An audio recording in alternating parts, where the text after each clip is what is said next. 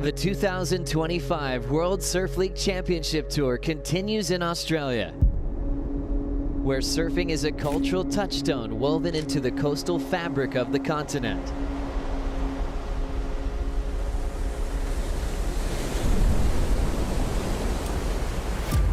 Oh, look at this set. It's pretty solid, man. 2 waves. For the world's best, the pressure is mounting as the fight for the Final 5 intensifies and the mid-season cut looms on the Outback's horizon. Fate will unfold across stops at Bells Beach, the Gold Coast, and Margaret River. 3 events on 3 different coasts, showcasing the iconic, diverse, and powerful waves Oz has to offer. Oh my God! This season, the inaugural Aussie Treble comes to life as men's and women's competitors chase another prize down under. After a 5-year hiatus, the world's elite return to the legendary Gold Coast, a spiritual home of surfing's most high-performance waves. The festival energy will ignite the beach, and in the water, history will be written. At the 2025 Bonsoy Gold Coast Pro presented by GWM.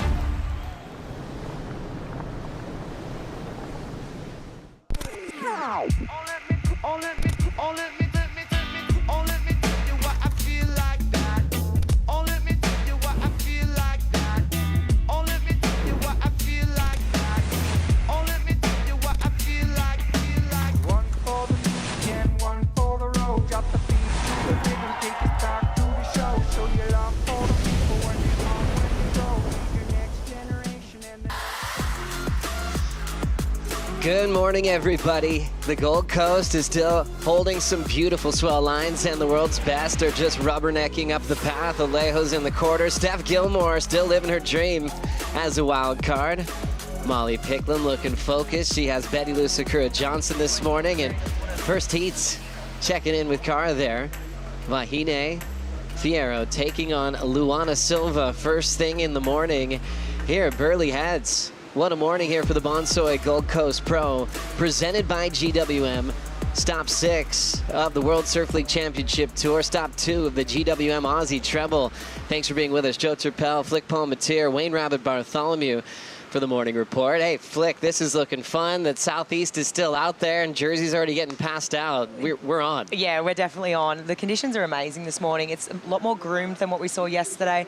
Still got a bit of swell hanging around, and we've seen plenty of opportunity. I've seen some nice waves in the free surf go down. So, yeah, it's looking good for today, Joey. So cool, Bugs. I saw you staring at the lineup. What did you see in the conditions? Yeah, a lot cleaner this morning. Yesterday we got down here, there'd been those big squalls overnight. It did rain last night, the nice, beautiful rain in the evening. Today, it's a lot cleaner. It's a high tide right now. Well, it's time to hear from the GOAT, 8-time world champ Steph Gilmore, excited for a quarterfinal heat. She's with Von Blakey.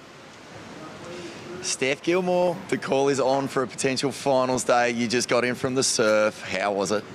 It's really fun out there. There's actually a lot of opportunity, a couple of tubes, and yeah, I think it's going to be a really fun day. Lots of, great surfing. So finals day, that's exciting. How are you feeling? Yeah, feeling good. I've got a couple good boards and surfing against young Erin Brooks this morning, so that should be super cool. I don't think we've had a woman-on-woman heat together yet, so this will be new territory, and yeah, hopefully I just really want to get a couple of barrels, so that's the plan. And how have you found the week here? Because yesterday we really got to feel, the exuberance and the enjoyment of this huge crowd on the headland. I think they're in for a real treat.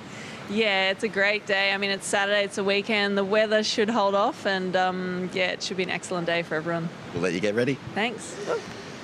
Thank you, Vaughn. Steph Gilmore hoping that we could finish the whole comp today. That's in the cards. We've got some great waves. All the officials will be monitoring the low tide and make those plans as we go. We could just run all the way through and crown champions today on Saturday, but good news, we still have a couple of days left in the waiting period with great looking surf. So we've got a lot of options here. And that's official. We are on. Happy Saturday morning here at Burleigh Heads. Luana Silva taking on Vahine Fierro. How good is this? Lulu coming off her best result at Bells and making it count. That confidence is a real momentum thing for Lulu, making another jump into the final series. And for Vahine Fierro, she's just still enjoying her rookie season. Oh my goodness, we're getting started. This thing's bowling up. Lulu on the first wave of the morning. Nice clean carve for Luana Silva. Drives off the lip. Well done on that snap. And just trying to get there early. That section bottomed out real quick in front of her, so she wanted to ride away with control. And this is the beauty of qualifying for the Tour. You just take that wave right on the back of the Red Bull ski, and you'll get whipped out there for more action. Big thanks to Rabbit Bartholomew for making that shift on the Dream Tour. You want to see less paddling, more ripping, and especially in conditions like this at Burleigh Heads. I mean, we'd go from maybe catching 3 waves to now they could catch like 15 or 20 bugs. Thanks so much. What'd you see here?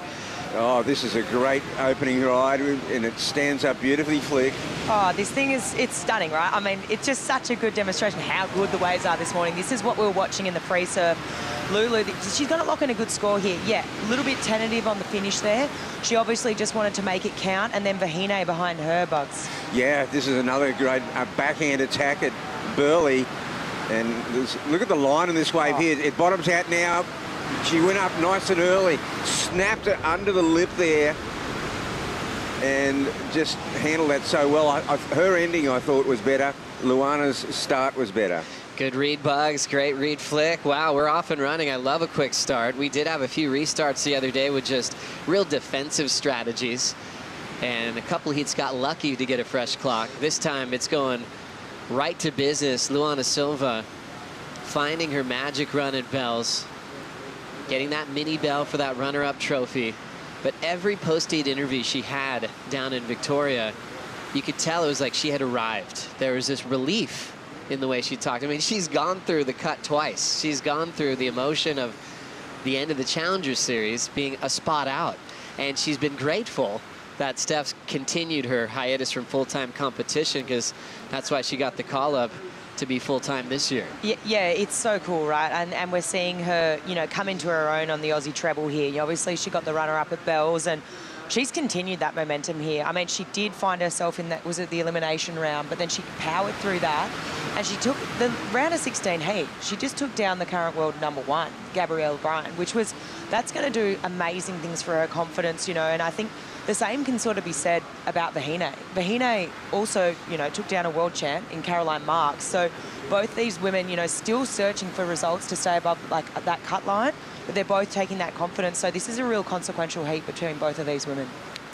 Big announcement was made recently that the Tour is expanding for the women. Feels like it's about time, and how good is that? 2026. We'll see the field up to the top 24 for the women, increasing it from top 17. So top 14 will be back on tour next year from the CT, but top 10 will finish this season and compete for a world title at Cloudbreak. So there's really 2 plays here. One is that there's the cut looming at Margs, but then at the end of the year there'll be the expansion, so even more will qualify. Just a lot of big news, right, to take in. No elimination round next year. Schedule flipping, going back to kicking things off in Australia, starting at Bells next year, finishing at Pipeline. As we have the first score in for Luana Silva, representing Brazil, born and raised on the North Shore of Oahu. She turns in a 5.5. Vahine Fierro from French Polynesia, moving over right next to Tehupo, turns in a 5.83. Evenly matched on the start. First turn on the second wave for Lulu is underway. Second turn, that beautiful draw down to the bottom of the wave, and shuts it down with a nice finish. It's that style that Lulu has, especially when she has time to engage the rail and hold it. You know, growing up at Sunset Beach, it was easy for her to find a big open canvas to lay that rail over. Yeah, I love that wave. It was smaller, but her intention was a lot better, I think. Just more aggression and more power and more commitment through that wave. So I'm interested to see where that score will go. You know, the first score that's dropped through for Lulu, I think they've really crucified her for that finish, because you compare it to Vahine's, right? Vahine only got the couple of turns and she's come out in front. So that is exactly the call, Flick, because Luana, if she had a time again, instead of doing those 2 little turns and just sort of placing a board, we'll see this replay first. Yeah, so this one she's just really attacking it here. You can see the intention and that carve. I mean, it's just so beautiful. It's trademark Lulu. She snaps it there. So this is going to be a beautiful wave, a beautiful second wave. And then Vahine behind her getting busy, but just gets a bit stuck. You were saying, no, Bugs? Yeah, well, yeah, she got a bit caught up in the lip there. But Luana, if she had a time again, I'm sure instead of those two, the small turner and then placing a board, she would have tried to finish, you know, with one big power move at the end. And that held the score back. And she just fell behind on the first exchange, but she'll go in the lead now. Let's dive into the bracket here for the quarterfinals. This is quarter number 1. Big one coming up next. Molly Picklum hasn't had a win yet this year, but she's been unbelievably consistent. World number 3, she's actually the highest seed left in the draw with Gabby Bryan and Katie Simmers out. I just can't get past that next heat, right? It is, this rivalry has been, you know, created in the last couple of years. We've seen, it's like a battle royale every time these two go at it, Betty Lou and Molly Picklum, and I just can't wait because it's going to be exciting to watch. And then you got quarter 3, Stephanie Gilmore, Erin Brooks. That is crazy. You know, you heard Steph talk to it before. She's like, I haven't actually had a head-on-head matchup here, so that's going to be cool. And then you got quarter 4, all Aussie battle. Isabella Nicholls taking on Sal Fitzgibbons, and Sally obviously fighting for her spot on tour. But then you got Bella, who is on this dream run, and we're going to see if she can continue that here on the Goldie. So many great stories in each and every matchup in the quarterfinals, and you're looking at Isabella off that win at Bells Beach. She's the one surfer trying to pick up a second CT win this year. We talked about the season where it's been filled with different winners from start at Pipeline with Tyler Wright, then with Katie Simmers winning in Abu Dhabi, Caroline Marks winning in Portugal, Gabby Bryan winning the event in El Salvador, then Isabella just back at Bells. So if Isabella can get 2 wins this season, that would be gigantic. 10,000 points on the line, not just for the world title race, but also to win that GWM Tank 300. After the event in Margaret River, waves are just funneling right there. Wave selection would be pretty tough for a normal surfer, Bugs, when you're seeing all these opportunities coming through. What type of wave are they really looking for on a day like today? Yeah, they're definitely looking for the line down, the point break line down Burleigh Point with perhaps a bit of a taper, not that big wide section looming, so they can connect all the sections together and then get a good finish. Like you were breaking down before, it's quality over quantity. Those rules changed in our favor as well to highlight real big surfing. And like the opening exchange, it doesn't mean you have to get 8 turns to get a great score. You can simplify it and even do it with 1 major, like we saw with Julian's giant slob yesterday for the 8.5. That was a 2-turn combo. Marco Mignot, great 2-turn combo as well. Vahine 5.83, and even though Lulu had more turns, they're looking for that quality in the pocket in those big sections. Second score for Lulu, 4.5. Has her out in front flick. Yeah, I'm not surprised at that. It was a smaller wave, but she attacked it, and I liked that intention. I think she knew to herself, you know, the way she finished that. She's like, no, I'm ripping in on the next one. She would have felt that. As we see a nice wave just roll through. How fun does it look right now? You're mind surfing that thing right now. Like, are you kidding me? Wow. Is that a wave pool, Bugs? Yeah, that was a very good-looking wave. Vahine just didn't quite get in position. She paddled deep, came back for it, and then it stood up a little bit, but that one peeled.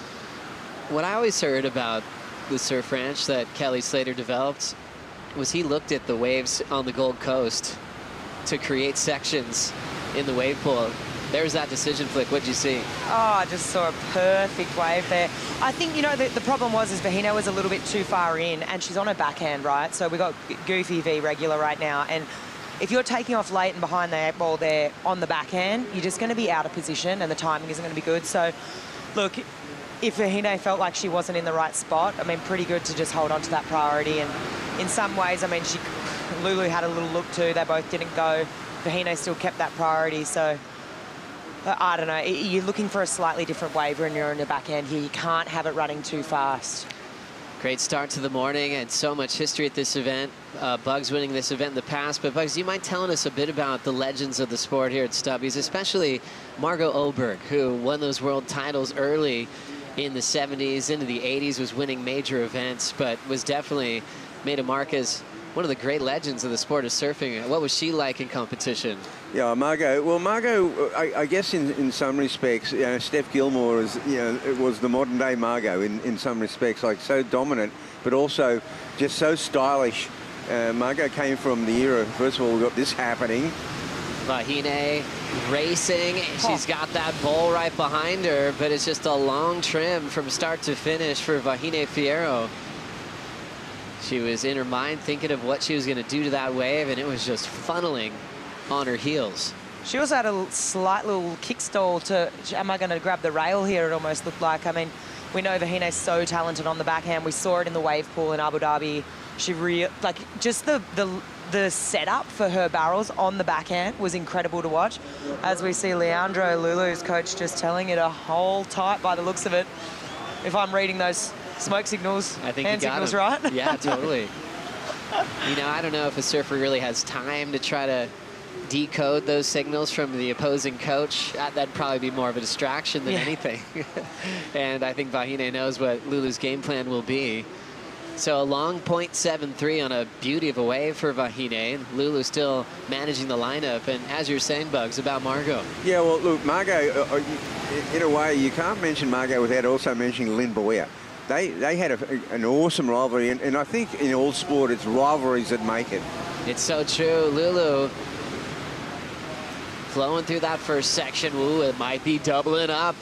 Luana Silva back to the lip, and a crazy drop. Oh my gosh, she almost pulled that.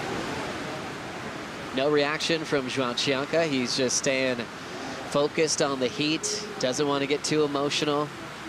Huge supporter of Luana Silva.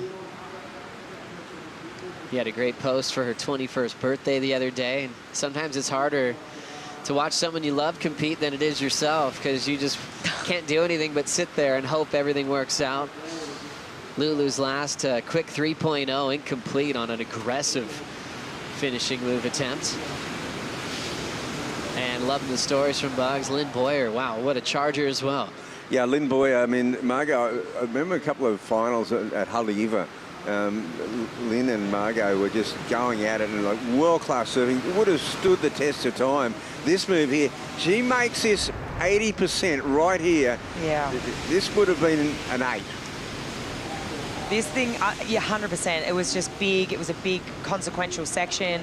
She almost had it too. She almost rode out, but she's going to have another crack. There's going to be plenty of that going down today. We saw it yesterday as well. Just that really heaving shore break, like bowly cupped out section. So I think we're going to probably see a couple of Hail Marys. It's finals day. We're going to see people going for it, and we're going to be seeing people get eaten alive like what we just witnessed. So on that situation, I mean, perhaps if she'd gone up a little earlier and snapped just under the lip and been able to sort of airdrop out of it, you see more success with that, because that bowled out. I nearly thought she was going to pull in the barrel. Yeah, I did too. I thought that. Yep. I think we're going to see a few tubes, and I think we will see a few tubes in, I'm going to say Q3. Steph sounds pretty keen on the tube. She's like, nah, there's tubes out there, and I'm keen to get them. She does not mind just getting barreled all day long. Steph Gilmore, wild card in this event, 8-time world champ, 33 championship tour wins. She's taken on Erin Brooks. She upset the reigning world champ, current world number 2, Katie Simmers, in the round of 16. Steph, couple of 6s. Katie with an 8.0 in the loss. And we'll see how that affects what's happening on the top end of the leaderboard. Interesting on both sides of the draw. Top 2 leading into the event, knocked out early. Yeah, I mean, that means room to move, right? And you mentioned before we had the bracket up. I mean, this right now, you try not, if you're Molly Picklum, you try not to think about it too much, but there is room to move. She's, the current highest seed. And I think the other interesting thing that you brought up, Joe, is except for Isabella Nicholls, could potentially have a new winner, right? And if you think, obviously, it's within Bella to win this, 100%, but the odds would say that we could potentially have a new winner here today. Again, on the women's tour. That's huge. So there's 7 possibilities of new champions at this event, and Isabella could potentially go back-to-back with her wins. Joe, I guess another huge factor is that, Gabby was eliminated, Katie was eliminated, Tyler, they went into this event top 5, all 3 of them. Really true, and I know for number one, Gabby Bryant going down to Luana Silva, that's only helping Lulu's confidence, knowing that she can scrap with the number one surfer in the world. And she's seen a lot of Gabby Bryant, both representing the Hawaii region when they were growing up. And now Lulu supported by Brazil. Her parents from Brazil, moved to Hawaii and raised a wonderful family. Lulu's got a younger brother. You see all the time in the ocean, having a blast, a big supporter of his big sis. And Vahine, as we know, has two famous little sisters that love their time in the ocean, and they're watching this one now, supporting Vahine in this quarterfinal heat. Molly Picklum, Australian superstar from North Shelley Board Riders, is taking on Betty Lusa Currid-Johnson in one of the great rivalries that we have on tour. We'll be right back.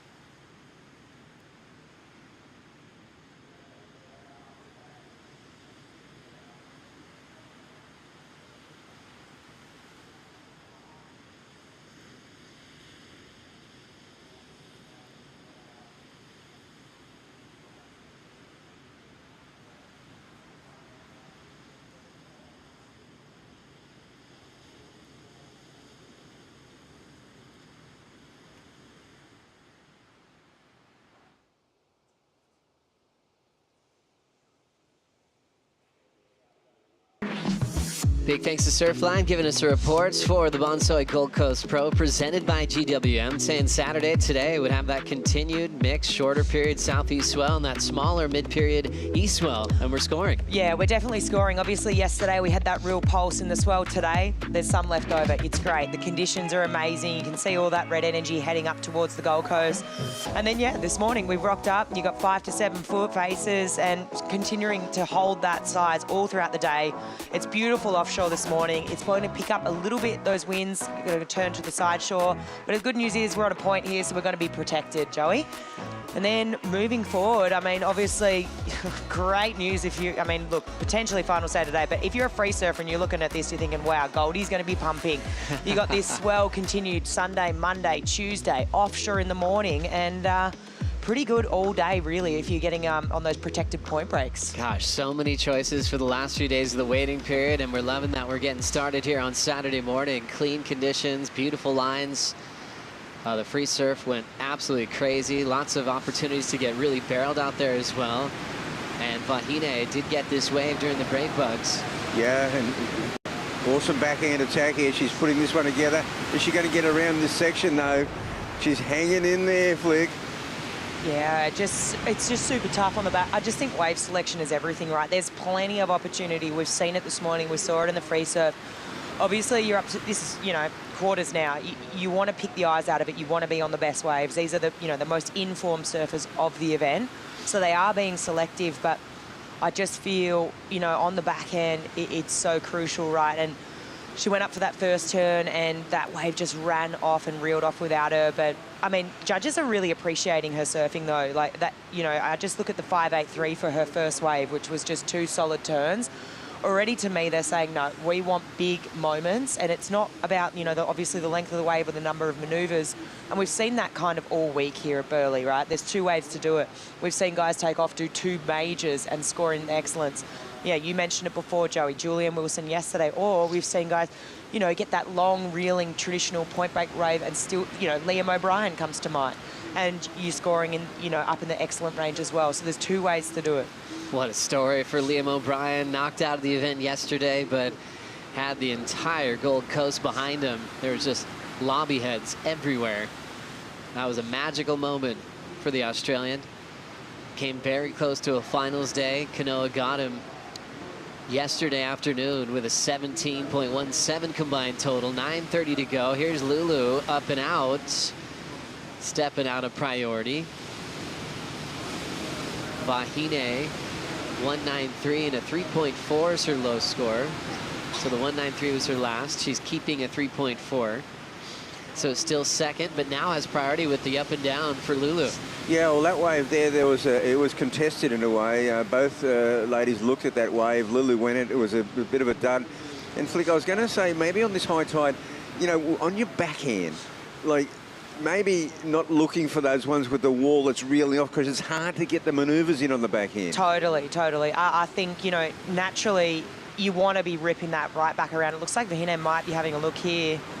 Let's see what this wave ends up looking like. Dropped in the bottom, there's that snap. Nice flow, hammers it again. Now a little pace through the foam that picks her point well. See the bottom changing, how it's reacting to that sandbank. And she'll lose that final turn.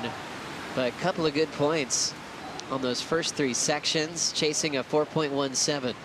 It's kind of the wave I was talking about, because it had a corner on it. Instead of taking that high line and racing down, it looks great, no points. That was with the corner, with the backhand, you know, to get that top turn, bottom turn combo going. Yeah, definitely. I agree, all right. I mean, you're definitely looking for the one with a little bit more of a taper. Let's have a look. She's got beautiful technique and really beautiful timing here. These first couple of maneuvers are great. Definitely, because it's smaller, it's just hitting this funny foamy section. Obviously, wave sort of diminishes in size, and then that just nose of the ball gets caught in the foam. But I still feel judges are really appreciating her surfing. You know, she's only chasing a 4.17, and there were a few nice manoeuvres there, so we'll see where that score goes. So perhaps, you know, she banked the points, maybe a minimal penalty. Yeah, with the fall in the end, that's tough to see when these surfers are warming up. It's just they're rarely falling. And then the heat of competition, the nerves set in, but also the read. Sometimes the bank changes, and you've really got to be so precise on your maneuver selection there. Vahine chasing just a 4.17. Judges taking their time with this number. I think they really enjoyed those first few connections before the fall. No wave max back in the stubbies. There was a 5-wave minimum, and if you didn't get it, you got an extension of the clock. Look, there are all kinds of rules that, yeah, and seriously, by the next round, that rule was out. Hey, I'm sure that there's a few people that have surfed in this event today that would be like, I wouldn't mind that. If I didn't catch 5 waves, can we extend the clock, please? They would tell them on the bluff. It was like, okay, Lord Tallyho Blair's is like, okay, the rules are, you've got time. If neither of you have your 5-wave minimum, you'll get more time. And so then, you know, Bugs and the crew would use that to their advantage with heat strategy, right? Knowing if their opponent's having a slow start. Also, you know, spitting tubes at Burleigh, you know, why not extend? Yeah.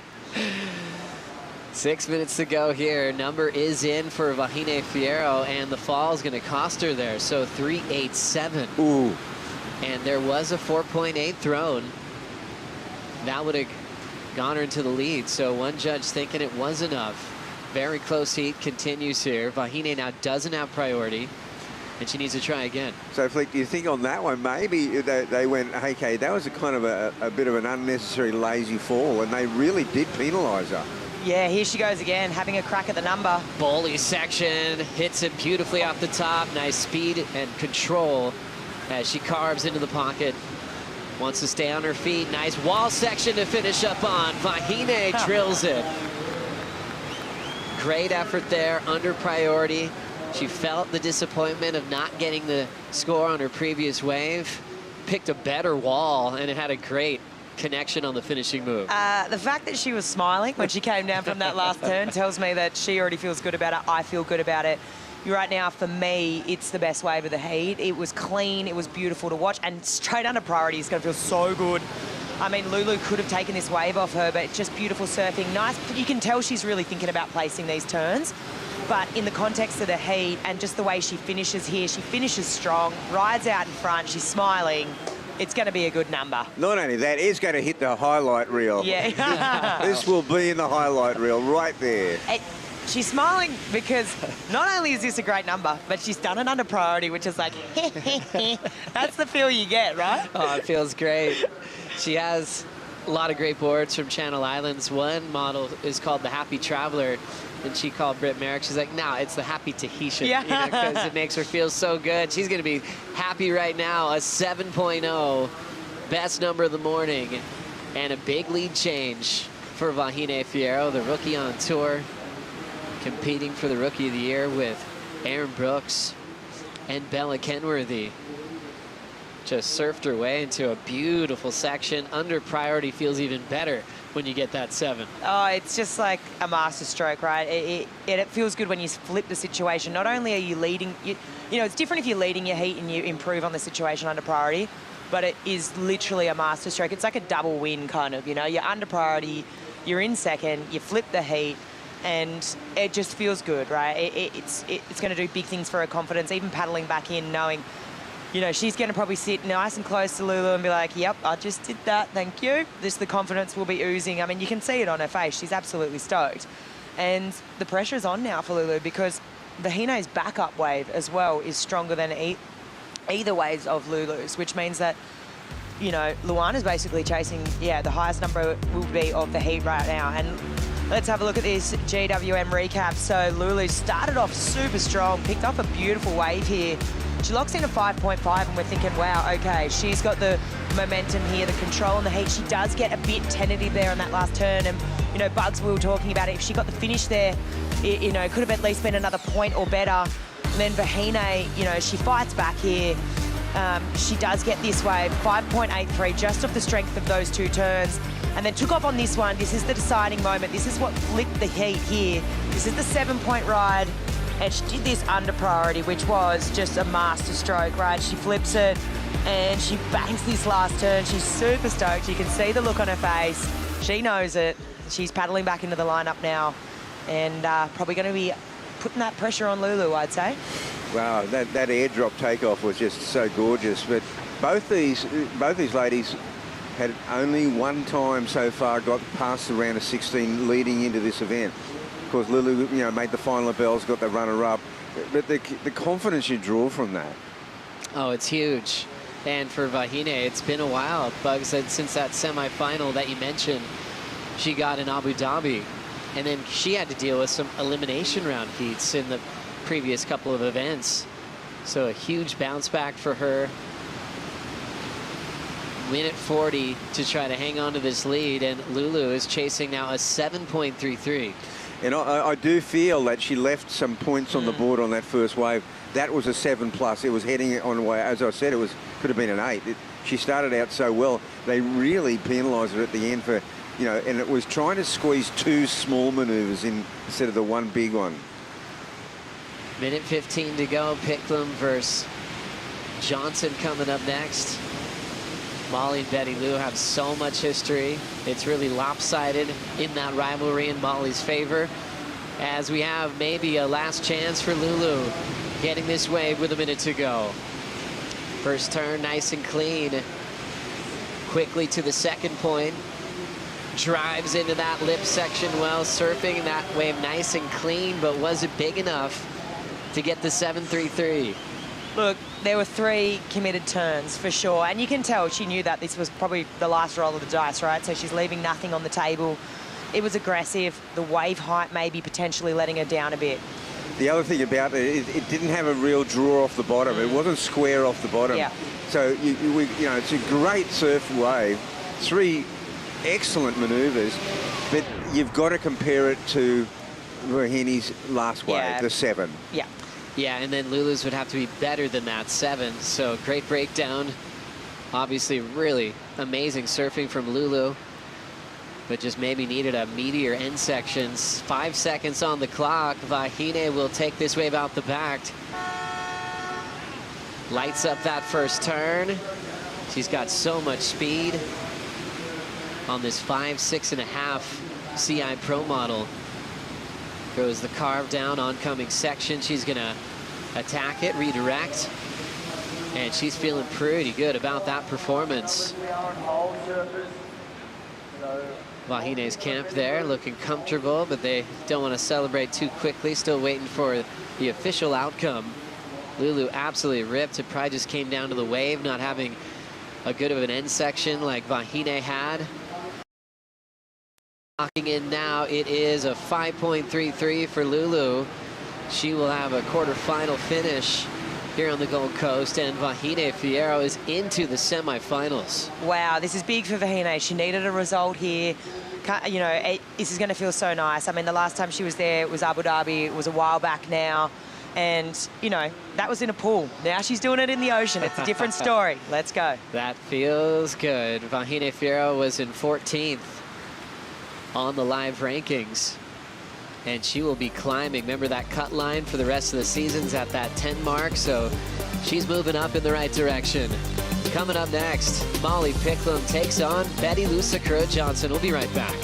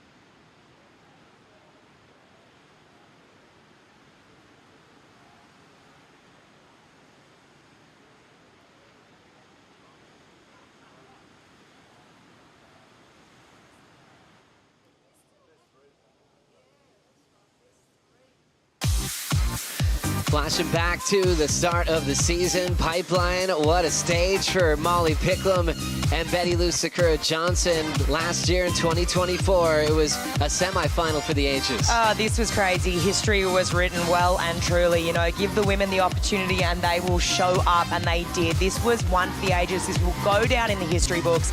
I mean, Molly with the 10 and Betty Lou fighting back right to the end. I mean, it literally came down to this moment, and Betty Lou just locking in on the backhand, and then it was will she or won't she get the number, and numbers dropped in, and it was just quite not enough. But I mean, this will go down forever as one of my favourite heats to watch on the women's tour. It was an incredible year for women's surfing on the World Tour last year.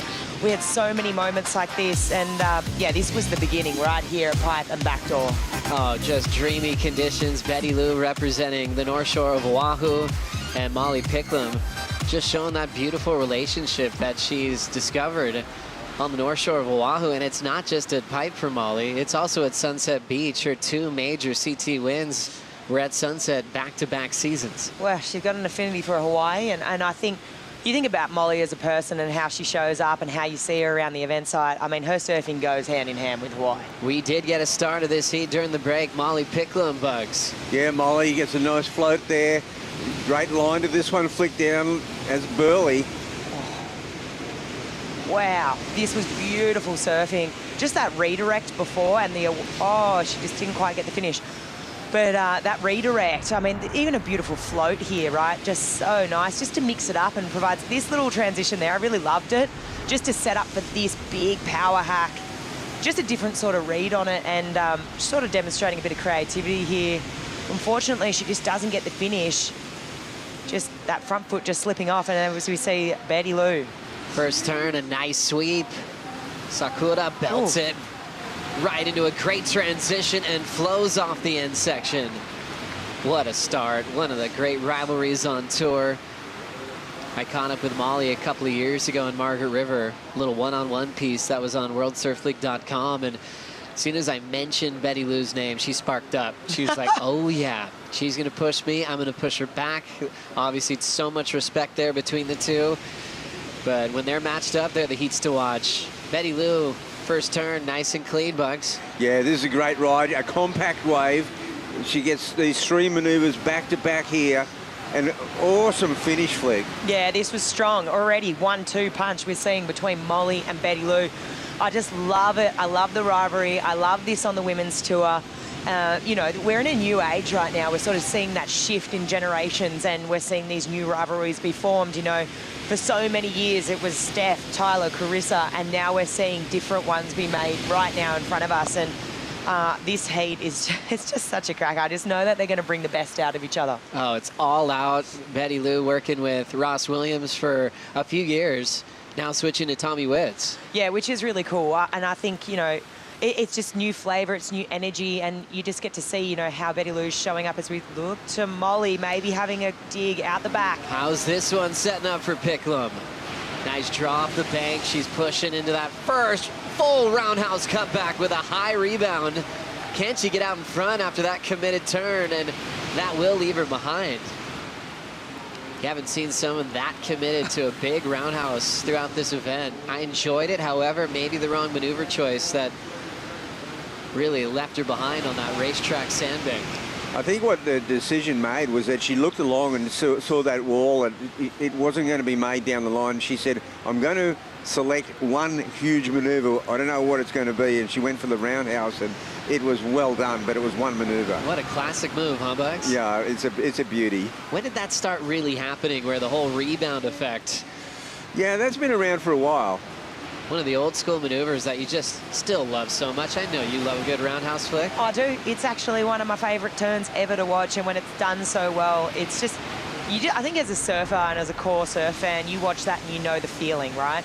You know the feeling associated with connecting on the rebound. That is just, doesn't get any better. You know, I think to some of my favourite ones done on the women's tour, I can't go past Katie Simmers, the way she grabs the rail and then rebounds on the backhand. It's so cool to watch. And I suppose, you know, what made it very special on the men's side was, I would say, Parko and Kelly Slater. Oh, yeah. That roundhouse looks great, front side, backside. I remember Bruce Irons talking about how fun a backside roundhouse was, because when you coil upright, then you have a big front side hack that you can look forward to on that rebound section. So Molly, for that maneuver, will get a 3.33, enough for a lead change, but Betty Lou won the opening exchange. 6.5 for Molly, 7.33 for Betty Lou. Yeah, you could easily see that going that way. I think Betty just had a lot more commitment, and her turns were more in the pocket. You know, Molly also didn't get the finish. You know, if Molly had finished that last little foam climb, you know, maybe got a little fin release, she could have been pushing up into that 7 range, another half a point. But it's a nice first exchange. It's good just to see where the judges are at. But that's going to be feeling good for Betty Lou, because their history, right? We were talking about it before, Joey. Yeah, they've seen so much together, and I guess they've gone through a lot together as well. Both came in with high profiles to take on the world, and they both had a really sad midseason cut as rookies and got sent to the Challenger Series. For Molly Picklum, it was the wild story of when she was in Toledo, South Africa. It's like you wonder how that feeling would go. And I think that first cut was probably the most dramatic and emotional for the surfers, as we look at Betty Lou moving quickly. Nice tag there. Little out in front of that hollow part of the wave, but it probably felt good, and she just drills the finish. What a cool style, great approach. Burleigh Heads providing little racetracks over the sandbar. And she will provide some great backup to the 7.33. Wow, she's surfing so well, and just the waves. I just can't get it. It's so pumping right now. You can see what Steph was alluding to, you know, as that tide starts to drop. We were coming off the high tide. I think high tide was, what, about 6:40 or 6:20 this morning, and I mean, it's going to start draining. Look at it, this wave. It's perfect. She hits it right there, and then it hits this section where it really starts to line up. You can see her just adjusting for that little barrel section. She gets the finish. So she's going to back up this 7.33 beautifully right now as we look at this angle, Bugs. Yeah, this angle's awesome. Snaps there, and right here, it hollows out. She grabs the wall, but she's got so much speed. She's looking down the line. She needs the finish. So that's where you sometimes sacrifice. She got a little bit of tube time there, but she's still looking down the line, and her finishes have been superb. Nice air drop. That is total commitment, but making the hard look easy. You know, that's what style's all about. The great late Andy Irons used to talk about style like that. It's like if something looks, it's hard to do, the best to make it look really simple and easy and just easy on the eyes. And Betty Lou accomplished that on that big finish. She's always grateful of her hometown. Haleiwa had that huge Challenger Series win on her home break. And waves at Haleiwa can prepare you for the world. We always talk about the fear factor at Pipeline and other venues, Sunset Beach, obviously Waimea. Haleiwa is just as scary on its day, and it can just keep you in the impact zone. So for Betty Lou, growing up on all the faces of Haleiwa, one, she's got courage, she's brave, she knows how to attack lips when they approach, and she knows how to stay on her feet because she's grown up over a shallow reef. It's got to be nice to be over a nice sandbank here on the Gold Coast. Numbers coming in excellent for Betty Lou, an 8.0, Bucks. Oh yeah, that was a brilliant ride. And you know, she had the choice. You know, you would have had to do an all-time kick stall to watch the speed off to get a really deep barrel, perhaps sacrificing the next move. I mean, she would have had to come out and go straight into the lip, where she was able to go square off the bottom. I mean, her finishes have been a hallmark of her performance today. Well, Betty Lou is going to want to hear these numbers over and over again, and there's a big reason for that and a huge significance to a big start, because this rivalry has been severely one-sided. Betty Lou and Molly Picklum, two of the best on tour, but for some reason, Betty Lou has just not been able to get a win over Molly. It's 6-0 coming into this matchup. So it's just crazy to think, right? After all the matchups they've had, so you can tell why Betty Lou's waving her hands around in the air right now. Hang on a second. Can we please read out that 8-point ride on my 7.33? I would like that boomed out to the lineup, please.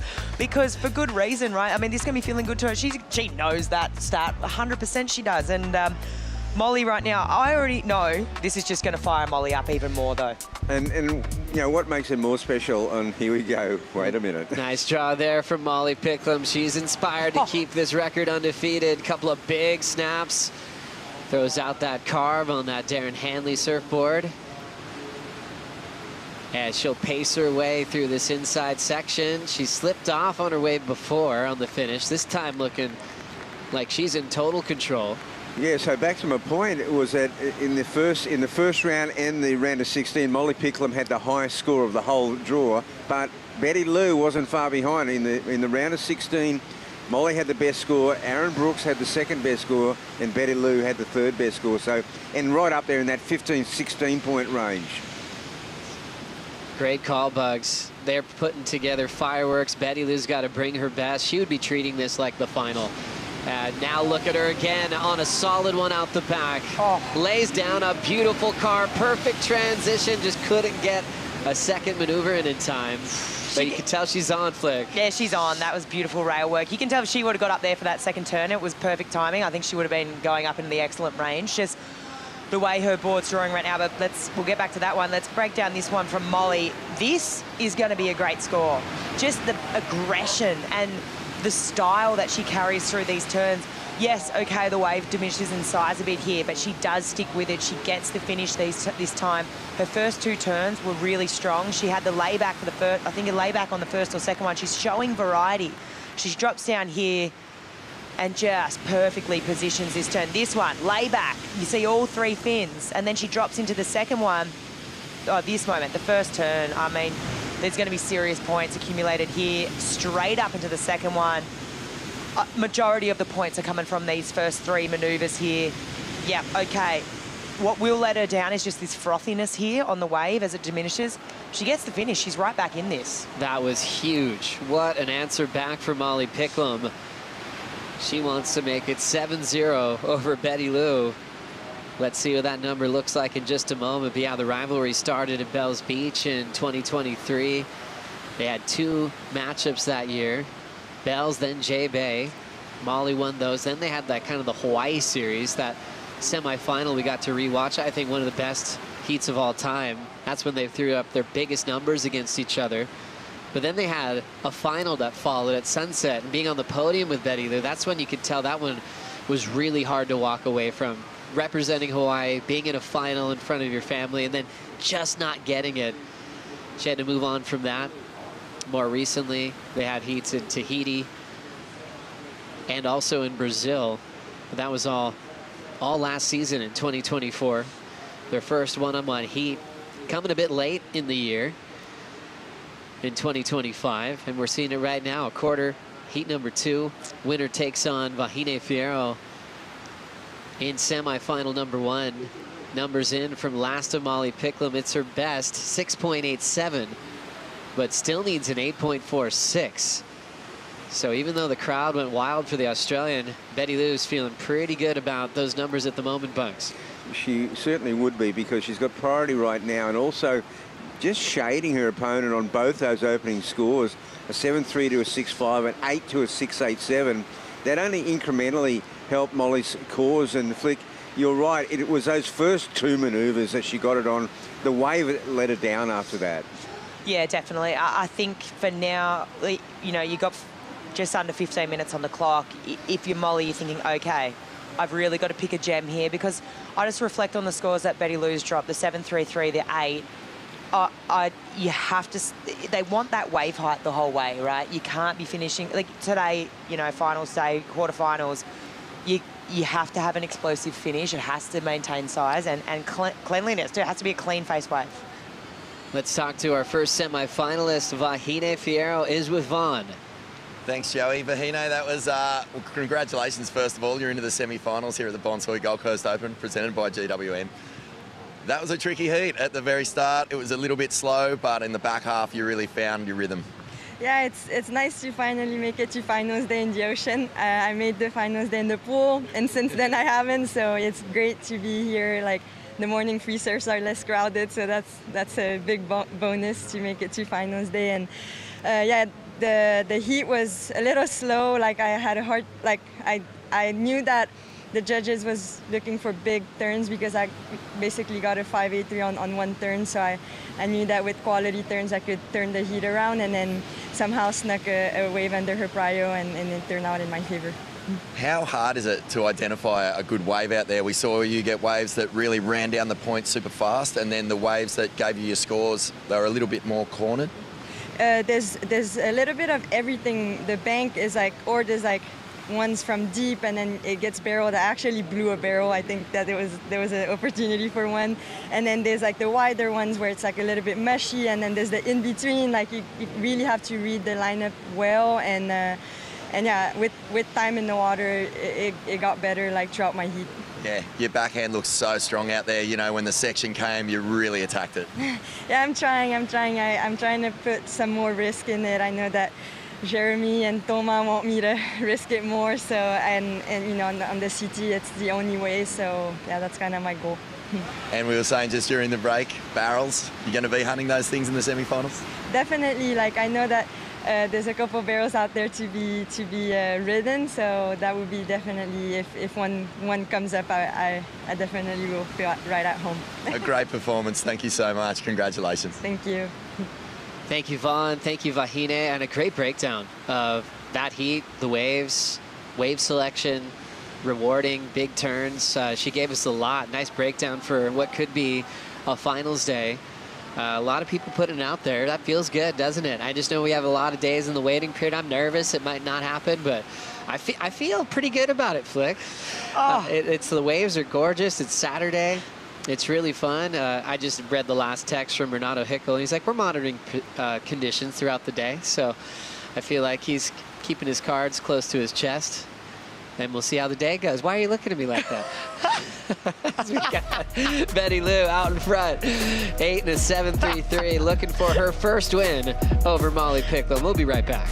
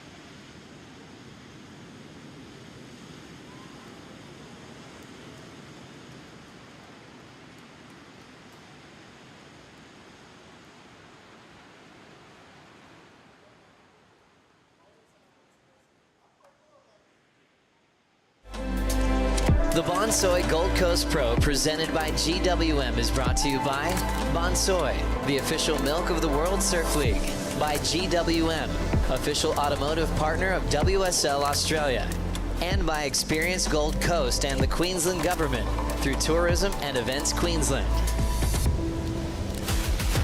Waves are so fun. It's Saturday. Quarterfinal action is on. Vahine beat Luana Silva first thing in the morning, and Betty Lou is trying to beat Molly for the very first time.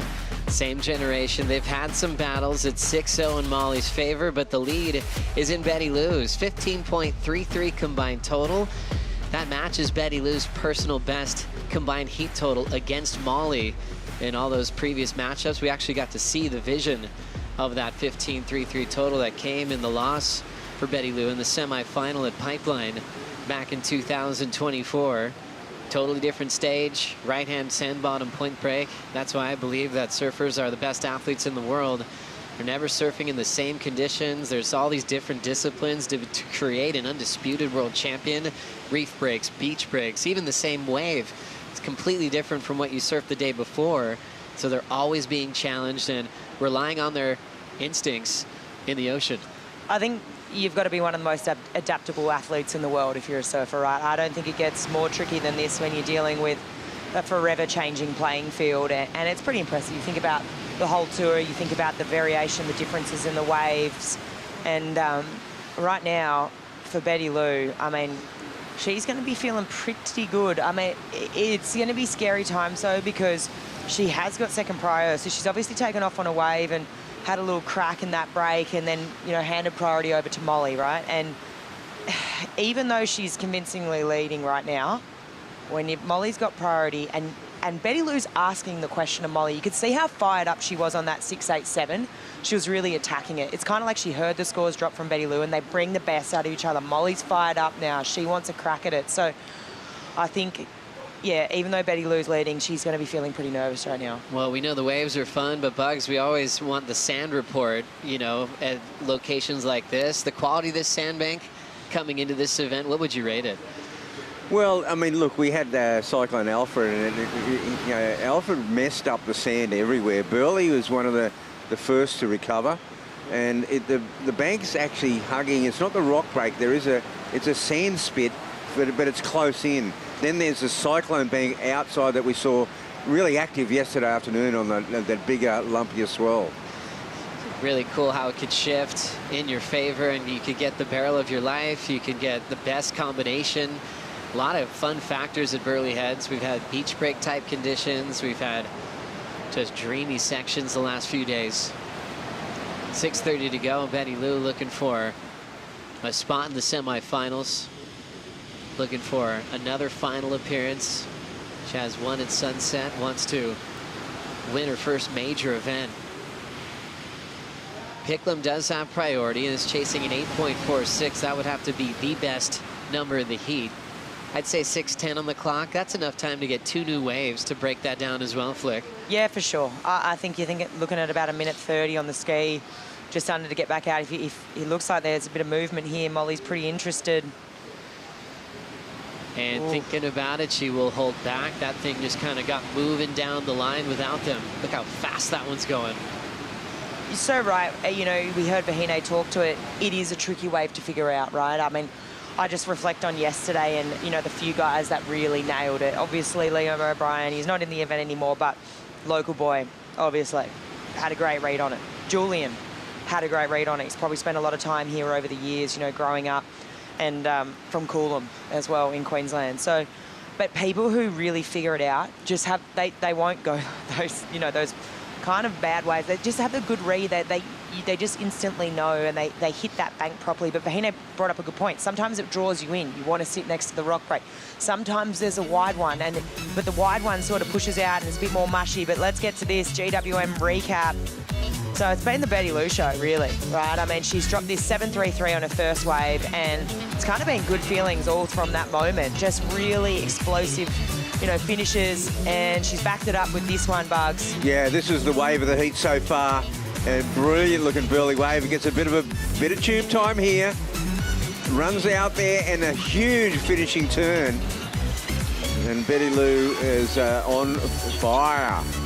And then Molly Picklum, she's fighting back, right? She drops to 6.87. These couple of nice manoeuvres, but for her, sort of that wave quality is letting her down a little bit, just not being able to finish as strong as Betty Lou. So her score's a bit more reserved. I mean, but I love her intention. I think if she finds the right wave that she can really open up on, and it doesn't sort of drop in size, it maintains the whole way, I think she could be looking pretty good. And she's sitting out there with priority at the moment.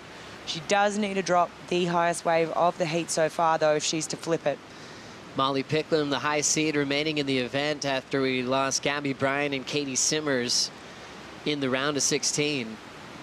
And Betty Lou might be creating that upset from the blue jersey side, being the lower seed. Looking forward to a matchup with Vahine Fierro. Still some time. But like you mentioned before, Bugs, rivalries build the sport. The drama, the intensity. We love when these two are matched up together. And especially seeing how Sakura's rebounding and controlled the start of the heat. That's just that extra energy that she had to bring into these lopsided results, just in Molly Picklum's favor. But for you, Bugs, in your prime, if you could pick one surfer to have a big heat with in these conditions at Burleigh Heads, which surfer would come to mind? Well, even though I don't know if we did have a heat at Burleigh, but I'd always love to have a heat against Sean Thompson. You know, I mean, him and I just wanted to just beat each other more than anyone else. How would you play that heat? What would your strategy be? What would Sean bring into Burleigh Heads in your mind? Well, I mean, you know, we both love the barrel. You know, it'd be positioning to you know, get some decent barrels, and you know, it's a roving commissioner because, you know, the banks. This is a pretty tight bank, but often, you know, when the bank's that one further, a little bit further out, and it really runs along, you can get them from the cove, you get them from, you know, that little kink that Liam O'Brien was talking about at the head of the point. You can get the wide ones. Now you can snag one paddling back out. Well, I used to hear all these stories, Bugs, that you guys were actually really aggressive, even maybe running each other over at times. Any truth to those stories, or? Absolutely not. 2:15 to go here. Betty Lou with a solid total, 8 and a 7.33. And she is so talented. Sally Fitz. Marco Mignot is juggling as well. Can you juggle, Flick? I think you know the answer to that question, Joey. I don't have one bit of coordination in my body. But in the water, everything changes. Sometimes. This is Sally's little prep routine. She's done tennis balls, little things to focus. Gosh, that win she had over Tyler Wright meant so much. She was so thrilled, even got emotional. And it's fun when you see the veterans get emotional like Julian Wilson did, even after his trials win. Sally does have Isabella Nicholls in quarter 4. Minute 30 till we see the 8-time world champ Steph Gilmore back in the water to take on the rookie Aaron Brooks. Wow. And the Gold Coast will be present for that big heat. I mean, Bugs, Steph representing this part of the world. We're expecting this parking lot to already be maxed out if it hasn't been already here on Saturday morning. Yeah, well, you know, the Stephanie Gilmore effect will be on for sure. She's got a huge following here on the Gold Coast and throughout the world. And right now still just has a spot on tour, but has been delaying her showing to be full-time on the championship tour, accepting this wild card though, because it's just about a 20-minute drive from her home, living by Snapper Rocks. Aaron Brooks will be looking forward to this opportunity at just 17 to compete against one of her heroes. Ocean going dramatically flat in this ending of a big rivalry with Betty Lou and Molly Picklum. Picklum left chasing an 8.46 with priority. And it's just a beautiful, glassy morning. Molly's just sitting there patiently hoping for one more chance. It would have to be the best score of the heat. But it looks like it came down to the unbelievable start of Betty Lou. Came out swinging, 7.33, went to an 8. Is this a wave that'll come in time? It will. 4 seconds to go. Molly Picklum's got to surf this with everything she's got. She gets it in time. Little down carve sweep. Nothing yet. Thinking about pushing out in front again. Lays into an open face hook. Now she's got a lot of speed. Needs something big. Goes for the big punt. And lands on the back of the wave. That certainly would have deserved the number. And Betty Lou's coach is really happy with that result. For the first time, she gets a win over Molly Picklum. It goes 1-6 now, moving on between the two. And Sakura will be in the semifinals with Vahine. Wow, that's really cool. It's going to feel so good for Betty Lou. I love the intention, though, from Molly on that last wave. If she'd stuck that straight air, she's getting that score, no doubt. So good effort by Molly, and congrats to Betty Lou. Huge one there. The first semifinal is ready to go. Now we're going to work out the back half of the draw. Steph Gilmore, Aaron Brooks up next, followed by Isabella Nicholls, the Bells champ, and three-time runner-up in the world, Sally Fitzgibbons. In really great conditions here on Saturday morning. Potential finals day on our hands. So we're going to take a quick break. When we come back, we'll bring in Ronnie Blakey, Richie Lovett, and Laura Enever for the call.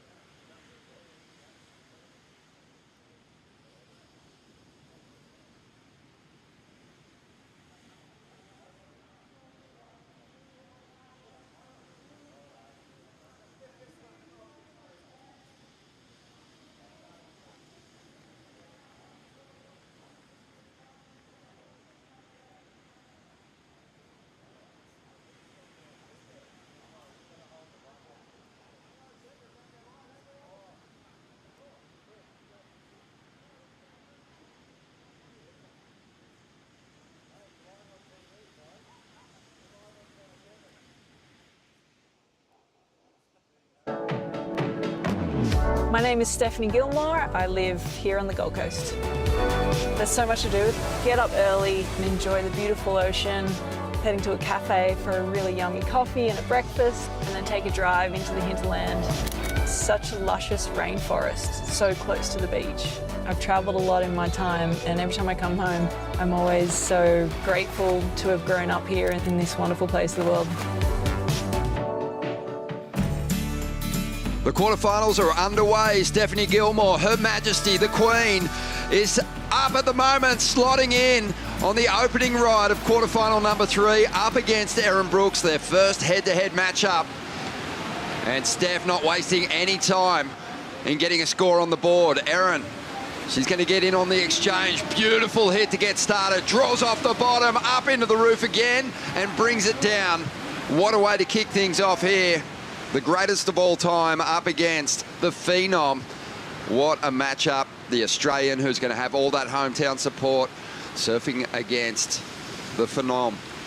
Erin Brooks representing Canada. This is going to be a lot of fun. Ronnie Blakey with Richie Lovett. Laura Enever. Laura, how's Steph feeling? I know she's a good friend of yours. She's been super dominant here on the Gold Coast over the years, but this is a big clash, much like her last. Yeah, no, she's feeling good. You know, she's been super relaxed, excited. I think just, you know, pumped to get back in the lineup and you know, competing. She's so competitive. You know, she's got that smile. She's joking around, having a hell time, but she hates to lose. So she is, you know, I think she was also eyeing off those barrels, and as you could see by the start of that, just found a little spot out there. Absolutely. Rich, Steph, we've spoken about it a couple of times during the event. Those veteran competitors that have been around for a while, they get hyper motivated when they see the heat draw and they're coming up against rising superstars like Caitlin Simmers and Erin Brooks. Here's a replay of that opening ride. Yeah, of course she did. Of course she found a barrel to start things off in this heat. And Steph obviously bringing all that style and grace. But, you know, she brings some aggression too. Like this final finishing wrap, beautiful. You can see here, just tucks under. Impeccable style, nice and forward on the board. Now she shifts that back foot back, jams that carve. Little adjustment turn, and then finishes off with a nice round wrap. Completely on rail. Beautiful surfing. Sublime. And then the answer here, Laura, from Erin is all aggression on the opening section. Yeah, you know, this was precision timing. This is some of her best surfing right here. I think she knew she had to go out and find these pockets and just go beyond vert, because that combo right there, that has put her into the excellent range and is an absolute... This is how she needs to answer to Steph today. Beyond vert, kicks the tail. So much power for such a little pocket rocket, and into this next combo. So that's exactly what Erin needed to do, just go all out, and yeah, she's bringing it. That first flare on that opening turn, that would have looked stunning from the judges' perspective. Super explosive, got the tail above the lip, and quickly got back on rail and banked into the second move. Big combo score well, 8.33, gets the win on the opening exchange. Throws a little shade over Steph Gilmore there. But I love Steph's ride too. Just that elegant approach. Her whole act is high end. It is elevated. It's just next level. It's so refined. It's regal. Rich? It is. Sublime is the word you used, and I think that matches perfectly with Stephanie's approach. The 8-time world champion. You can see here, Erin Brooks taking advantage of this little inside runner. She's up. Well, it was a decent looking wall, but she didn't want anything to do with it as we watch that one roll on down the line. I think ultimately she made the right decision. It shut down. 23.5 minutes to go. And Erin, just look at the focus on that face. Yeah, she did not look phased at all in that first wave. Just completely in attack mode. Love how squared she came off the bottom twice. Those two top turns, as Laura mentioned, just vertical, hitting the 12 o'clock.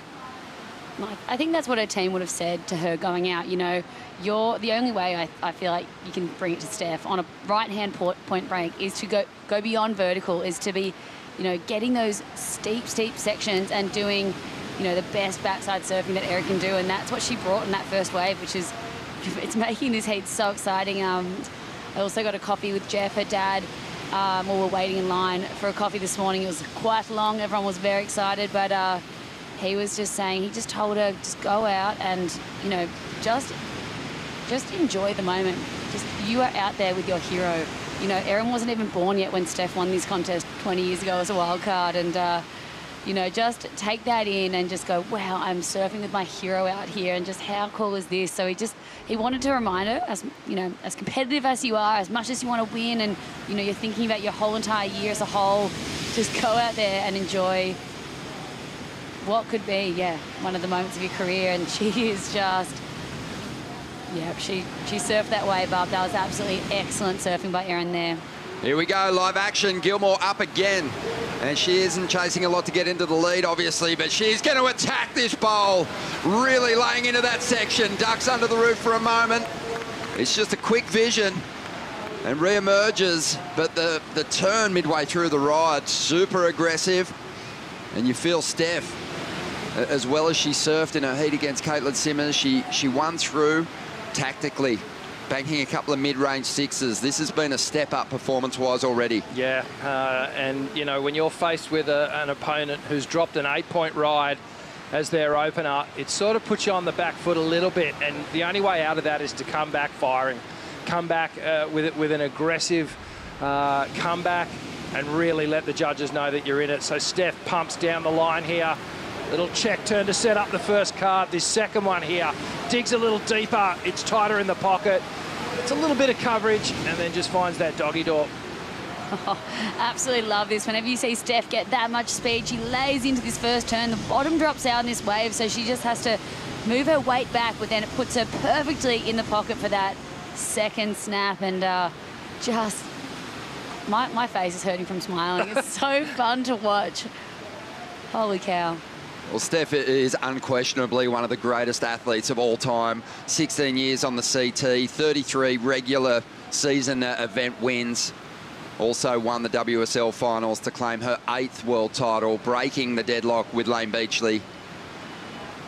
4 consecutive titles and the only surfer we've ever seen claim a world title in their rookie year back in 2007. But won her first event as a wildcard in 2005, 17 years of age, was cut in classes down there at Kingscliff High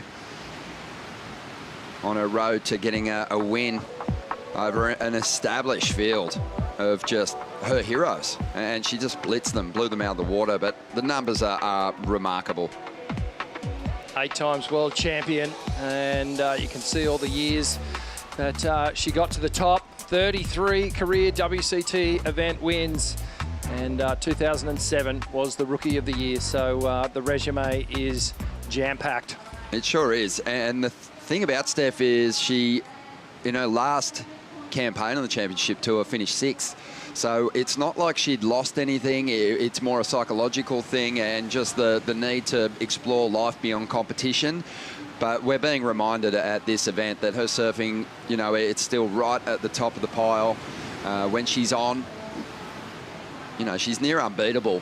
That last wave was impressive. You know, it's like she made the adjustment. She kept the rails super clean. It was a smooth approach on that opening ride for a 7.17 with less space to move on the second. You could see just how much more she was putting into each of her moves. Just ran out of room. Yeah. Unfortunately, you know, she's still got 2 good scores, 2 good 7s, but she's been restricted by the waves. She surfed the ones that she's gotten perfectly. Now she'll look for something that can let her open up even more. Well, we've seen a lot of favourites upset on their run through the contest. And we've seen another one here, Vaughan. Molly Picklum, she looked all the part an event winner in the early rounds, but Betty Lou, you'd be mad to count her out. Oh, big time, Ronnie. Betty Lou, congratulations into the semi-finals. We know that you and Molly bring out the absolute best in each other. That was a really strong performance against one of the event favourites. Oh, thank you so much. Yeah, I can't remember the last time I've beaten Molly, to be honest. It's been a while, so I'm really happy just to make it over that one on her. But yeah, just really happy with my surfing and happy to be able to perform the way I've been performing. Your wave selection was really on point out there. I mean, how hard is it when you're just on this glassy, beautiful morning, you know, with just pumping waves reeling by to pick the one that you want? Yeah, it's really hard to pick the wave that you want, but me and Tommy did some good identification work with the sand bake. It's definitely changed a lot since yesterday, so I'm really happy just to identify the waves that I want and know when to pull the trigger. It's hard not to get excited when the surf's this good. So hard to not get excited. I'm trying to keep it all contained, but yeah, just really happy just to feel all the emotions and yeah, be into the semis. Congratulations, can't wait to see you in that next round. Thank you so much. Thanks, guys. Betty Lou Sakura-Johnson, she is making her charge up those live rankings. Check them out, worldsurfleague.com/rankings. It's a fantastic feature now. And you know, Stephanie Gilmore presented with the opportunity to, you know, just reinforce what we already know, that she is the greatest of all time by coming back with this wildcard opportunity on the Gold Coast where she's been more dominant than any other competitor. 6 CT wins, including that wildcard campaign back in 2005. But, you know, a lot on the line for Erin Brooks too. She came into the event in 10th position. And Erin's someone that, after winning her first CT as a wild card as well, that we were all sort of saying, man, if she can get in that final 5 picture, she is going to be the person to beat when they get to Cloudbreak. Totally, especially with her performance at Cloudbreak, you know, in all conditions, you know, turns, her big power hacks and then barrels and her weight, her read on that. And, you know, obviously just being a goofy footer as well, she would be the one to watch going into the finals there. So I feel like, you know, even when I had that interview with Erin after her 9.43, she was just, you know, feeling elated that she could finally put some big scores up after a couple of rough events and, you know, find her groove and just get that confidence back, because she even said she puts a lot of expectation and pressure on herself, and it's like her dad has to remind her to chill out a bit and, you know, just not, you know, I think she just thought she was going to come on here and after winning an event as a wild card go, I'm going to be top 5. I'm going to be like Steph, you know, win a world title in my first year. Oh, we were just throwing so much fuel on that fire and that conversation. There was a lot of chatter about Erin's chances at breaking through for a world title in a rookie season. And she's got her hands full here because Gilmore's looking super sharp. again, doesn't really get the room to move and lay down multiple turns. But when she does throw that board on rail, it's sensational. Oh, it's amazing. It's one of the best and most stylish rail games that you'll ever see in professional surfing on the men's or the women's side. But yeah, I wanted to get your thoughts, Rich, just on the expectation that Erin's had to deal with through her rookie season so far. Yeah, you know, expectation is equal to pressure. And for such a young lady to have to manage that is a huge ask. And you can see when she does lose, it's devastating for her. I remember seeing her down at Bells. Like, she was just literally, you know, in tears, like so emotionally moved by the loss. So, you know, trying to deal with that is a massive thing. Here we go, Steph up again, just keeping busy under priority here. Styling her way down the line, finding some space, asking questions of Erin Brooks, who maintains priority on the outside. Staunch performance so far from the 17-year-old. Just love the power that she has and the commitment to those really critical sections. And I think what we're celebrating at the moment with Erin Brooks' performance is her ability to get from those bottom turns up into the lift so swiftly. And here we go, beautiful looking wave. Erin drops to the bottom, straight up into it. Bit of a transition hit there. Finds the open face again, drawing off the bottom, into the pocket once again. Nice combination of turns. And she doesn't need a whole lot to get herself into the lead, just a 5.94. No, it's a really good backup wave. Let's check the replay here. Off the bottom, off the top. Nice first hit. The second one had a little bit more impact.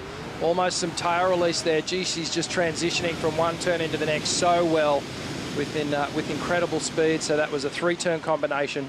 Yeah, you can tell she's really identified exactly what wave is going to suit her surfing out there this morning. And, you know, she's done it again. She waited quite a long time after that first 8.83, so 8.33. So it's going to be a good backup. I reckon you'd have to say she's going to get it. Well, not the same fire out of the lip that she had on the opening ride, but it certainly was a clean combination.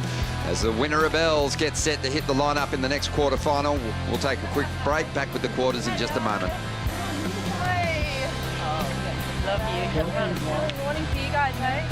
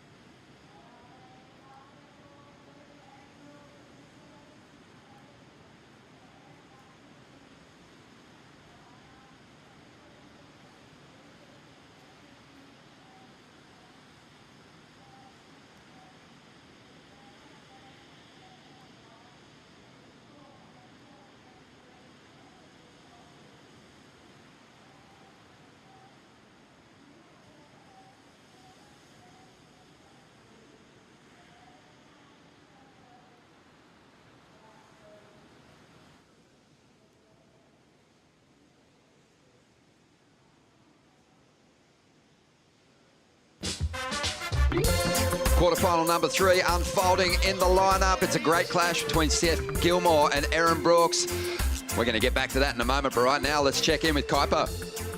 Well, we let him out of the caddy shot. We got the Bonsoy board caddies and the caddy leader, none other than Callum Robson. Callum, tell us what's going on today. Yeah, we got the Burleigh board riders, Bonsoy, caddies. And M&M, sorry, and yeah, we got the boys down here. We got some fun waves just to the, just next to the competition site, so we're going to go out and have a surf and froth out with Bonsoy. Yeah, we're frothing out. We released them from the caddy shack. Okay, to get ready for our session, follow after me. Give me a C. C. Give me an A. A. Give me an L. L. Give me an L. L. Give me a U. U. Give me an M. M. What does that spell? Colors. Yeah! Let's go. Yeah, Kipes. Well, we had this one during the break. Erin Brooks exploding on the opening turn here, Rich. Oh, my goodness. Just this backhand attack starting to wind up here. She is really starting to get in sync with these waves of Burleigh Heads. Just tightening up the backhand attack. Whoa. Pounding the lip down the line. And this is going to be a massive score, but Steph fights back. Steph, digged in on that first turn. And gets a little caught behind for a moment there, Laura. Oh, wow. No, I cannot believe it. That was Steph had priority then. There was about 5 sets that rolled through, and she let the first few go, and I think she was really hoping to just find one of those sets that was going to drain and give her a barrel section, but in doing that, she just let Erin Brooks go an absolute bomb that just 3 big turns, and oh, wow, it's going to be better than her first wave for sure. Well, it's going to be huge. 7.67 for the backup prior to the break. So she'd already taken the lead, and Steph was chasing an 8.83. This number could make it a combo situation for Gilmore. The number rolling through, and it has just dropped. It's a 9.43. And Steph Gilmore now looking for a 2-wave total of 17.76 with just under 9 minutes to go. Wow, who would have thought? The youngster, the rookie, has just put the GOAT in combination. This is absolutely wild, you know. From the first heat that Erin served to now is a different surfer. It is a completely different surfer. She is just surfing with, so it's like her legs got like 5 times stronger overnight. Oh, man. Greatness recognises greatness too, and Erin Brooks would have no doubt been going, okay, I'm going to be in my rookie year on the championship tour. Who am I going to rely on to give me the knowledge that I need to overcome the world's best surfers? And for Erin, it was an easy decision. Yeah. Look, we'll just see the replay here, and we'll get back to the point. Tags that first manoeuvre here. Watch it lean on these hillside rail, comes around beautifully, and just great extension off that second snap, getting nice and tight in the pocket, gets full tail release on the third, comes round again for a fourth, but great rhythm between those turns.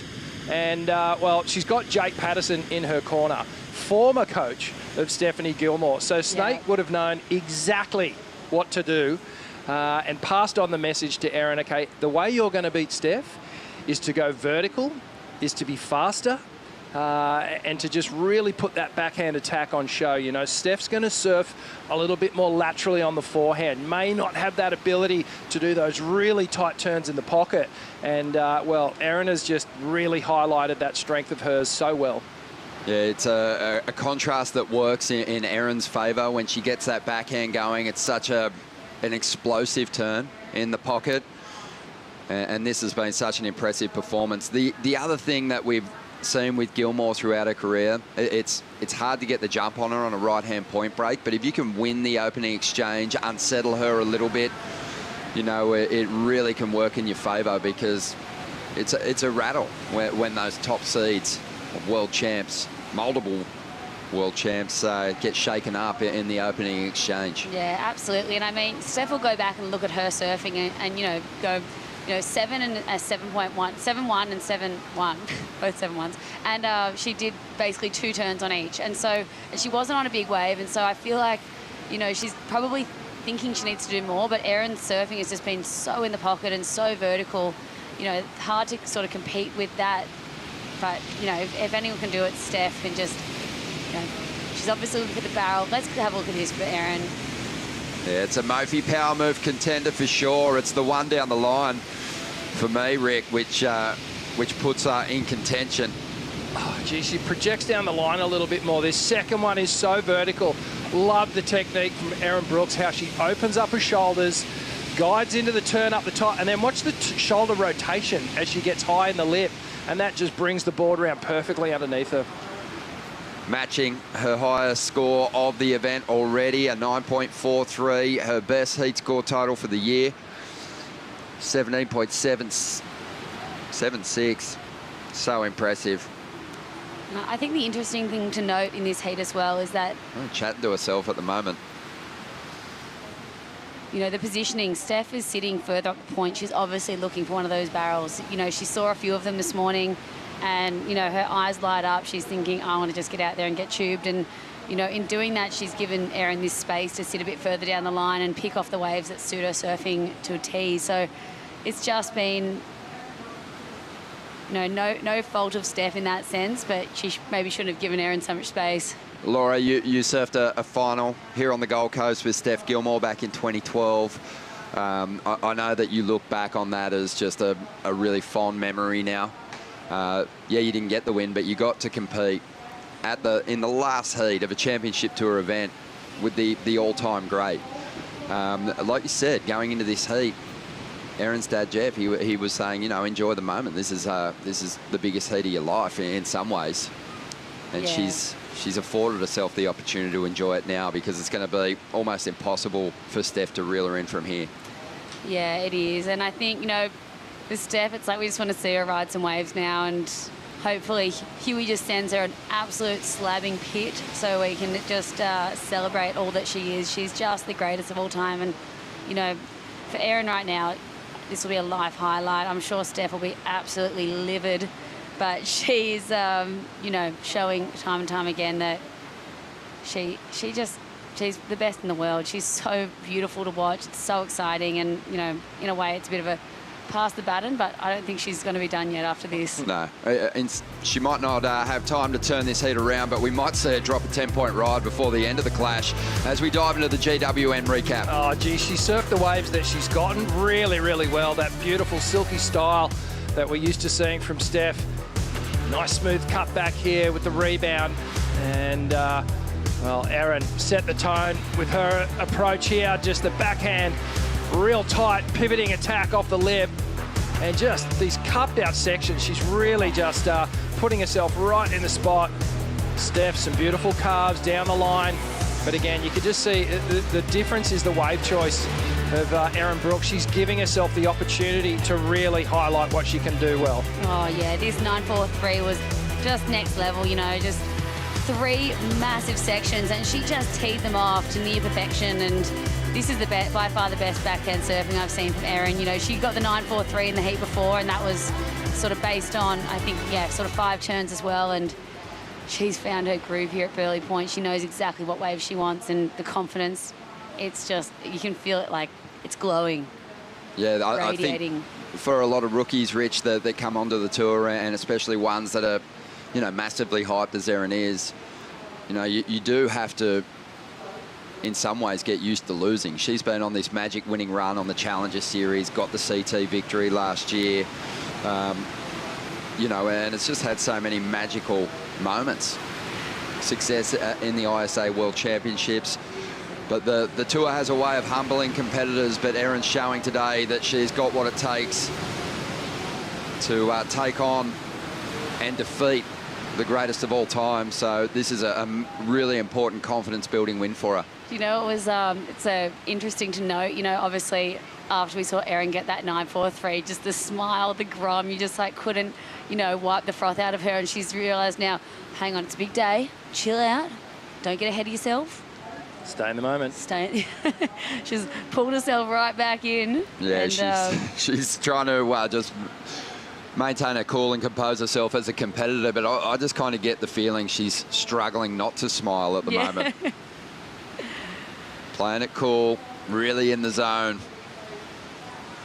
Yeah, such a big moment. And, you know, the lead up to this, you can't help think about these big matchups when you're a young competitor coming on the tour and you've got someone, you're up against someone just with impeccable credentials, you know, and so much weight in terms of what they've done, and you know, you've just got to try and calm yourself, keep yourself in the moment, keep it simple, and that's obviously what she's done here.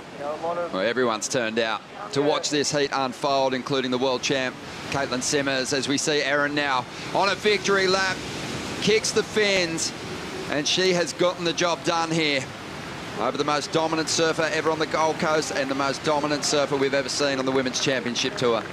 Yeah, Steph put up a great fight And perhaps, at the end of the day was maybe just let down by a little bit of wave choice. But we cannot deny the performance of Erin Brooks in full-blown attack mode on the backhand, and puts together an incredible heat. When you're up against someone with Steph's credentials, but also just such a remarkable forehand, Laura, wave selection is high on the list of goals, and Erin just was perfect. Yeah, she was. I mean, like we mentioned before, she's got Snake in her corner.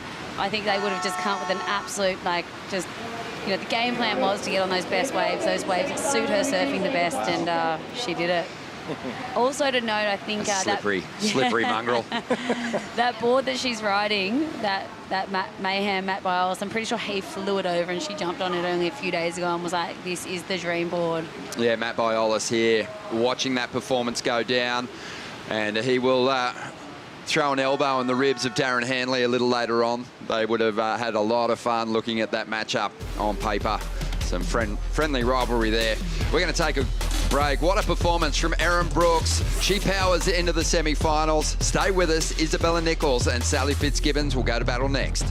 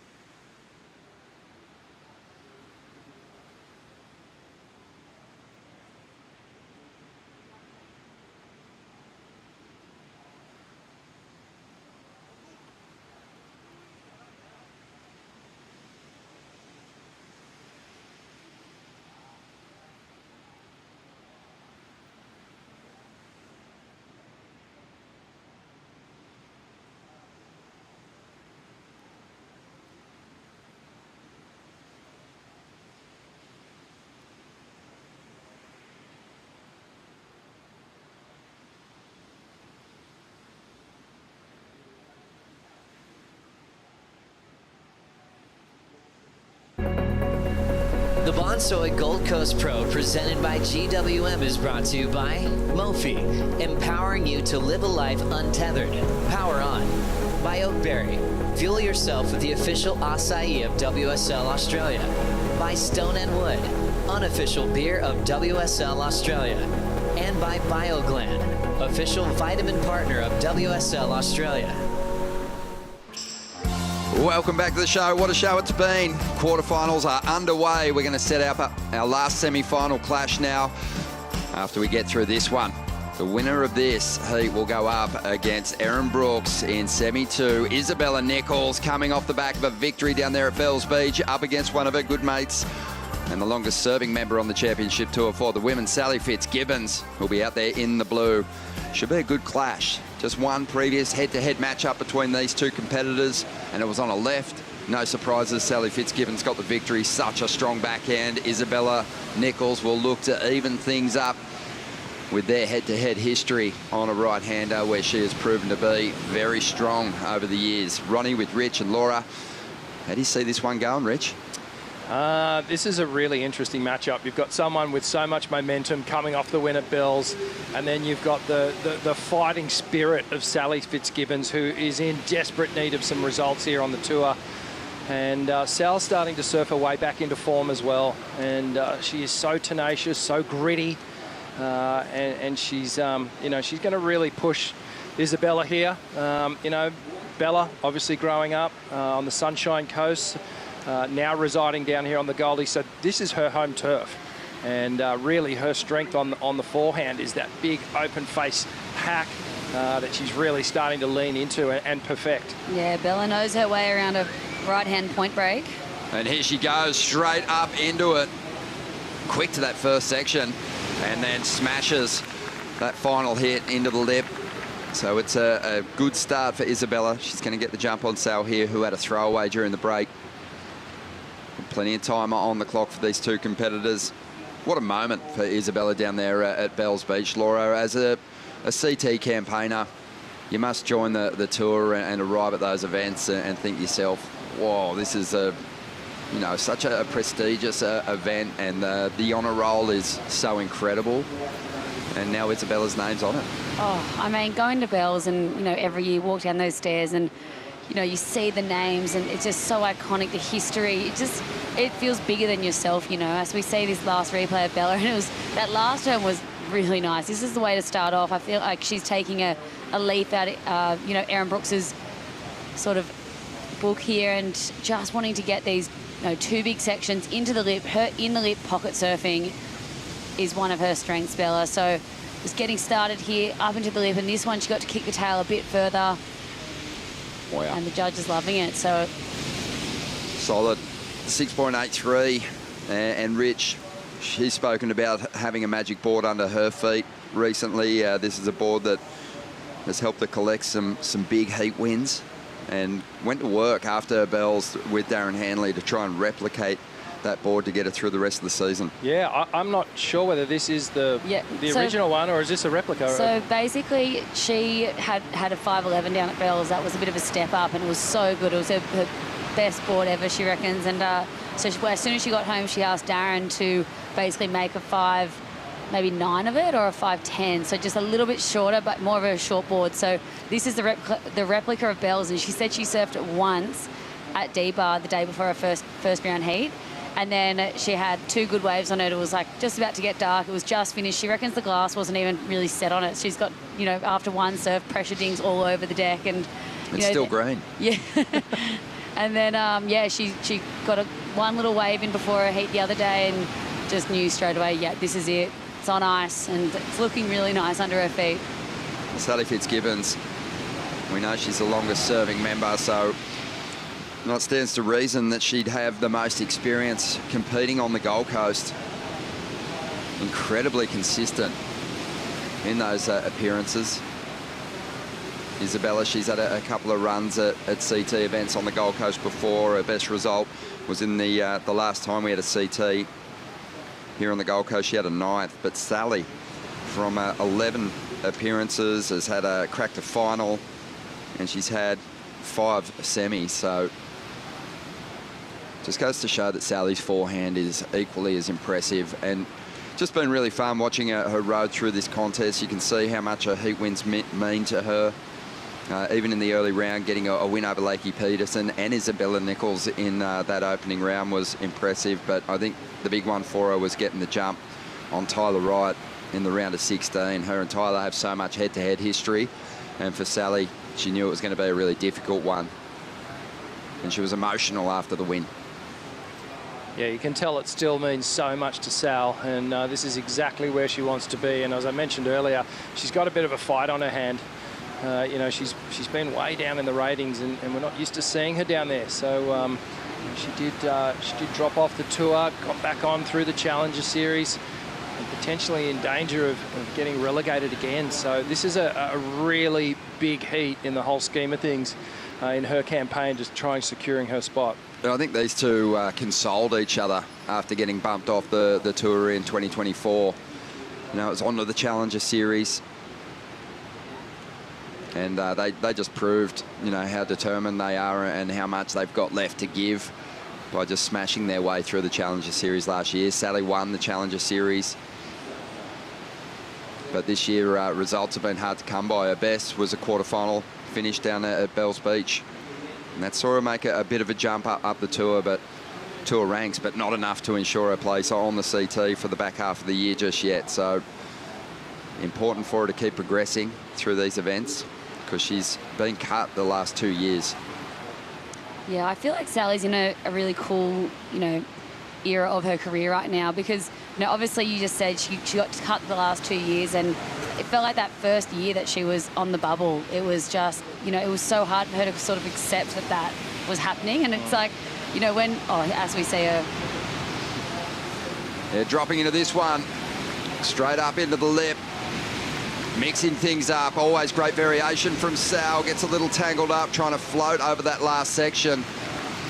She's not going to match Isabella with this first score of substance. She'll be playing catch-up here. Yeah, so the reply from Sally, just a little undercooked, unfortunately. Let's see what happened here.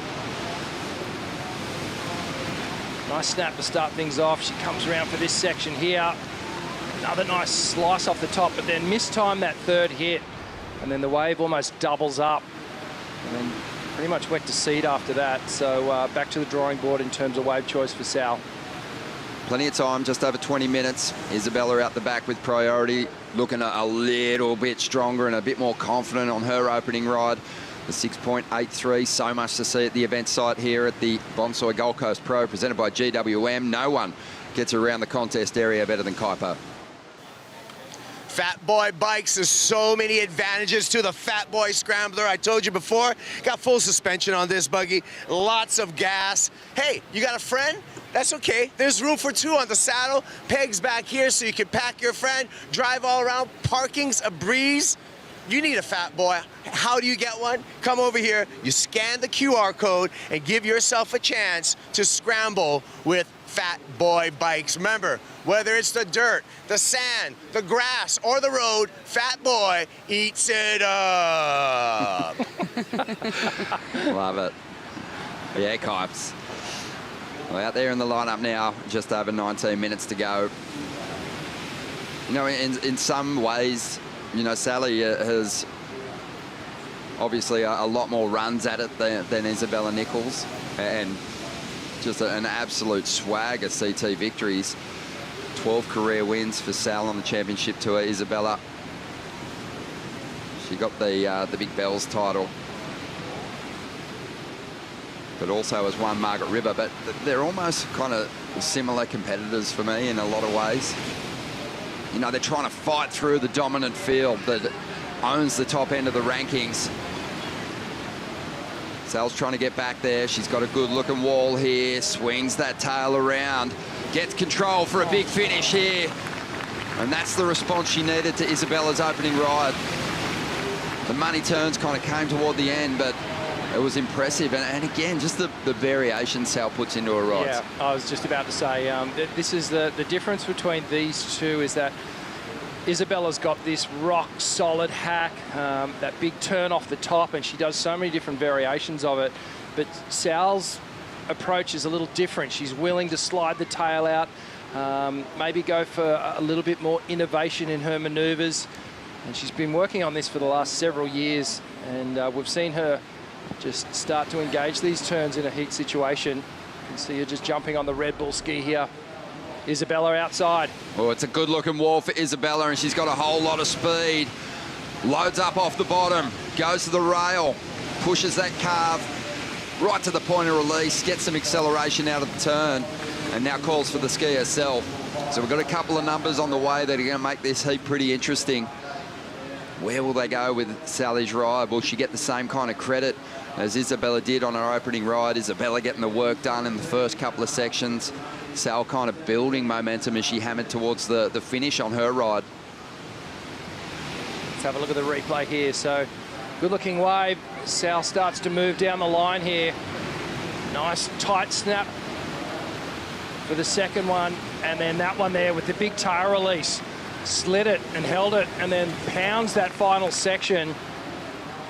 So the last 2 to 3 turns on her wave, fantastic. And Isabella, a strong opening snap, lots of down the line work here. That beautiful carve. Love how both these competitors, they tuck that back leg in, enabling them to get nice and low through that back half of the turn. It'll be interesting to see these scores, actually. You know, it felt like Sally, she kind of had a few bobbles on her wave, so it'll be, you know, the judges might, you know, kind of scorch her for that, but just the way that she hit that, you know, combo those last 2 turns, she got the fin drift and slid the tail, then was able to bring it in, and the best, like most well-timed hit was that final turn. So I think the judges would love that. Isabella, you know, just when she got all that speed on her wave and was able to just lay it in and do that carve in the middle of the turn. So Yesterday we were talking when Jordy Smith was surfing against Joao Chianca, and we were sort of saying Jordy's, just got a presence on the wave, and it's sort of just an observational thing. It's got nothing to do with the intricate details of the scoring, but it just looks like Isabella is in her moves and really committed to the rail at the moment. I think it's basically a demonstration of confidence. It's just like even in those transition carves down the line, there is just an added commitment to the rail and getting through that turn. Well, it actually says something to technique and confidence and really starting to lean and engage the rail on the turns, because you don't have to be the heaviest surfer to have the most power. We generally think, a big surfer is going to be powerful, but you look at someone like a Toledo or a Kelly, for instance, they're not the heaviest surfers, but they harness their power so well, and I feel like, to your point, Isabella's starting to tap into that. She's really leaning in. She's got this great sort of speed rail game that's happening. Just a quick in and out there for Sal. Yeah, in saying that, the judges really applauding the variation from Sally on her previous ride, 6.57. Isabella got a 5.17 for her wave, so Sal's well within reach of the lead now. Needs a 5.44. We have just seen one of the heats of the event go down. Steph Gilmore taking on the phenom, Erin Brooks and Vaughan. Erin Brooks again going excellent, dropping a 9.43. Erin, before we get into this heat, you must be pinching yourself. I mean, it's your rookie year and you get to pull on a Rashi and surf a beautiful Queensland point with the greatest of all time, Steph Gilmore.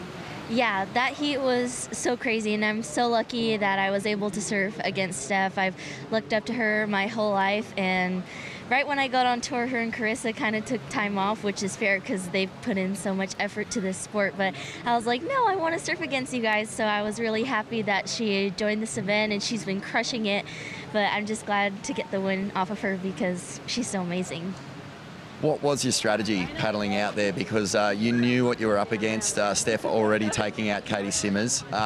We heard the commentary team talking about, really making a point of difference by attacking the lip as vertical as possible. Was that part of the strategy with Jake? Yeah, I guess so. And I sat kind of further down because being a goofy, this top part is really steep. So you kind of don't really have time to do turns. You kind of have to pump or either pull in. And I knew Steph wanted to get barreled, so I knew I could just sit down the line and hopefully get some waves, which I did. So I was super stoked. And I was really nervous because she got that first one, and they said on the commentary that she got barreled, and I was like, oh no, what did I do? I left her up there by herself. I mean, you can't do that. She's Steph Gilmore. Yes, exactly. But your strategies just paid off so well, and you just looked in control of that heat the whole time, not just with your surfing, but where you were sitting, what your plan was. You were really locked in. I was really nervous the whole heat. I was kind of shaking, but I feel like getting the 8 in the beginning definitely gave me a lot of confidence, only needing a small score to jump back into the lead. But then more good waves just kept coming my way. The Lord kept sending me beautiful waves, and I'm just so grateful for that and grateful for this beautiful day here. And it is absolutely pumping out there too. You can tell how much you're loving your surfing. Yes, so much fun here. I love Burleigh Heads. Great. Well, congratulations. Another semi-final, and we look forward to seeing you in that. Thank you. Erin Brooks on her way. I just love that moment. She dropped the second 9.43 for the event. Like you said, Laura celebrated for a moment and then just went, hang on. It's Steph Gilmore. You're not safe, even if she's comboed. So she reeled it in and shut that heat down. And out there at the moment, we got Sally Fitzgibbons trying to claw her way into the lead here. Did pretty well to get herself back in at Sal. I loved Erin's point about the positioning as well. That's, Steph was sitting way further up and obviously looking for that barrel section, and Erin just stuck to her guns. And, even Sally, her last score, the 6.5, was caught on the paddle back out on that wider section. So it's going to be, it'll be cool to see today all of the different game plans and where everyone is going to position themselves out there. 11.5 minutes remaining. Isabella Nicholls holding the lead. Sally Fitzgibbons chasing a 5.87. More big heats coming your way as we get set for the men's quarterfinals.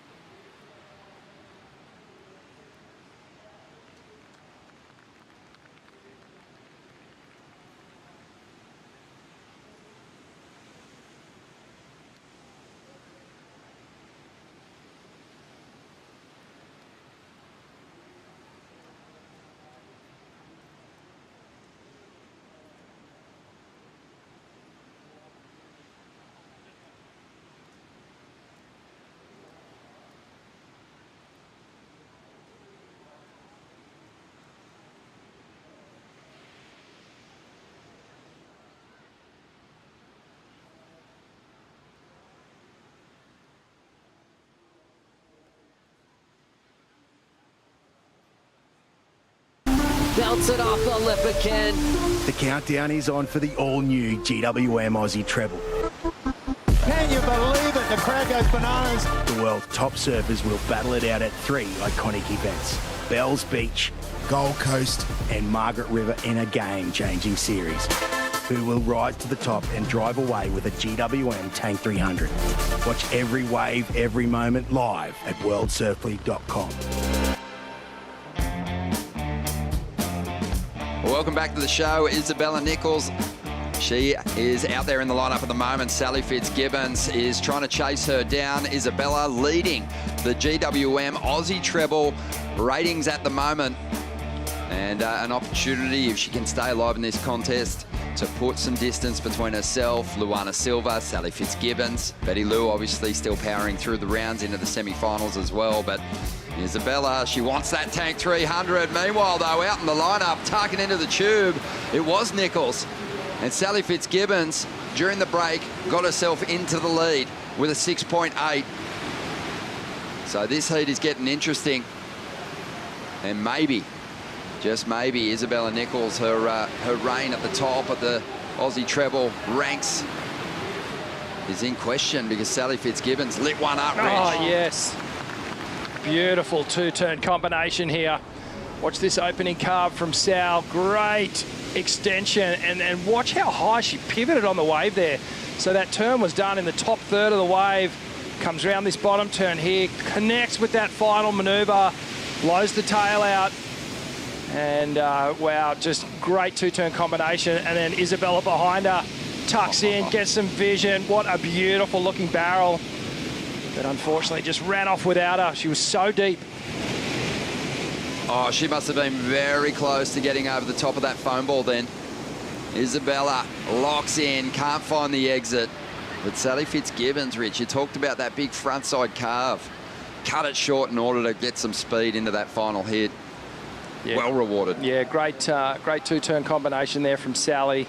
And again, that variety was there. The carve into the tail blow finisher. Just keeping the judges entertained. Yeah, impressive stuff. Laura, you travelled with Sally on the championship tour. She was there the whole time you were campaigning. Such a competitor. She just lives for this, doesn't she? Yeah, she absolutely does. And we've mentioned it a few times, but she's not going anywhere anytime soon. And she just absolutely loves sport. She's just such a, even from a grom, soccer, running, she was always bound to go to the Olympics at something. It wasn't surfing, there was some other sport. And she's just a true-born athlete. And, even when you just get to see in detail the way she approaches the heat, you can tell all these little tricks that she's, whether it's breath work and visualization or like where she goes mentally during the heat to just stay alive and stay in the moment. She's got all these tactics and all these techniques that she can pull to, and I think she just loves to learn. She's not surfing, she's not training, she's listening to podcasts. She wants to, fuel her body better. She's, just a true-born athlete. Yeah, she loves the game, doesn't she? This is a happy place. She's got priority here with right on 6 minutes to go. So you can see Isabella hunting. Looks like she might have picked one up here down the line. She's gotten away from Sally. Yeah, scrambles into this one. Out onto the open face. Bit of a sleepier start to her typical rides, but now she comes to life, exploding the fins out of the pocket. Goes to the rail once again. Needs a 6.54 to get herself in front. A big finish would help. Drives up into it, kicks the tail, but she doesn't have the momentum to ride through that impacting whitewater. Here's an interesting little stat for you.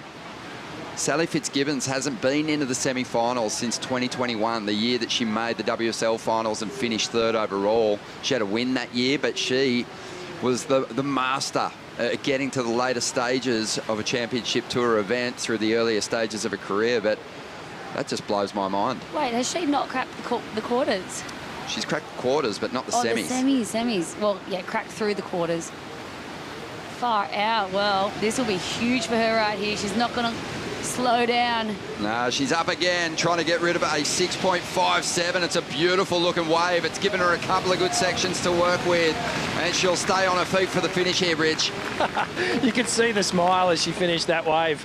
Another 3-turn combination, and I feel like she might have needed this wave, even though Isabella didn't get the finish. She did some great turns on her comeback wave as well. Only needing that 6.5 to be really close. Looks like it's just dropped in, so not quite enough. 5.77. You'd have to say that Isabella would have been really close to getting the score if she'd been able to, made it. Turn that, time that last turn. But Sally is going to put some more pressure on because this was really well surfed. She's gone to that same carve as that last turn, staying high, then tags it away here. But this is where she was able to just finish off critically, airdrop, and that would have felt nice, to feel that weightlessness, beneath your board and make it through. All smiles there from Sally. Yeah, real expression I've noticed in Sally's surfing over the last few years. Just with the arm movements, the body positioning, really feeling the maneuvers as she goes through them, showing a lot of flair, which I think has been really helping her just get that flow and that connection between each turn. Well, I can see Ivory out there. Sal's got the big smile out already because she knows that she has just dropped a good number. She hasn't even heard it from the panel yet, but a 7.67 turns the heat right on. Isabella Nicholls now, who's after almost an excellent ride, a 7.65 to get ahead of her. She made her move at the perfect time. Yeah, well, the momentum of this heat, a complete pendulum swing. It was like the first half. Isabella Nicholls had control, built some good scores, put the pressure on Sal, and the real champion that we know Fitzgibbons is, she just dug deep, didn't get phased, and she's put in a really good performance. It was all pretty comparable, the numbers, until Sal came to life. But here's the Bonsoy replay of the 5.77 for Isabella. This turn was strong. Oh, yeah, big tail slide, high risk. Nice, quick, snapping carve. But then the wave just ran out a little bit of steam as it came through the inside, and this is the moment here where it was either a 5.5 or a 6.5. Just skidded on the lip a little bit, and on that transition, so hard to ride out, that this was the hammer drop for Sally here, Laura. Yeah, that first carve was so cool. It set her up for this big combo on the inside, and yeah, she just read that wave to a T, just doing just that carve that she's kind of unlocked here. That in the pocket carve with the slide up the top quarter of the wave, and it helps her drop down and be perfectly in the pocket for the next turn. And yeah, like we've mentioned, guys, it's always so amazing to see Sal's surfing just evolve, and she keeps growing and always working on something. CT by the numbers, average heat score since 2008. Sally Fitzgibbons just under her average at the moment, 14.47. One of the highest scorers on tour since 2008 here on the Gold Coast. So consistent. Yeah, I think it's been interesting just watching Sal's reaction to progressing through earlier rounds and the emotion that she feels. It's so much harder for her these days to break into those quarters. It used to be automatic. I think for Sally back in the day, making semi-finals was kind of getting to the point where it wasn't a big deal. But this heat win, if she gets it, is going to be massive, and there'll be some emotion for sure. 45 seconds remaining. Sally Fitzgibbons out there, second priority, not too phased about Isabella, can't really control what she does anyway. And she's just hoping this clock winds down. Yeah, in this moment when you're ahead and your competitor needs a score, you're just hoping for double time. You're just like, please, go quiet, Ocean, go flat, don't give it the opportunity.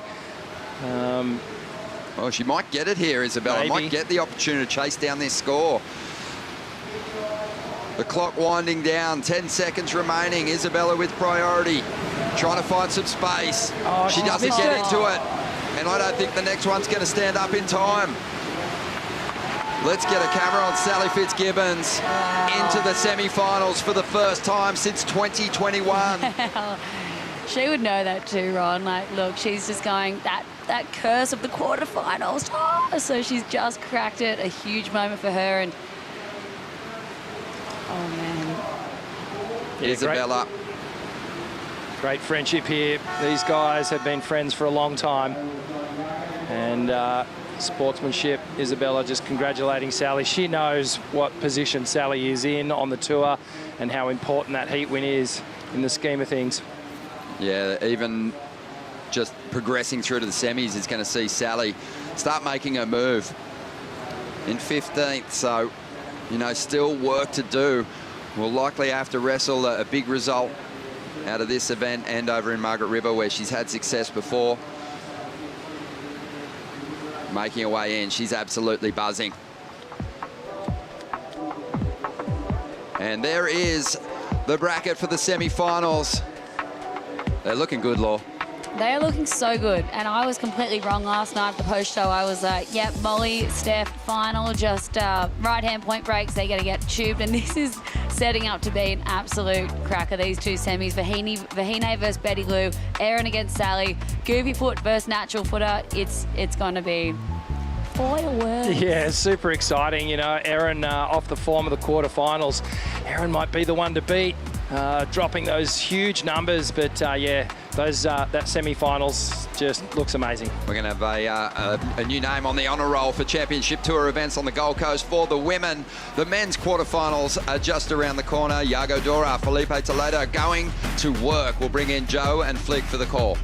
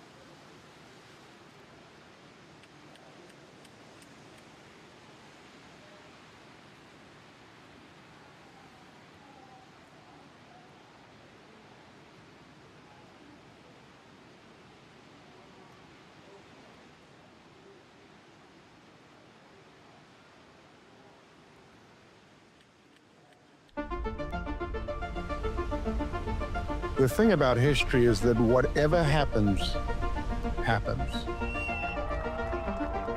There's no denying it. It is what it is. And no matter how hard you try, you're never entirely in control. It's the beautiful chaos. Hell and heaven cancelling each other out. Triumph and defeat. This year, history will be told in 12 chapters. 54 men and women will write it. History will be written live at worldsurfleague.com. Big quarterfinals set for the men starting now. Iago Dora, Felipe Toledo go head-to-head for a chance to be in the semifinals, followed by Morgan Siblick and Alejo Muniz. This part of the draw is getting oh so exciting. Dora looking for a second victory this season. Picked up a win in Portugal. Felipe Toledo's just on his comeback track to the tour, looking for his first win this season. Here we go. Joe Turpel, Flick Palmatier. This is really great. All Brazilian clash, regular versus goofy. This is going to be really exciting. Well, I just think clear the air. Oh, that's all I'll say, because these guys are going to be ready for takeoff. You know, the whole event, we've seen them go to the air. We've seen them drop those big, excellent scores for, yeah, just some serious work above the lips. So it's cool, right, though. Today we've got this point break. We've heard all the people talking about it. We've seen a little bit of barrel action too. So everything is on offer, and I just love this matchup. I think these two are going to bring the best out of each other. It's the story of Felipe Toledo, who's just proved to be one of the best ever. And Yago Dora just keeps rising, and he hasn't peaked yet. Now the high seed left in the draw, and they're greeted to some surf to try to set up the opening wave. It will be the goofy foot from Florianopolis. Getting started with some backhand sweeps. Dora calm. Approach, now driving, and throws the shove it and rides out switch. Can he shut it down? He will get taken out. Standing regular foot, but that's what he's famous for. High-fi type maneuvers. What a great opening wave. Yeah, that's just fun, you know. It just demonstrates just that creativity that Yago brings, that sort of free surf energy, the way he always keeps you guessing. I mean, both these two guys do. But particularly when Yago stands up, you're just like, hang on, what's he going to do here? He always surprises you. So this one, he had that foamy sort of takeoff, sort of forced you go out in the face here, and then just gets funky with it on the inside. Just totally keeps you guessing. You know he's loading up for the air, and it's just fun to watch. And wouldn't it be cool if you finished it off regular there? Gosh, that is hard to do, but something that you don't see too often in the jersey. It's so cool. It's so rad. Just the awareness in the air and the body positioning to be able to pull that off. And it's so cool, right? I always like, you know, you think about the future of surfing and what that may be. And you think about people, you know, in this current day and age experimenting with things like that. I think to Kai Lenny, you know, and the things that I've seen him do, both facing the wave both ways, as we see Felipe. Big hammer to start off this wave. Just 2 turns, but both aggressive to get on the board. Felipe Toledo, over a decade of insane surfing on the championship tour level. 2 world titles, 17 championship tour wins. That's the most currently on tour in Medina's absence, as he's still recovering from that pectoral injury. Felipe and Gabriel, rivals, but very close. A lot of support for each other that we've really seen clearly in the last few seasons on the championship tour. Felipe, runner-up to Medina's 3rd world title in the first edition of the Final 5 story that finished at lower trestles. Medina got the 3rd, and then the next 2 were about Felipe going back-to-back, and then he surprised the world last year saying he wanted to take a break. And it wasn't the first time that a world champion said, hey, I need to calm down a bit. You talk about the emotional roller coaster of dealing with pressure, even if you're one of the best. It's not just pressure on making the cut or putting on a good performance. It's like he's taking care of his family. He's got the pressure to succeed, and it was great. He's like, you know what, I'm going to take a break, and I'll come back when I'm ready. Yeah, I think it's it puts a lot of pressure on your family too, and I think Felipe's been pretty open about that. You think even, you know, reflect to Jules yesterday and his perspective now, and, you know, what it takes to really be at the top of the game and at the top of the sport, and the sacrifice as well. And I take my hat off to Felipe. I think, you know, great decision to take that year off, reflect, spend some time with the family. I mean, he bloody deserves it. You dedicated your life to the sport, so yeah, it's cool to see him back now, and yeah, he's really on the comeback train now. Mick Fanning would always speak to that. He'd win a world title, and for his dedication to his craft, he'd go all in. Watching Toledo, the bottom drops out, he'll pull right in. Nice deep positioning in a fun tube. You can see the variety of waves we have out there. We got to see Isabella just lock into one that bottomed out in the previous heat that she almost made in her loss to Sally Fitzgibbons. So Toledo, being the front sider out there, will have an advantage with just jamming down some funneling tubes on the sandbank. Easily the fastest surfer on the planet. I guess you would want to track Italo as well in that conversation. Rio's really fast as well, but especially being on your front side, he can really have an advantage with the awareness of the sections kind of warping in front of him. Yeah, I mean, just look at the short space here that he has here and the moves that he manages to get in. You know, your regular punter right there is going to be struggling to get one turn, let alone two. And just showing the variety here. And it speaks to what you're saying, Joe. There's so many ways to do it. We've seen airs already, we've seen barrels, and, you know, it all depends on where you're going to position on this bank. If you're going to sit wide, you're going to get turns. If you're going to sit, you know, closer to this rock break, it's going to be more cut out. You're going to get those thready barrel sections. And we heard Steph talk to it earlier. There will be barrels go down today. We've seen a few already. Gosh, we've seen some great ones here on Saturday, here on finals day, setting up the semifinals for the men. For Felipe, he's just feeling his comeback happening now, saying that it's taken a little bit to find the rhythm of the tour, and what a great place to get started. His first CT win on the Gold Coast back in 2015 was just a huge announcement of high-performance surfing, and I think at the time he was really known as an aerialist, but that showcase of what he did at Snapper that year was truly overall performance. For sure, and I think, you know, any surfer that cracks it onto the tour and it has longevity in their career, when you bounce on, you're always going to be known for something, right? I think you're a product of your environment, and Felipe was that. He was amazing in the air, and I think it's always, you're obviously incredible all-rounded, but then it's you're trying to make a name for yourself. But like, hang on a sec, like, I'm not just a crazy aerialist. Also, even the same could be said to Iago of, you know, him coming on with this free surfer sort of mentality. In the last couple of years, he's flipped that script, right? Like, Iago's completely come on, and here he is. Nice bold section. He's just fishing still. As you can see the double up underneath him. Now he finds it. Starting to jam. He's moving. Dora on the launch pad. Air reverse. Getting stuck off the lip line.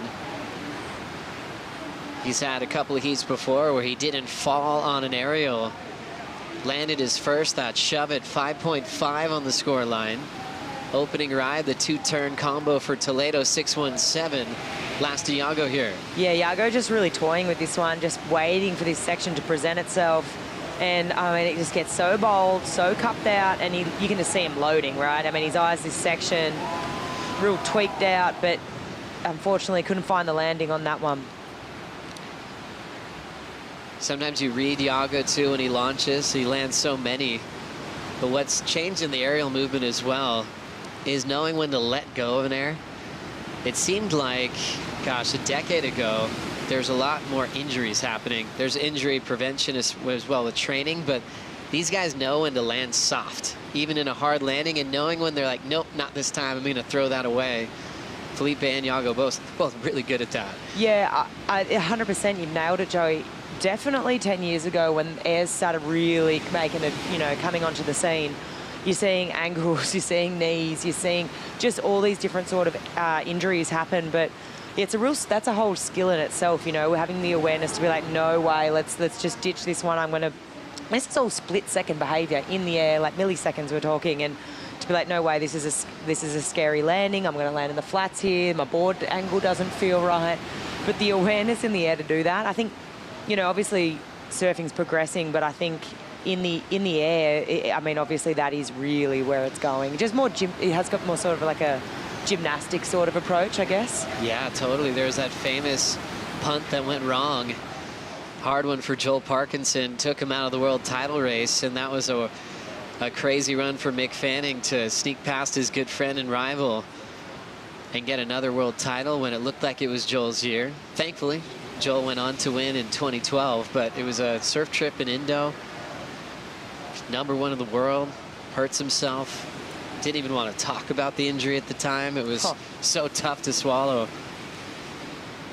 But Toledo, he's been saving himself with big airs in this event, even in that heat against Jake Marshall. Jake was solid with his power surfing and rail work.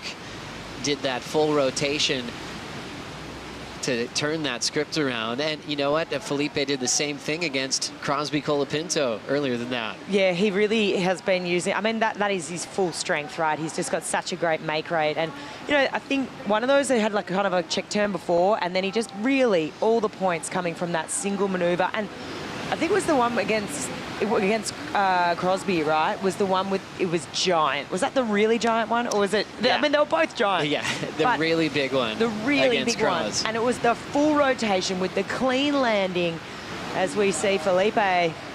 He's coiling up, getting going down the line, little off the top, driving into a big blitz of that end section. Real precise in his maneuver choice. Softer section to start, and then really late into the finishing move with the tail blow. Showing off his power and trying to build on his score line. Has a 3.0 he can get rid of. That was a score for that quick tube that he had. Lightning fast, doesn't need to go to the air all the time, does he, Flick? No way. He's so all-rounded, and he's definitely going to drop that 3. This is going to be a pretty solid number. He went up there, got the foam climb, and he knew there was only one section left, so he went super hard. He pushed hard with the back foot. You could see that tail get released, and let's break it down. So just smooth bottom turn up into this foam climb, and then just belts that last section. Absolutely destroyed it. Nothing left on the table. You cannot push any harder than that. God, that must have felt great for Felipe. He'll hear the sound of a 5.4 and see it come in on his Apple Watch as he's got the lead so far over Iago Dora in this first quarterfinal, as we have a famous Australian that's back in a semifinal once again. Sally Fitzgibbons on the glass with Vaughn. Sally Fitzgibbons, Sally Fitzgibbons, you are fizzing at the moment, and rightfully so. Your first semi-final since 2021, but at a crucial stage in this year's tour as well. That feels incredible. It's so cool. I don't know, I think it's just the fact that you keep showing up, even when there's no evidence that it could possibly work. It's just like you feel like something's possible, and I think through it all, like, I can keep working on my surfing, like the results will keep bobbling around, but I feel like my surfing's heading in the right direction, and that gives me like a lot of trust and belief, so it feels good. Mate, there's plenty of evidence. Don't worry about that. Your surfing's on point, but your mongrel is just on show. You have got so much fight and ticker. Isabella got off to a great start, but you never doubted yourself. You just got right into it and fought your way back. Yeah, I think, you can always have those starts that they kind of leave you wanting a little more. You're like, I wonder how this next bit can pan out. And I looked in along the crowd and just got that buzz, like seeing an Aussie crowd, and early morning, it's weekend vibes, and the point's pumping, and you're out there with just one of your mates. It's a pretty surreal feeling, and looked in and I was like, I just want to get one to kick off, and once that happened, it just started rolling for me. We can see how much you're loving every moment. I mean, Bells was spectacular. You were unlucky not to make the semis down there, but to break through, like, what does this mean for you right now? Oh, it's just like the beauty of the process. Like, I fell in love with the process. I know the victory days are, they're just like euphoria, but sometimes there's a long time between drinks, and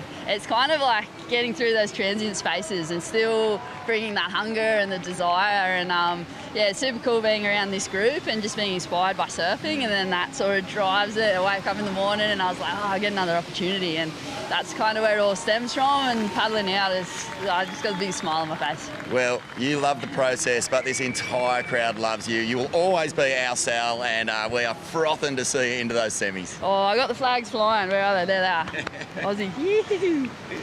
Yeah, Sal, that was so cool. What a run. What an ambassador of just happiness first and dedication. Smiling assassin, Sally is. I mean, watch out. I mean, she looks all happy and she looks all smiles, but I mean, she's now cracked this kind of quarterfinal curse that she's kind of had. She's into those semis. She knows what it means. So watch out. Well done for Sally Fitzgibbons, but during that interview, Felipe packed this one. Oh, absolute drainer for Felipe. Gets coned off the takeoff, wraps it around. Beautiful rail work here as he transitions through to the inside, and then just loads up and just gives that progression with a tail high air reverse. So just one more time from this angle. Perfect positioning. I mean, how dreamy does that look with the Burleigh headland in the background? Felipe streaking down the line, and just mastery right now. He's definitely improving on this scoreline. Jess, and showing such variety. You know, judges really have been appreciating that. Every time someone's stringing together, I go back to Jules yesterday, they string together the barrel, they got the rail work, they get the, you know, explosive finish, they're loving it. And then Iago behind him. Wow, Iago going to town on the backhand, 2 big belts in succession, wraps it around for a third. Whew. And he's looking, this is going to be a nice exchange here. Definitely his most solid number as well, so definitely getting a heat on our hands and giving the judges something to think about. Nice clean read for Iago Dora on those backside snaps. Had a couple of nice place turns in the pocket. Look really clean, and it's something that Iago's been really working on the last few years, knowing he's going to be going right a lot on this championship tour. And we've seen some significant improvements in that act, and he has that wild card factor of just mixing it up. You know, it's easy to get stuck in a rhythm backhand because it feels good, it's highly scored. If you're just going vertical, that's always going to be rewarded. But he can just add that extra with variety above the lip. Now this thing's cupping out for Toledo. He's just moving down the line. His way before was the 5.4, that big blitz of the finishing section. And waiting for numbers to lock in. A semi-final berth on the line in this all-Brazilian battle. Wild card dreams continue for Morgan Siblick. He's got Alejo Muniz coming up after this Bonsoy brew break.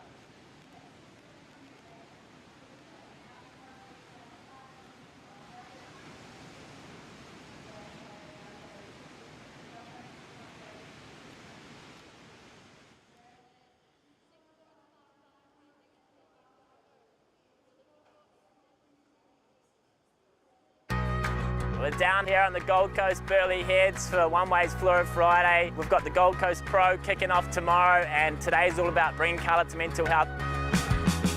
Super stoked to partner with the World Surf League and Hydrolite. We've been running Free the Funk programs at the local schools and a salty session at the local beach. You've got mental health and real conversations, which is so important. You've got dressing in colour. It instantly makes you feel alive and brings that stoke factor up. You've got community, which is such an important value to a lot of people, and having those people to have conversations with. And then the last part is the saltwater therapy. Turn into a mate when you're out the back, and just having a chat about life is something that we all hold really dear to our hearts as surfers. And this ocean for us has really been a best friend, and in many ways the most brilliant therapist. Today's all about bringing more colour to mental health through surfing. The community's behind me, and sometimes one way is all it takes to free the funk, and that's what One Way's all about. Loving the relationship with Hydrolite, WSL, and One Wave partnering together to share that message about mental health. Toledo's been open about his journey over the last few years as we dive into this story of quite a rivalry. A lot of matchups together with these two, and it's heavily favored in the corner of the two-time world champ, 7-1 in their meetings on the championship tour. Last time they met was in 2023 at Pipeline. Felipe got that win. The one win Iago had was at Jeffreys Bay in 2022, but Flick, they've met all over the world, from Uluwatu. They had another one at J-Bay that Felipe won, Newcastle, G-Land, El Salvador, Rio, and now here at Burleigh Heads. Well, it's interesting, right? I think you know, I think back to when Iago's been on tour. I feel in the last couple of years, though, we've really seen a flick in his sort of everything, really. Approach the tour, approach to the heats. I think, you know, he's obviously been in that conversation of being in the top 5. So he's changed gears. And, you know, all those wins have been in favour of you know, 7-1 to Felipe. But Felipe, you know, when he was winning his world titles, now I feel, you know, obviously Felipe's on his comeback. I mean, this heat right now, he's definitely out in the lead, no doubt about it. But I think Iago, you know, is in the time of his life and career to really sort of ask that question. I mean, 5 minutes on the clock, though. He needs a number. Felipe's looking like he's going to make it. He's getting closer to making it 8-1. Yeah, very close. And I guess, like, what your point is, the difference of this matchup, Iago's the higher seed for the first time going against Toledo. Typically, it's opposite, where Iago's looking up to the high seed of Toledo. It's been a different start to the season on Toledo's comeback. Very consistent in the top 10. He's made the cut. And even when asked about the cut, you'd think maybe that would just be obvious for a guy going for a world title. But he's like, yeah, be honest, it really feels good. As we see Dora getting squished. This is going to be tricky now because he's used his priority. Felipe is going to make him pay for this for sure. Just, you know, he's so smart too, Felipe. You don't have 2 world titles for nothing. And I think at the moment, if Iago finds space and manages to get another score, I mean, it is consistent. There's opportunity, but it isn't going to come easy right now. Felipe 7-5, 6-1-7 as a low score. Ready for his first win of the season, but it'd be a big finals day. Starting from quarters, that's 3 big heats. These guys simplify it to, that's just 6 waves scored on their top 2.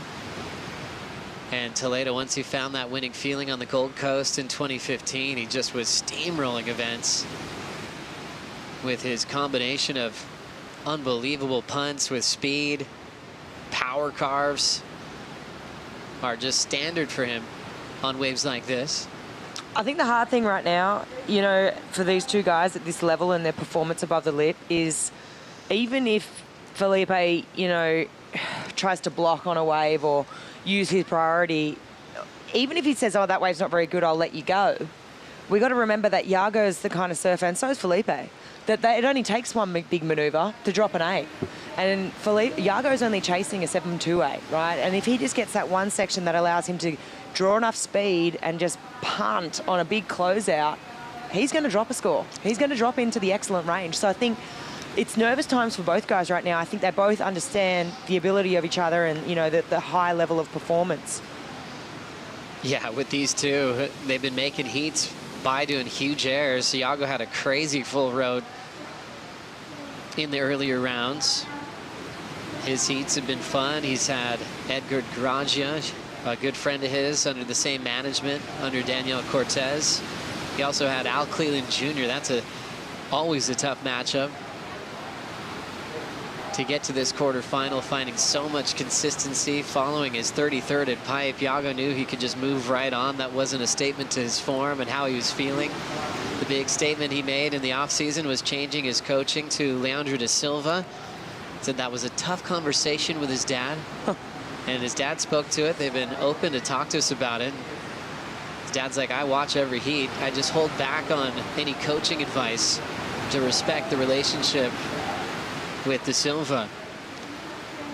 Quick up and out for Iago. Didn't have priority, so he's just fishing around now, Flick. Yeah, but fishing around, and now he's created space, and he looks like he's chasing something down the line.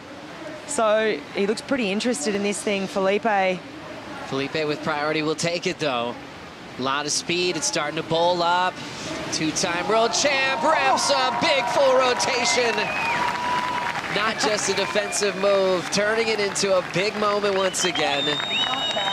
Bruno's loving it. Pinga enjoying it. Rafael Romano, his trainer, right there on the left, is keeping him fit, keeping him focused. He's a 4th degree black belt that Felipe trains with every single day in the lead up to big events like this. Also works on natural type of movements, almost like a gymnastics routine. That definitely would help those full rotations feel even better. Oh, the gymnastics are helping because that thing was absolutely epic. Look at him load up here. It was a blocking defensive move. And he goes, thanks, I'm going to take this and I'm going to improve on my situation. full rotation. Just such a smooth landing too. He just picked the eyes out of that tail high. And the awareness for his landing is really cool to watch. We've seen a couple of those just happen so smoothly. He's going to be improving. He's going to be, at least half a point better and make this a lot harder for Iago right now. First sign of a score is excellent. An 8.0 dropping. So before this score, Iago needed a 7.28. Now he needs a 9.43. Toledo 8.33 on that giant ramp once again. And down to 15 seconds. Iago thinking about maybe a final wave. He does have some time on the clock. First one rolls underneath him. One more wave standing up behind it. Into the countdown. Can Iago get up in time? And a little bit too late. It will be Felipe Toledo moving on to the semifinals with a chance to win his first event this season. Wow, it was just so cool too. I mean, he just really left nothing on the table. I love that blocking defensive move to improve on the scoreline. Hey, for me, this is as good as he's looked all year. He's fired up, and this is going to be a big win. You know, coming into this, Iago is the higher seed, so Felipe is going to be taking confidence from this. Giant confidence for Felipe, a man who had a 17.87 total in the round of 32. That was the turning point, not just for this event, but for his season this year. And he's just been smiling ever since. Moving into the semifinals is the two-time world champion. Coming up next, Morgan Siblick takes on Alejo Muniz. We'll be right back.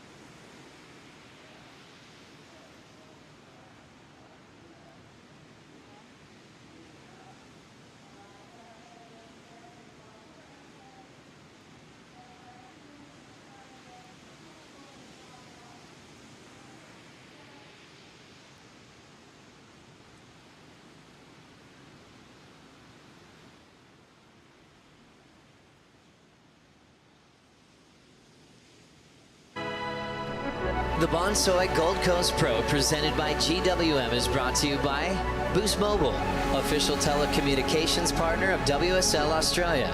By Bond University, your ambition belongs here.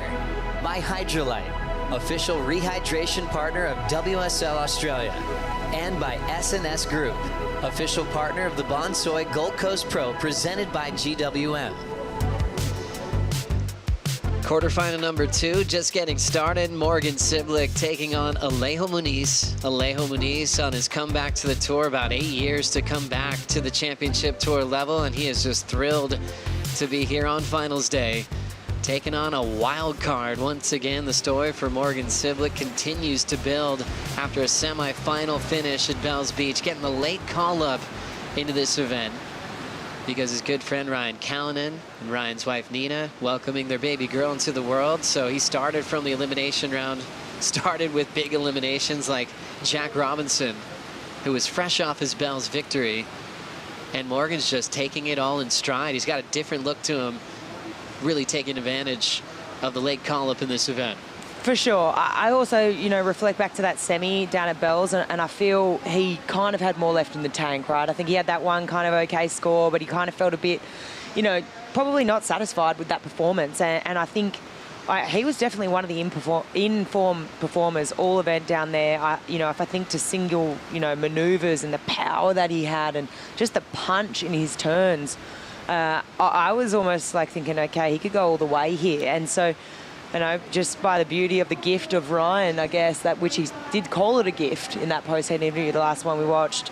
Yeah, he's got another crack at it, another bite of the cherry. Here we go, Alejo Muniz has that super little Alejo blast off the lip that he loves. Look how quick he is to get to that section. Really nice control of a big finish on a big section for the Brazilian veteran. He's made a quarterfinal in the past here on the Gold Coast. That was in a rookie start. He had that classic flashback memory of his first heat on tour ever with a couple of his heroes, Adriano de Souza, who's now his coach, and Joel Parkinson. Morgan did get a wave during the break. Yeah, so let's see what Morg's got done. A little foam climb there and just streaking down the line, but this one just stretching out in front of him. He decides to exit, and then he's backed it up with this one. So this one looking a bit cleaner. Let's see what Morgs has got. Holy, wow, he stuck that thing, even though it was so cupped out. And yeah, if he'd made that air, he was on his way to a good score. But Alejo, this is strong here. These couple of turns really belts that last section. He's on that same board, that carbon board that he's been riding all event. He was a bit conscious, we don't want this swell to pick up too much. I really want to stay on this board. I'm loving the carbon board at the moment. So he's still on that favourite board. A nice little opening exchange there. The chase for the magic board never ends in your lifetime, and as a competitor, it can bring you so much success just on confidence. And sometimes with that magic board, it's not like it's totally perfect, but you understand it perfectly. You know how it's going to react if you take off late. You know what the rails are going to do in certain sections. It's just like your best friend. Yeah, that, and you got your foot divots in there as well. They feel really good. It finds those places really nicely. Just want to keep that thing on ice. It's the Ferrari. You only take it out in the heats. The Lamborghini. Exactly. It's always so important to be on the right boards. That's why it was kind of alarming for a moment when Morgan busted the magic stick from Bells. But when his quiver's so deep, he was like, yep, backup feels perfect. So Siblick with a great quiver from Sharp Eye. As we got to see him just drive through big names on a rookie season in 2021, beating John twice. John got him back the following year, which ended up sending him off the tour in 2022. And that's when we had two big names from the final five. It was Morgan and Connor Coffin, who finished in the top five, and then were off tour at the cut the following season. It's just crazy, right? It just goes to show what can happen when you really get on a roll, and it can easily be taken away from you so quickly as well. And I think Morgs, I feel, we had him in the booth as well when we were down at Bells just for that moment, and he was being pretty reflective, on how that felt and how he feels now, and the level of ability that his surfing has gotten to, and he feels that he's got more left in the tank and more left to show him. But he was also open about the fact that he thought he was like, maybe I just got a bit too big for my boots a little bit. And I think it takes courage to kind of be that vulnerable and be like, yeah, I think it was actually good for me. I'm back stronger than ever, as we see Alejo. Alejo locking in, punching out that first into the pit, still traveling, driving into the lip again, and he just gets thrown off. That whole lip line just had this reverb in it. He drifted with it and couldn't stomp what would have been just the sealer to a beautiful combination. Yeah, I think if he rode out of that turn, judges have been loving the barrel. They really have, and for good reason, because it's a great feeling. It looks good. We're obviously on here at Burleigh, right-hand point break, you're going to get barrels. But the moment that you get the barrel and you get the combos and the progression, they are eating it up. And, I think back to Jules yesterday, just absolutely going to town. I think back to Liam O'Brien, there was those moments where the full point break came into play. You're utilising all parts of the wave, the awareness to pick that wave, that, the wave selection, it all comes together, and yeah, they're really paying that. So I think if Alejo would have got the finish, could have been on his way to a semi-decent score. So with the fall, Alejo still gets a 5.43. 5.17 start for the Brazilian. And he's out in front. We take another look here. Yeah, so this one just cracks it here, and just this little wee under the lip here, parks it. Looks like he actually stalled there a little bit. He had the right idea. I think, honestly, he couldn't have done anything else. It was the wave that sort of let him down. Just gets up underneath it, fully slotted, and then comes out. It's just so much reverb in the face. You can see that warble. It's kind of like actually exactly where he hit it was in between the two sections. So hard though, because it's a split-second decision under pressure. But yeah, I think if he'd stuck that last turn, he probably would have got an extra point or so. But good little read there from Alejo. Gosh, he's fast, isn't he? Really quick. Got on a roll last season, and it was an emotional comeback for what's been a really hard journey to come back to the championship tour. We saw him make brief little showings in the CT after he fell off. He had a crazy heat with John Florence the year John won and Jadson finished runner-up. And he packed like an 8-footer and really destroyed his knee. And it took a very long time to recover, but in that performance, he was surfing unbelievably well. And then he was like, up, back to the drawing board again. And with that, there was never any doubt of his intentions of coming back, and he hung in there.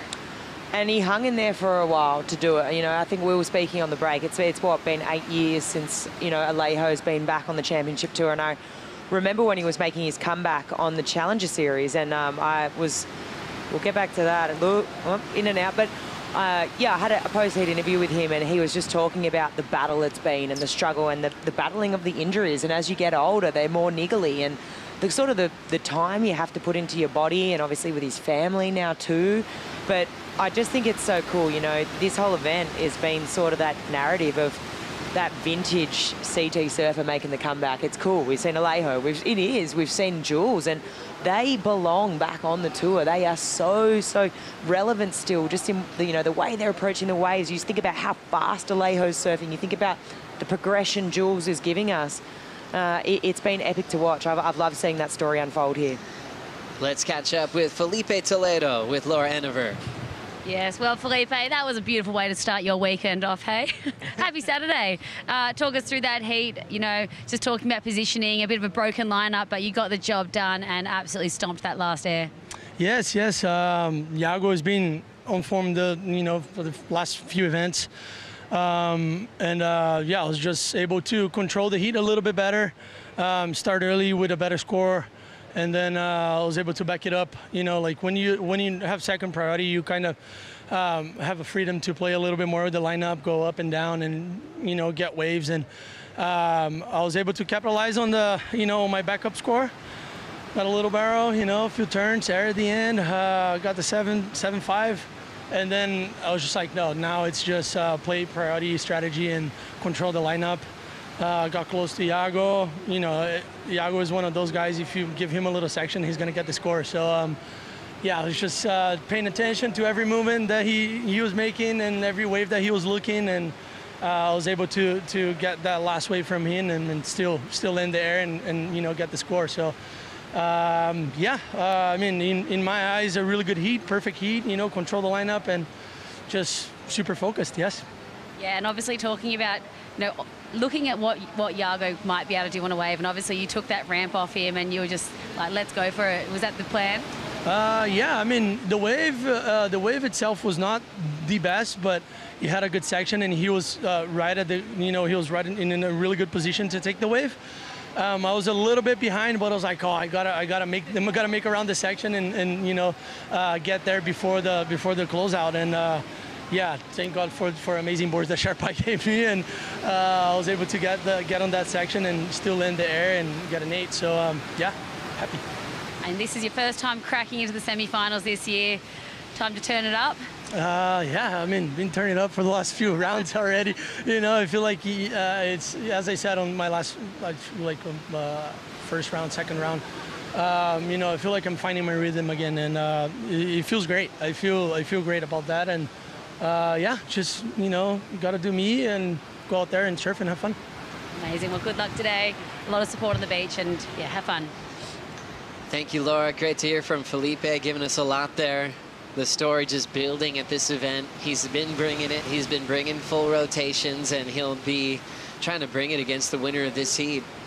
Could be an all-Brazilian matchup once again. Sometimes those are the toughest when you surf against your fellow countrymen.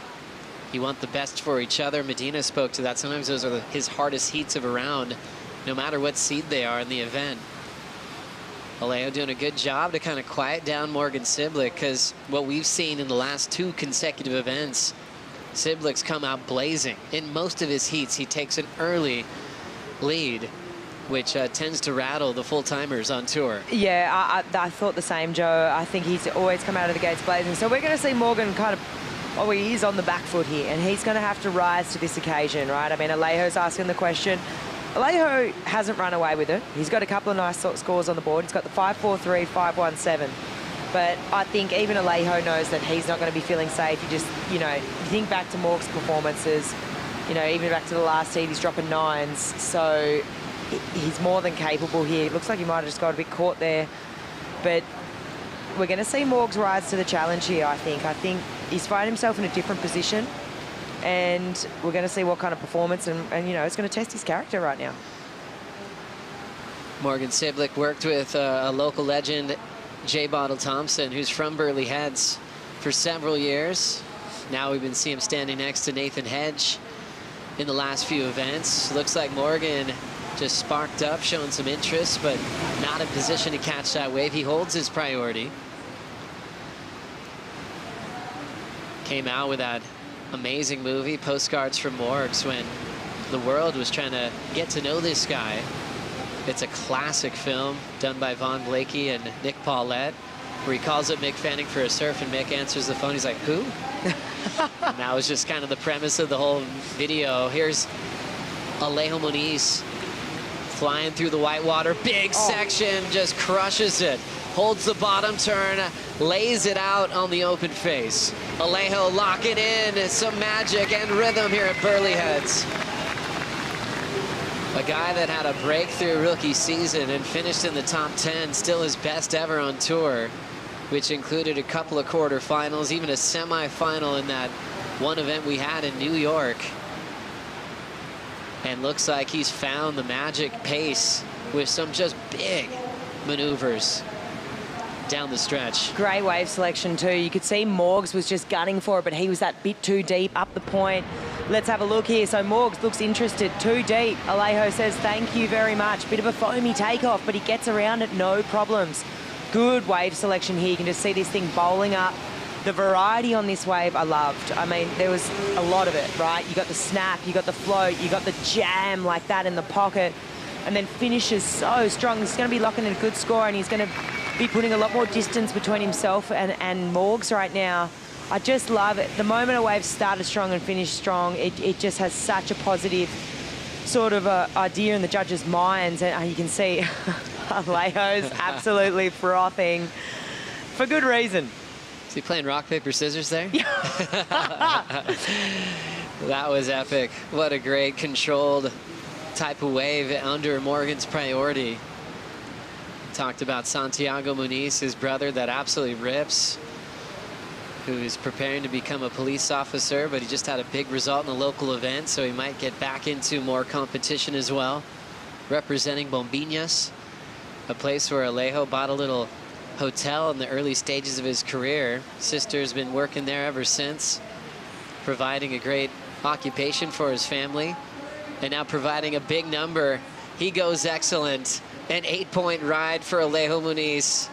Now Morgan Siblick needs a 9.93. Wow, okay, he's got this wild card on the ropes right now, and I think Alejo's going to love hearing this score. Excellent ride right now. I think he'll jump off the ski and he'll probably ask to hear those numbers again, because, I mean, he's got a stranglehold on this heat. And, I mean, we spoke to it before, but Morgs has not found himself in this position yet, so Alejo is asking questions of Morgan. Well, if today couldn't get any better, it is finals day at Burleigh. The waves are pumping, and we have a huge heat to look forward to celebrate surfing. Yep, Mick Fanning is taking on Joel Parkinson right after quarterfinal number 4. Can't wait. We'll be right back.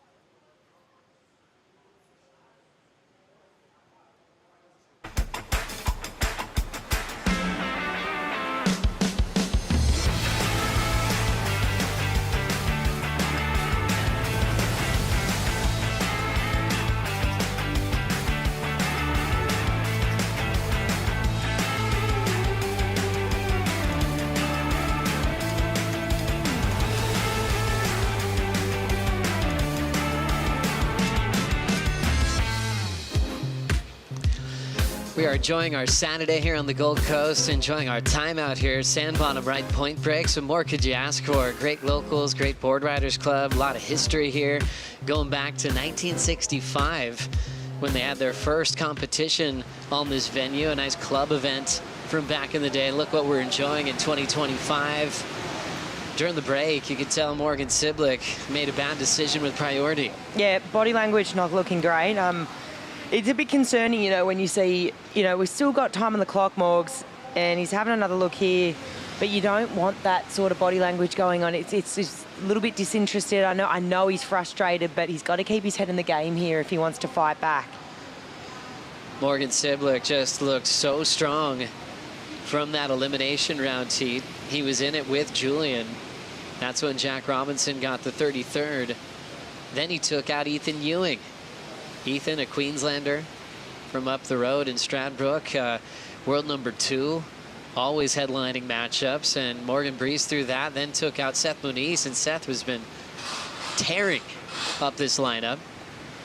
And this one, he tried to get that quick start, was a little off pace, and the opposite is Alejo's taking advantage of those mistakes.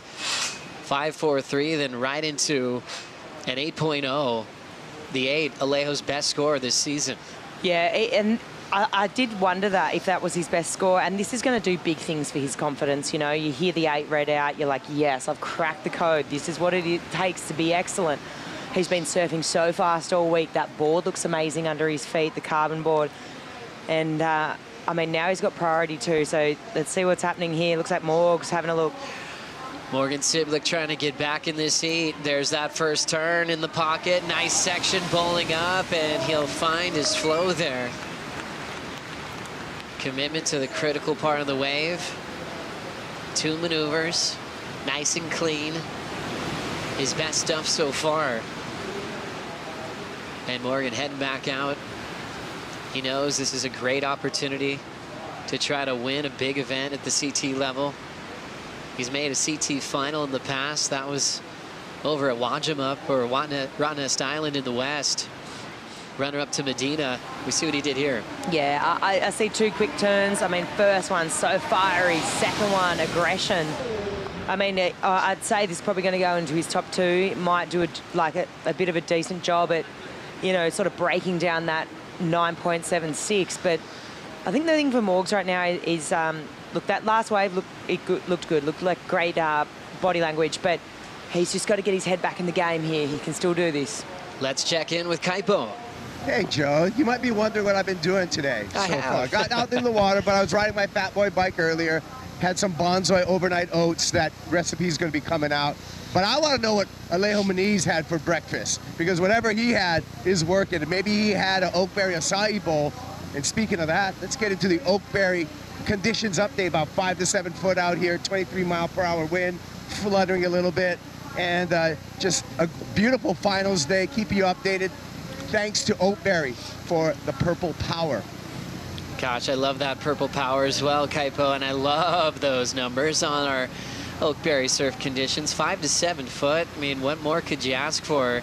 Kaipo, this is a really fun heat. We've got Alejo versus Morgan. Morgan trying to keep this wild card run alive. It's been fun to watch. Yeah, this has been a great clash, right? And I love that Alejo Muniz is getting a spark right now. When he needs a spark, this is when he needs to spark it up, and he's looking electric. Here goes Morgs trying to answer back. Good man, Kaipo. Enjoy the vision from the water. And oh no, Siblick gets stuck trying to overturn that section. And that is tough for the 25-year-old. He is so ready to sink his teeth into a good wave. And just getting hung up there. The big mark, though, that 2-turn combo that we enjoyed was a 5.3. So not looking for a high 9 anymore. He's chasing an 8.13. That feels a bit better. Oh, it feels definitely better, and especially you reflect on his performance yesterday. He knows what these excellent scored waves, he knows what they feel like. He knows what they're made up of. It's going to be hard here. I mean, obviously, Alejo is not going to want to let this one slip through the cracks, and this result is going to be big for him, right? This is a really consequential hit. He needs this win to keep the dream alive, and I think is there the call that if he was to make the final, that he would save his spot on the tour, or is it if he wins? I think it is. Gosh, if he yeah, wins. that's a good scenario that we need to really focus on, Flick, focus on. because stop 7 is the mid-season cut, which is coming up next. If Alejo wins this event, he will make the cut. Make the cut. Look at that, right there. Plain and simple, 10,000 points. He would be safe going into Margaret River. That is huge for Alejo Muniz. All those 8 years of trying to re-qualify. Another awkward little up and out for Siblick. He's just searching. He's looking for anything that's going to work for him in this heat, because it's been an uphill battle. And it's been just an experience type of show. We kind of noticed that yesterday with a lot of surfers in that 30-plus club getting wins in their heats. The tour average for the men this year is 28 as far as age. The average coming into the quarters today is 31. So it just shows that there's some veterans that are making a statement. Julian adding to that at 36. Alejo's 35. You know, got Jordy in the mix at 37. You know, Toledo now 30, beating Yago Dora, who's 28. So experienced surfers really owning this event here at Burleigh Heads on the men's side. Yeah, I think Burleigh's a tricky wave to surf. We've heard everyone say it, right? And I don't think... When you see those big drone shots, right, and you see those rights just roping down the rock point break, you're like, oh my God, it's a perfect right-hander. Get me out there. But in reality, it's actually very hard to get a read on.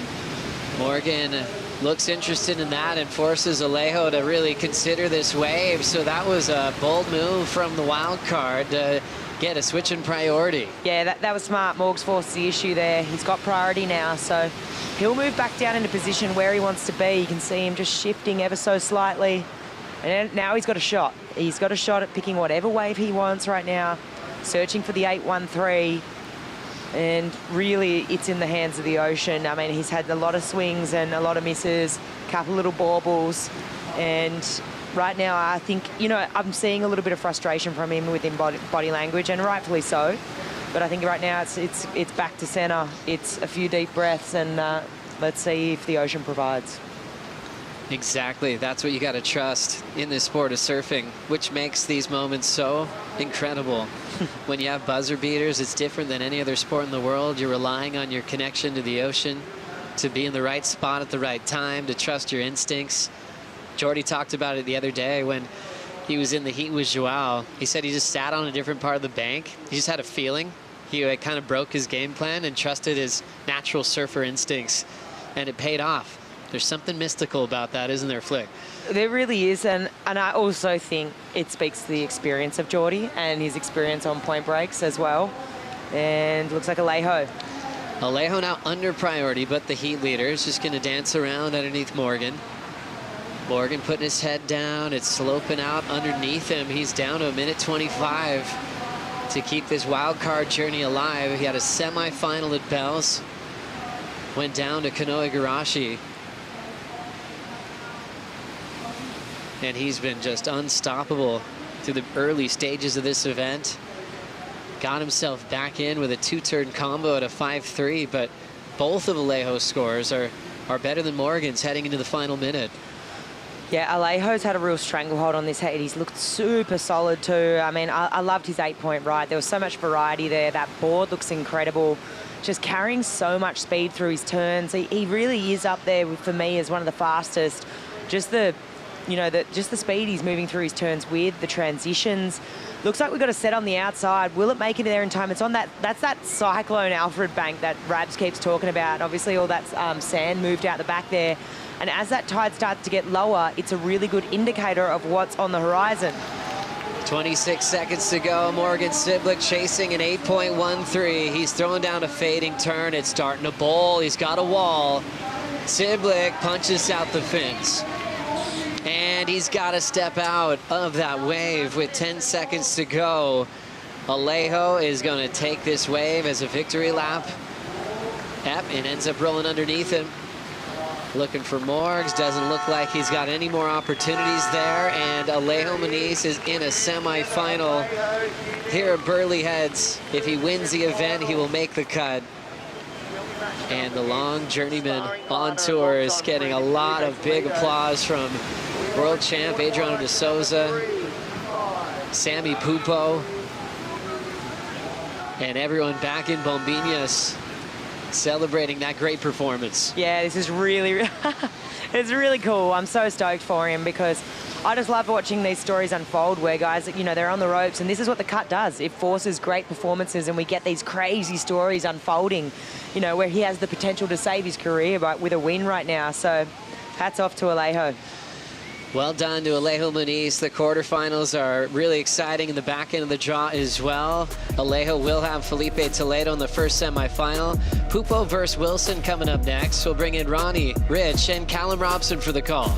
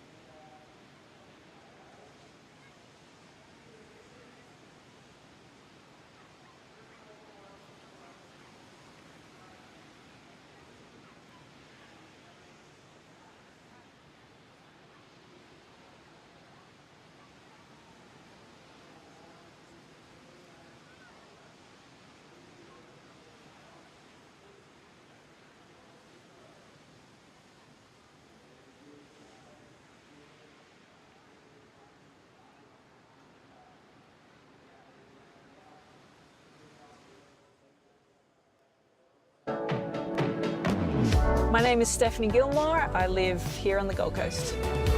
There's so much to do. Get up early and enjoy the beautiful ocean, heading to a cafe for a really yummy coffee and a breakfast, and then take a drive into the hinterland. Such a luscious rainforest, so close to the beach. I've traveled a lot in my time, and every time I come home, I'm always so grateful to have grown up here in this wonderful place of the world. Welcome back to the show. Quarterfinal time and quarterfinal 3 hitting the lineup now with the amazing story of Julian Wilson on a magic run in his return to the championship tour with this wildcard opportunity up against Miguel Pupo, who has solidified his place above the cut line. He'll be competing through the back end of the year. It's going to be a lot of fun for him, this battle.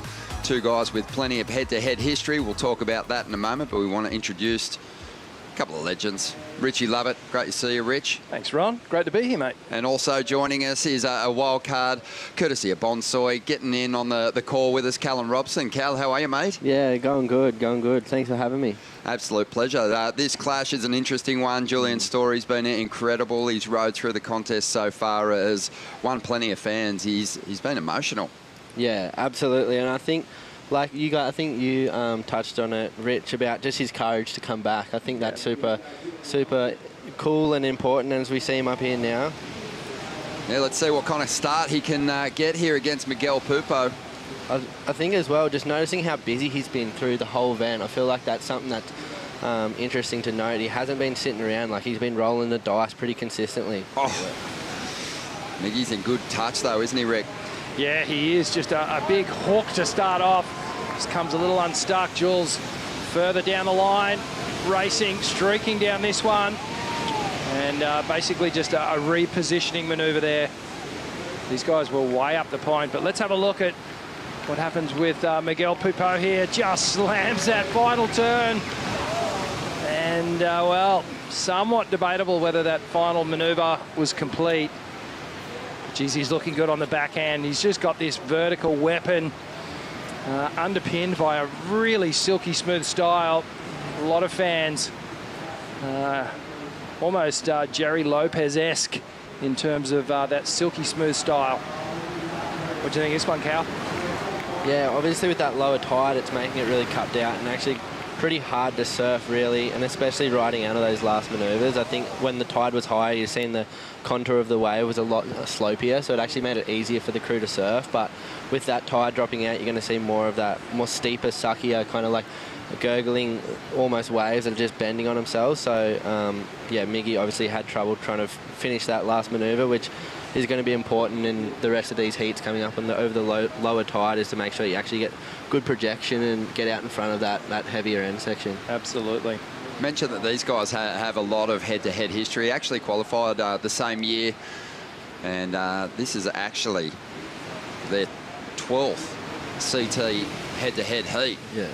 But in that time, Julian has racked up 9 victories to Miguel's 2. And they've had a heat in the Championship Tour up on the Gold Coast too, which is worth mentioning. That was in 2015, the year Felipe got his first CT win, but it was a high-scoring semi-final clash that Julian won. Both Hurley team riders as well back in the day. Yeah, they were. It's just like, when I seen this heat, it's like old school heat. It's pretty sick. It's like, feels you back in the day when I was a Grom watching these guys compete. Miggy and Jules both in their prime. So it's cool to see Jules come back. Obviously really hungry. I think his like whole attitude and the way he's come back, I think, is super inspiring. Just coming back hungry, he's chasing those big matchups. He's not trying to like just dance around the field. He's like pretty vocal about him wanting to take on the biggest names, and I think that reflects especially in his performance yesterday. Like, I think that next gear that he found was just like vintage Jules, and it was like, I don't know, for me watching at home just was so inspiring, watching him go ham. Like that pun he did was out of nowhere. It was mental, and I think you hit the nail on the head. He's really surfed his way into form through the entire event, starting with the trials, getting the win there, and then with each heat, with each wave, we've seen him just grow in confidence. And but finals day is a different story, isn't it? There is this element of pressure once you get to finals day. I think we just saw it and felt it from Morgan Siblick. You know, there seems to be a lot of fire and, you know, driven by your aspirations through the earlier rounds as a wildcard, Cal. You can speak to that yourself. And in those earlier heats, you're just so hungry for it. And the closer you get to potentially turning in an incredible result, sometimes it seems that focus is a little gone, or the nerves start to creep in when early on in the comp, it seems you got nothing to lose. Yeah, and for me, I think the nerves are always there. I think, like, even Julian touched on it, is that, like, when you're competing at this level, there's nerves. Like, you want to do well. So I think that's kind of something that's pretty present in probably a lot of these surfers. But I think you're right. When you are in those earlier rounds, I think it's more you're just excited at the opportunity. Like Jules mentioned that. And I know for me, when I came into this event, just excited to be rubbing shoulders with the best again. Excited to be in this arena, in this atmosphere. I think it is definitely, clearly just the top level of this sport. And for me, especially when you're just around the locker room, you see your name, it's just got that feel to it. You just want to really go out there and give it a good crack. One word that Julian's been using a lot in his post-heat interviews is uncomfortable, which, you know, is kind of interesting because you're relishing the opportunity, but you are sort of putting yourself out there. Do you get that same experience? Yeah, absolutely. Like, you put yourself out there, you put yourself in front of all the people on the beach and obviously everything like that. And I think it was Vaughan was asking Patchy about who's Jules's sports like, and we actually share the same as we see Miggy on one that just flattens out a little out of bit. this one. But yeah, chatting to the sports psychologists. And yeah, just around just like obviously that uncomfortable feeling and maybe not sleeping at night. I think it's like that's the biggest thing that I took from when I was a young kid looking at these pro surfers. From what I thought it was, what I thought the World Tour was going to be about versus when I got there was a completely different thing. You thought these people were bulletproof and they didn't have nerves, they didn't feel anything. You just felt like they were just these pure, confident athletes that just went out there and smashed it. And I just think that's probably just not quite the truth. Is that we're all humans, right? We all bleed red. We all have that those different nerves and those different feelings. And to Julian to speak to that uncomfortable feeling, I think is pretty powerful, especially for all the juniors out there looking up to these pro surfers and thinking that, oh, just because they get nerves, it's there's something wrong with them. But I think that's completely fine, completely normal, part of being an athlete trying to do hard things. 100%. Rich actually bleeds rosé. Maybe tonight if we get the finish here. But just another quick point is that I think the other thing that he's really emphasising is that he's opening himself up to criticism, and that's always a very hard thing to do, you know, because people could easily just go, oh, Jules is not the surfer he was and he's lost his edge, and mate, the critics come out of the woodwork. But, you know, with each heat, with each manoeuvre, he's just silenced everyone, you know, and just showing how good he really is. Yeah, and I think like from me just being on social media and seeing all these things, I think just the overwhelming support for Julian to come back, like it's been pretty big. Like there is the critics, but for me, I've been pleasantly surprised by how many people are behind him and backing him, which I think is super cool. He's competing just with the biggest grin on his face. Obviously, you smile a lot when you're winning.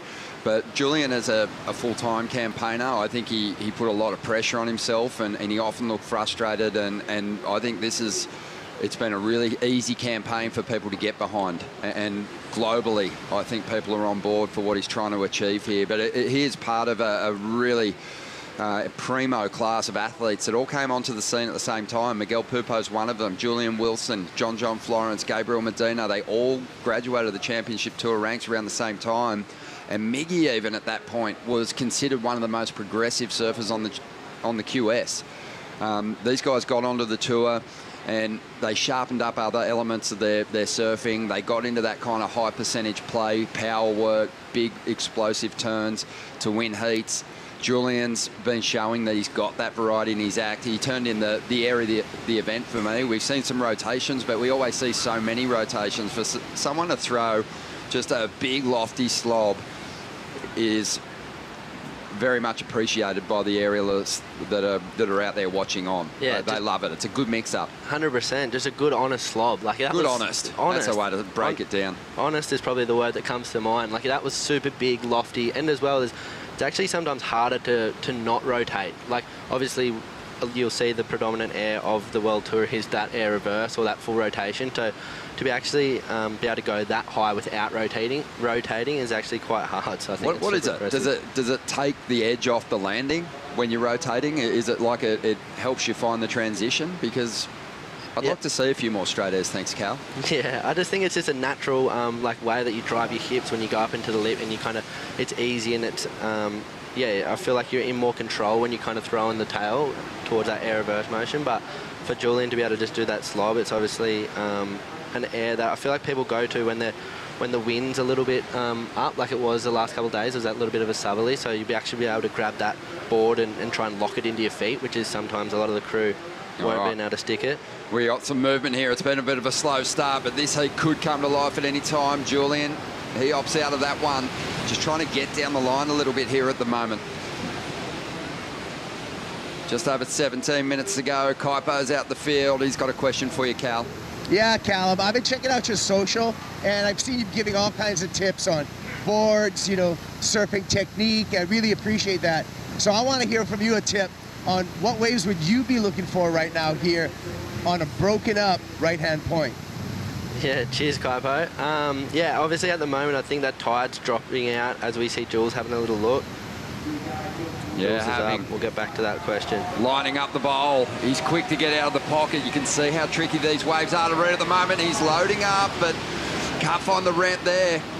Just over 16 and a half minutes to go. He's still looking for that first big score of note. As you've seen, like for Kaipo's question, I think the wave that Alejo got, it kind of broke off the bank a little bit more, and it didn't come right in on the bank, so it wasn't as sucky. It actually allowed him to do some more top to bottom surfing and really engage his rail rather than those cupped out waves that you've just seen Julian on. I think those bigger sets that can break off the bank a little bit more, offering up that bit of a slopier face for you to actually be able to get some better kind of manoeuvres off. Obviously the barreling waves out there are going to be the ones that hug the bank, but yeah, I just think trying to find your space to find something that you can get at least two good turns on. I think as the tide drops, it'll be a lot less manoeuvres and more quality manoeuvres. So I'd just be trying to lower that expectation of kind of wave quality as this tide drops, and be looking for just major manoeuvres rather than kind of more manoeuvres as the morning goes on. Julian up again, has a lot of speed, has so many different airs. On the front side he can go to. He's going to stick a rotation and throw the figure up to the crowd in celebration. He likes the feel of that. He's been searching for that moment in the opening stages here. Yeah, really clean air rev. And Jules has got this one down on lock. You could see the intent as soon as he took off, just hunting down the line, building that speed. You saw that stance just shimmy open a little bit more, just got the stance a bit wider. He's been really solid with his strike rate and his attempts at airs. He's pulled a lot of moves that haven't factored into his heat score totals, Cal, but this was a beauty. Yeah, and I think just like it's super cool that obviously he's had a few years out of the big leagues, and he's coming back just throwing punts that's his, like he's gone straight back into what was his strength, which I think is super cool. And obviously his completion rate, especially with the way the conditions have been the last couple of days, that actually haven't been that conducive for airs. For him to be able to actually obviously have the technical awareness to be able to make sure that he's obviously positioning his body and doing the air in the right part of the wave. Super sick, and just got a 6.83, so for one manoeuvre, so that's put him right in a good place. When you think about Julian, I mean, I want to get your thoughts on this. Just how complete a surfer is he? Going forehand, going backhand, big waves, small waves. Yeah, he's my favourite surfer, one of my favourite surfers. So he's obviously got it all. He's a pipe master. He grew up on the sunny coast, so he knows how to surf small waves. He knows how to do punts. So for me, he's one of the ultimate surfers, especially when, for me growing up, watching him at places like J-Bay, seeing the way he draws off the bottom, I feel like he really loads up. He touches that bottom when he touches his hand on the wave face as he bottom turns. And for me, growing up, watching that was just super sick. It's something that I appreciate, just that good bottom turn where you can actually load up, and obviously he has the ability just to tack off the lip. Yeah, there hasn't been too many as complete as Julian Wilson, Rich. You think about his backhand, it's remarkable. He's finaled in Fiji. He's an animal in waves of consequence. Cal mentioned the Pipe Masters title, but also a victory in Tahiti. Yeah, in the big wave locations, he's ticked both those boxes, and that's a real credit to the well-roundedness of his whole repertoire. But, you know, I just want to go back to the comment about the airs that you guys mentioned, because the last iteration of Julian's career, towards the end, I don't felt like he tapped into that enough.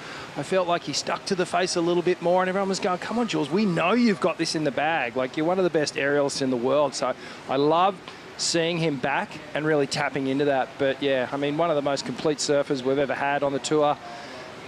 As we see Miggy up and riding. Well, Miggy's trying to stay on pace here. Julian dropped a 6.83. He's got a cupped out little wall. You can tell it's getting pretty difficult to surf this transition now. But the Brazilian, he is really looking clicked in. He was able to send a message to his family back home, who are always tuned in and watching, obviously his folks, but his wife Bruna, their 3 daughters, they'd be watching on. Luna, Serena and Flora. This is a guy that has battled to make the cut the last couple of seasons, so to ensure his place before we get to Margaret River is massive, as Julian goes looking for a score to increase his heat score total here. Loading up. The surf fans are loving the aerial performance of Julian so far. Again, stays on his feet. Rock solid. Slams the board. There's been a lot of celebrating. You know, seen similar things from Sally Fitzgibbons on her road through the contest. Just what these heat wins and even the numbers that they're dropping in these clashes, what it means to them. But I think he's going to get himself a decent score here too. Yeah, nice tight surfing on the backhand. So steep, these little sections, and Miggy does just really well to get right up there, pivoting that board right in the top part of the wave, getting back onto that hillside rail. And Jules just really working this one down the line, building speed, waiting for that little air section to loom up in front of him. Now he eyes it, gets the tail kick.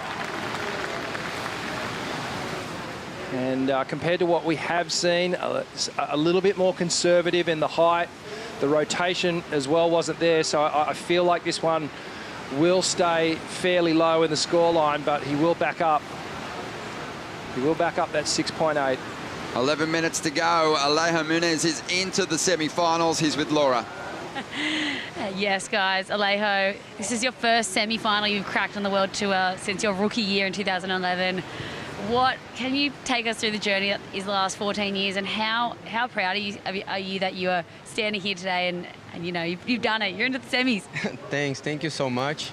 It's been a long way, you know.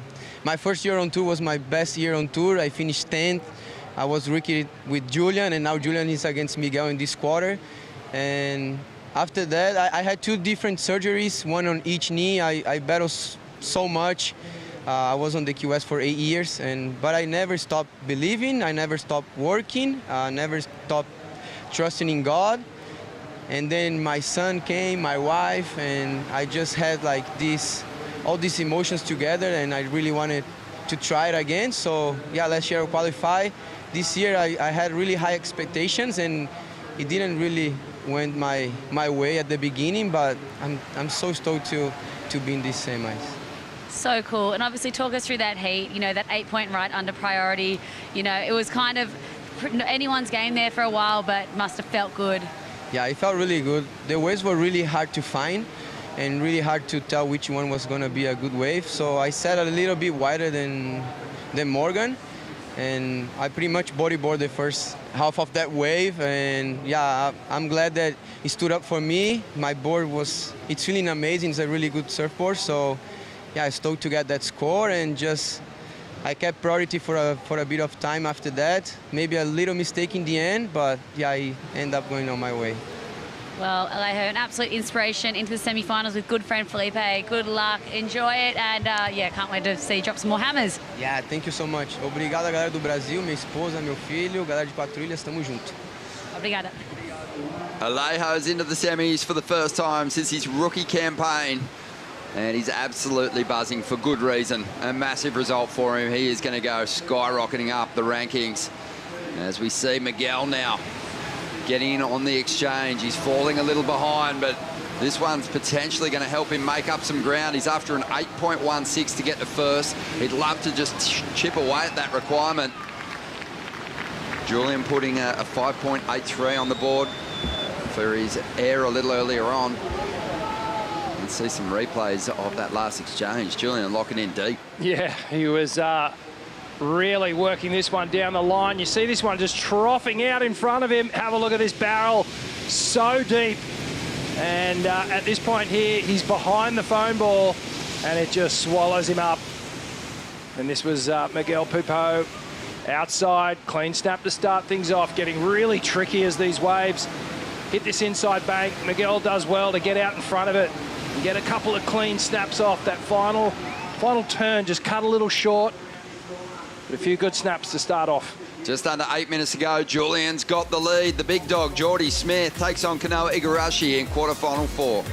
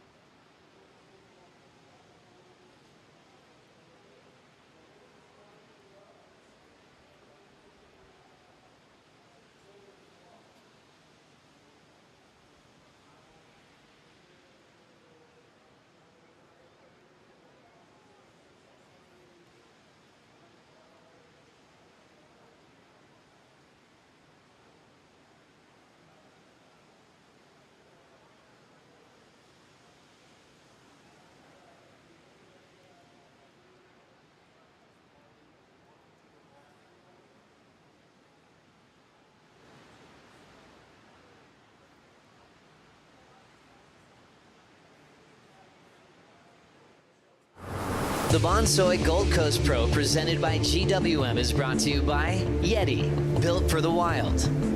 By IC Polarized, anchored in style under $50. By Apple Watch, official wearable technology of the WSL. And by Coastal Property Agents, official partner of the Bonsoy Gold Coast Pro presented by GWM.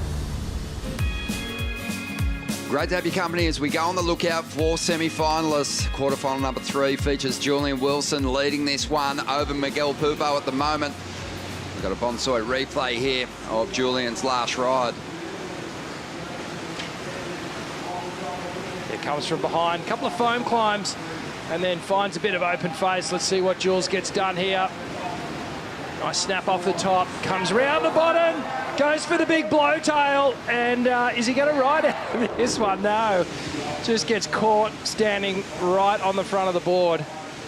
It's a move that Julian kind of made his own, really, where we saw Wright Craig, a talented goofy footer from Western Australia, exploding out of the lip with those big frontside finners like nobody. But Julian, in his movie Scratching the Surface back in 2010, kind of captured the imaginations of grommets all over the world, including our guest on the panel for the call right now, Bonsoy team rider Callum Robson. So fun just watching someone who's stepped away from the tour put the jersey on and just tap back into the form that has seen them win events. It's kind of rare for someone to maintain that level, but Julian was always a very disciplined individual. Yeah, and like you said, he's obviously been vocal about his return to this arena. He wanted that Challenger Series wildcard. He's pushed for that, and he got his chance here, and he didn't. He's really capitalised. Obviously, having to work his way through the trials as well. I thought that was a stacked field. You had Reggie, you had people like Thomas Carvalho that were in that field that were really hungry as well, trying to get that spot. And for Jules to be able to just work his way through that and, like you said, build momentum. And as we seen yesterday, like really put on one of the best performances of the whole event with that air and the barrel and just the combination of manoeuvres. And I think as well, I feel like he's just really embodying that, like that hungry, just Aussie competitive spirit with, like you said, his emotional, his claims and just the way it means. You can see how much it actually means to him, especially when he's finishing the wave, the way he's run around the competitive area, like you said, with an ear-to-ear smile. It's like, it's pretty cool to see. Yeah, his family on the beach too. His wife Ash, their 3 children. His mum Nola was down here, I'm sure. The old man Mick is in his garage right now. He's his happy place watching this all unfold, and his older brothers Seb and Bart are always tuned in to watch him compete. He's inspired to really show his kids how he created the life that they have, and doing a fantastic job of it. Oh yeah, absolutely. And you can see there, Jules just looking down the point, because these two competitors, they are a huge distance apart. Jules way up on the very point of Burleigh, and Miguel Pupo, he is right down on the edge of the point, almost at the beach break, trying to find something that'll give him some more open face, and getting a little stuck on these cuppy waves, surfing really well, but just, you know, we know that Miguel is capable of so much more, where he gets a bit more room to move. Just cut some deeper lines, have some more emphasis off the top with a bit more power. Still got some ground to make up to power up the rankings, Miguel, but surviving this heat will help his chances as Julian finds a bit of clean wall to get stuck into. He's already thrown some airs our way. Now shows us how solid his rail work is too, before loading up for a huge finish on the inside here. Just floats his way down the line, giving us something different, showing the panel just what variation he has on the forehand. And he pumps the fist, he feels good about it. There's his sight. How much has he helped you turn things around just mentally, Cal?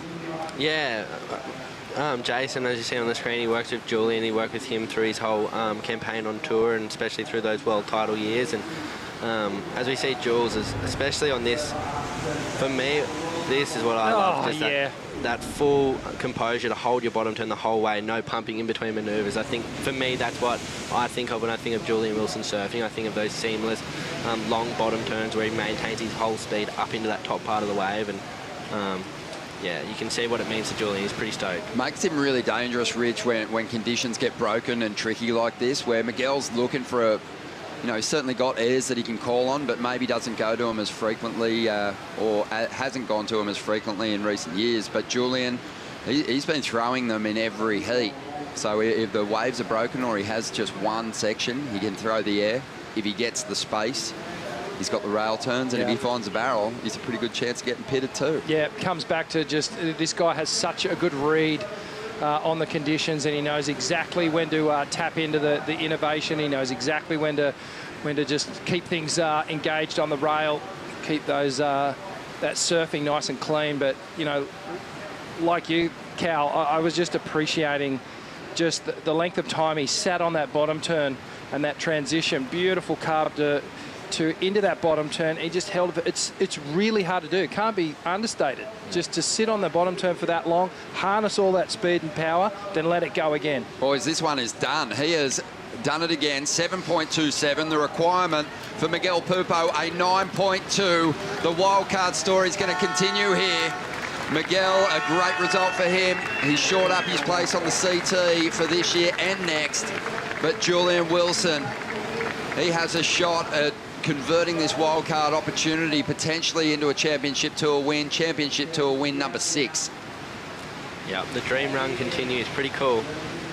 Impressive the way he built and adapted throughout that heat, Rich. Yeah. He didn't have that rhythm early on. No, he really worked his way into it and just sort of identified that he didn't really need to drop 9 and 8 point rides. Just did enough. Really smart wave choice. Really smart selection of manoeuvres on the wave. And Jules, man, he's into the semi-finals. This is really cool.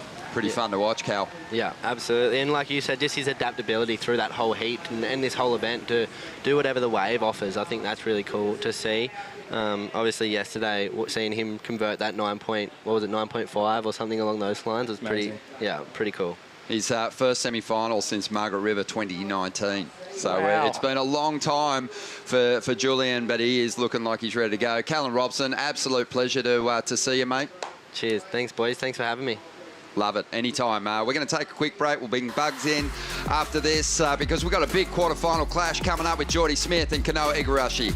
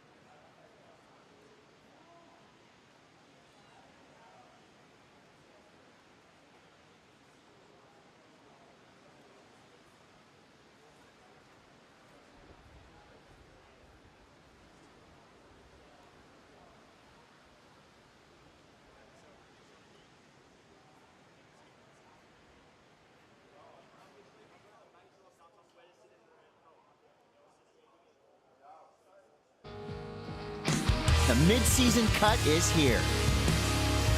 Big straight aerial from Robbo. Seth Muniz, he's going to drop a bomb. He goes into low. That explosive backhand. Deep into the tube. George Pintar. Tyler Wright straight into a nice hook. Clean read from Sawyer. Gabby Bryant with the Dolphins.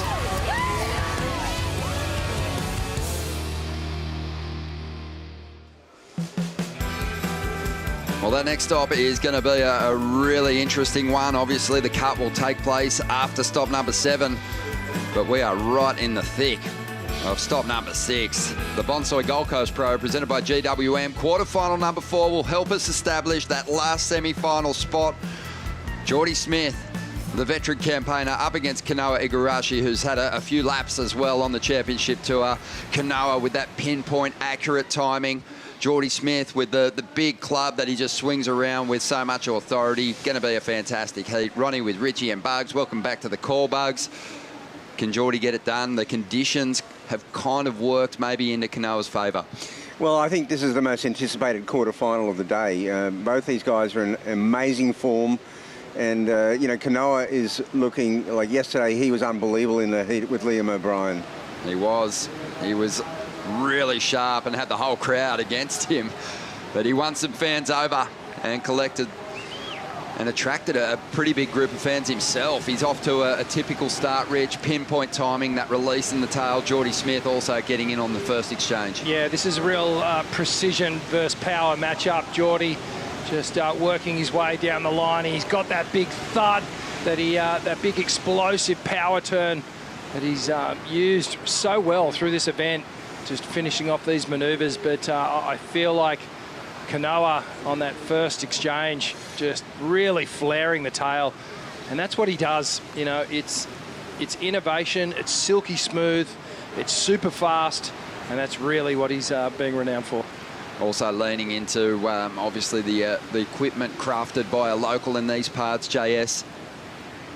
Yeah, you know, he's been working with JS closely. I believe he's on his favourite Golden Child, and we'll pull up those dimensions in a sec and give you the full rundown. But the board's looking so spicy under his feet, looking fantastic. And Jordy Smith also leaning into the equipment of JS on the Gold Coast here. And we know that Jordy does tend to get different boards off different shapers depending on where he is in the world. Such a cool clash. We mentioned the approach of these two, Bugs, and you touched on Kanoa's performance yesterday. He's immaculate when he's in great form. Very little blemishes in his approach, but has that extra little spice out of the lip, always drifts the tail beautifully, and never has a whole lot of recovery time in those turns. Well, look, you know, he started the year a little bit sleepy, but the spark was absolutely there yesterday. The intensity even on his face when he was, you know, on that wave that he clinched his spot in the quarterfinals against Liam. That was phenomenal surfing, even sharper than he was at Bells. Yeah, I caught up with Jake Patterson yesterday afternoon. We were talking about Kanoa. I was like, it was nice to see Kanoa showing a little bit of fire after finishing his rides yesterday. He looked pretty excited. And I actually asked Jake, I said, it seemed like Kanoa kind of conceded the loss quite easily, or took it on the chin really well. You could call it being graceful and sportsmanlike, but he didn't seem too upset about getting the second place finish at Bells. It's an amazing achievement. But even Jake said, I know, I want to see him a bit salty. I want to see him feeling those results. And he said the same thing about his performance in El Salvador, where he had the interference with Crosby Colapinto in the event. And it was, you know, right there on the line. And Snake kind of felt like he should go fight it. And he just said, what are the chances? And, you know, he said that he was really happy yesterday to see him competing with a bit of fire in his performance. Well, you think about the round before, how Liam O'Brien completely dominated Rick, yeah. and then Kanoa, he wanted to take it to the local. There was that extra feeling. Yeah, he diffused it. This is live action. Yeah, nice turn to get started. Curls up in a ball, finds the cover, and there's the release again. It's perfection. Start to finish. It's not going to be a 10-point ride, but you know, that is great surfing. Just no catches, no glitches. Everything pieced together beautifully. It's really interesting the way this guy surfs. You know, it's light-footed, but there is power when he needs it, and then he's got this tail flare. It's almost, you know, reminiscent of Taj Burrow. The way he used to pop the fins out and really blow that tail out, and it's a real precision style of surfing. Yeah, that's so true. And like Taj, especially Taj on the Gold Coast at Snapper Rocks in particular, Bugs. Don't think anyone sort of exploded out of the pocket with those fin throws with more power than TB. TB owns Snapper. Here's the Bonsoy replay of that wave. Smaller wave, but just the flare and the ability to recover on the landing and get himself into the pit there. Yeah, and then you can see that final manoeuvre there. You actually saw the fins blow out. This will be a good angle here. So you'll watch Kanoa do the first snap, quickly transitions, resets the toe side rail, tucks in clean, makes himself small to fit inside that barrel, and then full exposure of the fins. His speed, Kaipo, is really helping him surf these cupped out faces at the moment. Yeah. So many cups, the pantry's full right now, Ron, but he's pretty quick. I mean, that's my takeaway from Kanoa Igarashi, is the quickness in which he's surfing. which is pretty incredible. Still waiting for the score to come in on my Apple Watch. Another note, Kanoa on the paddle back out, because we got the big village and we got everything going on over here. He was watching his replay on the big screen on the paddle back out, taking notes to himself. Yeah, he's probably liking what he sees. But still, it was a smaller wave, so the score is held back a little bit, 5.37. But in front already and staying busy while Jordy's waiting for a bigger wave, which he might need out there to find the space to let his biggest turns go. Yeah, you get the feeling there's a particular type of wave that Jordy's trying to hunt down, perhaps something just off the bank that'll allow him to really open up and engage with that power. But geez, this angle is just amazing as we look up the point and just watch these little funneling waves come down the bank. It just shows you how shallow it is at the moment as we inch towards low tide. Yeah, I thought it was interesting in the post-match interview when Jordy Smith said that he alluded to he broke away from his game plan. He let the game plan go and followed his instinct, went wide, and that's when he got the winning wave. Yeah, yesterday too, it was, you know, as close to sort of slightly onshore J-Bay as I've ever seen Burleigh look. It had that sort of tumbling lip. It really worked into Jordy's favour. He made good use of it. He was able to really load up speed from deep on the point here, and when he laid his board over, he made it count. Here goes Kanoa. He goes a big straight air of his own, and he sticks it. Well, Kanoa's feeling confident. He's built the foundation, and now he's looking to drop the big number. Brings it through to the inside. A rare fall, but it won't matter. The score was already collected on that first air. It was a very lofty effort. You can't help but think that he was inspired by what Julian did yesterday. Can almost be guilty of leaning into the air reverse too much. Now we see some of the straight airs coming back into fashion, particularly at this event, as we see Kanoa jumping on the Red Bull jet ski. And they will make their way out back into the lineup. This is going to be great to break down the slow-mo. Good event for JS too. I was just thinking he's going to have someone in the final competing for the title here. Yeah, bottom half of the draw, completely owned by JS Industries at the moment. Love to see it. You know, thread together some combos, Rich, but only have one thing in mind here. Yeah, it takes to the air, big lofty slop grab. And this will show the true height. Oh my goodness, 6 foot above the lip. And just a pillow landing. As you can see, just shifts all that weight onto the front foot. Now he shimmies back and gets the little foam rebound, but all the points just tallied up with that air. Always jealous of your angle, looking at those airs, Kibes, from the water. Yeah, that coastal water cam coming into effect right now with Kanoa Igarashi. Tapped the rail for that slob air, really lofty. Kept the board underneath it, was almost going sideways. That was beautiful to see. And on that wave, Kibes, you know, we mentioned before, it's so hollow on the sandbar at the moment. He just found the perfect transition. Yeah, finding that ramp, right? And again, we were talking about the speed, so able to generate speed quickly, get to that ramp, and then the pop was incredible. Oh, we're seeing it now from your angle. So much height. Yeah, just gunning down the line here. Out of view, and then bang, pops up above the lip, gets the grab, and just such a pillowy landing. That little bit of foam just taking some of that impact off. If you land on the flats, the unbroken water, it's more of a slap, and that water can be really hard sometimes. But if it's turbulent or have some foam on it, it always just softens that landing a little bit more and helps you out. The other thing, guys, if we hark back to yesterday's heat with Jordy Smith, it was around this point. Jordy had around about 20 minutes of heat. It was a 35-minute heat at the time, and he'd had a mid 5-point ride. He wasn't in it at all, and then he turned it, and it was about right now. So let's just see if he can pull it out of the fire once again, because Kanoa has put a couple of numbers on him. Yeah, and these two are actually the highest rated surfers left in the event now.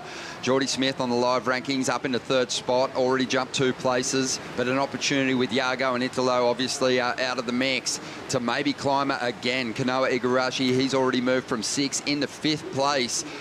And if he can get the edge on Jordy here, he could climb a couple more spots too. So, you know, these are two of the informed surfers coming into this event, looking to challenge for the WSL finals at the end of the season.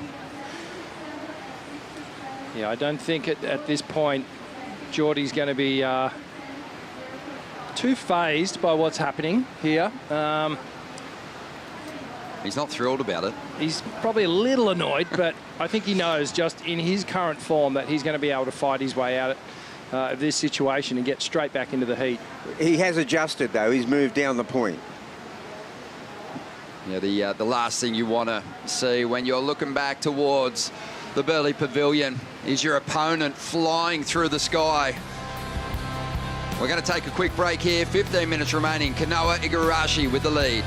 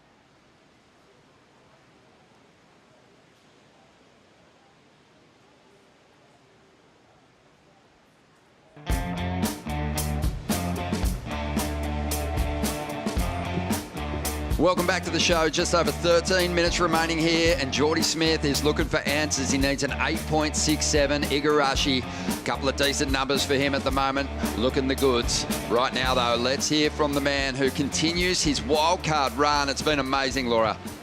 It has been amazing, Jules. What a run. Quick question. Do you remember when your last CT semi was? Well, I do. It was 2019 at Margaret River. Okay, and so, yeah, how good does it feel to be back up in the final series at a CT event? It feels really special, Laura. Couldn't be happier. That matchup was a little bit different. You know, I've been really good friends with Miggy for a long time. We got on tour at the same time. He's now just had his fourth child. And there was just a little bit different energy to that heat. I got so much respect for him, and I know what it's like for him to be away from his family, and I'm lucky enough to have mine on the sand.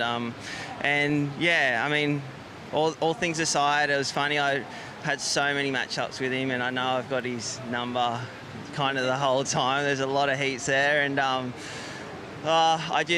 he changed it up before that heat. He just completely barred me. Like, normally we'd have a hug and a good luck and, mutual, really respectful battle. But that time, he wanted to change it up. I think he's obviously in really good form. I knew that. I feel like he's been surfing better since he came back on tour. So I was excited to measure my level against him, and I could tell his energy was different. I knew he was a lot more confident in that heat.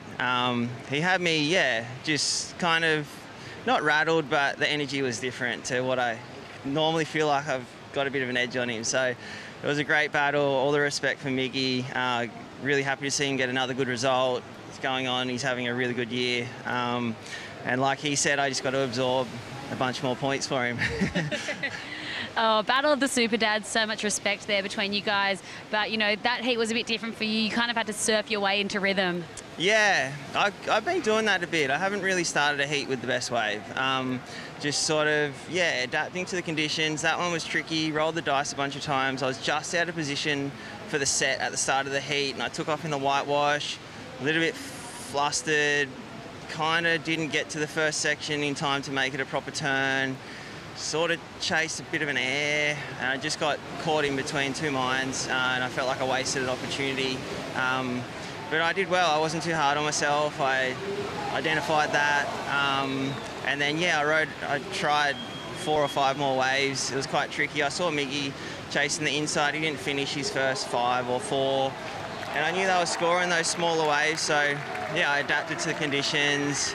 Relied on my point of difference with the airs. It was going to be hard for me backside airs out there with this wind. I made the 2 airs that I went for, and then I was lucky at the end. I didn't even know where Miggy was. I couldn't spot him anywhere in the lineup when he had priority, and there was like 4 minutes to go. And a really nice wave came to me at the top, and I just felt like I just had to surf it, better a 5.8, and really try and box him out, which I was able to do that. And then I didn't see him until I was on the ski going back out. I was asking the ski driver, where's Blue? Like, is he in the lineup? Like, he's got priority, but I can't even find him. So, I guess he went searching. I thought maybe he was looking for a left, a big air. I don't know. Something sent him down there. But yeah, I was just happy to adapt and make it happen. Amazing, Jules. Into the semis. We'll see you soon. Thanks, Dora. Cheers. Thanks, guys. Yeah, Julian Wilson on a roll. He'll come up against the winner of this last quarterfinal heat. And we had a ride for Jordy Smith there that's going to get him right back in it. Kano Igarashi has just been on a run, a magic run through the opening stages. He's had 6 rides so far, and the best of them are 7.67. Couple of airs for Jordy on that last one, Rich. Yeah, it was a great comeback wave from Jordy Smith, and we saw his version of a straight air. So really in vogue through this event. Jordy pumping down the line here, starts to work up for something, takes to the air, gets the little slob grab. So it's really getting into fashion, these slob grab airs, and Jordy goes for the spin right at the end as well.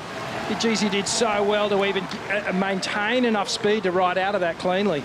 Incredible. The old boys testing the bone density on the ankles and legs at the moment. They're taking flight bugs.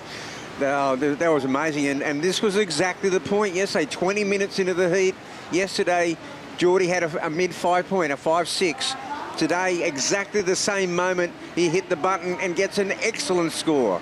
8.17, Jordy Smith. He's not in the lead, but the requirement now just a 6.17. He struts around this comp site like a judge, so much authority. He just looks so comfortable in this this situation at the moment. Fought back yesterday to get himself this spot in the quarterfinals. Still needs a number to turn this heat. Wow. Well, that puts a little air in your tyres, little fuel in the tank. The best wave of the heat so far, 8.17. Jordy, still 7.5 minutes on the clock, plenty of time.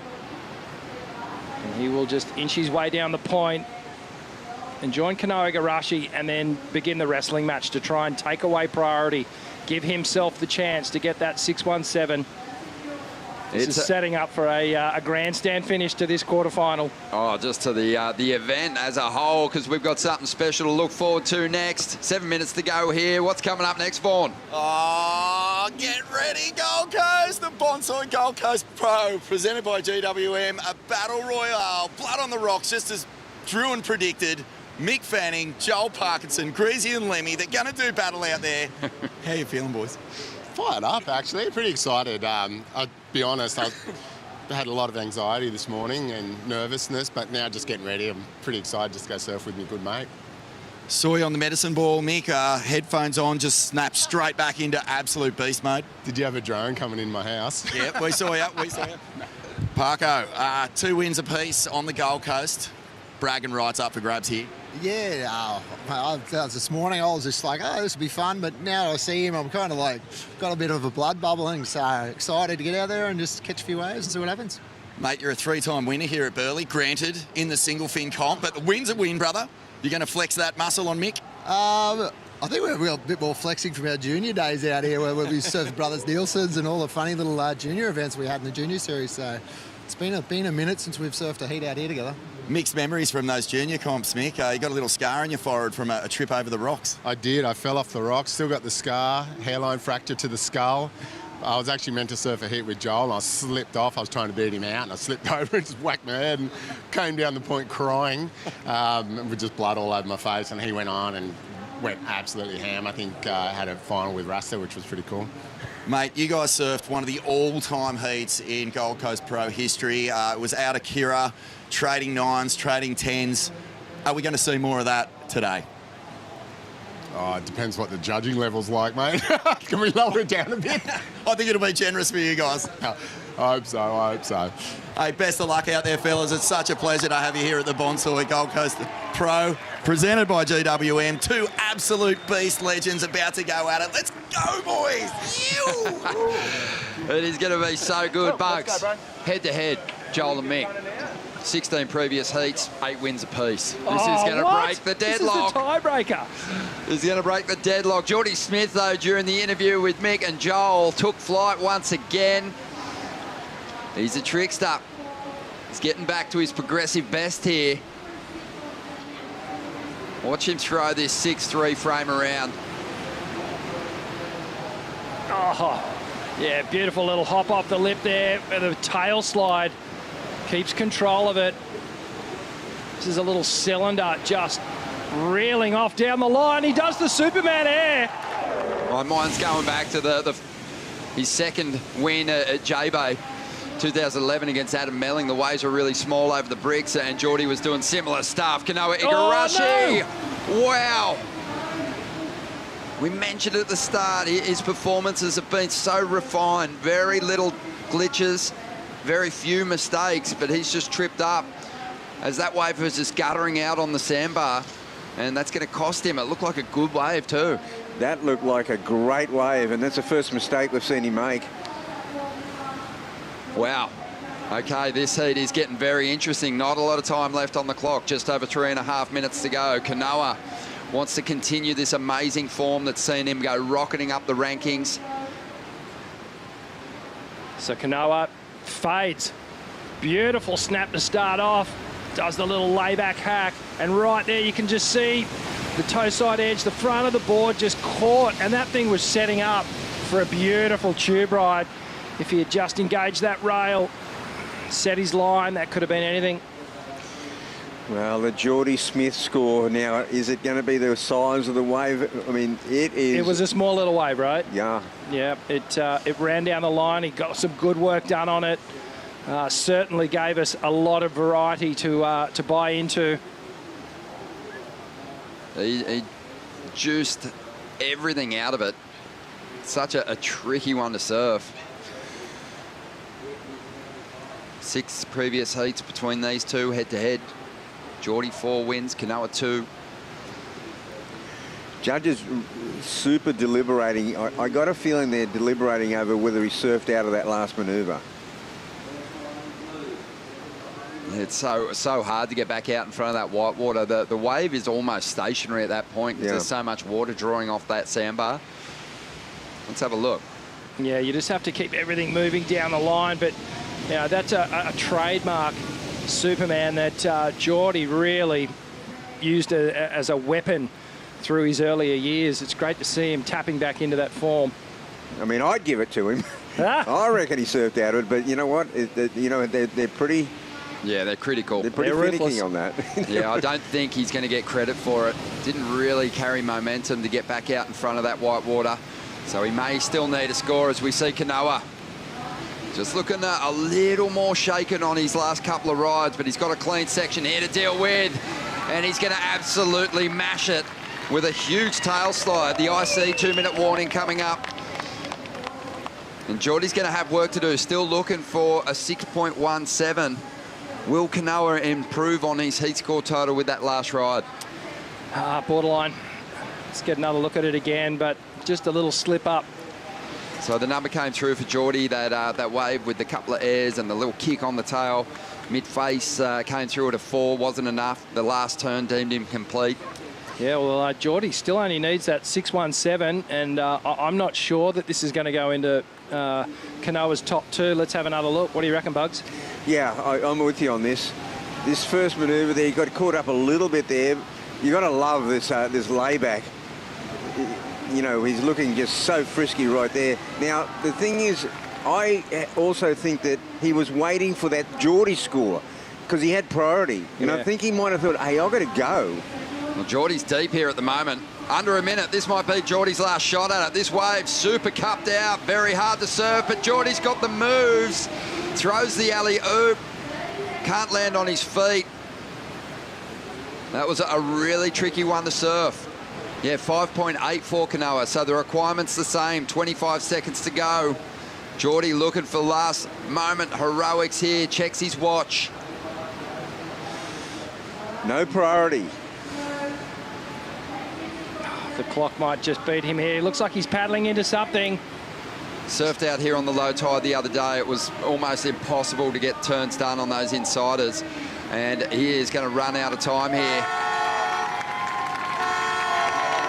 Jordy Smith will have to settle on a quarterfinal result. Kanoa Igarashi into the semi-finals for the second event in a row, but this time with dreams of getting the victory. Wow, Jordy, some amazing surfing through this event and holding that position up in the top 5. But Kanoa Igarashi, he is in some kind of form right now. You know, the second at Bells, he's into the semi-finals here at the Gold Coast Pro. Yeah, well, with Jordy, his last 3 results, a first, a fifth, and a fifth. I mean, that's solid. Consistent. But he'll be hurting on that one. Yeah, fighting hard. Maybe just, you know, a couple of feet away from riding out of that white water enough to potentially turn the heat. It was always going to be difficult with such a small ride. But Igarashi, he got the work done early. 7.67, 6.67. Another healthy heat score total for him as he moves on to take on Julian Wilson in the second semi-final. What a clash that is. That is going to be awesome. Jules versus Kanoa in the second semi. That'll be amazing to watch. We got something special now, though. We sure do. We're going to take a quick break. The crowd right on the edge of the point here, tuned in, because Mick Fanning is about to take on Joel Parkinson.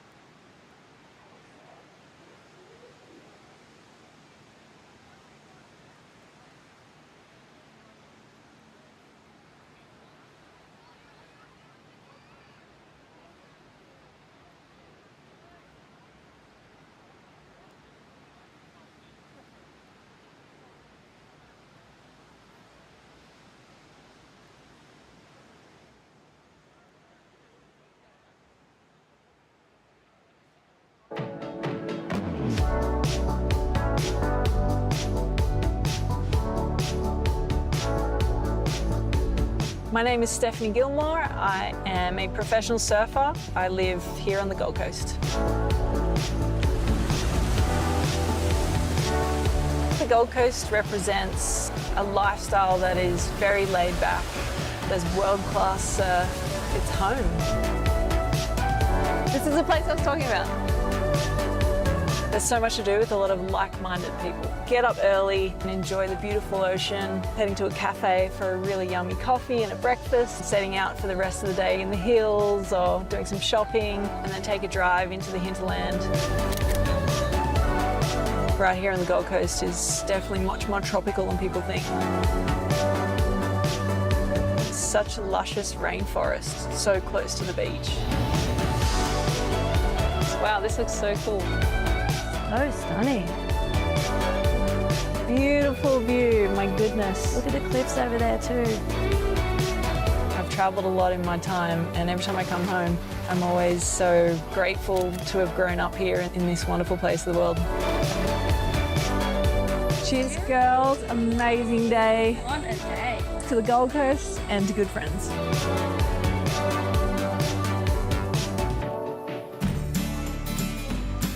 Welcome back to the Bonsoy Gold Coast Pro, and we are very proud, WSL, to present the Gold Coast Heritage Heat here.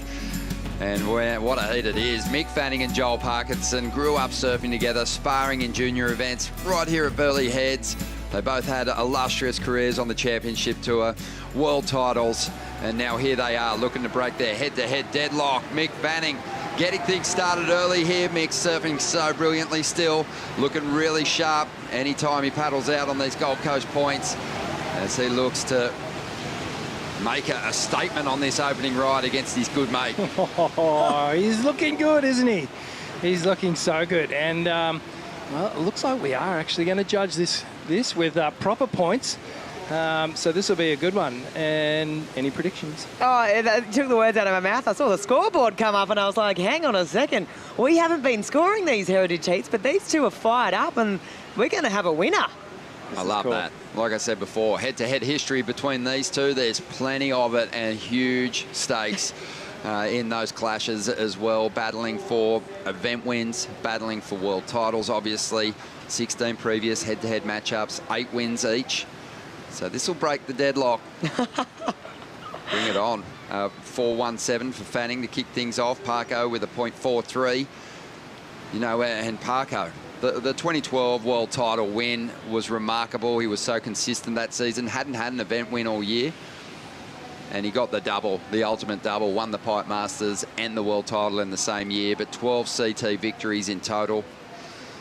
It was awesome. And his good mate was there to cheer him up the beach too. That's a pretty special moment when, you know, an event win, but let alone a world title. And your closest sparring partner, of course, Dingo Morrison was the third part of the Cooley trio. But these two, just so much success on the world tour. Obviously, Mick, 3 times world champion, 07, 09, and then 2013. The 09 one is the one that really stung for Parko because he got off to almost a unheard of start. He was so consistent through the season and then injured his ankle free surfing and kind of persevered, kept competing. And Mick shaved his head, went into full competitive cyborg mode through the back end of the season and snatched the title away from him.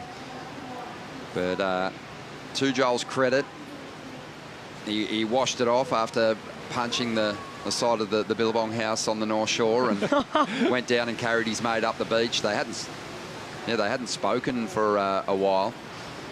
They caught up the next day, reconnected, broke it all down, and obviously went on to celebrate more big wins for each other as we see Joel now. Over the step and into the pit, tucking in. What's interesting about these two is when they finished up their championship tour careers, you know, Joel just sort of fell out of the spotlight in a big way by choice. He said, oh, I'll never compete again. He got invited to compete in the Burleigh single fin event, which he was victorious in multiple times. And Mick kind of kept popping up at different stages, and obviously with his profile was always spoken about in the media. But lately, Joel's sort of been putting the jersey on a little bit more for the Snapper Rocks Board Riders Club, and he has lost nothing. He's been getting unbelievable numbers at those Board Riders meets, and they're heavily stacked draws too. A lot of championship tour talent competing in the national Board Riders events here. Yeah, I just think a competitor at that level, it's hard to squash those feelings and push them down to the point where they're totally gone. And obviously, Joel, you know, you can't help but look at what Mick does and go, yeah, I'm gonna give that a crack as well. I want to stay in contention, and it's just that you know, that thirst of wanting to stay on your game as well and surf well. Yeah, I think Mick just remains so sharp. We were talking about it earlier with Julian Wilson. Kind of similar characters, very disciplined, always keeping their body in check. As we see Fanning up again, blasting through the lip. You can see how shallow it is. You know, we even saw the great canoer Igarashi, who's so often just completely mistake-free when he switched on, stumbled a couple of times on that sandbar. Yeah, it's definitely tripping a couple of people up at the moment. It just, that wave was so cupped out. There was hardly any water left on that sandbank. Look at the turbulence. Look at the just plumes of sandy whitewash just coming up after these waves go through. Let's have a look at the first wave from Mick here, Rich. 4.17 here. Yeah, Mick looking down the line here, connects with that first turn, projects down the line, staying busy, staying energetic. The wave cups out. Thought he was going to go for the little barrel there. Just a lip glide floater. Good form, though. And then Joel behind him just tucks straight in. And so many grommets around the world have just tried to emulate the smooth, silky style of this man. Yeah, it's so classic, right? That fade that he does coming out of the turn just to reposition and get back in the pocket. It's just vintage Joel. It's epic to watch. He turns it a 4.33. Parko out in front at the moment, but these two have much bigger numbers in them. This is the WSL Heritage Heat. Gold Coast legends are out there competing, probably taking it pretty lightly, but the competitor within is hard to push away, Rich. There is no way Mick's taking this lightly. Well, he's put the knot in the rashi, so you know he means business. He was texting me before about fins and what are we going to do and can you make sure this is down there. He's on, mate. He's ready to go. We love it. One of the big ones, big heats that I remember calling and witnessing was their Tahiti final. That Mick got the edge on Joel. That was in Joel's world title year. Here we go. Joel loading up. Silky, smooth, carve off the top. That little cut down snap. Just waiting for this thing to stand up on the inside. Gets the floating re-entry. Taking the early edge here. Looking fit, Parko. Yeah, I don't know where to go with that, but here we go outside, Mick Fanning. He stacked on some Christmas pudding, but he's looking sharp. No, he has definitely sharpened up. Fanning holding on for the finish there. Well, you know, you talk about one of the fittest surfers on the planet. I'm going to just leave that there about Parko. But yeah, he is looking good. You're cruel. I was being genuine. No, he's looking good, and he taps into the training of Johnny Gannon on occasion. Yep. That's going to help him just up the requirement here for Mick, that second score. But I wanted to touch on the after party, and I can do it while this replay unfolds. There was an after party after Mick had claimed the event. Joel was there, obviously. It's sort of this hard thing that these two had to do as ultimate rivals, is turn up and be good sports when their buddy won. And it was a crushing loss for Joel. He really wanted that Tahiti title.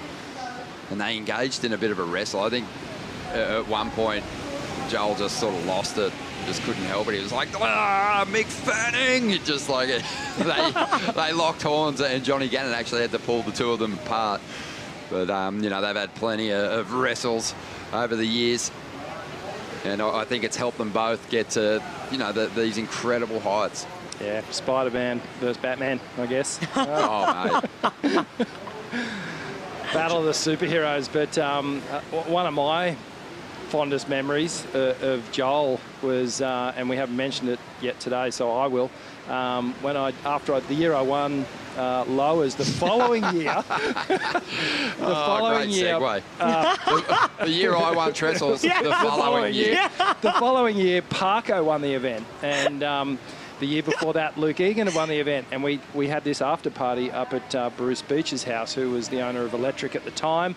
And it became sort of a custom to pass on the trophy, and Luke passed it on to me, and then I passed it on to Joel, and it was just a really memorable night. Just you know, it was, I guess, signalling the end of my career and really the start of Joel's. A really sneaky segue there, Rick. Thanks, mate. But congratulations on the Trestles title. Love and life here on the Burleigh Heads headland, this natural amphitheatre. has really delivered quality waves for us. We've seen magic performances from the world's best. I think the crowd's been eating it up. Big props to the WSL team. Their amazing pivot after Cyclone Alfred to get what has been called one of the great event sites established here, and it's been like a festival. There's been live music in the afternoons. I mean, Steph Gilmore performing with Spiderbait is a highlight for me. Yeah, it's been incredible, right? I mean, as you said, the hill's amazing, a natural amphitheatre. It's absolutely packed today. The sun's come out. We'll be iffy on the rain, you know, but the spectators have come, and the event site's incredible. That Stone and Wood bar has been popping off in the afternoons. I mean, look at the people. That Stone and Wood bar, perfect place to go and watch the surf, drink a couple of tins, and watch surfboard riding go down. Two of the all-time greats, you know. They're spanned across generations, and there is Vorney in the corner. He's loving it. He is loving his time down here. It's also been really fun to just wind back the clock and talk about the origins of head-to-head surfing at this location, and you know, the icons, both surfing and fashion icons that competed here back in the day. Michael Peterson, Wayne Bartholomew, our very own, Mark Richards, of course, and local boy Peter Harris, who broke through, surfing his way through the event trials and getting a victory here. Seen Shane Harana around the traps. Yeah, PT's been hanging around as well. There's been so many legends just been attracted to this event, not to mention all the shapers that we've had here through the week. It's become a real melting pot, a real meeting place of so many people that have different positions within the sport. And that celebration has been the same, looking back on the history of the women's event as well, because this is an honour roll, you know, like a lot of those longest running contests that features some of the real trailblazers. Margot Oberg, Wendy Botha, Frida Zamba, Jodie Cooper. It's awesome to see. Lisa Anderson, of course. And we are going to see a new Gold Coast Pro champ this year. Erin Brooks, she got the Challenger Series win last season with an amazing performance. She's still in the running for the big one, the Championship Tour win that could help her solidify her place on the CT for the rest of the year and 2026. So that's going to be a lot of fun, but this is a special treat. Mick Fanning, Joel Parkinson out there at the moment. Mick with some work to do. Joel has found his spot on the bank. Dropped a 6.17 on his last ride. That one's not going to factor in. Been lucky to see Mick in the past two events, surfing in the Icons heat down at Bells Beach. And he's lost nothing, Flick. He really hasn't. I mean, it was incredible to watch. Just the speed. We don't even have to wind back the clock. He's still white lightning. Sure is. Joel loading up down the line. And this wave not really doing a whole lot at the moment, but you can just watch Joel stand there. He tucks into the barrel, finds the cover. So smooth. Positioning just perfect. Just real casual approach from Joel. Well, Joel's the ultimate style master, always has been. As soon as he stood up on a surfboard, you know, it was clear that he had something special. It's been spoken about. His uncle Darryl, a famous point break surfer from this region as well, but yeah, Joel just attracted, obviously, the big contracts at a young age. Have a look how he sets this up. One thing Joel's always had, Flick, is time. Oh, yeah, completely. It's a time to play with. Just look at him toying with it. Yep, fade back, kick stall here, and thank you. Just parks it in there. Just not a drop of water out of place. Perfect positioning with the body. Such a good read. And that's, oh, mate, having a real close look at what his buddy's doing there. Just enjoying being out there with one of his good friends. Yeah, but both these guys, you know, have grown up on this style of point wave, and they just have such an impeccable read. And they can find a barrel where others would just be racing through the section. Yeah. They'll be slotted back in there. And then, yeah, but Joel will be loving this. He's out in front at the moment. I'll tell you who's loving it. 18 minutes to go here. Joel out in front. It's Kaipo. Yeah, we got lots to froth about over here at Burleigh. It's finals day. Talk about blood on the rocks. It's not blood on the rocks. It's froth on the rocks. Take a look at this. Can you get a picture of all the people over here on the rocks? Fanning out, frothing out, froth on the rocks. That's how much froth we have. That's Mate, it. It is awesome. That's the ultimate mic drop. Kipes off the back of the sled there, but it is a huge crowd turned out. They got a lot to cheer for. here on finals day. A big Saturday afternoon coming their way, coming your way. And still 17 minutes to enjoy watching these two battle it out. Mixed deep. He's identified some scoring opportunity up that end, and he's hanging in tight, and he's got that amazing ability to get compact and get slotted as well as he takes off now. Look how just hollow that section is. No water left on that bank. There's a special little type of wave that he won. You can tell he's just hunting a pit. I saw Mick's coach, Phil McNamara, this morning in the dark. I think Mick might have had Phil down here watching the conditions. But he needs to move down the line, I think, if he's going to challenge Joel. Really hard to find the space to let go of a big turn down there. I will say this. In this event window, I did see a free surfing clip of Mick on the DHD over at Durambar. I think it's one of the most powerful turns that I've seen on the Gold Coast in the last 2 weeks. Oh, and he said they're working on a new model. They're working on a new model. Yeah, that thing was just a hammer of a turn. So he's in great form. He just can't connect with a decent wave out here at the moment, Forno. No, he's not connecting just at the moment, but I'll tell you who is connecting. That's every single person who's down here on Burleigh Headland. There is so many people. I'd love to get a head count from this compared to the 77 stubbies. It's absolutely amazing scenes. And because it's like, what, 11:30? Well, that's unofficially beer o'clock here. So we're in the Stone and Wood Bar, the unofficial beer of the WSL. And, of course, the Bonsoy Gold Coast Pro presented by GWM. And just so you guys know, while the boys were running out to surf this heat, they didn't know what their head-to-head was. And I heard Ronnie say it, so I said, oi, boys, it's 16 heats, 8 apiece. This is going to be the decider. And you should have seen the skin glaze over their eyes. They were just, like, instantly into it. They just wanted to dead set have a go at each other. And hopefully they get the platform in the last few minutes of this heat to, rip into each other. I'd love that, Vaughan. Hey, we've seen some icons of the sport around the event site over the last few days. Who are some of the names down here watching this Heritage Heat unfold? Well, the big one for me was Peter Townend. He was down here this morning with Rabs, and it was just such a buzz to see those two in the same space. But over the course of the weekend, Ron, I've seen lots of the competitors who are in this event, you know, rubbing shoulders with a lot of heroes, shapers, just Gold Coast identities. It's just been amazing. But PT's the big one, you know, the original Cooley kids, Rabs and PT sharing a moment and a laugh, and then coming down to watch this heat was pretty special. Oh, it is awesome. The 76 World Champ PT on site. Thank you, Vaughan. Enjoy the Stone and Woods, but not too much, mate. It's finals day. We've still got a few heats to get through. As we see Fanning now making his way back into position. Joel Parkinson loading up. He's got a good-looking wall here. Tucks into the pit. Deep behind the section. Can't re-emerge.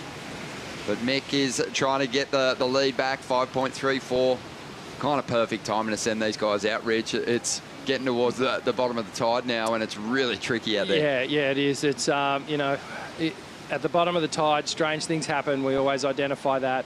But just by the sheer nature of this sandbar, which has been so good to us, it's been an incredible setup at Burleigh here. As we see Joel again, just looking at this one, setting up the barrel, sits in it, travel time, looks for the doggy door. Gets completely viced, just compressed in the lip there. But how cool was that pit? Amazing vision. And probably a couple of iconic stills of Parko just in that classic tube mode. It's just like a big, tall flamingo that just gets into a little squat position when he finds that barrel line. Quick fade. Watch how compact he gets. Just beautiful travel time. The hands pointing towards the exit, getting the vision, and then right there, tries to exit and find the doggy door. But found the Malachi Crunch instead. Oh, yeah. And he got his nose out of the tube. But that's usually always the case, no matter how far back in the barrel he is. Fair few rinsings going on here, Rondo. I love it. No one's safe. Mick is in the barrel now. He is trying to find some cover. Gets a little bit bust through the curtain. Trying to maintain pace with his old mate Joel. Gets out onto the open face. Lets go of one of his trademark slashes. 12 minutes and 20 seconds to enjoy this Heritage Heat unfold. as Fanning rides that one right through to the inside. Let's throw it down to Laura Anabar. She has tracked down our last semi-finalist, Kanoa Igarashi. I just didn't know what was going on at the end. Jordy's like such a dangerous competitor, and I feel like he's made every air he's gone for. So I was just like, you know, I was trying to watch like the big screen actually that was on the beach, and I just saw that he was in the air like twice on both of his waves. So it was super nerve-wracking, and I was just trying to better my scores, but I got lost in the lineup a little bit. I didn't really know which waves to go on. It was starting to get really sucky, and all the waves that I wanted to go on were kind of just going below sea level, and I didn't think I was even going to make the drop. So, I mean, I was a little bit lost, but it kind of ended up working out. And, you know, must have got the heart rate up when you saw Jordy go to the air and eating a 6 at the end. Yeah, for sure. I mean, he's beat me like twice, you know, buzzer beaters with airs. So I had that kind of like scar tissue. I remember that pretty well. And I was like, here's another one. But yeah, luckily that one went my way. I had one of my scores. I did a slob air, and I was watching Julian's heat yesterday, and I saw him do the big slob, and it got me so fired up. It was like full vintage Julian, and it got me so excited. I was thinking about it all night last night. Just got like, I was so sick. I was, you know, no one really does them, and I was just like, okay, I want to do one in my heat, and yeah, it ended up being one of my scores. So yeah, thanks for the inspiration, Julian. Oh, well, maybe you and Jules coming up in the semi-final together. You have a bit of a slob off. Yeah, he'll probably beat me if we both go to the slob air. He's the best to ever do it. But yeah, I'll stick to my game, and hopefully we get some good waves. And you know, I mean, Burleigh is giving us a bit of everything. It's giving us barrels and air sections and turns. So yeah, however way the heat pans out, I'm sure it'll be a fun one. So I'm looking forward to it. Amazing. We'll see you soon, Kanoa. Rest up into the semi-finals. Thank you. Thank you, Laura. He's looking the goods, isn't he? And like you said, Burleigh's given us everything. It's been a fantastic stage for the surfers to give us complete performances. Kanoa and Julian have been two of the best. So that is set to be a fantastic clash for the final. These guys are tied. These guys are actually tied on 10.5 points apiece. Wow. Joel's got the edge because he's got the highest scoring ride, but we need to see this tie broken. Two of the all-time event winners out there at the moment. Mick, 4th on the all-time list, behind Kelly Slater, who's got 56, Karen 33, Carol 25, Mick with 22, and Joel equal 12th in esteemed company. Shane Horan, Mark Occhilupo, Sean Thompson, Joel Parkinson. Those 12 victories, really impressive. And you know, both these guys got it done at events all over the schedule, showing how well-rounded they were. As we see Joel now trying to get rid of that 4.33 and really turn the heat up on Mick. Been some great surfing in tricky conditions here. Yeah, the boys are getting good read on the point waves. You can see there just how shallow it is. And Joel getting that one almost right up at the cove section. Now the boys will sit together. Mick with priority. Yeah, Mick kind of figured out the winning formula a little later than Joel. Joel and Mick both won their first championship tour events as wildcards. Yeah, that's right. Joel getting the victory over in J-Bay as an 18-year-old, Mick down at Bells at 19. But as juniors, the Cooley trio of Mick, Fanning, Dean Morrison and Joel Parkinson, you know, the winning order was generally Joel or Dingo winning, and Mick the sort of the constant second place getter, the ultimate runner-up. He sort of found the winning formula in his late teens, and then he went on a magic run. He qualified with ease. He won some big major contests as a QS campaigner. And then he got on the tour and quickly moved to the top 5. It's just so funny how close they're sitting next to each other right now. Mick using his priority here. Little foam climb to get started.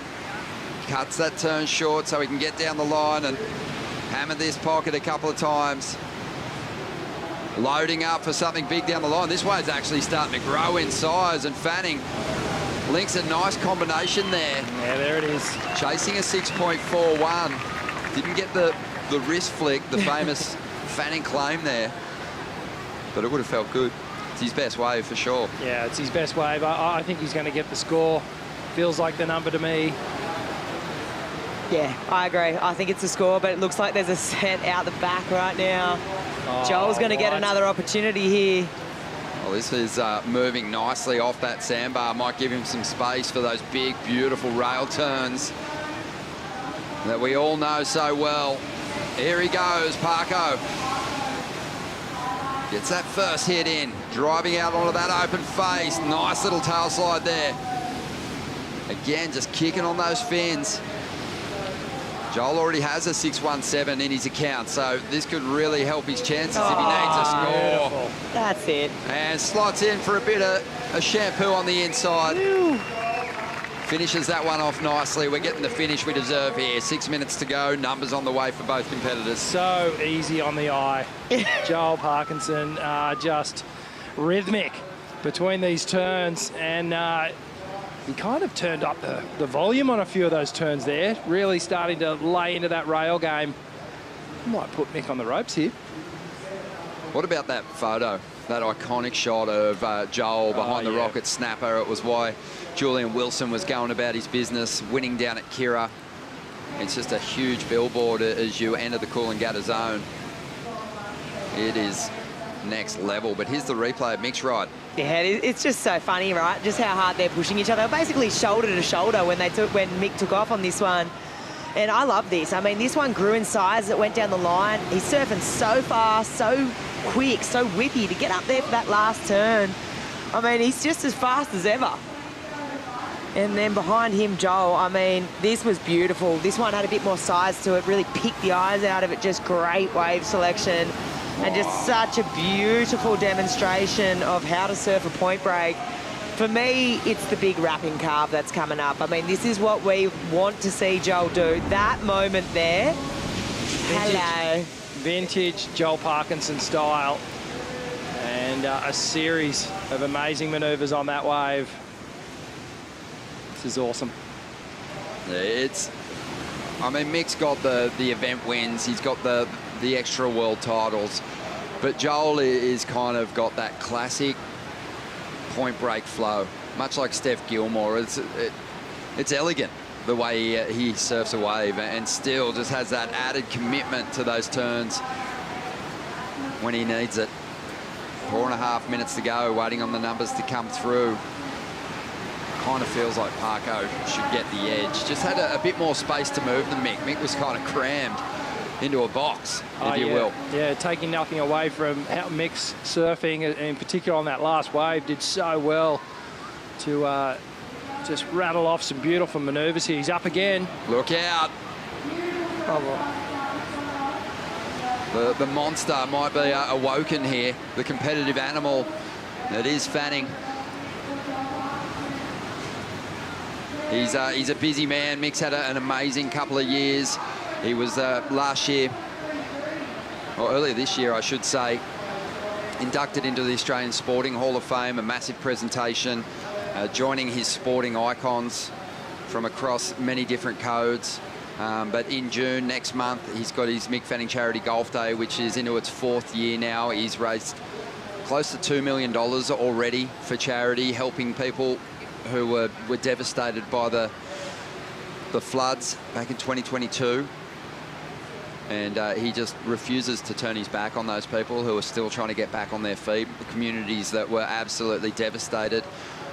So I know that hard work has been super appreciated by everyone in the community. He was part of the rescue efforts along with Joel, who actually was the catalyst for the surfers to get involved. Joel got on his jet ski and went and visited some of the communities upriver around Moorlambar and stuff, and they were just horrified by what they saw. And you know, there wasn't a massive response from the rescue services prior to them getting involved, and then they really sparked action from the government, which was fantastic, and they just continued venturing down the coast to heavy hit areas. So that's a big working effort for Mick and his team to get that event on every year, and Joel generally takes part as well when he's around So he's a busy man. 2 minutes to go here. Parko's just dropped an 8.33. Whoa. So Mick's after a huge score, an 8.73. And Parko's wasted no time connecting with another set. Silky smooth off the top. That board just hovers over the water, it appears, as he comes through to the inside, drops the layback snap and finishes in style. He's found the rhythm, and the 617 is going to be dropped here, and the heat score total is going to be almost impossible for Fanning to turn around. She might even put him into combination. Wouldn't that be a thing? It feels like it might be trending that way, I'd say. I wouldn't be surprised if there's a bit of heckling going on now. Joel's going to love the feel of that. Mick won't look at him. Mick's not looking at him at all. Mick wants to ski.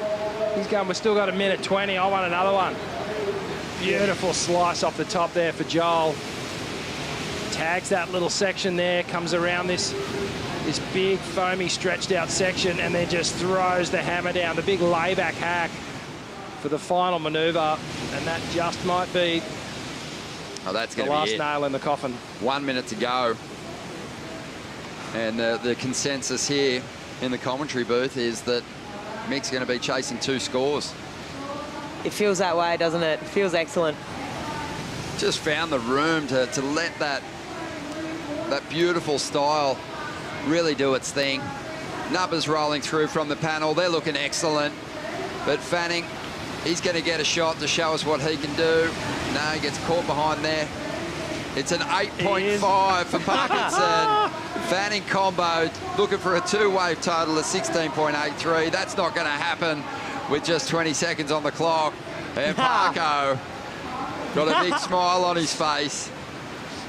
Oh, that is some serious bragging rights. Oh, for Joel, you know that this one is going to live on until the next heritage heat that these guys have. Yeah. Mick might be on the blower actually to Starkey, trying to organise one the next in one. the next couple of weeks. I can see how the conversation goes. They're going to hug it out. Really good mates, and as I said, pushed each other to the greatest heights, 2 world titles, and were there to cheer each other up the beach when they did it. It's a remarkable friendship. Joel will be saying, well, I broke the deadlock, mate, 9 and 8. Mick will be saying, how many world titles you got? Joel will be saying, you're only as good as your last mate. And Rich will be saying, remember that time I won trestles. But really special for their families too, who are here on site watching this all go down. They'll enjoy the afternoon, no doubt. 2 of the icons, Rich. So good, love this, and you can see just how stoked they both are. You know, while there is a serious sort of undercurrent to this, it is about these guys having fun and getting out and just showing that they've still got it. We love it. What a special treat for this crowd. We got the Stone and Wood update show coming at you right after the break. Loving having your company here at the Bonsoy Gold Coast Pro, presented by GWM.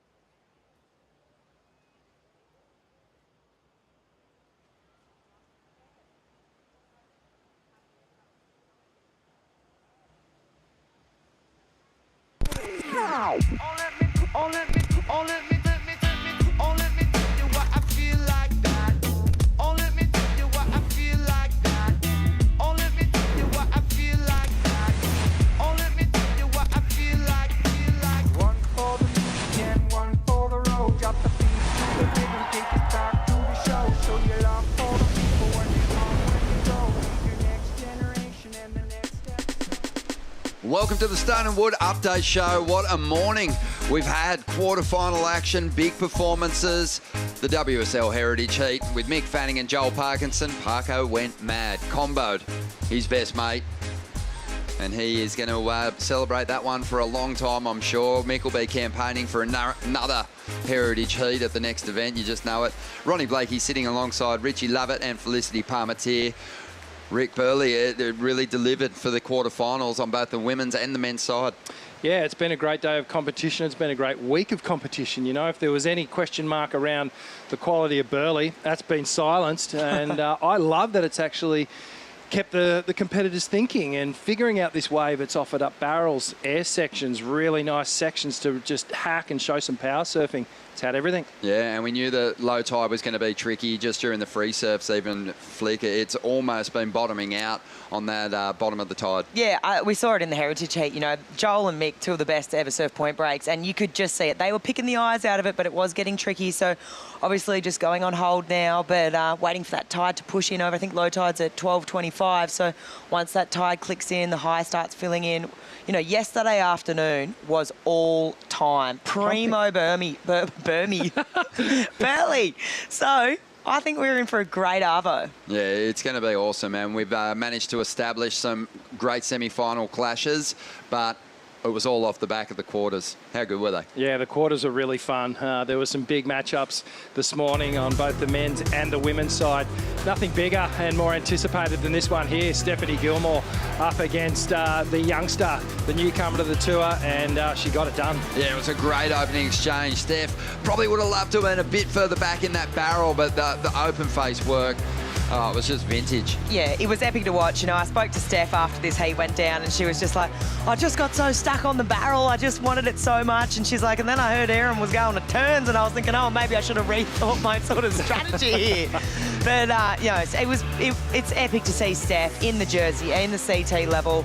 And this matchup, you know, the very new score of Erin Brooks, and we've been waiting to see her have matchups like this. And you know, she went to town. Like the 9.43 was just incredible, right? It's shades of what we saw on the Challenger Series here on the Gold Coast last year over at Snapper. And I mean, she's tapping into that form. Is this going to be sort of the heat win she needed to keep that momentum going and potentially take down this whole thing? Yeah, well, she came into this event in 10th place. Great scenes there, and you know, she is in a pretty desperate situation. She needs a huge result, and there wasn't a tougher draw than Stephanie Gilmore for, you know, that's taking into consideration everyone on the Women's Championship Tour campaigning full-time. Like, to have a wild card come in and you got the Queen, that's a really tough draw for the rookie. Yeah, it's a big ask, but just have a look at the point score there. A 9.43 and an 8.33. She convincingly beat Steph, who was surfing really well. I think it was just wave choice that let her down, but what a moment for the youngster, you know. And I think a lot of people, when Erin came on the tour, were like, oh, she's going to come on and she's going to just win the world title first year. You know, she's that good, coming on as the phenomenon. And you know, it didn't all go her way, but even at the start of this event, she was a bit off, was coming in, got a win, but not looking like she was surfing as good as she could, but she's turning that around now. This is, I mean, you couldn't have picked a harder draw, like you said, Ron. You're coming up against the Queen, who strength is point breaks, right-hand point breaks. She's on her forehand. Erin's on her backhand out here. She's probably had not spent any time at Burleigh. And then you got the crowd, the spectators, the energy, everything's going towards Steph. You know, it's the Steph Gilmore effect. The whole hill was absolutely chockers to watch Steph and obviously Erin. But hats off to Erin for getting the job done, because that would not have been easy to go against that energy. Yep. Yeah. Yeah, and Steph will remain the Queen. Sorry, Erin, but you're never going to get her out of that chair. She'll reign for eternity. But it was a magic performance, and Erin, again, is going to have to take on a veteran in the semis. But we've seen a really big charge from desperate competitors trying to get above that cut line in the past 2 events. Vahine really saved herself in this one and wants to keep going. For sure. I mean, you think back to the beginning of the year, Vahine's already sitting on a semi-final finish in Abu Dhabi. So now that she's already minimum locked in a semi-final here, it's looking really good for her. I think that's going to be doing good things for her confidence. I know, though, that she's got her sights set on that final. She wants to, she wants to win it. And it's cool. Both semis, you've got the goofy regular. So it's going to be a good matchup. Yeah, Betty Lou's in great form. Erin, she's got Sally Fitzgibbons. Sally just so desperate. Interesting with Sally, she's into the semi-finals. She hasn't moved on the live rankings yet. She's still in 15th. So that's how rough her start to the year has been. She's got to get into that final and probably win to get anywhere near the cut line. Yeah, and then she's going to have to back it up at the next event as well, just to secure her spot. But she's doing everything right at the moment, but she's up against an in-form Erin Brooks. Could go either way. Men's quarterfinals were unbelievable, but we've been tracking the wild card.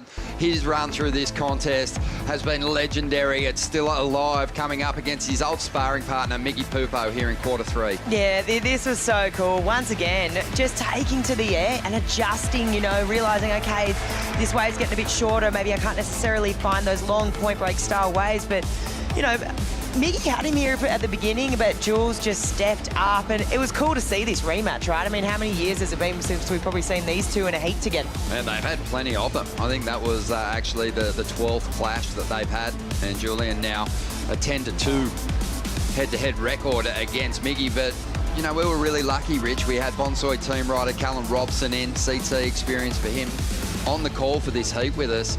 And we were talking about how well-rounded Julian is and how that works in his favour at this location when the conditions are changing. Yeah, absolutely. Rock solid, Jules, just dipping right into the bag of tricks, showing everything that he's got in his repertoire. You can see here, just with his daughter as he comes in, and really feeling the energy of the family and the crowd.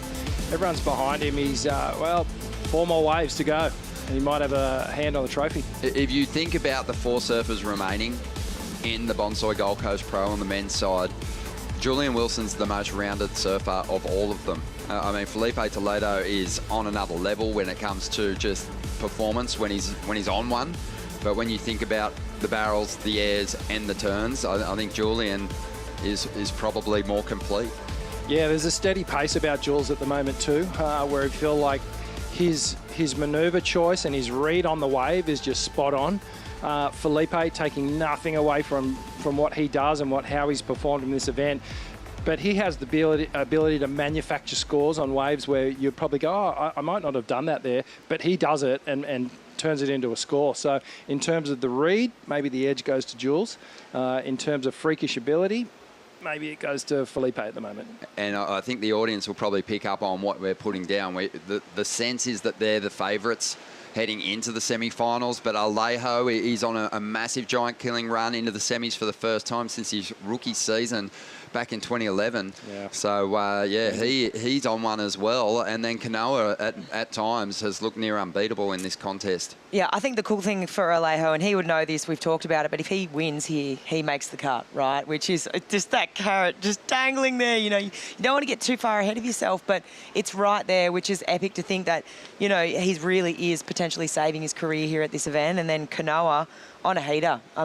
Second semi-final, the last event at Bells, he made final. Here he's semi-final, so he's on a good trajectory. The highest rated surfer left in the mix, Rich, and he's just eyeing off those people above him on the rankings, saying, hey, I'm coming for the finals. Yeah, well, I think he can have an opportunity to take the yellow jersey with a win here, which is, it's remarkable. That's not nothing. That means you're going into the next event as with a big old target on your back, but it also does something for your confidence, So, Kanoa, he can't deny the form.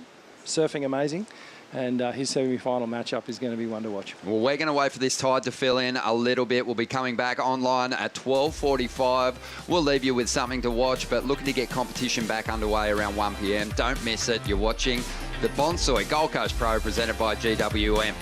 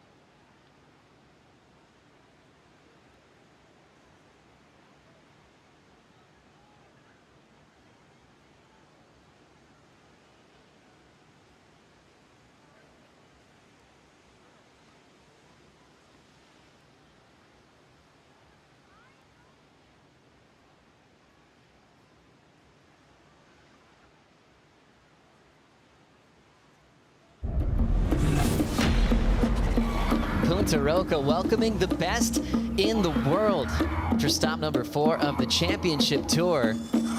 Come on! An absolute masterclass. El Salvador, the war of attrition. I mean, this place will beat you down and it'll melt you. Risking it all. Everybody is losing it. There's a new lion in the jungle. It's one of the most hi-fi waves on tour.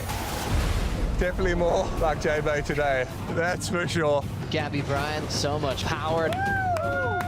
You gotta watch out for Mama Roca here, the lurking monster underneath, just waiting to bite your fins right out of your board.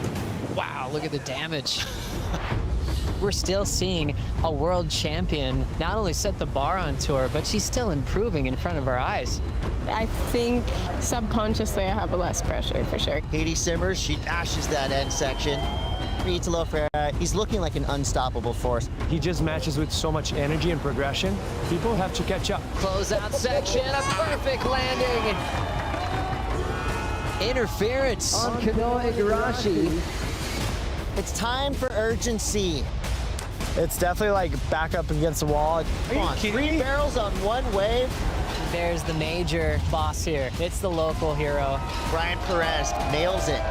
History will be written. This is as good as it gets.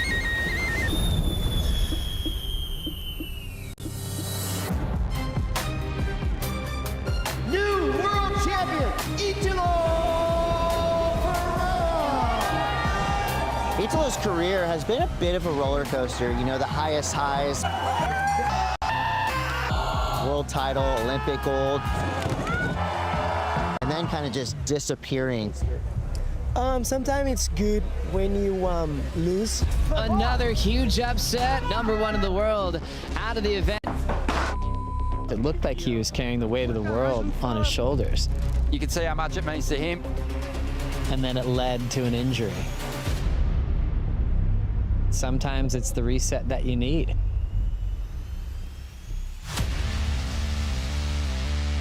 This year, Italo has...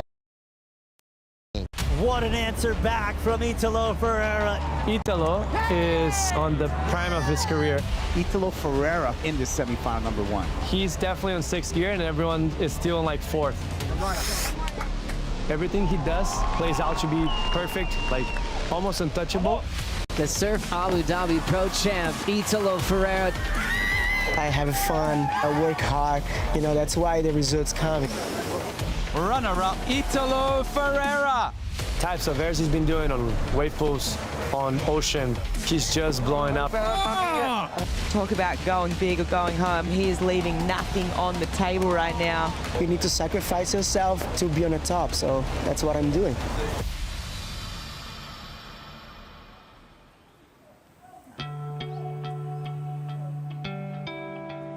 I grew up super close to Punta Roca. That's my house right there.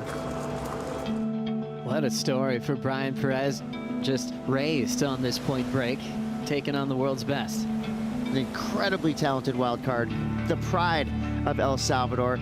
Brian is an awesome person. You know, his evolution in the 4 years that we've had this event has been amazing. First Salvadorian to win a championship tour heat last year against Italo Ferreira. Italo with everything to lose right now. Watch out for the Pink Panther, Brian Perez. He's setting things up. Got a massive air game. Is he going to go to it? He does. Make it.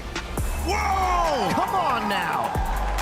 We saw him last year take down Italo Ferreira with a huge frontside air, disappeared and came out in the whitewater. It was almost like godsend. And we've just seen a shock. Number 5 in the world taken out. And that put everybody on notice that now we've got a guy who can take down anybody on tour.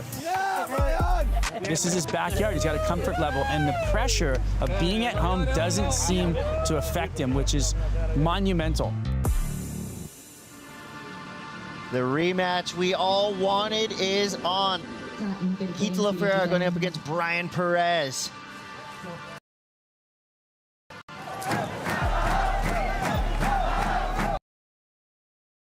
Brian knows this wave better than anyone, but Italo, I think he's going to be fired up. He's going to bring the energy, the confidence, and the momentum, and it's very hard to beat those guys. It's time to perform. He's capable. Exceptionally capable. Italo vertical on his first turn. Another big bash. This wave just unfolding in front of him. So he gets the finish there. He did some damage on that first critical section. Gets a nice, powerful hack. 6.07, not bad. Looks like we might have some here out the back. Strider Wasilewski has a front row seat. Wow, look at this man. It's perfect. See what he's got in the lip line. Bango. Whoa, buckets out the back. Plenty of spray. Another one. Oh, I like the power he's using in his surfing. Wow, that thing was mental. Brian Perez dropping the hammer early on. 6.83, so he is now in the lead. The hometown support is all with Brian Perez. I love the way he's just embracing the moment. We'll see what happens though. Good set's coming right now. Italo on the outside. Right off the bat, get up in vertical. Nice critical turn once again. Powerful, nice clean line all the way through to the inside. Power snap to finish. That's definitely more critical for Italo. That first turn was money. Memorable, powerful. Judges rewarding him 7.33. Takes over in the lead. We'll see if Perez now can surf for a 6.58. To start on this wave, Perez leaning in, pretty tail heavy, throwing a ton of spray though, and a powerful finish there. So great combination of turns there for Brian Perez. Still have a feeling that that wasn't enough, but it's close. So there you have the number. It comes through to 6.30. It's going to be just under. He entered this heat as a national hero. He will exit this heat as a national hero, but Italo Ferreira gets the edge. I'm stoked to make that one, and I want to say congrats Brian and all the fans on the beach. They was like put an energy on the heat, and it'll make me more excited. Brian's incredible. He can deliver at this CT level all day long. He's the guy. Here he is right here. I'm going to give him a big hug. Love you, bro. Head high, dude. You too. Head high, bro. Incredible. You're the guy. The guy. Yeah, that's hard to see. Richard Dog Marsh, current super coach. I want my people to do whatever it takes to win. The squad that we've got now, Dog's like our little ringleader. Okay, boys, cameras away, it off. Dog is a good fit for me, I would say, because he keeps it real. Gabrielle O'Brien playing catch up. Oh my God. Let's do a fake high five for the camera. Dog, you can't say that. A lot of people know Richard Dog Marsh as the current super coach. What a lot of people might not know is that Richard Marsh was a tenacious competitor back in the day. They called it the dog because he would not give anybody an inch. I really like to think I'm a results-driven coach. I want my people to do whatever it takes to win. Dirty as you have to go, let's go there. Dog is a good fit for me, I would say, because he keeps it real, tells me what I need to hear, even though sometimes I don't always want to hear it. I think one of the main things that he always taught me was how to act as an athlete, how to act as a person as well. Yeah, the squad that we've got now, the four of us, Dog in a way is like our little ringleader. He doesn't take on anyone unless he really believes that he can help them. When genuinely everyone likes each other and really cares, it makes it a lot more fun for all of us, and that's what's happening right now. Gabrielle O'Brien, fresh off a final in Portugal. Finaled here last year, so this is her time to shine. Here we go. Alyssa Spencer, the wild card, real smooth on her approach and a cool pace. As we see the heavy-footed Gabby Bryan eject on the closeout section. Alyssa Spencer turns in a 5.5. Gabrielle O'Brien getting started, big snap and then a fall, so she'll be playing catch-up. Gabby's a little up against the wall because she's looking for waves out there and there's not a lot happening. I think we're halfway through the heat. She doesn't really have anything over a 3, so she needs to get busy. So deep, so deep. After a long lull, it's Gabrielle O'Brien starting to really drive down the line, and she is going to be so deep. Grace, go! Oh my God. Yeah. Come on. Little draw into the pocket, sweeping into the open face. Hooks it back in one more time. Woo! And a finish. Whoa, let's go! It's enough for the lead change with time winding down. That was so underserved. Under priority, Gabrielle O'Brien. Wow. Oh, slide in the tail. Gab, catch this wave. Turn. Catch this wave. Burn it. 10 seconds. Maybe a last opportunity, 10 seconds to go. Doesn't need much. Gabby Bryan, one of the favorites in this event, will be holding her breath too if Alyssa catches this wave. Thanks up for key number 3 and from key number 4. That's meant to be a lot more fun. Oh my goodness. That was crazy. Good fight, clap. Good fight. Keep it up. Got a suntan out there? Yeah. Oh my God. There was a fish swimming by me. Did he catch you? No. Come on, let's do a fake high five. The family that you have traveling with you is so awesome. Having that kind of support system, how crucial is it, Gabby? It's so crucial. I think they're a huge part of why I'm having so much fun this year. Even on the off days, it's nonstop laughter in our household.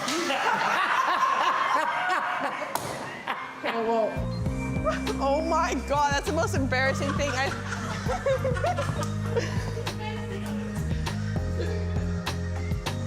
Connor's like a big Panda Bear kind of vibe, and he really makes it fun for everyone. We'll start with Big Wave Richard. Lumberjack Richie. He's really good on the axe.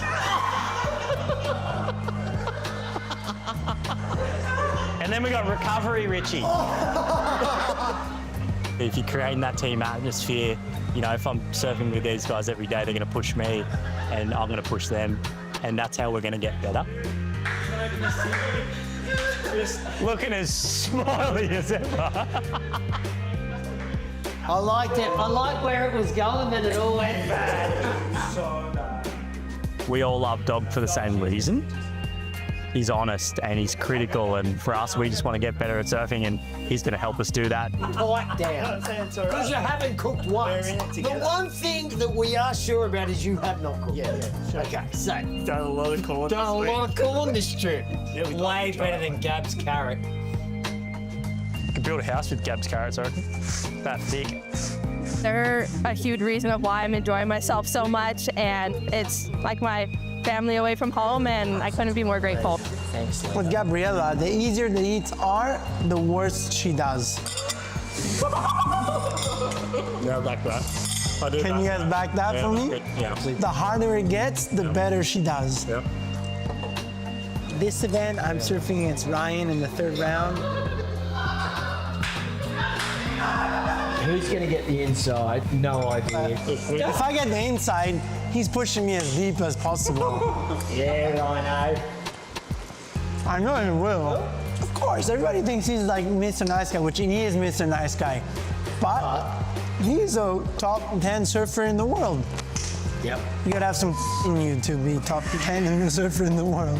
It sucks going up against a friend and somebody that you admire so much early in the event. These two have been spending a lot of the morning together.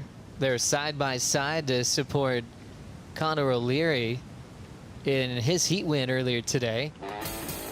You always wonder how these are going to go when they have the same coach. They've got little insights into each other's playbook, so there might not be too many surprises. No, they've been running a ton of drills the last few days, and we've had the late days too, so. Leo Fioravanti and blitzes that first section. Coming around the corner, super clean rail work. Driving into a big section with power and authority. Fioravanti, so comfortable, so confident, and he takes an early advantage against his good friend Ryan Callanan. Come on, Ryan, hands. Callanan, big first turn with the fins out. Deep off the bottom, crushes that second opportunity. He's got his flow down, a big hammer off the top again, and Ryan is fired up with a big answer back to Leo Fioravanti. These two have had a ton of time, a ton of dinners together, hanging out in the pool at their house, and now it's just been fireworks. Uh-oh, big fin throw on that carve. Winds up again, and an absolute perfect carve. Fioravanti will throw down another finish. No falls, no mistakes as he heads in to the round of 16. Man, from that start, it was just like, that's top 5. Ryan is such an amazing human, and we have such an amazing team staying at the house together. So I'm really happy where I'm at and excited for excited for tomorrow. I think tomorrow is going to be pumping. Buenos dias. What a sight. Perfect conditions at Punta Roca. But oh my goodness, that is just classic Jordy Smith. You get goosebumps seeing him on a wall that perfect. He's slamming on the brakes. What? All right. Everyone wants to hear me say it. It's definitely more like J-Bay today. That's for sure. Buenos dias. What a sight. Perfect conditions at Punta Roca. Up next, Jordy Smith takes on Leonardo Fioravanti. Fioravanti getting things started, attacking this ride at Punta Roca. He's a little bit behind, but now he's out in front. The Italian squares up, drills it with that solid hammer in the pocket, full wrapping cutback. Back to the lip again with a beautiful arc. But oh my goodness, Jordy Smith special. Leans into a lean back down carve under the lip. He will dance inside the pit at Punta Roca. And now Jordy lays down that front side carve. Smith sets up a nice re-entry off the top. Easily gets out in front and kicks out. That is just classic Jordy Smith. You get goosebumps seeing him on a wall that perfect with that kind of size. Vintage Jordy Smith right there, close to 20 years on the tour and just as good as ever, Joe. Oh my gosh, look at this wave.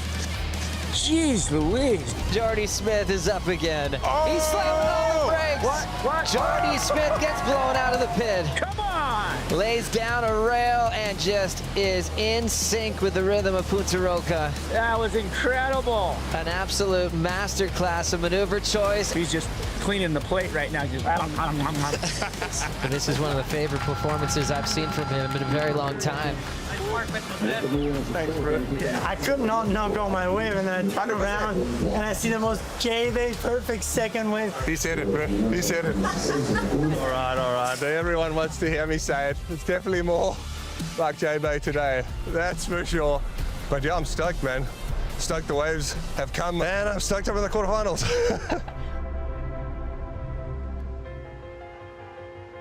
I grew up in Durban, born and raised in Durban. There it is, number 23. Kind of crazy how it brings up a lot of emotions, really, just to stand here. We came from a poorer neighborhood, and I think that just kind of molded me into fighting for everything that we got.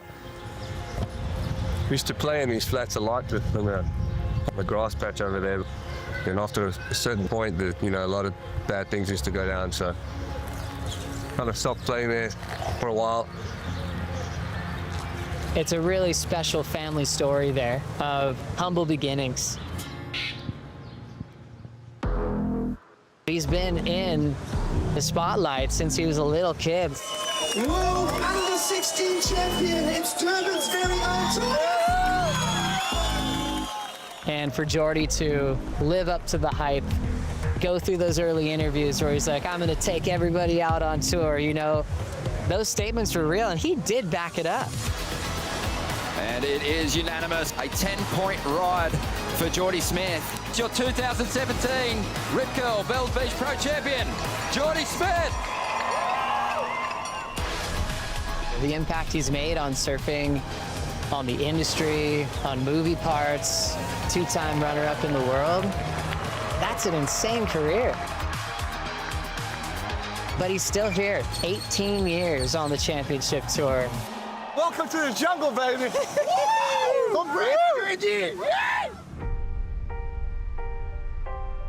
Yeah, here we are. I think it's 17 or 18 years later, and I just still love it. That is Jordy Smith, the South African Zappa Smasher. Coming out of a barrel, laying one down. I'm just a surf dog, absolute surf turkey, and I love competing. With a family, it's always family first, but that's one of the biggest motivators for me. If you're going to spend time away from them, then you better make it time well spent. Doing it for them, for myself, for my country. If Jordy Smith left the tour 5 years ago, no one would blame him. No one would change his legacy. He'd be like, he's one of the all-time greats.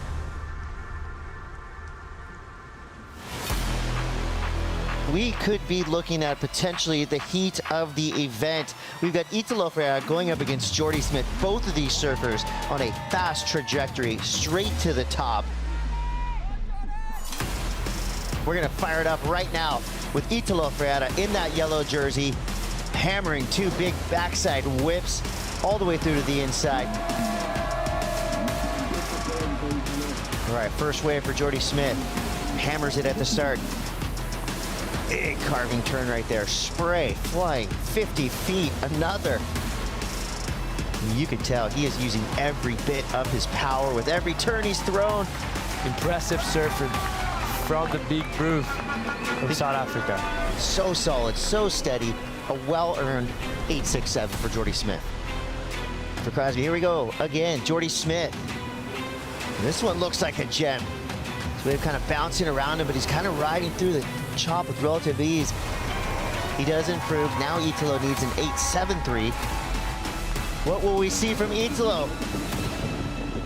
He goes down. Jordy Smith is on to the semifinals. That is a statement victory for Jordy Smith. We've obviously had a couple back and forths, a little bit of rivalry every now and then, and I thought he was, maybe just kind of chomping at the bit, maybe a little too much. I could kind of tell with maybe a little bit of his energy. He really wants to smash me, and sometimes, you just can't let your ego get in the way of just surfing waves. You're always going to be the underdog until you prove otherwise. This is the season that she's doing it.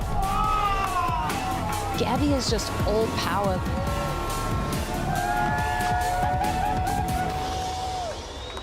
Teach me how to do that.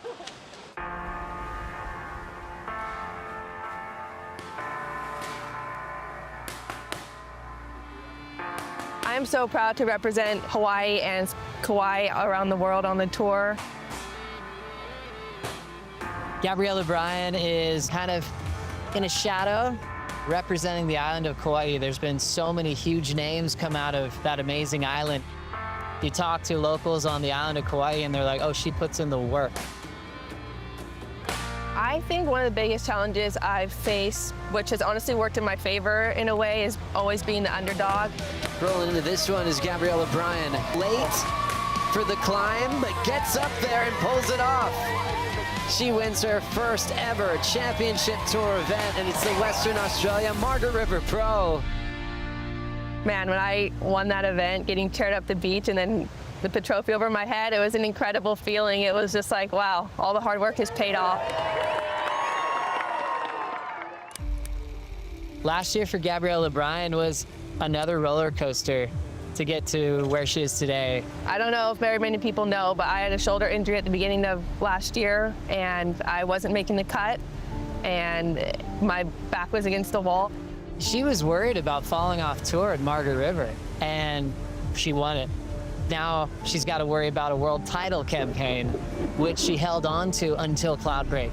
Incredibly important heat for Gabby Bryan, who still has the lead, hanging on to that 5th spot at the moment. She's in the final 5. Last event of the regular season, she lets a wave go. Pulling up and under, Aaron Brooks, and an upset of world number 5 out of the contest. The toughest loss of her career, being that close to competing for a world title. She made a couple of mistakes. The things I'm really trying to bring forward are just her surfing IQ, and that's something that comes with maturity and hard losses. When you get hurt so many times, it builds callus on them. They're stronger from, they learn how to deal with it. Missing Final 5 by just that one spot has lit a fire in me, and I want it more than ever. Gabriella Bryan today, I think, is one of the best surfers on the World Tour. In my eyes, the best girl surfer in the world at the moment. I don't think anybody on tour does a bigger turn than Gabriella. The amount of water she's displaying and the amount of rail surfing she's been doing on her forehand, but not to mention on her backhand, is really second to none. Every time she lays that board over, you can see the power that she possesses. When she comes up against some of the other girls, it's like night and day how much different it is and how much more she can push and hold. You're always going to be the underdog until you prove otherwise. This is the season that she's doing it. It's time for the quarterfinals. Gabriella Bryan, who has been just on fire this year, taking on Bella Kenworthy, representing Dana Point. Love surf. It will be the rookie on tour controlling the first wave. Connects off the lip well. Final turn for Kenworthy. Snap to slide, controls it. Gabby Bryan to answer. Hard off the bottom again, lays it out in front. Gabby is just all power. Those 3 turns were so impactful. Big, meaty sections for her.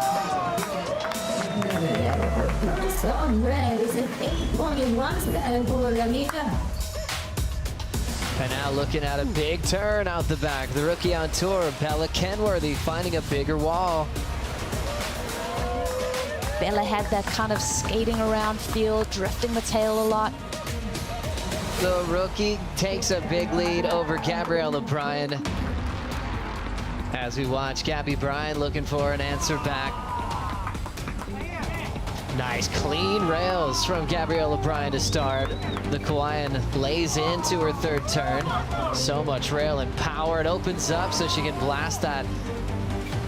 Gabriella Bryan, so far so good. Closes it out with a solid finish and hits the 3 all the way to her camp. 9.23. No, I've never done a carve like that ever in my life. That was one of the best. Gabby now into the semifinals. I like putting on a show for everybody and just showing the world the surfing that I can do. So every time I get that opportunity, it feels so good, especially my team.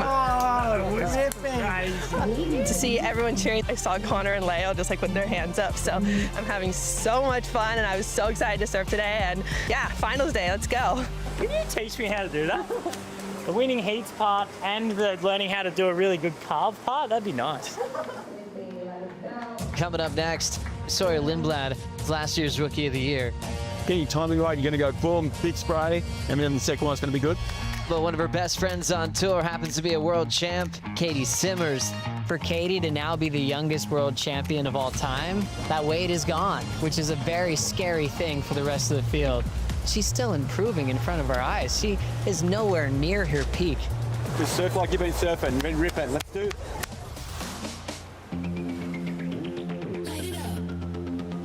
Sawyer Lindblad has a nice section to connect with on the back end. Drives off the bottom and is able to put a solid finishing move on. Simmers to grease that first turn, back up to the top. The surfing that Katie's doing right now, because it's just on a whole other level. Sawyer, first turn, nice placement, right in the pocket. Looking to better a 6, but needs a 6.92 for the lead. Hits it off the lip line. Uh-oh, world number 1 with some speed and flow. Little slingshot wrap. No mistakes from Lindblad as Katie turns in the highest combined heat total of the women's event so far and is fired up moving into the semifinals. There's like a lot of ways to win a heat, but to beat Sawyer, I feel like you kind of just have to surf good. And so I'm happy that I was able to do that. Welcome to the final. History will be written. Gabriella Bryan taking on Isabella Nicholls. The falls continue for Gabriella Bryan. She hasn't fallen this much the entire time we've been here. We will kick off with the women's this morning. Semifinal number 1, world number 1 Katie Simmers and Gabby Bryant, a rematch from last year here in El Salvador. And this is a huge test for Gabby Bryant. Does she want to be in that WSL Final 5 picture? She's really got to make the most of these opportunities when she's coming up against the number 1 seed. The most intimidating competitor would probably be Katie Simmers. She can surf 10-foot pipe and do airs in 2-foot onshore slop. Bingo! That was so skate. She's a very well-rounded surfer and very spicy surfer. So yeah, she's definitely intimidating. Fine. Good? Let's go. Let's not leave any in the tent. These two are already ready to get things started, and running down the line is Katie Simmers. Well overhead section, air drop in the pocket, and a nice clean redirect off the lip. Always so beautiful with the rail lines and putting together a nice clean finish. Gosh, what a combination of turns. So much risk in that opening maneuver. Judges are rewarding the world champ. 7.67 on the opening wave of finals day. Gabby Bryant take this wave. Unfortunately, she did get caught behind for a bit here. Yeah, Gabby unfortunately pacing that maneuver without looking down the line, and she really had to fight hard to get around and find some open face. Well, big turn there off the top.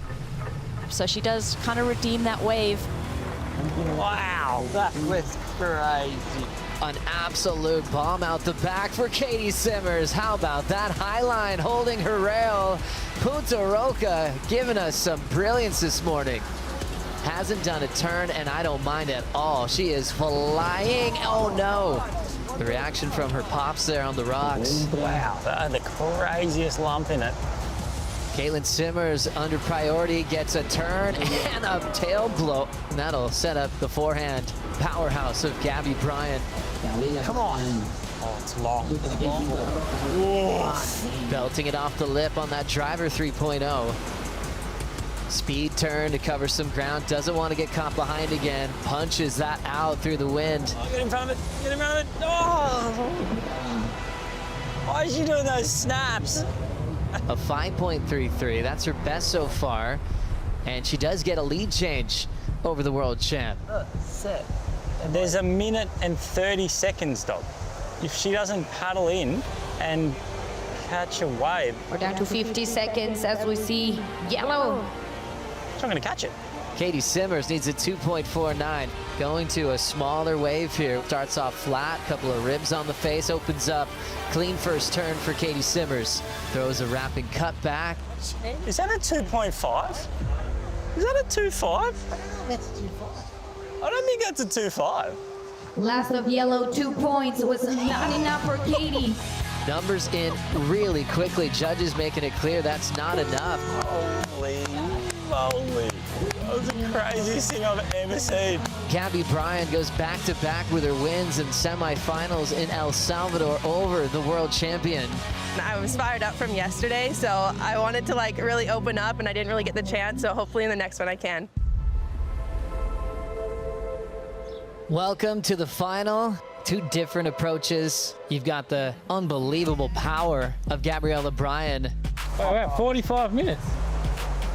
Kind of makes it more simple sets. There's going to be 2 sets. That's amazing.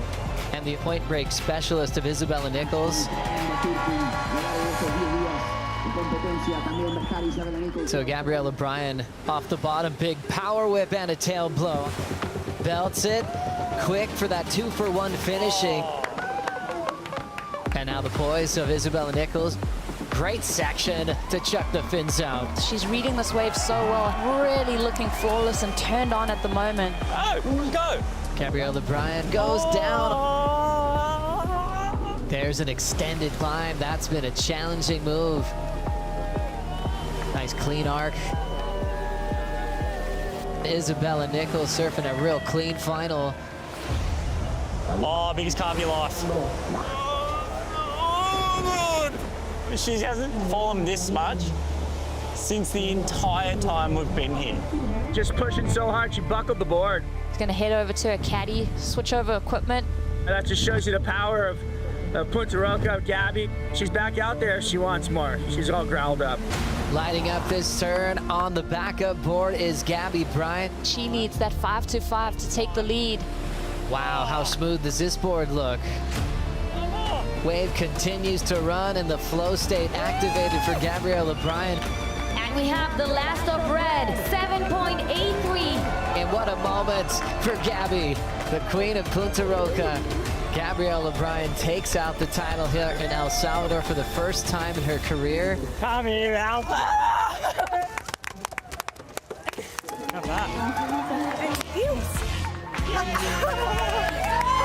La campeona Gabriela Bryant! It definitely takes a village, and the crew I've been surrounded with here is the best, and I love them all, and I definitely couldn't do it without you guys. Good job. Oh, so nice. Thank you. Yeah, so proud of you. Thank you so much.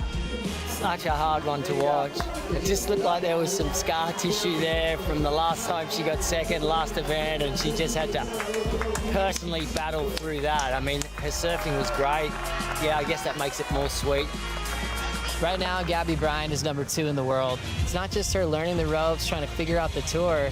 She is a threat for her first world title. She's going to be the toughest person to beat heading into Australia. Yeah, Caddy. Yeah, that was sick. History being written in an all-South African final. Matthew McGillivray representing J-Bay. Jordy Smith from Durban. He's looking for his first victory in nearly 8 years. Matthew McGillivray, for him looking up to Jordy his entire life, you got to figure out the way to beat your idol. He's any way he wants that, J-Bay.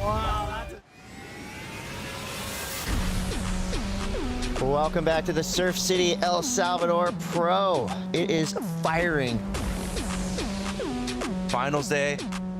Everybody wants to prove that they're the best surfer in the world. Matthew McGillivray, what a way to start his semi. We are talking about somebody who's really been on point. He has been really in form and on fire throughout the entirety of this event. I'd say the dark horse threat from day one. You're in your first championship tour final. How does that resonate with you? I can't believe that I'm here in the final. Could be an all-Safa final, which is pretty cool. One more. One more. McGillivray makes the finals. Who's going to be next? Jordy Smith, Cole Hausman. Two power brokers going blow for blow. Business is about to go down. Straight off the buzzer, Jordy Smith drops a hammer. Oh my gosh. This is vintage. Jordy Smith. An 8-1-7 for Jordy Smith's opening ride. That's how you want to start a heat.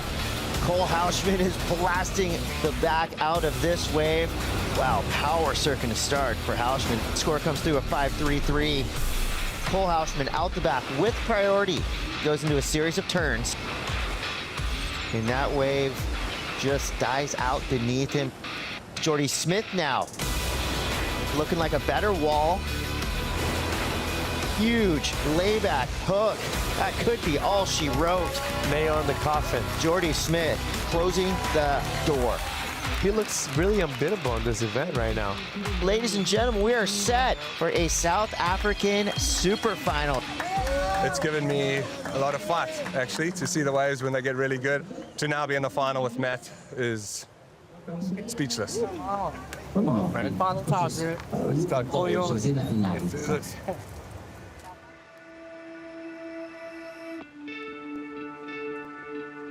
So Jordy has some really important people in his life that are integral to his career, and one of them being Graham Smith, his dad. Yeah, having my dad, he'll be with me at a couple of events on tour. He's still my shaper, and that I think is just absolutely amazing.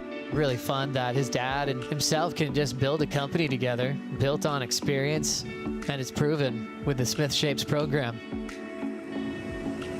The open relationship that we have, it's like since I've started riding his boards again, everything is, I don't know, just gotten better. You know, with myself, with my family, it's insane. He's been on the tour for so long now. I mean, you know, it's just about trust your instincts and surf from your heart. Believe in yourself. He's sure-footed, composed, and goes straight from one rail to the other. That's all I think you really try to achieve in life, is to really impress your family, you know, your parents especially. They've done so much for me, and so if I can make them proud, kind of representing him and us, then I'll do that 100%.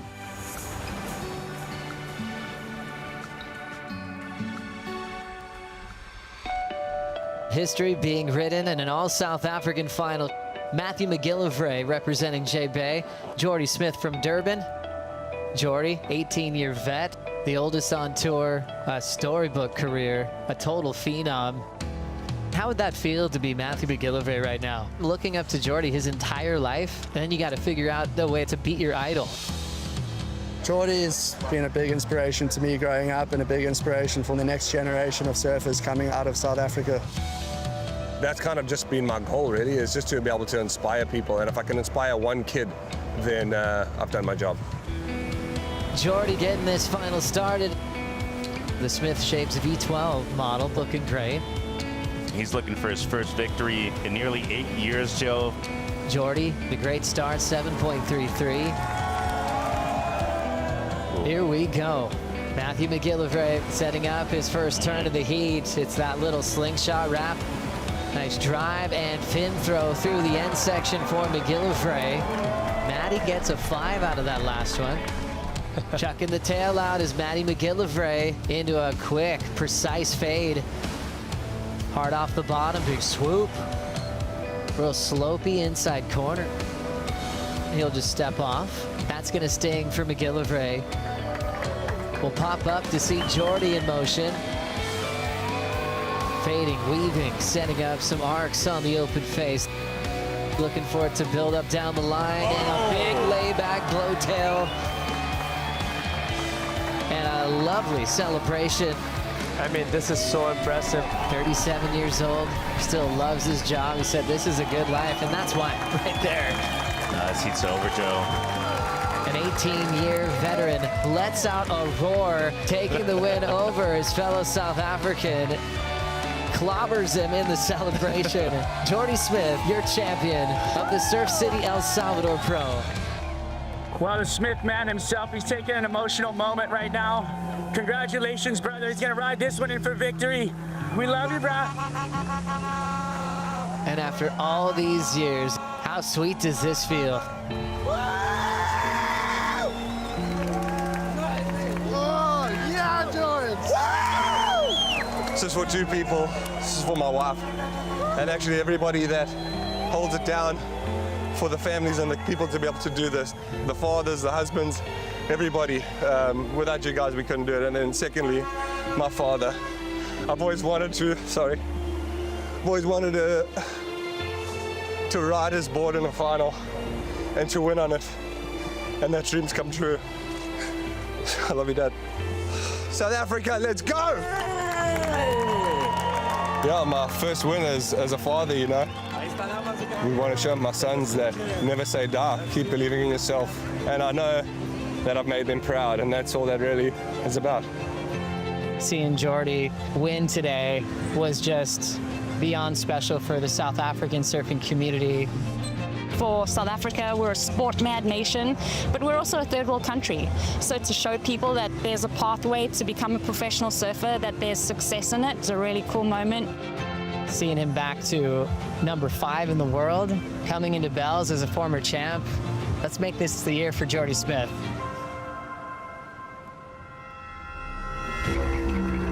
The 2025 World Surf League Championship Tour continues in Australia. It all starts with the pilgrimage to the Easter Rally on the shores of the Southern Ocean. Pumping. Game on. Bells will ring out loud, and history will be written. He hammers it. On the next episode of Inside Pro Surfing, the 2025 Rip Curl Pro Bells Beach. Wow. State of Victoria erupts.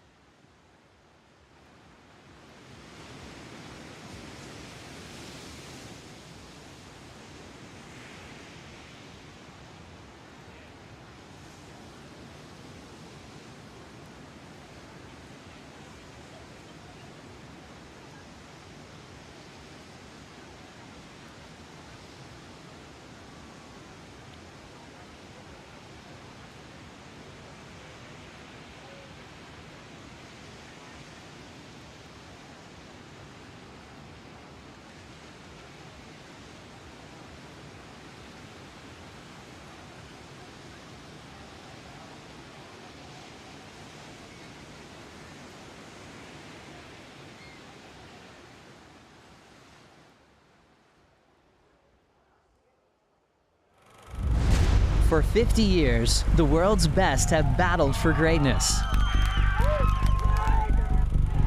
Now, a new era begins. It's so exciting that it does come down to this event, this wave, to decide who's going to be the champion. Beginning in 2026, the Championship Tour finale returns to Pipeline. And once again, it will be the Pipe Masters. The 12-stop CT schedule will run from April to December, starting in Australia and concluding in Hawaii. There will be 9 regular season events. The best 24 men and 16 women advance to the postseason. And then there are 2 more events to establish seeding and 1 shot at surfing's ultimate proving ground, with world titles on the line and 15,000 points. The full 2026 CT field will rejoin at Pipeline, the most consequential event on tour. And the stakes have been raised with the removal of the non-elimination rounds for all CT events.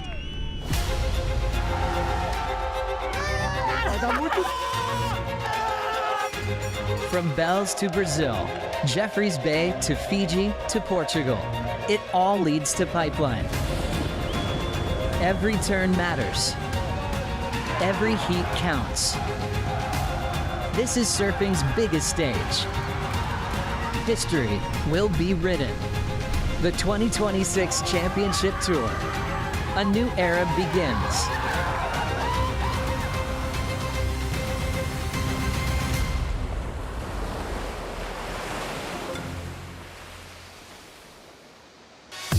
What a huge announcement that was just the other day about next season on the Championship Tour. Everything changing. Stop number 1 at Bells Beach and all roads leading to Pipeline. And a lot to talk about there. No more elimination round. The cut is gone as we see it. It'll be a 2-event postseason to work out the entire field back at Pipeline, worth 15,000 points for a win. Joe Turpel alongside a world champ, but also a leader of the tour for many years that made so many great changes. And I'm really lucky to be sitting next to you, Bugs. For an announcement like that to happen the other day, how did that make you feel? Look, it made me feel good, but I mean, what I really saw was an instantaneous, global, universal stamp of approval.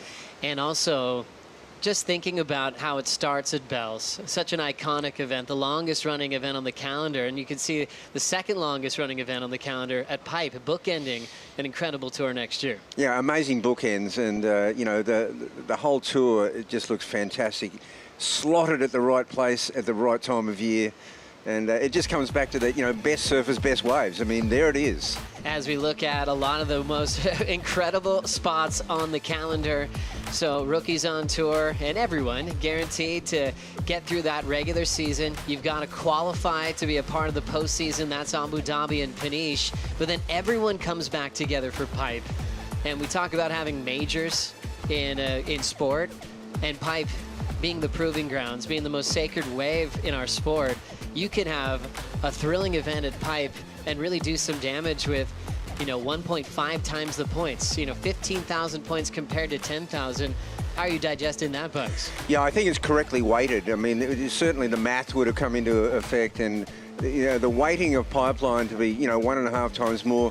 It's not a matter of guaranteeing that the world champion is crowned there as much as Pipeline is the wave of waves. It is the ultimate challenge in the world of surfing, and to weight the extra points there is so justified. I mean, the other thing, look at that CT 6, 7 and 8, Jeffreys Bay, Chopu, Cloudbreak, right there, that little block there. Wow, there's a couple of majors in there too. Bugs, when was the time you called it the Dream Tour? I mean, was it because of those waves you just mentioned? Oh, you got to remember, like at the end of 1998, the greatest surfer, 6-time world champion Kelly Slater, walked away from the tour. It was kind of like a Michael Jordan retirement first time round. But he actually said, I'm sick of going to these beach breaks in the middle of summer. And that's what the tour was. It was like getting people in bleachers in the middle of summer. And we all know that it's not the endless summer, it's the endless autumn, the endless fall. That's when the best waves are, fall going into winter. And it was really a matter of, knocking the whole thing down and rebuilding it. And and then obviously when the Dream Tour was ready to go, the Kelly Andy show came on, and we built it. They took it to the world. Gosh, well done. So much to be grateful for, especially for you, Bugs, busting down the door to create this one lifestyle that didn't exist before back in the day. And now to see a schedule like that. One other key note is it's going back to the Pipe Masters. And that is so meaningful for our heritage, for our culture. Went to the Pipe Pro for a few years. Now it's back to the Pipe Masters. But what every kid's dream would be is to be a part of that incredible list. That's right, and just to be in that event is amazing, and to to get through and to be in a pipe final. I mean, it's just the ultimate place. I mean, every time you get through a heat, especially in this day and age, pipeline's just so. The pecking order is unbelievable. It's pretty fierce out there. So to be out there with just a couple of surfers, or just like in the overlapping heats. Wow, what a special treat to be able to surf pipeline. But I tell you, when you take off on pipeline, you are going over the ledge with everything you got. You're putting everything on the line. Wow, and now world titles on the line for the women. It could be a first time ever to have a world champion crowned at Pipe as well. The other big topic, though, and this has been experimented with in the past, is no elimination round. I mean, that is wild. We are going to see someone giant, maybe even world champs, get eliminated in that first round next year. There's going to be some drama as soon as that first horn sounds. Instead of this warm-up to making eliminations, it's going to be happening in the first heat. Well, look, you've got to remember, Joe, perhaps you don't, but no one does, but our generation, I mean, I never surfed one heat. I never actually had one loser's heat in my life, not one elimination round. It was man-on-man, it was elimination. You turn up, you put it on the line, you win or you go home. I mean, that's how it was for my entire generation and the next generation.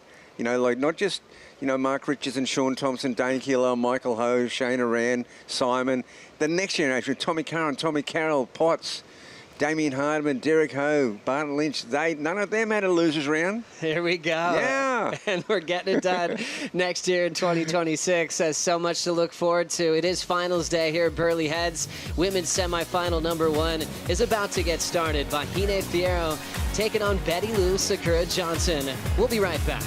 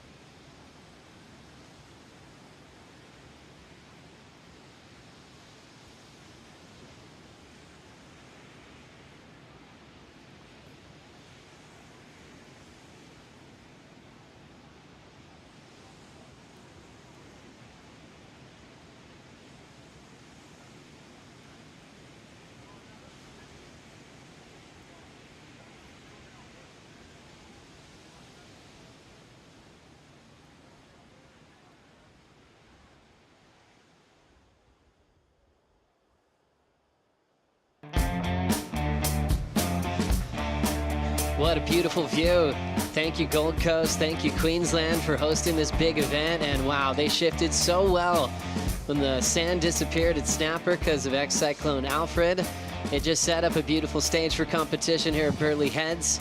as we are about to get ready for semifinal number 1. 35 minutes on the clock for Vahine and for Betty Lou to look for a spot in the final, welcoming Flick Palmatier to join us here for the call on finals day.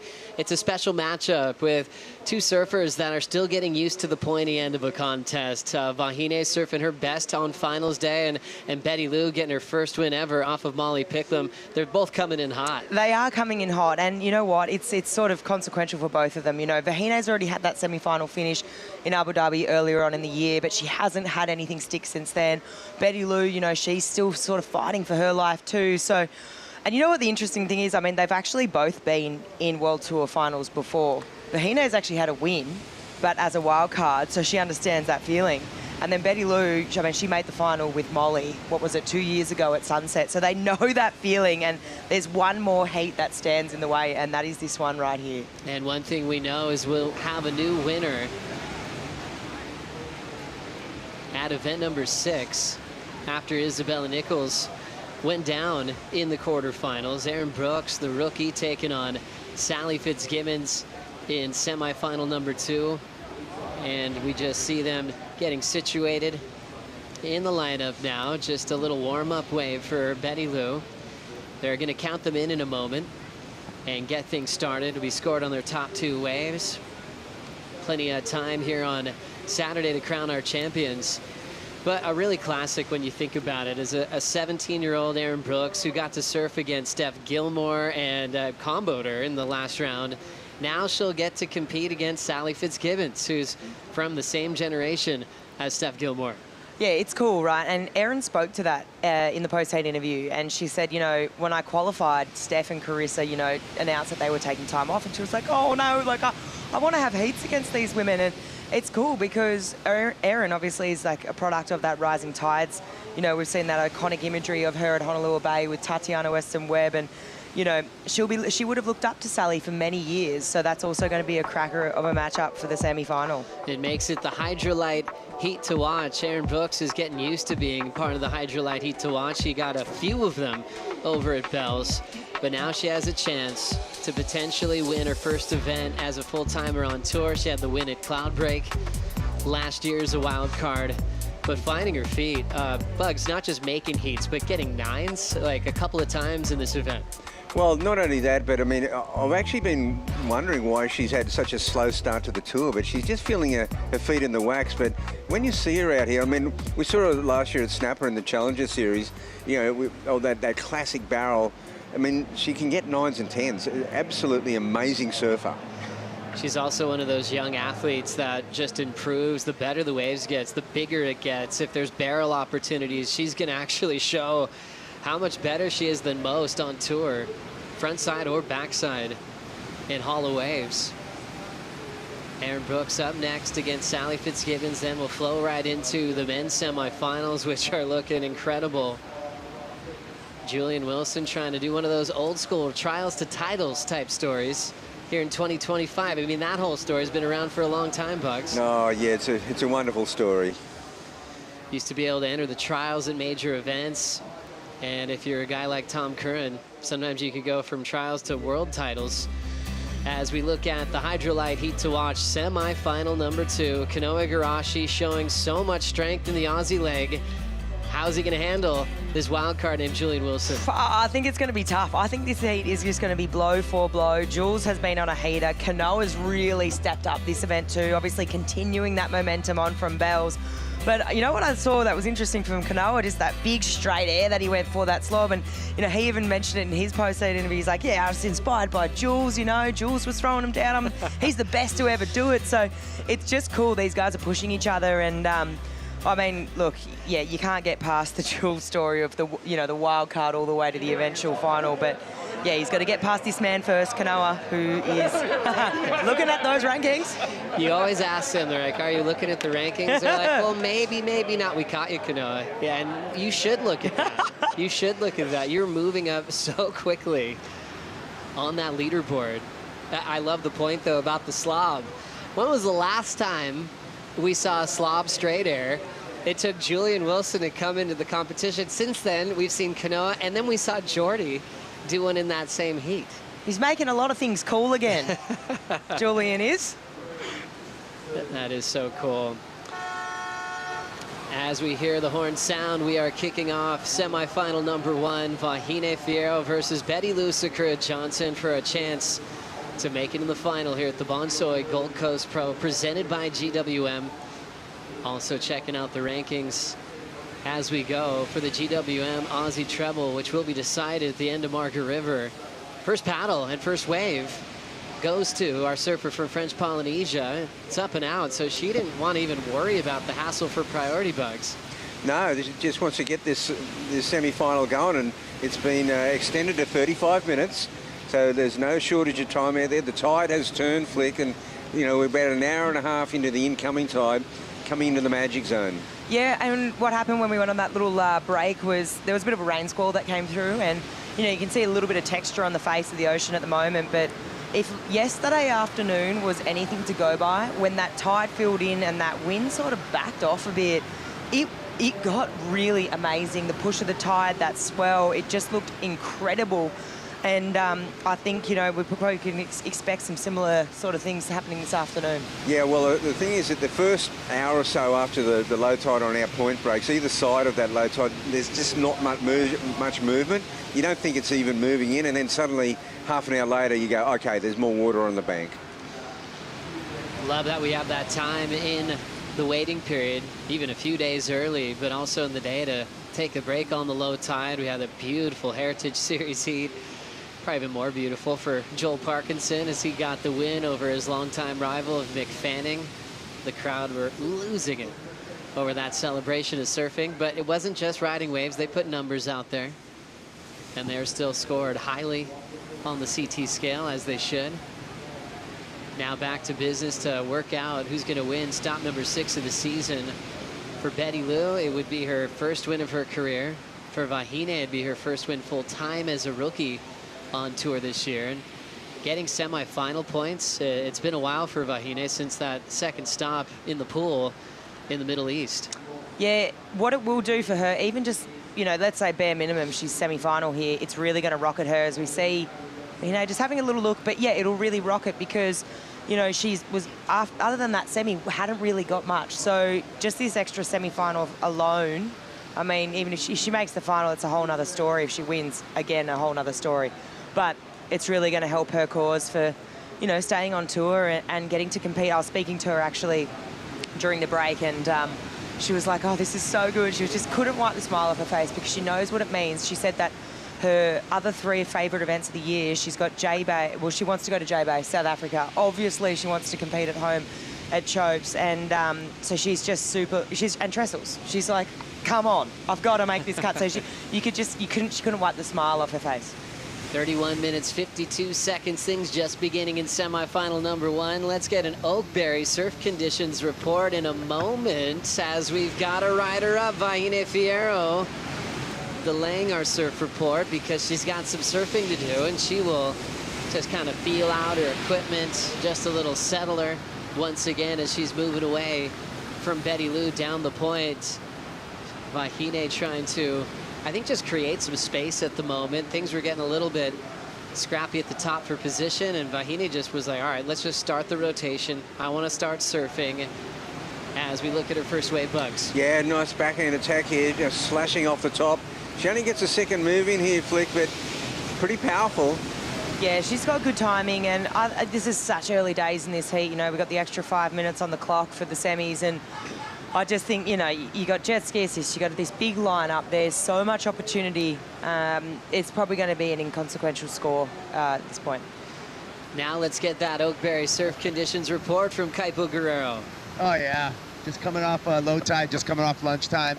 Had my Oakberry with all the fixins, purple powered up out here. Let's get into the conditions. 5 to 7 foot, 21 miles per hour cross shore breeze. Like I said, we just got past the low tide mark, got the filling in tide. Sun just came out. The wind is actually starting to lay down, and I am hoping for an epic afternoon out here. How about that headland, Kaipo? Yeah, the headland's just beautiful, and I talked about the cross shore out to sea. much windier, and the headland's actually doing us a favor where the rocks are and the sandbar and the bank is right there, tucked in there, smoothing, protecting us a little bit from that cross-shore breeze. Gosh, we love it, Kaipo. Thank you so much for that glorious Oakberry surf conditions report. That headland is not just beautiful, it's not just a national park, it actually helps calm things down in this lineup to make it even more rippable. Just a gorgeous scene. It's got to be giving you flashback bugs, seeing the pandanus trees, all the fans there enjoying professional surfing. Yeah, it's a natural amphitheatre, Burleigh Heads, kind of been the forgotten sister for the last 25 years, but wow, it's certainly making a statement. But you know where Kaipo is positioned with the jet skis here? That is actually normally where the bank is at Burleigh. And Flick, you've been here many times. Yeah. The southeast, we saw the white caps on the outside. Because the bank is so tucked in, it's actually quite protected. Yeah, for sure. I got to echo everything you just said there. But yeah, the bank traditionally does sit out a bit further, but obviously you had that Cyclone Alfred and ripped out a lot of sand, and Burleigh's been able to rebuild a little bit in time, but yeah, it's doing wonders right now for the clean face of the waves that we're seeing. And I think it's only going to keep cleaning up this afternoon. Big shout out to Michael Channy, the pilot on the Red Bull ski there. And Sammy Smith getting those water angle visions that we've been enjoying, and not just at this event, but for CT events for decades. And Kaipo Guerrero joining them for so many events on the back of the sled. They always have the best seat in the house, but yeah, they earn it. They take some beatings, they wear sets on the head, but that's their favorite part about the job. Well, there's a couple of beatings that definitely come with being on that ski. A couple of funny moments too, but honestly, it's the best place. If you're going to watch a contest go down, to be in the channel, to watch it from the water, it's the best place to be. Magic. Still slow for scores in this one, but the energy is very serious for these two. For Betty Lou Sakura Johnson, she's gone through the emotional roller coaster of the cut in the past, and she's enjoyed a lot of semifinals. We mentioned the final at Sunset where she came close to her first win, and you know, when everything happens so fast, you think you're gonna, you're supposed to win a world title in your first year. You know, it's kind of a similar type of hype backing Betty Lou when she first started, and then she settled down, and she's grateful to join forces with Ross Williams. You know, Ross's eldest daughter is the same age as Betty Lou, so having like an uncle, travel with you on the road when you're a teenager and just learning how to carry yourself at big events, she was so grateful for that. When Ross made the decision to stay home this year, Tommy Witz was just the perfect switch for her coaching. He's a great family man as well and understands the system, so she's got a lot from Ross's playbook from the beginning, and now jumping into the great Aussie competitive mind of Tommy Whitaker. Well, Betty Lou had a very slow start to this season. I mean, those first three events, she got knocked out in that the round of 16 for a 17th place finish in 3 in a row. So she was sitting right at the bottom. Then El Salvador a 5th, Bell's 5th, and now at least 3rd or better here. So she's on the move. Yeah, what a great move. 3 9ths, 2 5ths. Now at least a semifinal for Betty Lou. As they duck dive this wave, Betty Lou still has priority. Vahine is going to let it go through. Let's see where Vaughn Blakey's hanging out. Well, one of the real crowd pleasers down here at the Bonsoy Gold Coast Pro, presented by GWM, is the Boost Mobile activation. This is non-stop action for all the punters who are coming down and enjoying the action. Check it out. Upstairs DJs, downstairs basketball. Over here we've got the Boost Mobile mini ramp where there's been so much action. And then my personal favourite, Vic Golf Simulator. Now Kelly Slater had a crack at this on his way down to a heat last time he was in the event. Outdrove everybody. Well, guess what? I'm about to outdo him with a 9-iron. Cop this. Thank you very much. Oh, Molly grubber. Molly grubber. Awful. Anyway, get down here. You'll have an absolute blast with Boost Mobile. So stoked they're here at the Bonsoy Gold Coast Pro, presented by GWM. We are so stoked that Vaughn Blakey's on hand for the call for all these great events, man. What a classic. There is some sort of relationship that we know that's been with golf and surfing for many years. Kelly loves it. Julian's incredible. at golf. A lot of them are. Griffin, I think, shot an 88 the other day at the Glades. And Von Blakey one time when I came to Australia, he was like, golf's amazing. You got to check it out. We went to this little course, and by hole 2, his club was in the tree next to us. Just had a little moment when the shot didn't go right way. And then he looked at me and he's like, golf's amazing. What a game. Well, we have to give him a mulligan this afternoon as well, I think. He's great. What great value. Yeah, Vaughn, have fun. Finals day, we'll check in with him in just a moment. Vahine, 3.67. Just 0.5 before that. And Betty Lou and Vahine both taking advantage of the extra time on the clock to just look for 2 waves and try to simplify it all. We talked about Betty Lou's run, growing in her results all the way up to this, at least a 3rd place finish, but she wants some more. When you think about Vahine, she had the advantage of a series of wild cards to compete on the tour. Small inside wave, but Vahine just wants to get started up and down. But she had a few thirds, even at her home break, before she had that monumental win last year. She had the 3rd in 2022, lost to Brisa Hennessy. Following year, she lost to Katie Simmers in the semifinals, then built to that win. What you have to say, as far as affecting surfing history as a moment you'll never forget, was even before the final win last year's that semifinal with Tatiana Weston Webb, where Tati got the 10, and then Vahine needed an 8, and then packed one, got the 8 to turn it. I mean, I don't know. We'll be talking about that heat forever. That's been my favorite heat ever to watch in women's surfing. It was incredible. I think before that, it was the Molly Picklum, the Betty Lou, you know, and before that, there's been heat after heat after heat. But when you talk about just women's surfing being pushed, it has to be one of my favorites. Little wrap to start, opening ride for Betty Lou. Quick jam there.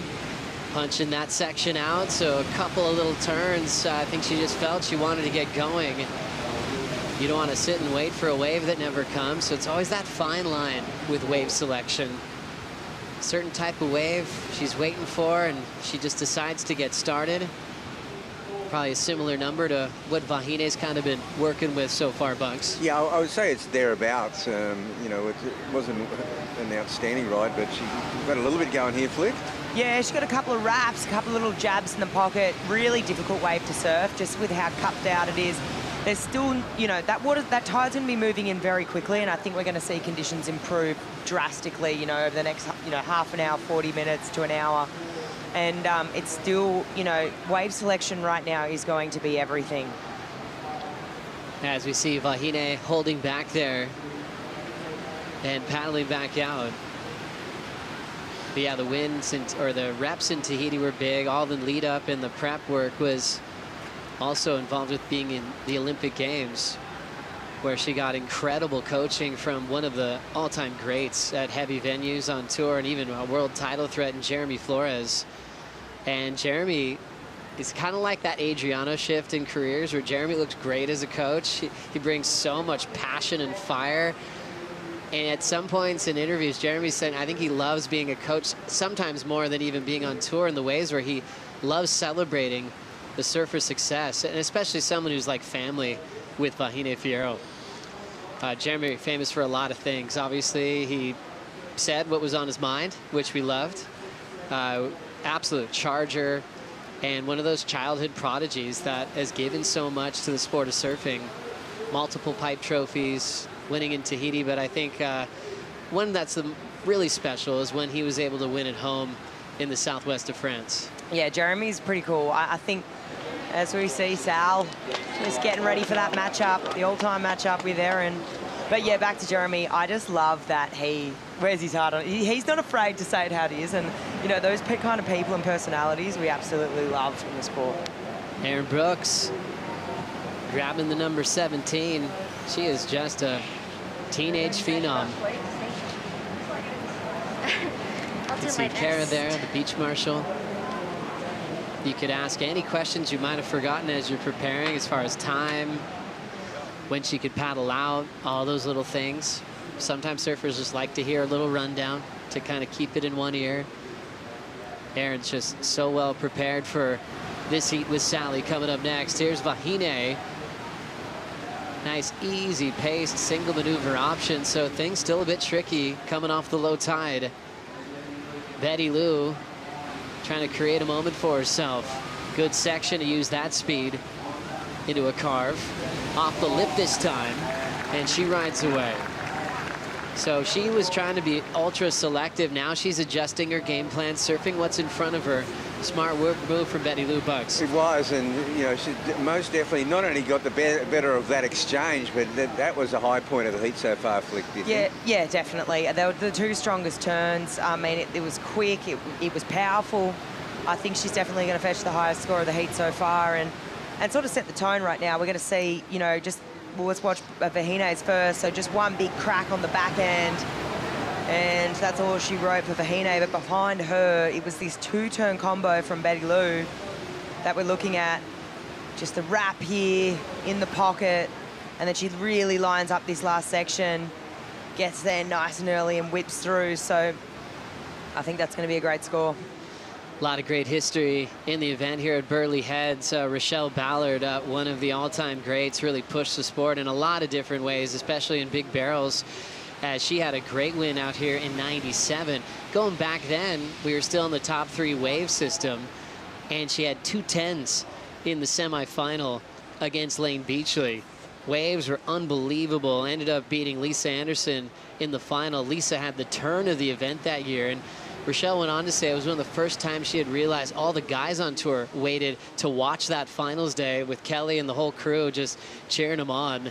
Waves were unbelievable. I was a contest director for that event, and I think it was around the 16, and I declared it Women's Day, Ladies' Day, and Rochelle and Lisa and Lane went out there, and I was getting a lot of blowback from the guys, I'll tell you.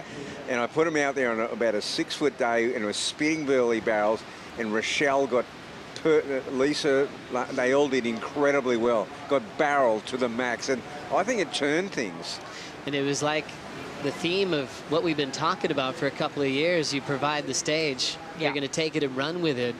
And Bugs, we're all grateful that you made that decision that day. Well, there's a couple of coaches here that were, now that are coaches, that were grumbling at me that day. not to mention any names, right? Moving forward. But yeah, what a classic. Great to remember all the greats that came before, especially in that late 90s crew. All those great surf movies were coming out by Bill Ballard, Blue Crush, Peaches. My sister and I watching those all day long. They were so well put together and documented a great part of surfing history. 17:23 on the clock here in semifinal number 1. Betty Lou just dropped to 6.5. We'll take a Bonsoy brew break.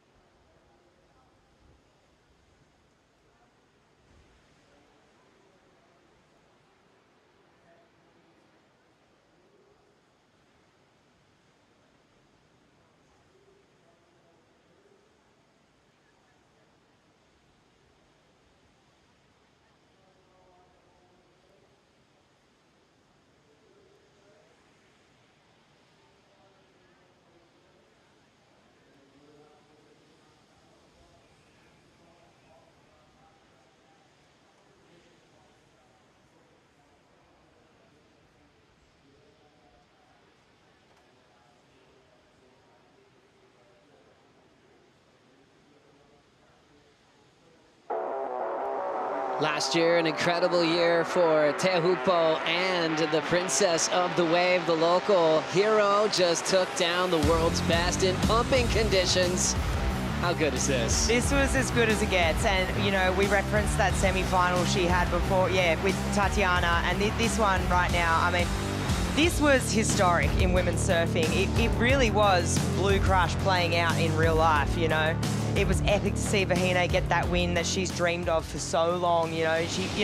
Ever since she started dedicating her life to this wave and getting barreled, it was definitely a dream. So to see that come to fruition was so cool. And to see Tatiana as well really push the limits and really have that Blue Crush moment, the Anne-Marie moment. It was epic. That's so cool. Vahine Fierro winning that heat with Tati. Tati had the 10. And for Tatiana, that was like a career-defining wave as well, because she was always supposed to get a wave like that. It finally came true. And even with the loss, she was able to be so proud of herself, for women's surfing. I mean, and Vahine scores an 8, 9.63. I mean, they had to be big to get past Tati that day. Great looking back at what happened last season. That was a busy year for Tahiti with the Olympics there, and also for Vahine, you know, really being the face of it all, being part of the hosting country of France, but knowing that everything was going to come to that little small town at the end of the road. That's why she is so inspired to make the cut, to be able to surf at her home break. It's one of those specialty type waves where Vahine is the favorite all day long. Wow, specialty. It's the most amazing wave in the world, really. And yeah, requires a special skill set of bravery, courage, holding your line, and it just shows the depth of being a pro surfer on tour. You can't just be solid in small waves. You can't just be great in points. You've got to be able to really mix it up with consistency as well. You know, when you compare, like, you know, Pipeline to Chopu, the one thing about Chopu is, of all the places in the world, all the reef breaks in the world, there's not one where you're actually paddling on the wave and you are watching the water drain off the reef. and the colours of the reef, they're mesmerising, and you don't want to go there. Yeah. Yeah, it's like it's beautiful paradise that's frightening all at the same time. Vahine talks about that road of courage, building up the confidence to paddle out first, watch it, then set the benchmark of what's possible out there. Her friends have just come off at just a crazy swell over there back home. She's been rooting them on from the Gold Coast, staying focused. Vahine got busy to start off this semifinal. Just didn't even want to worry about the battle for the first wave. Just took off on some bad waves and just swung herself into a couple of threes. Betty Lou started off really patient, then really opened up with a 6.5 flick. Yeah, the 6.5 is well rewarded, right? You got to surf to the conditions and what's being offered in front of you. Kind of looks like Vahine might be having a look here, but just a bit too far out for that one. But yeah, Betty Lou, I think still, you know, we're waiting for that tide to fill in more. It is definitely going to start improving. Yesterday afternoon was a good benchmark for that. Just absolutely pumped. But right now, you still just it's very shallow out there. It's very fast, and I think Betty Lou's doing a good job at just identifying that. Here comes Betty Lou, jumping on surfboards from Mayhem this year with priority. Vahine will get the rest of it. Quick snap, bottom drops out. The Tishing's got a lot of speed and belts in. What a great read for Vahine. Had so much speed as that bottom just went square. It's easy to poke your nose on that situation, and she was able to keep her rails clean, and all she had to do is swing for that lip line. Great approach as we dive into the CT by the numbers. Waves per heat this year on average in 2025. Vahine second on the list as staying very busy, and just reflecting that. She's outdone her average right there. That was her 6th ride so far as we take a look flick. Oh, she had to give, Betty Lou had to give way for Vahine, but she sets this up beautifully, just winds it up, upside down, perfect timing. Let's have a look from this angle. So that's the setup turn, and then she weaves down the line. She eyes off this section. It really is perfect timing, right? And look how upside down vertical she gets. Releases those fins. It's going to be a great number. You know, if Betty Lou's dropping a 6.5 for the 2 turns she did, okay, you've got to be thinking that this is going to be a great score. Yeah, well, the drone angle showed that wave. You could see that it had a draw on it. It had a bit of a real body to the wave, and it was always going to be a go. And both of them looked at it and wanted it. but priority came into play. She's on the 5'6.5" CI Pro model. Britt Merrick said it's not brand new, but it's not old. So he feels like this board's been around for a little bit, but hasn't overused it, saving it for big heats like this. Huge opportunity for Vahine to try to win on the road for the first time, as she is all the way out the back there on the Red Bull ski. They have certain tracks they take so they don't affect the wake of oncoming sets. And this Water Patrol obviously really good at driving those skis and great surfers themselves. Betty Lou, though, will take advantage of nobody out. First snap to get down the line and just a nice flowy type finish. She kind of had a little bit of a bidding war last year when people realized that they could maybe make boards for Betty Lou. What an opportunity for world-class shapers to try to say, hey, Betty Lou, I've got something you want to ride. So she actually went to Indo with the sole purpose of trying multiple shapers boards. And when it came down to making a decision, she went with Matt Biolas. Well, what a wise choice. And have we had a smorgasbord of the world's best shapers here at Burleigh this week? Looks like the leash got caught on the back of the seat of Vahine. She's still smiling. Oh, that's good. That's good. That could... Hey, happened to me just the other day. Jumped off the back of the ski in Fiji. Donk. Well. Whoopsies. Oh, yeah. Vahine's... Yep, that's classic. Good thing she didn't get tangled up in a bad way, but if anyone's really used to jumping off skis or boats, hey, Vahine, she's the best. With the most experience. Exactly. Happens to anyone. Yeah. You got to be careful, right? I mean, we've seen people damage equipment on the ride back out. You pop fins out, buckle boards if you're laying on top of it. I always think it's best, and if you're not in a super hurry, climb up back on that seat, make sure your equipment's really solid and safe. But wow, we've got some numbers to talk about. How about that score for Vahine? A 7.0. We've got a new best number of the heat so far. Yeah, that was a well-deserved flick call. That was the best wave of the heat so far on that last big slashing turn. Went upside down vertical. But now Betty Lou, now she's waiting for a score. She needs a 4.44. That last wave of hers could be thereabouts. Betty Lou waiting on her 7th wave to be scored. So they're almost matching each other with wave count now after Betty Lou's slower start. She's really picked up the pace. You'd have to be thinking, Flick, that, you know, with 7.5 minutes and it's been, you know, selectivity has narrowed in this heat, that, you know, they are looking for that backup score now. Yeah, they definitely are. Let's have a look what Betty Lou got. Just a little snap here to set up. I mean, but that was a really well-timed turn. I'm going, you know, I think it could be right there. Right there is right on. Great call, you guys. Last score coming through, and it's right there. A 4.53 just gets the lead off Vahine. It is so close out there. Vahine in a great position because of the 7.5 better than Sakura's best. And now she's chasing a 4.03, an absolute battle coming down to the end for these two fighting for a spot in the final. Oh, this is going to get super exciting.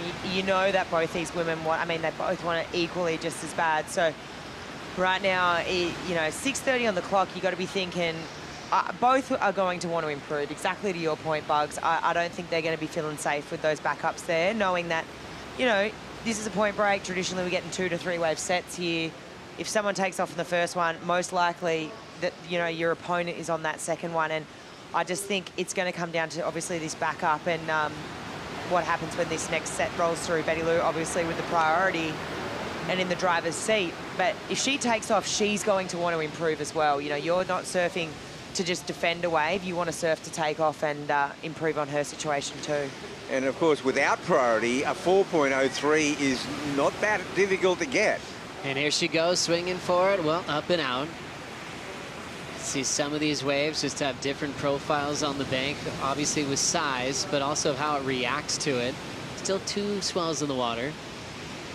And sometimes you'll just see that up and out. Vahine wants that real clean, bowled out section like she got in her 7.0. For surfers of this caliber, a wave like that actually makes things so much easier. The better the wave is, all they have to do is attack their targets. It gets tricky when it's uphill feeling on a wave, or it's going gutless on you, and you got to really scrap for your big points. And Flick, it's hard to stay calm in a situation like this, because what's looming is I could be in the final, and so true. and they don't have a real strong backup score. No, there's definitely nerves for sure. I mean, both these women, you know, that. Here we go. Maybe got some hand signals occurring here. Yeah, it's not just stressful in the water. Kind of reading patience. Well, out the back, I'm saying out the back, wait, don't take off, out the back, go. Coach's corner firing up right now. Looks like we've got some sets on the horizon. And her crew has identified it really early. Vahine doesn't have priority, but they're asking her to settle down, because even if you have second choice, you don't want to scrap for a small wave and miss the set. First wave, Vahine's showing she wants it. Betty Lou is pleading for the blocking call. Paddled right behind Vahine Fierro right at the end there. Tommy's turning around, waiting for a decision. But I mean, I guess the question to me, though, from a judiciary point of view, was she going to catch the wave? That's big, you know, for Betty Lou having priority. She's trying to sell that she wanted that wave. She did turn around late, so there's definitely something to look at there, Flick. It could go either way. I could see it going either way. I could see it going in the fact that Betty Lou wasn't very interested, but then made a sort of a later paddle. Let's have a look here. So I guess she kind of was. She was sort of having a dig, and then Vahine, I guess, oh, that was such an interesting one, you know. You're kind of wondering... Is the onus on the surfer without priority not to get in the way? Like, I don't know if intentionally Vahine was asking that, but we'll get back to that. She's surfing now. Still a clean screen as far as calls at the moment. Vahine just tries to get back to surfing as she steps off her 8th wave ridden. Now Betty Lou's out the back, and now taking this wave. There's a first turn in the pocket, punches out the second one, into a third off the top. Wave split, she takes the higher road and finds a nice knifey finish. Tommy Whitaker, next to him with the glasses, Blair Marlin, one of the great managers of pro surfing for a very long time, had a great career coming from Carlsbad, California. Invested in this heat big time. As we look at this last one from Betty Lou. This wave here, I mean, just beautiful wrapping turns, kind of like it's fired her up, right? I mean, nice tap there, wraps it around again. She even negotiates this last turn here very well. It's difficult to read, and I'm going to be saying she's improving. So as we're waiting on a decision from upstairs, we're passing the IC 2-minute warning, and we're hearing some crazy announcements, giving some updates. We'll let you know what's happening in just a moment. And now it's officially on paper. Interference on Vahine Fierro, losing an entire wave on that block on Betty Lou. Let's check in with Kaipo. Yeah, so what happened there, I saw it from out here, is Betty Lou was paddling for the wave, kind of in a wheelie position, but Vahine was directly underneath her. And so I think that's what the priority judge saw, is that you have that blocking aspect. Now, I'll open up the conversation to you guys. You guys probably have a replay of it.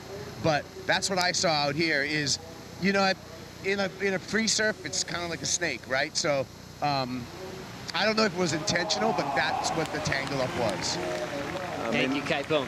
Yeah, I mean, my read on the situation was that it wasn't malicious, but what it was an entanglement where she just failed to get out of the road of the surfer with priority. And I think that the onus is on the surfer without priority not to get too close. Yeah, look, it's touch and go.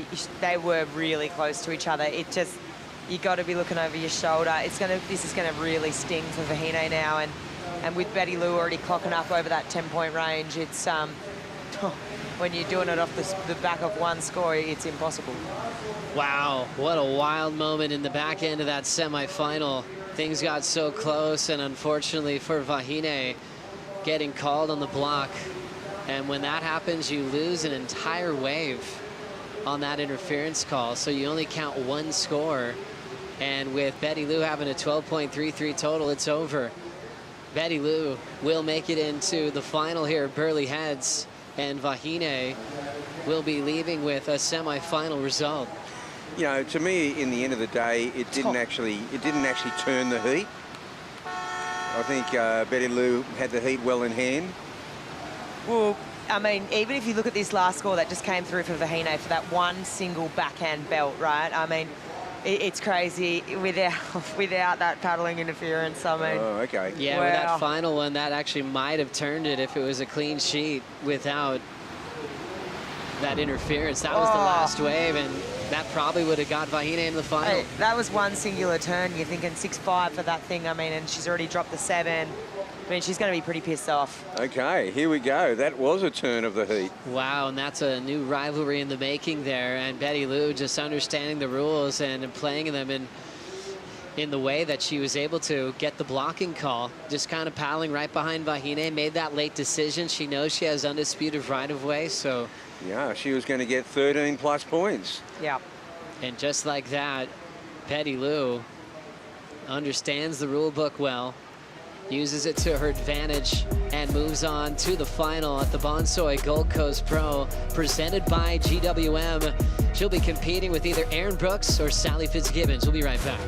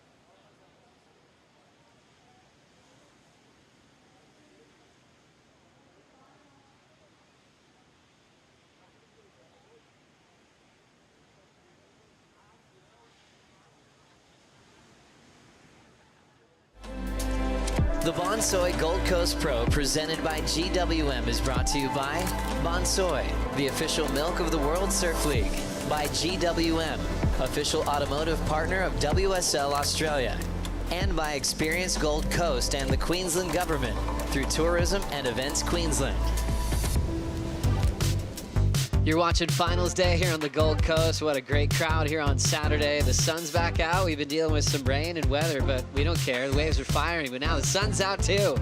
Representing Canada in a rookie year on tour, the 17-year-old phenom, Erin Brooks, who's been just punching the numbers up into the 9s throughout this event, taking down heroes that are twice their age. Well, that's the story for this heat as well.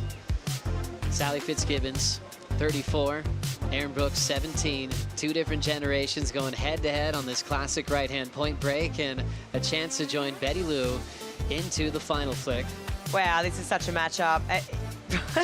You've nailed it, Joey. Sally is literally double Erin's age. It's actually incredible to think, one, how amazing the longevity of Sally Fitzgibbons' career is and how quickly the rise of Erin Brooks has been. It's really cool to see those two contrasts here, and I know that Erin would have been dreaming to have a match-up with Sal, and here we go, Sal's opening wave here. So getting started pretty early. Nice little carve, and just working this one through. Probably not going to be a giant score, but just getting things started. Always has a nice flow, nice attention to detail. Has switched up her boards multiple times in her career, even started doing training with style and technique, lifting weights, but thinking about surf style over the years. I don't think there's anything she hasn't looked at as far as building her campaign to be a world champion. Finishing runner-up in the world 3 times. She's been in yellow at the season finale in the past and been upset, but she never loses her strength and courage to come back and fight another day. Even if she's been sent to the Challenger Series, she's like, nope, it's a new challenge, and I'm coming back. And I think everybody's celebrating this performance into the semifinals. Last time we saw Sally in a championship tour semifinal, we go back to 2021 on the championship tour. Wow, I mean, last year Sally crushed the Challenger Series. Yeah, she did. She looks amazing. And I just love the way she reframes it every time, you know. I bet it's been a couple of years now that she's had to do that, but she's so fired up, and what she gives in the post-heat interviews, she's so vulnerable, and just like the way she talks about the sport, what she's given, and that she's not done, you know. And I think it was cool to see her get really emotional the other day when she cracked this quarterfinal. You know, obviously she's needing a big result here, and she'll need another big one in Margie's if she wants to keep this dream alive. But yeah, it's epic to see Sal getting so vulnerable. She's represented Australia in the first edition of surfing in the Olympic Games at Tokyo 2020. It always made sense for her to be an Olympian in her career. Participated in the Junior Olympics. She was a great runner. Played a bit of footy, soccer. Just loved it all. Still loves watching major sports. Sometimes stays up past her bedtime during contests because she's invested in the NBA and everything else. She just is so passionate about how other athletes train and sees what she can take and bring it into her act. Well, Flick, I mean, my understanding was that Sally was a champion middle distance runner around, you know, the 1,500 meters, which is a gnarly race. Oh, yeah. And she had to, you know, she reached that point on, it was like, as kids do, Saturday morning, do I go on a surf comp or am I going to the athletics track? Yeah, 100%. As we see Erin getting things started. Driving into a big section. How's the coil up that she has?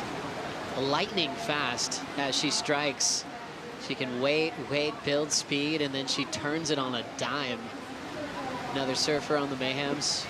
Erin Brooks getting her first score in the semifinal. She's had some tough losses this year that, I mean, have been toughest for her. She's been taking more time than most, kind of dealing with those emotions of having such high goals as a rookie on tour this year. Yeah, I think everyone's been talking about it. You know, even the buzz about, hey, she's coming on, can she do it? Can she get a world title even? And I think it's like, whoa, okay, let's just settle down. She's so young still, right? And I think at the same time, she probably puts a lot of expectation on herself, you know, and has been really cool to see her sort of come into her own at this event here in Burleigh. You know, I think when she dropped her first 9 a few days ago, it was a couple of points better than her highest score she'd ever got on tour, you know, as a full-time competitor. So this is going to be feeling good. It feels like she sort of slipped into like a level of comfortability here, and her boards look amazing. Her read on the wave looks really good.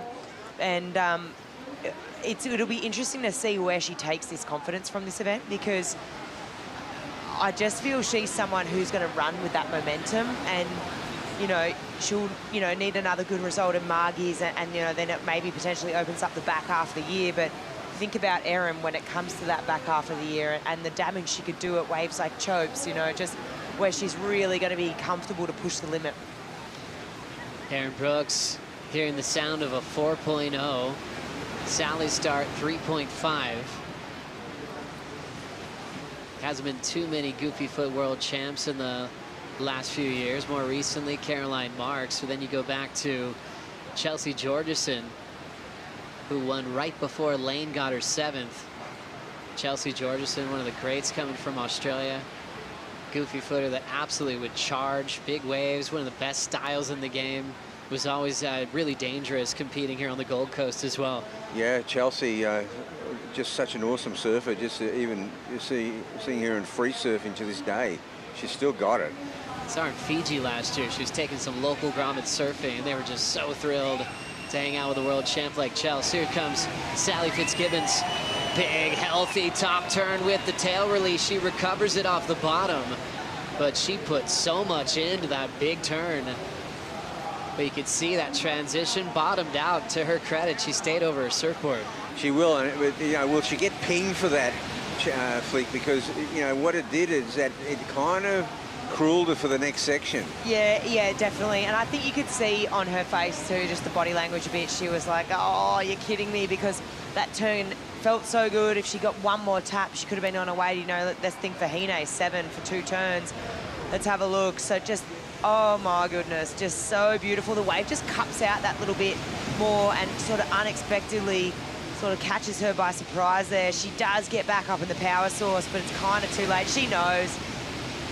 But one single manoeuvre. I mean, she's looking fired up. To me, it looks like Sally's leaving nothing on the table. She's coming out all guns blazing. Well, she's going to get a score for that one move, and I think she would have been more forgiven if the next section had just allowed her to keep surfing, then all would have been forgiving. But, yeah. And she was probably heading for an excellent score.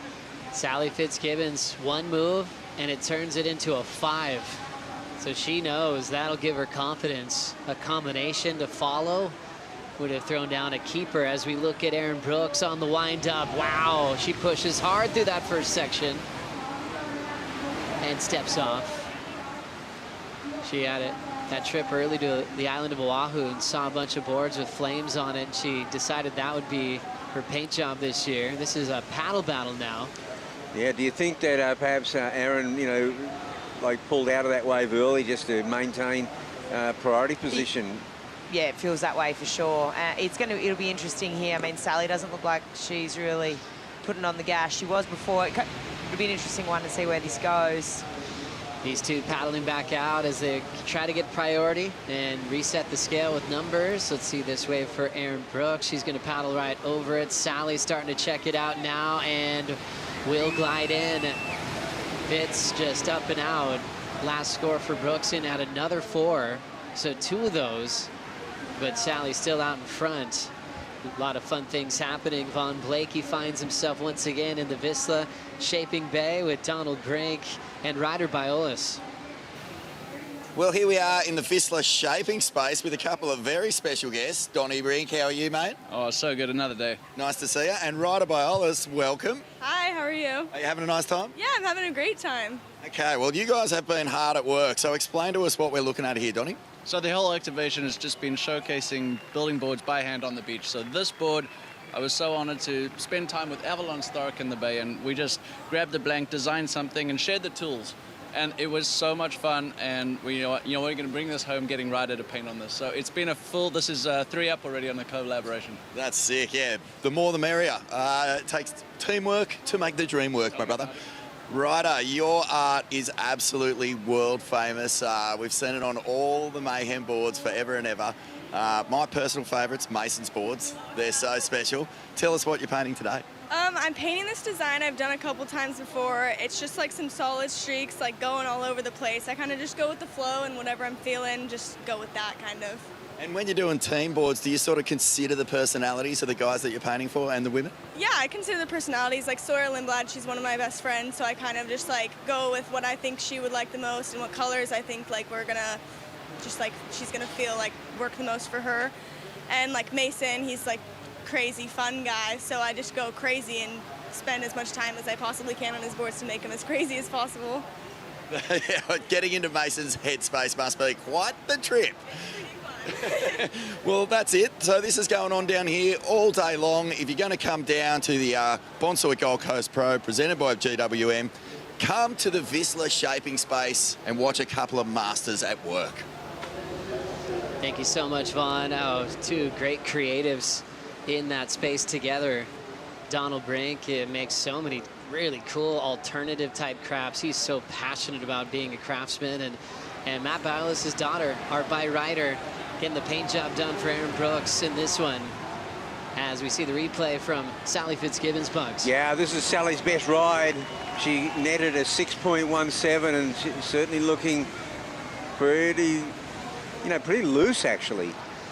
Really loose, really comfortable. She now has the 2 best waves of the matchup with Erin with her 4s. So the Aussie vet is just pulling away ever so slightly, Flick. Yeah, she's applying the pressure right now, and she's keeping busy. I'm kind of liking this approach. I think, you know, we even saw it in the last heat. Betty Lou, Vahine, they were both pretty active and just like sort of swinging and having a go. They were still waiting for that tide pushing in. We can see it. you know, it is getting higher out there, but I think with so much opportunity, it kind of looks like we've got a bit of a set on the way. You can always start to see it stand up on that outer bank there where there's that little bit of sand. But I just think there's so much opportunity, and you kind of take off out here today, and sometimes they're going to work out and they're going to hit the bank perfectly. Other ones, like that little drainer on the inside, or sometimes you stand up and it's a dud. So I think Sal's approach right now, obviously it's working out for her. Loving our time on the Gold Coast. We've had some locals win the event in the past, like Serena Brooke from the Gold Coast, who was traveling on tour for a while, was in Blue Crush as well, and won this event back in 1999. Waves on the way, paddling hard is Sal, and she doesn't catch that one. But always so active is, well, Erin Brooks up and down, so she'll end up getting a throwaway again. A lot to take in on the stage as big as this one in a semifinal at just 17, and she accomplished so much so quickly. Sometimes you have to pause for a moment and realize how phenomenal Erin Brooks has been since she decided to become a surfer. And I think we were recently discussing this. It wasn't just, oh, I'm going to go ride waves. It was like, I'm going to be a world champion. And that was on day one. It wasn't like, oh, surfing feels good, I might have something going with it. You know, for some of us, it's just, hey, you have fun first, and then you see what goes from there. For Erin, it was instantly world champion plans, and she's worked with some incredible people like Shane Beshin. She called Shane, actually, because she wanted to learn how to do airs. And he's like, well, if we're going to do airs, we got to learn everything else first. So he worked on fundamentals, bottom turning, taking off, barrel riding, positioning, and then they got on the trampolines and foam pits and body mechanics. And since then, we've seen quite a few monumental airs landed by Erin Brooks. Her Instagram is like a surf movie every time she makes a post. Sal's going to use priority on this one, and it's just a short ride again. Wow, there's been a few uses of priority that haven't worked out, but the ball has ended back in Erin's court again, and let's see if she can make something of it. She's had a lot of in and outs, Cliff. Yeah, she'll a couple of swings, couple of misses, but there's still plenty of time on the clock. You know, you got over 18 minutes, and I think she's just got this one here looks like it could be a bit cleaner. Looks like she might be having a look. Wow, this thing really pulled up quickly right on top of Sal. Erin's got to step off. So that one just a little bit too deep and couldn't come around the corner. As we know, the winner of this heat will be taking on Betty Lou Sakura Johnson. Betty Lou coming off a crazy one with Vahine Fierro. And we're looking forward to see how this one continues on as we check out this last decision from Erin Brooks. Yeah, well, this one looked promising. Whether she had to just slightly go around Sal then, but the wave did collapse down the line. And now Sally in motion. She'll fade that first turn. Now starting to step on the gas. Nice attack mode on the oncoming section. Little down carve sweep. Nice flow down the line from Sal. Tapping the lip. Bottom drops out and takes her down like a clothesline.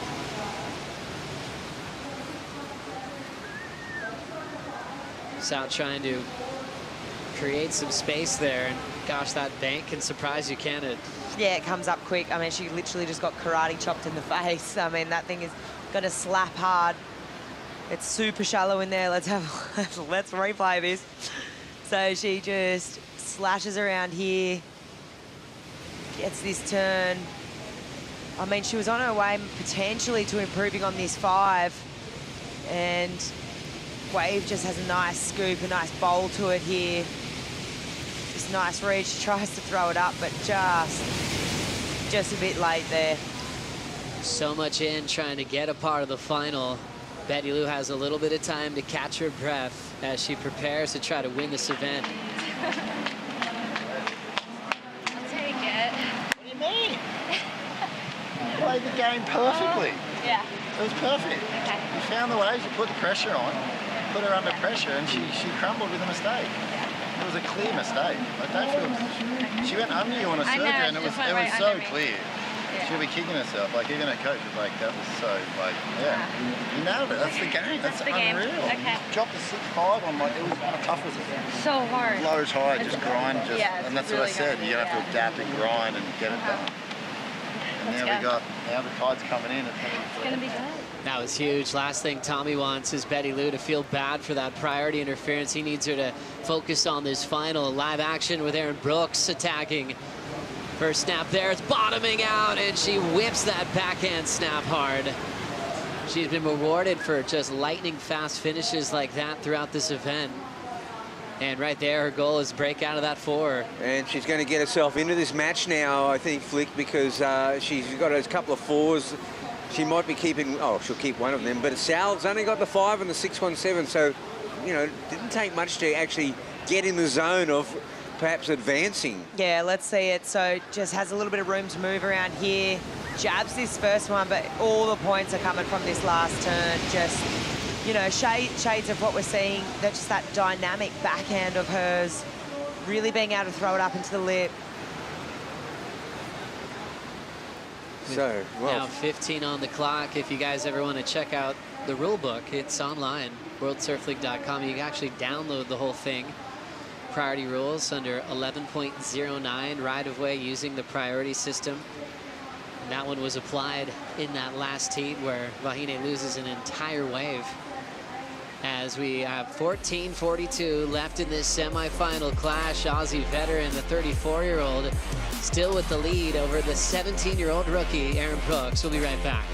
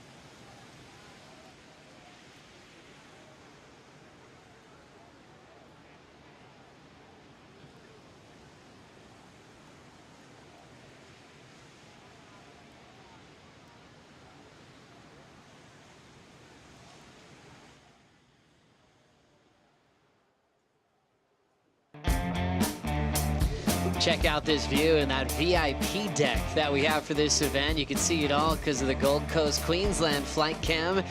These people have been there since the sun came up, enjoying this view of the world's best surfing. It's one of the best venues to watch. It feels like a coliseum as you have a really cool section of that wave that you see the finishing move. You can see the takeoff from that deck, and you can also see the top of Von Blakey's head. At the moment, he's standing by with Betty Lou. Betty Lou, you are the first finalist of the 2025 Bonsoy Gold Coast Pro, presented by GWM. Congratulations. It's been a wonderful run through this event, but that was a really tricky heat. Yeah, tricky indeed. The conditions, low tide still kind of filling in, but yeah, happy just to get my surfing done a little bit, and unfortunately she made a mistake and paddled in front of me. But yeah, really happy to just be in the finals. That heat was quite tense right up until that moment. How did you read that situation? Yeah, I was just trying to play my best game and really just identify the waves and try to like surf my best and find the best waves for myself. But yeah, since that happened, I still knew I needed to get another wave because she got another wave, and I was like, if they don't give it to me or her, I still need another wave. So yeah, just happy to yeah, I can't even talk. I'm sorry. No, fair enough, fair enough. I mean, you've had a wonderful run through, you know, this GWM Aussie treble so far. But this is a huge moment for you to make this final. We saw you talking to your coach, Tommy Whitaker, before. What's the energy moving into this last heat? Yeah, just really resetting and kind of just go back, look at my other heats and leaning on that confidence that I had previous. And yeah, really just, this is a big moment for me. I haven't really found my foot on this tour yet this year, and I feel like I finally clicked into myself and my gears, and yeah, I'm just really happy to be here. We're so excited for you. Anyone you want to give a shout out to at home before you surf the final? Yes, of course. All my friends and family at home, thank you so much for watching. Your guys' support mean everything to me, and you guys, this is why I'm doing this. I'm doing it for you guys, and yeah, let's take it home. Congratulations. Have a great final. Thank you so much. Thanks, guys. Thank you, Vaughn. Betty Lou Sakura Johnson now into her second appearance on a championship tour final. Her first, we mentioned before, Sunset Beach. Runner-up to Molly Picklum. That crazy rivalry where Betty Lou had to get past Molly. She did it for the first time in now 7 meetings. That was just letting her break away. Probably felt like she could beat everybody on tour after finally getting that win off her rival there. And she'll be taking on the winner of this one. At the moment, Sally Fitzgibbons with the lead over Erin Brooks. Erin's got priority. Built to a 5.4 on that last finishing move. That looked really strong, Bugs. Yeah, well, she split the difference here because Sally's got the 5 and the 6.17, a 5.4 right in the middle. Put her in the mix, Flick. Yeah, definitely. I mean, you know what? Basically, in my opinion, yes, she got the check turn before that, where some points are going to come from, but it's really just off the strength of that one turn, right? So if she can just find a wave to give her space to bank off 2 of those, 3 of those, I mean, she's looking deadly. She is, her backhand is fire. It's so dynamic right now. The way she winds up off the bottom, just so deep, controlled, and just like really pivots tight in the pocket. The judges are loving it. So I think, yeah, it's up to her. She's got the priority. She just needs to find that open face to allow her to get a couple of turns banked off like that. Well, the theme of having a new winner at every stop will continue. Betty Lou in the final. Erin Brooks wants to be there with her, chasing a 5.78, but she's got one of the most experienced competitors in the world right next to her, and who's competed on the Gold Coast for a very long time. Sally's actually in her 7th semifinal on the Gold Coast in her career. She's only converted one of them into a final in the past. Still hasn't won. Came close that year in 2013. She was runner-up to Tyler Wright 12 years ago. And she loves where she comes from, the South Coast in Jiroa, New South Wales. Where Erin Brooks, it's sometimes hard to remember where she's from. She's moved around so much. Sal, the proud Aussie, loves where she comes from. Erin Brooks, citizen of the world, born in Texas, representing Canada, learning how to surf on Maui, then moved to Oahu, then to Southern California, and really just lives out of a suitcase these days. But you can't really lock in really one home break to Erin Brooks. It kind of feels like everywhere in the world is her home break. Well, she's a citizen of the world. And, you know, Flick, one thing about this heat is that they've both taken speculators with priority, and they haven't worked out. This is the time where you've got to kind of nail the priority with the right selection. Yeah, for sure. It's coming, the time's ticking, and basically this next exchange is going to be pretty important. Looks like Sal's pretty interested here. Fitzgibbons looks, Erin Brooks takes it. It's bowling out. Wow, goes upside down very quickly on a very steep section beyond vertical as it hollowed out. Sal did a good job at selling that. Oh, that was a sell job big time. Very good. It was just too wall. Thing was just already going inside out. Erin did a great job, almost pull off a crazy effort there, but Sal wanted her to take it. Now Fitzgibbons has the lead and priority. Yeah, it was a better move, right? She looked super interested. The thing obviously had such a good draw bowl to it, but it was way too stretched out. And then Erin here, I mean, hats off to Erin though, because that is not easy to do. She turned on a dime. It could not be any more acute than what that was. But yeah, it was just a master stroke from Sal, just veteran status there, and just forced a hand. So still plenty of time though for Erin to sort of get another wave.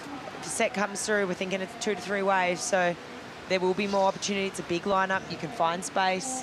Yeah, and it's not like she had to get the jet ski and go all the way around on that, 2-3 minute rotation. She was right on the bank, and look at that. She's just gone past Sally right now. And Sally oh, she'll hang in tight. Well, see Erin Brooks paddling up the sandbank. She loves sand bottom right-handers. She just ruled the world last year when she locked into one last year at Snapper at the Challenger Series to the 10. This is what Erin had to say about that moment.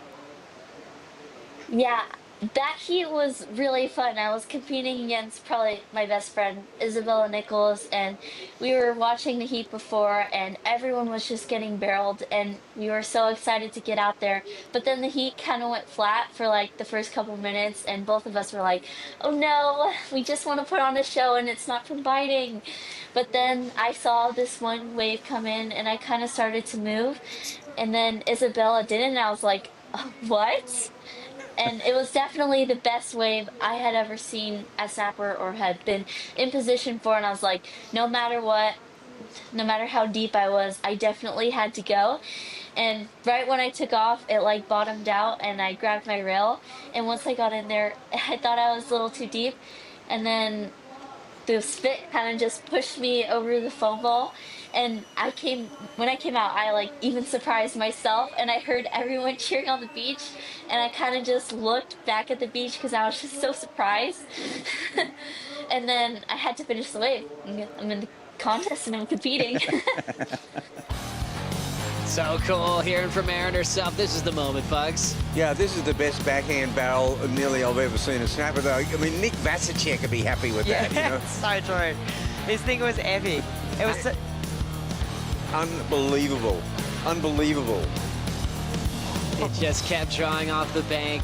Erin probably thought maybe I'm too deep. She's going no matter what. Oh, it was. I remember this, right? She mentioned that before. That wave came in and Bella was deeper. Priority hadn't been established yet. And she said, had a look at it and pulled back. And then Erin, to her credit, was like, okay, are you kidding me? I'll go this. And so I think it was one of those things where Isabella was like, oh, one of those moments that you always think back to, like, oh my goodness. But Erin just capitalized on it, and it was incredible to watch. Sometimes there's a wave that just marks your career. Not everyone has like a wave attached to them necessarily, and Erin already does. Remember, if you do that this year on tour, once again, our good friends at Yeti will give you a 110 Tundra filled with Yeti signature products. And that's what Erin and Sally want to do. Sally's had 10s in the past throughout a storied career. Still leading over Erin Brooks at the moment, using some experience in this matchup. What we're seeing, one of the, I guess, the feature of the heat has been this flip-flop of priority from one to the other, from red to blue, blue to red. And no one has really capitalized on that, on utilising the priority properly, you know, in at least the second half of the semi-final. Now it's going to come down to maybe on one more decision with 3 minutes on the clock. You can see even the spicy young energy of Erin. She was trying to push Sally to go right back, and Sally held her guns until she finally went for a big closeout section turn she ended up falling on as we were watching that last year's highlight. Yeah, it's interesting, right? Because Erin right now, I understand the frantic behaviour because she's like, far out.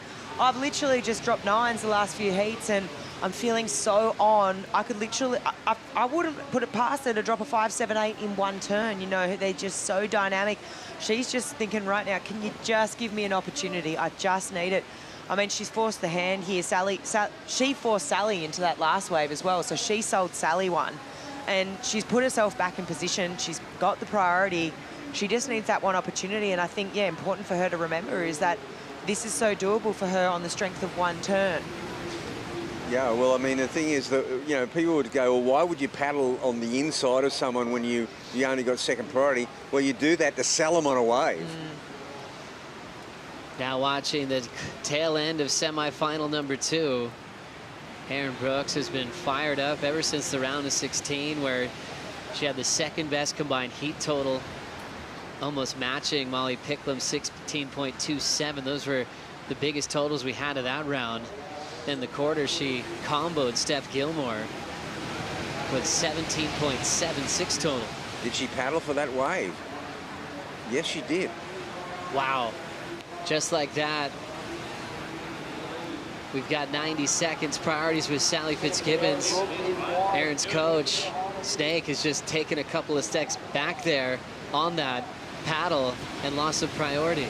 And Sal's onto it. She's she's had a look on the priority board and realised that it could be checkmate if she can get down here. And there's Jake with that red singlet going. Get out of there. Yeah. Go north, young lady. Yeah, get some space. Wow. Just a look and a miss of that wave, but she has paddled into a different section and has space. Erin Brooks gets clipped. 50 seconds. It's kind of been a bit frantic this heat. Yeah, I've definitely sensed that frantic nature. I think they just want it so badly. Erin's just having another look here. Going left. Oh my goodness, she's found a left. Oh, and it's guttering out quickly. 35 seconds and that'll be it. Sally Fitzgibbons survives against the next generation. She hasn't been in a semifinal since 2021, and the same story for a final in that season. Sal will take on Betty Lou Sakura Johnson here at Burleigh Heads. Wow. I mean, you can just see it. Erin is not happy with that right now. It's okay, man. Like, she's still so young, but, I mean, on the other side of this, what a story for Sally right now. Well, there's, you know, disappointment etched in Erin's face there. She's just so bummed. And Sally, she's on her way to another final. Well, as we know, Erin Brooks, it won't be satisfied unless she's winning the event. She's that type of competitor. But we're proud of that performance for the 17-year-old moving to Margaret River. Sal's got a chance to win another major. It's been since 2021. And she'll be dealing with another young surfer. Betty Lou's only 20. Sally Fitzgibbons, though, has all the experience in the world. 3-time runner-up, who's going to enjoy this final on the Gold Coast in front of so many fans supporting her. Finals day continues. We've got the semifinals for the men on deck. Felipe Toledo looking for his first win of the season. He's got Alejo Muniz in first semifinal. Then Julian Wilson from the trials all the way to finals day. He's taking on Kanoa Igarashi in semifinal number 2. We'll bring in Ronnie Blakey and Richie Lovett for the call.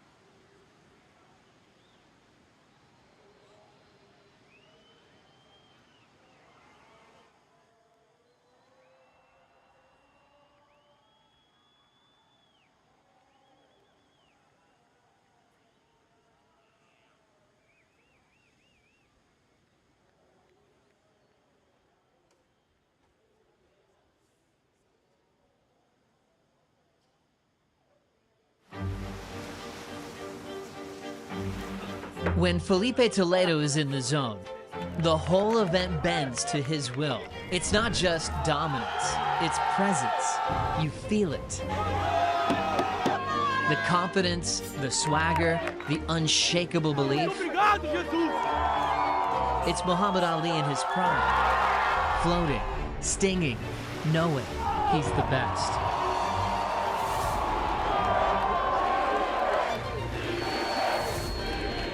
Felipe is fire and fury.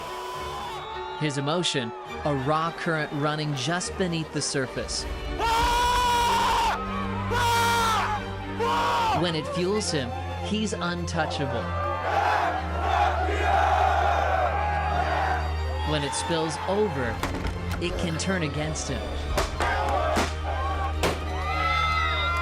And here's the thing, when Felipe is feeling it, it's over. Done. Pack it up.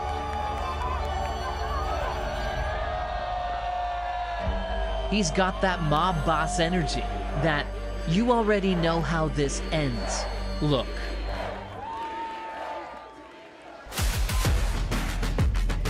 Here we go. The women's final is set. Betty Lou Sakura Johnson will take on Sally Fitzgibbons. Now time to work out what's going to happen on the men's side with semi-final number 1. Hitting the lineup, Felipe Toledo making his return to the main stage. And he'll be taking on a countryman in Alejo Muniz. Should be a fantastic clash. Alejo actually with a better head-to-head record against Felipe, so we'll get into that. But this should be a lot of fun. Ronnie Blakey alongside Richie Lovett. Rich, so much on the line for both these competitors. Alejo, he's starting to make a huge climb up the rankings. He's already jumped 12 positions, and Felipe's knocking on the door of a final 5 spot. He has charged into the top 10. Yeah, we've been saying it through this whole event. You know, Felipe has caught fire here. He's starting to put it all together. The emotion has been a little bit lighter, a bit more contained. We've seen a little less anger, a bit more happiness, and things are starting to flowing. He has been putting down some of the biggest numbers, but he's going to have to get through this man here. Alejo Muniz just pounds that first section, pulls up into the tube, and just gets locked in. And now we're getting a look here at Felipe Toledo opening his account. Connects with that first section, little blowtail. Comes around this little pockety nugget, tucks up, gets some travel time. Does he find the doggy door? And no, just like Alejo, gets pushed down inside that barrel. And Alejo Muniz up on his second ride, fade. Finds the tube, tucks in, finds his way out, keeps all this momentum down the line and tags that final closeout section. Yeah, so a quick start to semi-final number 1 here. Toledo up again too. He's going to duck under this one. You look at the numbers on these surfers as they powered through the rounds. Felipe, he's the highest scoring surfer on average left in the mix. Alejo, he's got the lowest scoring average through this contest with the final 4 remaining. Felipe's been on fire. Also been pretty clutch when he's had his back against the wall. He saved himself in some tough heats. Certainly the favourite just with his performances here on the Gold Coast and basically on any head-high right-hander. Since he came onto the tour, he's been a major threat. So Alejo's up against it, but he's just coming off the back of his best heat performance against Morgan Siblick, putting up a heat score total of 13.43. Just looked like he was clicking a little more in the quarters. He's actually looking to break into his first final. He hasn't been into the semis since his rookie campaign. That was way back in 2011. So he's into the semis for the 3rd time. That's pretty good. That's awesome.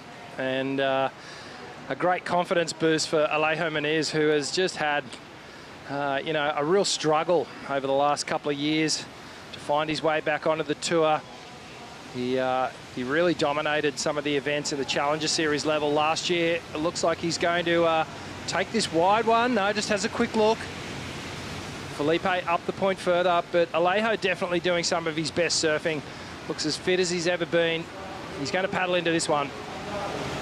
He's going to have to lift the level again. I mean, he kind of stumbled through some of his earlier round heats, really close ones, tricky conditions. You have to recognise that. But he fired up against Morgan, looked a lot sharper, looked a lot quicker. And I'd say he'll probably have to up that performance again if he's going to overcome Felipe here. When I think about Felipe Toledo and his weapons, you know, that there's a bullet in every canister. There's not really any chinks in the armour. He's got the power, got the precision, obviously got that innovative air game. And these waves are absolutely tailor-made for what he needs to do. So Alejo's got to unlock this. He's got to unravel Felipe somehow and find a way to win. 1, he's got to be on the best waves. 2, he's got to be doing his best surfing. You know, I don't think Alejo's going to even try and take it to the air with Felipe. So it's all going to have to come down with creative power surfing is going to be the way that he's going to get over Felipe here. Toledo is one of the most winning surfers we've ever had on the championship tour. 15 career victories. And he's looking to break the deadlock with a few people, a few greats, and move one step closer to Gabriel Medina, who's on 17 victories. The two most winning surfers on the men's championship tour now. So this could be a big day for him. And if he can wrestle a win here today, he just inches closer to having his name in the record books as one of the greatest. He's already one of the greatest. Yeah, he's currently tied with Martin Potter on 15 wins. If he obviously claims a 16th, he'll move into 10th spot on the all-time winners list. Set waves approaching, and on the outside, Toledo ducks in, and he's going to find his way through this one, loading up for a big oop, sticks it on the roof, somehow brings it down, stays in control. Unbelievable. Just maintained his position so deep on the point here at Burleigh. Knew what he was after. Tide's starting to fill in. Those waves are holding open. And he has just made the most of one, but it was the landing on the oop that was incredible. Oh, he could have just gone conservative after that long barrel ride. He could have just eased it off the top, done a little carve down, but no. What does Toledo do? He takes to the air. One of his trademark airs, the big alley-oop. We saw him but go to it at J-Bay. Oh my goodness, look at the number coming in for the Brazilian superstar, two-time world champion. Toledo drops a 10-point ride. It was undeniable. It was undeniable across the board. Every single one of the 5 judges didn't hesitate. Unanimous. It was a quick decision. 10s across the board. Let's check it out. He had to stroke into it. Tuck straight in, backdoors this section, travel time. And then this wave just funnels down the line, and Toledo just does the hugest alley-oop. And that was one of the most difficult landings I've seen from an alley-oop in a long time. Check the drone vision here. Look at him just drop down into the trough somehow. Sticks it. Wow, he did so well to compress. Almost blinded as he fell through the roof of that wave. And that is a really challenging part of the sandbar. But he just owned the moment. Incredible. Absolutely incredible. Haven't seen too many 10s drop in the last few years. The judges really hold him for those special moments, and they deem that one worthy. That was incredible. That was a nugget. Just hit the sandbar perfectly. And even the late paddle probably put him in a better position to just slot straight in the barrel and get incredible travel time. And there you go. He's got himself a little gift. He sure has. Scoring the Yeti gear. The Tundra. Packed with Yeti goods. He is going to be thrilled about that. But it's the moment that he'll be loving. Because Toledo, he's had a rough year, Rick. Only one quarterfinal result, and this one is... Oh, it was an airdrop. Straight into the pit. And you can see here, just setting his line nice and forward on the board. Look at his back foot. It's almost off the tail pad, keeping all that momentum running down the line, straight into this section here. Launches, gets the spin, complete rotation. This is what amazes me. He actually lands on the roof of that incredibly troughed out, really heavy section. And to be able to ride out of that, keep control of the board underneath his feet was miraculous. Yeah, amazing stuff there on the Stone and Wood slow-mo. Toledo lining up another one here. He looks to back it up quickly, tucks into the barrel once again. This one's going to get away from him. 22.5 minutes to go. We've had some banter in some of Felipe's heats throughout the contest about, you know, where he sits amongst the greats of all time. And you said he's right up there. It's his ability to do his best surfing in competition. He's done it again here. That's a huge moment. He's had some big alley-oops in his time on tour, but again, just the landing on this one. There really was no transition. He just fell from the sky straight into the trough of the wave and somehow hung in there for the finish. That's as hard a landing as you're going to get on an alley-oop, I think. Incredible stuff. And what's Alejo thinking right now? He's in a combo situation, and the 5-point backup ride of Toledo, you can bet the house on it that he is going to get rid of that. So Alejo with some serious work to do now. His next strike needs to be excellent. He's made a habit of it through his career, and it's the ability to just push himself so hard in competition that's helped him claim his 14th career 10-point ride. How many did you get, Rick?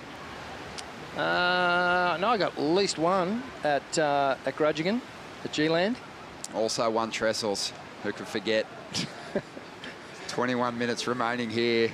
And this is, the assignments has gotten so difficult for Alejo. We knew it was going to be hard.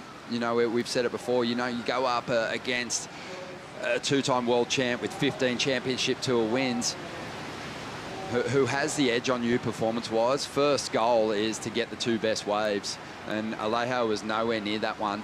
You know, Felipe really identified something deep on the point here at Burleigh that he wanted to tap into.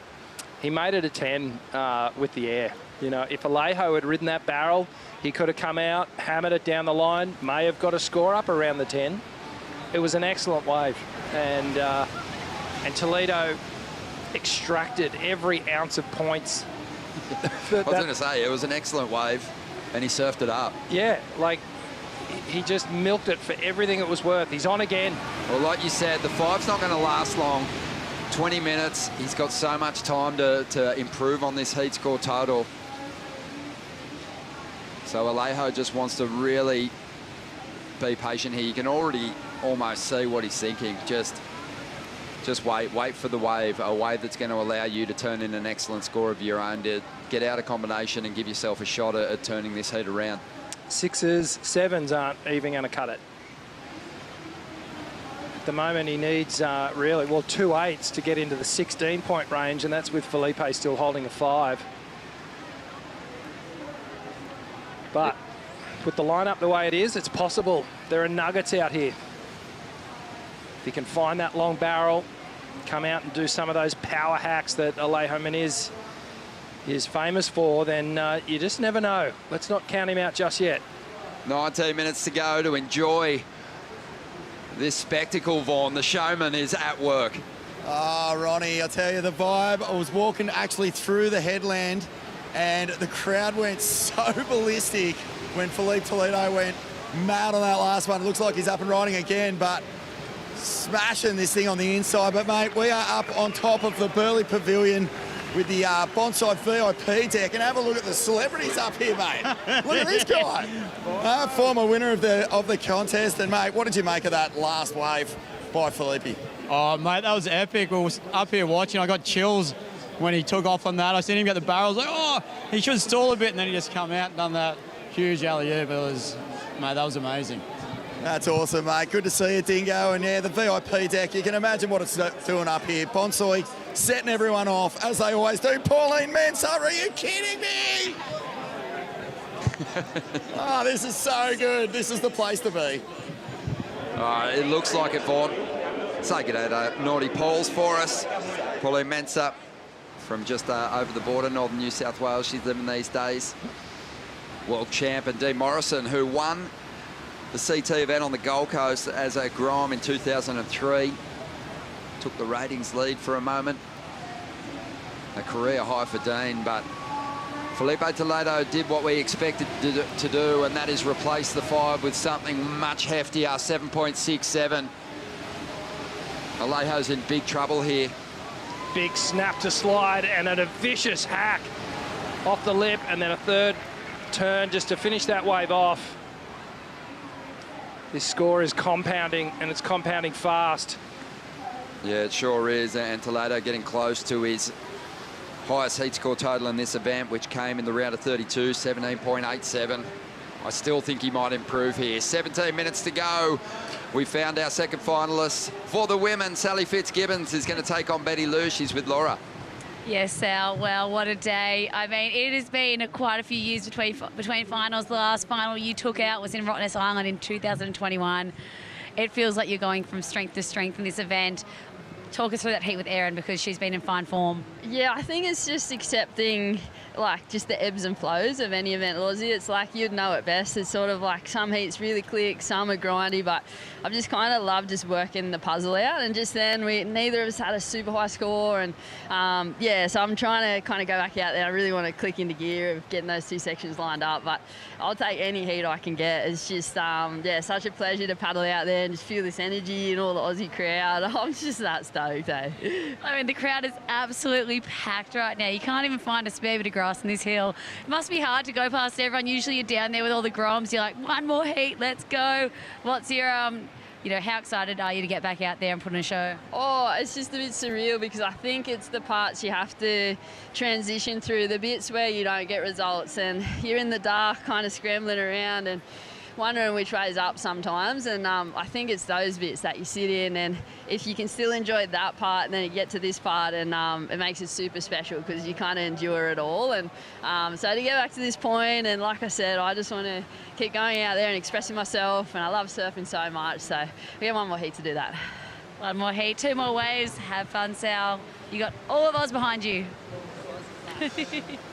Thank you, Laura. She's got a whole lot of support down here on the point. She's got a very tough opponent in that final. Betty Lusakura Johnson chasing her first CT victory. Sally Fitzgibbons, one of the most winning surfers ever on the championship tour. She's chasing win number 13.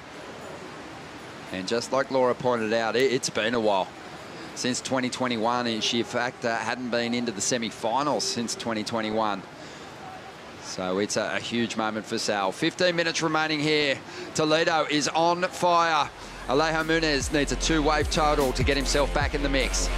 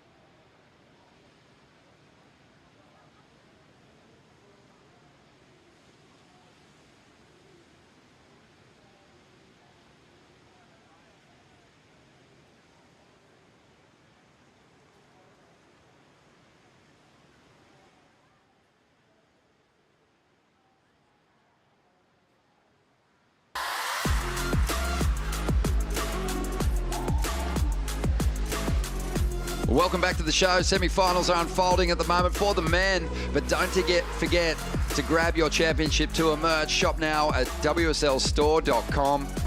Plenty in there, long sleeve tees, great caps, t-shirts as well. But out in the lineup, just an absolute masterclass from Toledo in attacking a heat. 10-point ride, since backed it up with a 7.67. Alejo after a 2-wave total of 17.68 here, Rick. Yeah, it's going to be a big mountain to climb here for Alejo Muniz. He's doing the right thing. He's been patient. He just needs to wait for that wave that is going to allow him to drop an excellent score. It's become real simple, really, in terms of his plan. There's no adjustments that need to be made. He just needs to really rip in on a decent-sized wave. Yeah, there's a few performers, isn't there, on the championship tour where, you know, they're a real danger of upping the requirement, even after, you know, dropping a 10 and a 7.67 with their ability on the waves you don't want. Yeah, and there's a couple of greats that have the ability to convert those 6s and 7s into 8s and 9s, and that's exactly what Felipe did. Even on that last wave, that 7.67, you know, there probably wasn't 7 points on that, but he's converted it. And just with the ability to surf with as much speed and aggression and flair as this man. It's why he's won so many events, and it's why we were so surprised to see him down the ratings at the start of this year, but he's steadily climbing. Yeah, he sure is. He's been in so many finals, but he really is one of the best closers we've ever seen. Just really paces himself through a heat draw like no one else. The pace is different. It is out there. He has shown us before on the Gold Coast even that he can sustain a really high level of performance across multiple rounds. His first CT victory on the Gold Coast was mind-blowing. He had a 19.6 heat score total in the final, but he had 3 other heats before it that were 17 points plus, and a heat in the earlier rounds that was 18 points plus. Wow, that's just amazing. So he's next level. 10.5 minutes to go, and Alejo's making his move, identifying this wave as potentially the one that's going to help him break combination. Nice cut down. This section stands up, bit of foam on the face he's got to deal with, but it is a great wave. He's chosen wisely, and he's going to get a clean finish here. Solid surfing. And a pretty good chance that that one is going to help him break the combo. Well, I think everyone on the point actually wants to see a good battle here, and they're getting behind Alejo Muniz, and he really put that wave together well. Yeah, his coach, Adriano de Souza, who'd finaled here on the Gold Coast as well, he had his hands together then. You know, he knows this is going to be a tough one for Alejo to survive, but he can appreciate the effort on this ride. Beautiful start. Yeah, great carb to start things off. The wave gets a little untidy here, and then he finds that open face again, a vertical hit, and then a big closeout re-entry. Love that hack there. So much power. This is what this guy does. He's got this wider stance, and it really allows him to dig in and stay super low to the board. See there, just a little weightless airdrop coming down from that final turn. And he will have his fingers crossed that this thing has an 8 in front of it when the score drops. 35 years of age, one of the old boys on the championship tour, and he is showing that he's still got plenty of fight left in him. An excellent score for Alejo, and he has broken the combination now after a 9.68 with just on 9 minutes to go. Yeah, assignment number 1 was to break combination. Give yourself a shot, because you never know. A 10-point barrel could come through. This guy's capable of it. You can see there, judges scoring across the board. Pretty tight, 7.5 the low mark, 8.2 the high mark. It was a flat 8 when you take those 3 middle scores. But Rich, it was the wave selection was so spot on. Yeah. You know, so often in this situation, we see it, don't we? Just a competitor get desperate, start trying to launch moves that you don't even typically see from them. And Alejo just played to his strengths perfectly there. Yeah, you're dead on, mate. You see people out of their comfort zone, feeling like they have to do more than their ability allows. And Alejo just stayed right in that zone where he's comfortable. Regardless of the outcome of this semi-final heat, Alejo has been the big mover here at stop number 6. Came into the contest in 28th position, just struggling way below the cut line with a couple of events to turn it around. He has already jumped 12 places to 16th on the rankings, well within the cut line, and just absolutely resuscitated his season. Yeah, it's good old hard work, and this guy's up for the challenge. It's what he does. He puts his head down. He doesn't listen to the noise. He sticks to his own brand of surfing, and he's making it work.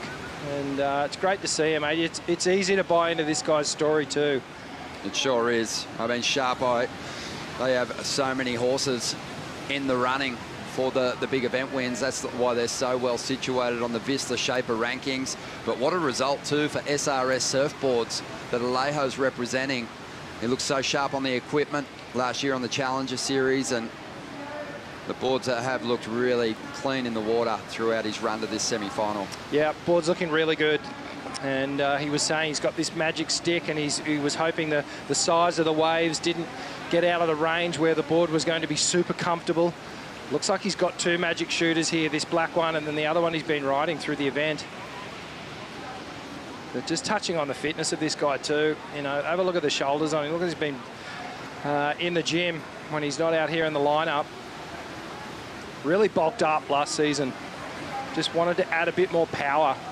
You know, and when you look at these type of surfers who perhaps don't have that aerial repertoire, what are you going to do? You're going to go to your assets and you're going to strengthen them, try and make them as good as they can be, and that's what Alejo's done.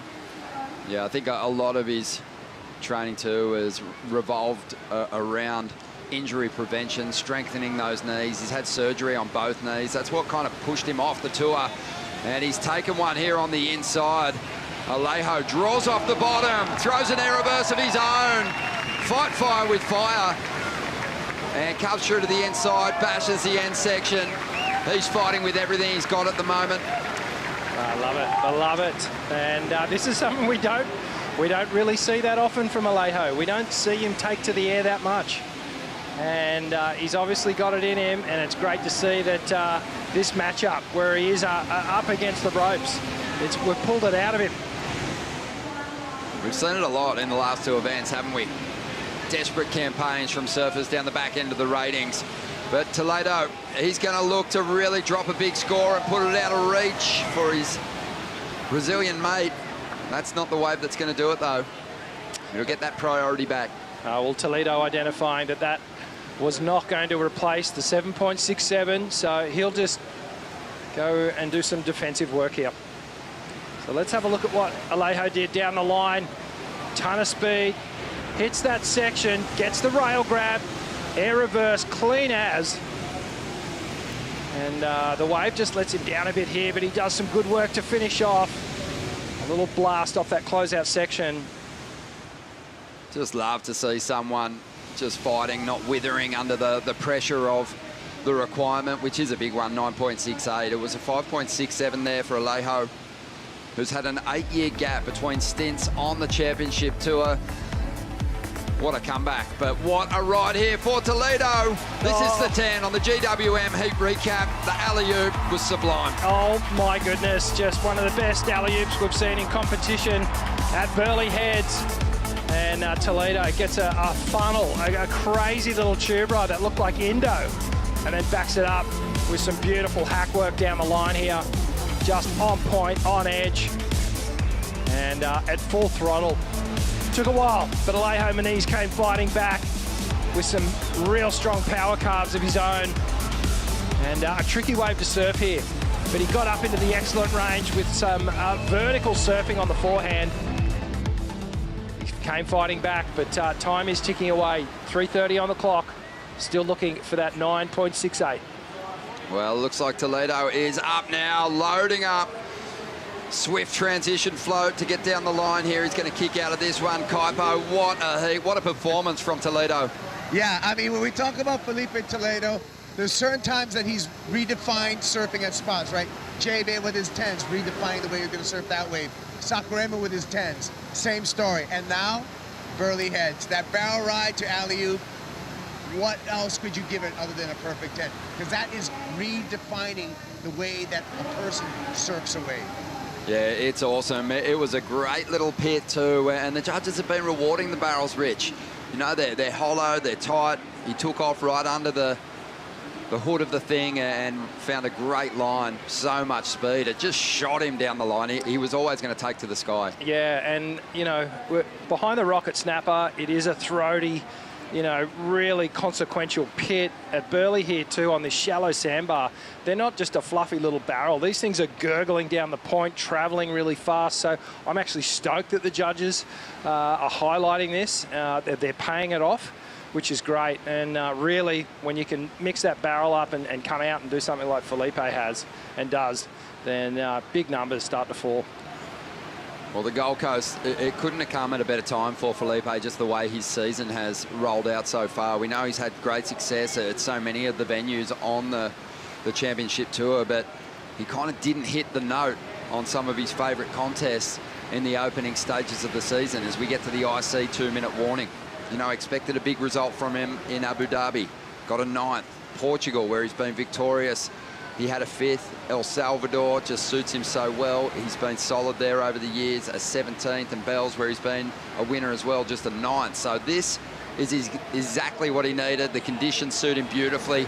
As we see Alejo taken to the sky. Double grab from him to find the open face once again. Just such an effective manoeuvre there to get back out in front of this. This guy is giving it such a good nudge. He pumps his fist, but he's after a monster score, 9.68. I think really what he's doing is celebrating a really solid fight back.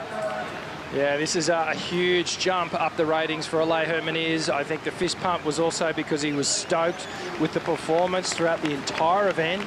He's put really good heats together. He's taken down some big names. Unfortunately, he's going to be out of the event, but a 3rd. It's a great result. Little double grab air, functional over that section. And just a series of lateral turns down the line. Nice big roundhouse cut back and a savage hack to finish off. He is just stomping on the heads of the competitors above him on the rankings. Yeah. Up 12 places on the live rankings. And we'll see how it all washes out at the end of this contest. But Alejo's back and in a much better position to defend his spot on the championship tour. But what about Toledo? Just the warning signs were there, Rich. There's been a couple of rides this year where he's looked like, you know, all the bit a multiple world champion, but stumbled at different stages. The frustrations come out a couple of times, but just on this Australian leg, there's been a little bit of a lighter approach to him, a lot of feel about him. And he's really ignited here. Yeah, well, I was wrapping out with Felipe yesterday, just in the competitors area, and he seemed on top of the world. You know, I think it was his son's birthday today, maybe, today or yesterday, so he was feeling the energy from that, and just was generally stoked and happy. He's been working on the equipment, changing volumes. They went up for a little bit, didn't quite work, so he came back down and found this sweet spot. He's got a magic quiver under his feet. And he is our first finalist. 17 points plus for the 2nd time in this event. And he also has a 10-point ride to his name as well, the 14th of his championship tour career. And he will get an opportunity to win a 2nd title here on the Gold Coast. We're going to take a quick break. Semi 2 just around the corner. Things are looking good.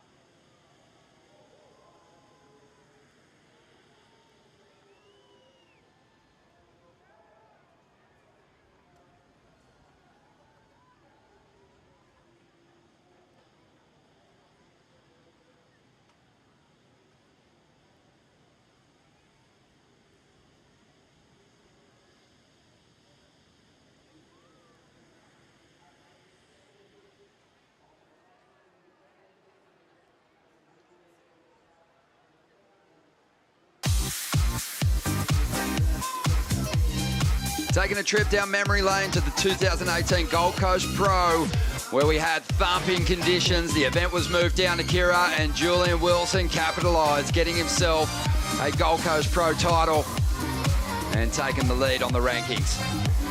Well, this was some of the better waves we've ever had for an event down at Kirra. And Jules was just in perfect sync with the ocean and the day. And went away as the champ. Also had a victory in France that year as we get to live action in semi-final number 2. Kanoa Igarashi getting covered up, hammering down the line. What's he going to throw at us? What's he going to throw at the panel? So much speed here that he's able to find the open face again. And he is up against Julian. Gets a solid finish, putting some pressure on the Australian. And here we go, it is the Hydrolite heat to watch. The run of the wildcard continues into the semi-finals here. Up against one of his old sparring partners, Kanoa Igarashi. Bit of history between these two head-to-head. Kanoa, in their last head-to-head battles, has got the jump on Julian. It's 2-0. Wow, what an incredible matchup. Two natural footers and the trials winner, former championship tour world title campaigner, Julian Wilson. Let's see what Jules did at the start of this heat. Pulls in, backdoors this section, travel time down the line, gets the alley-oop, pulls it off. So Jules starts with a super strong wave here. Roundhouse cutty, stays with the power source. Couple of little more connections down the line, a layback hack. This thing's still giving him opportunity down the line. And the little fist bump from Jules. And this was Kanoa, hops down the section, finds his own little tunnel.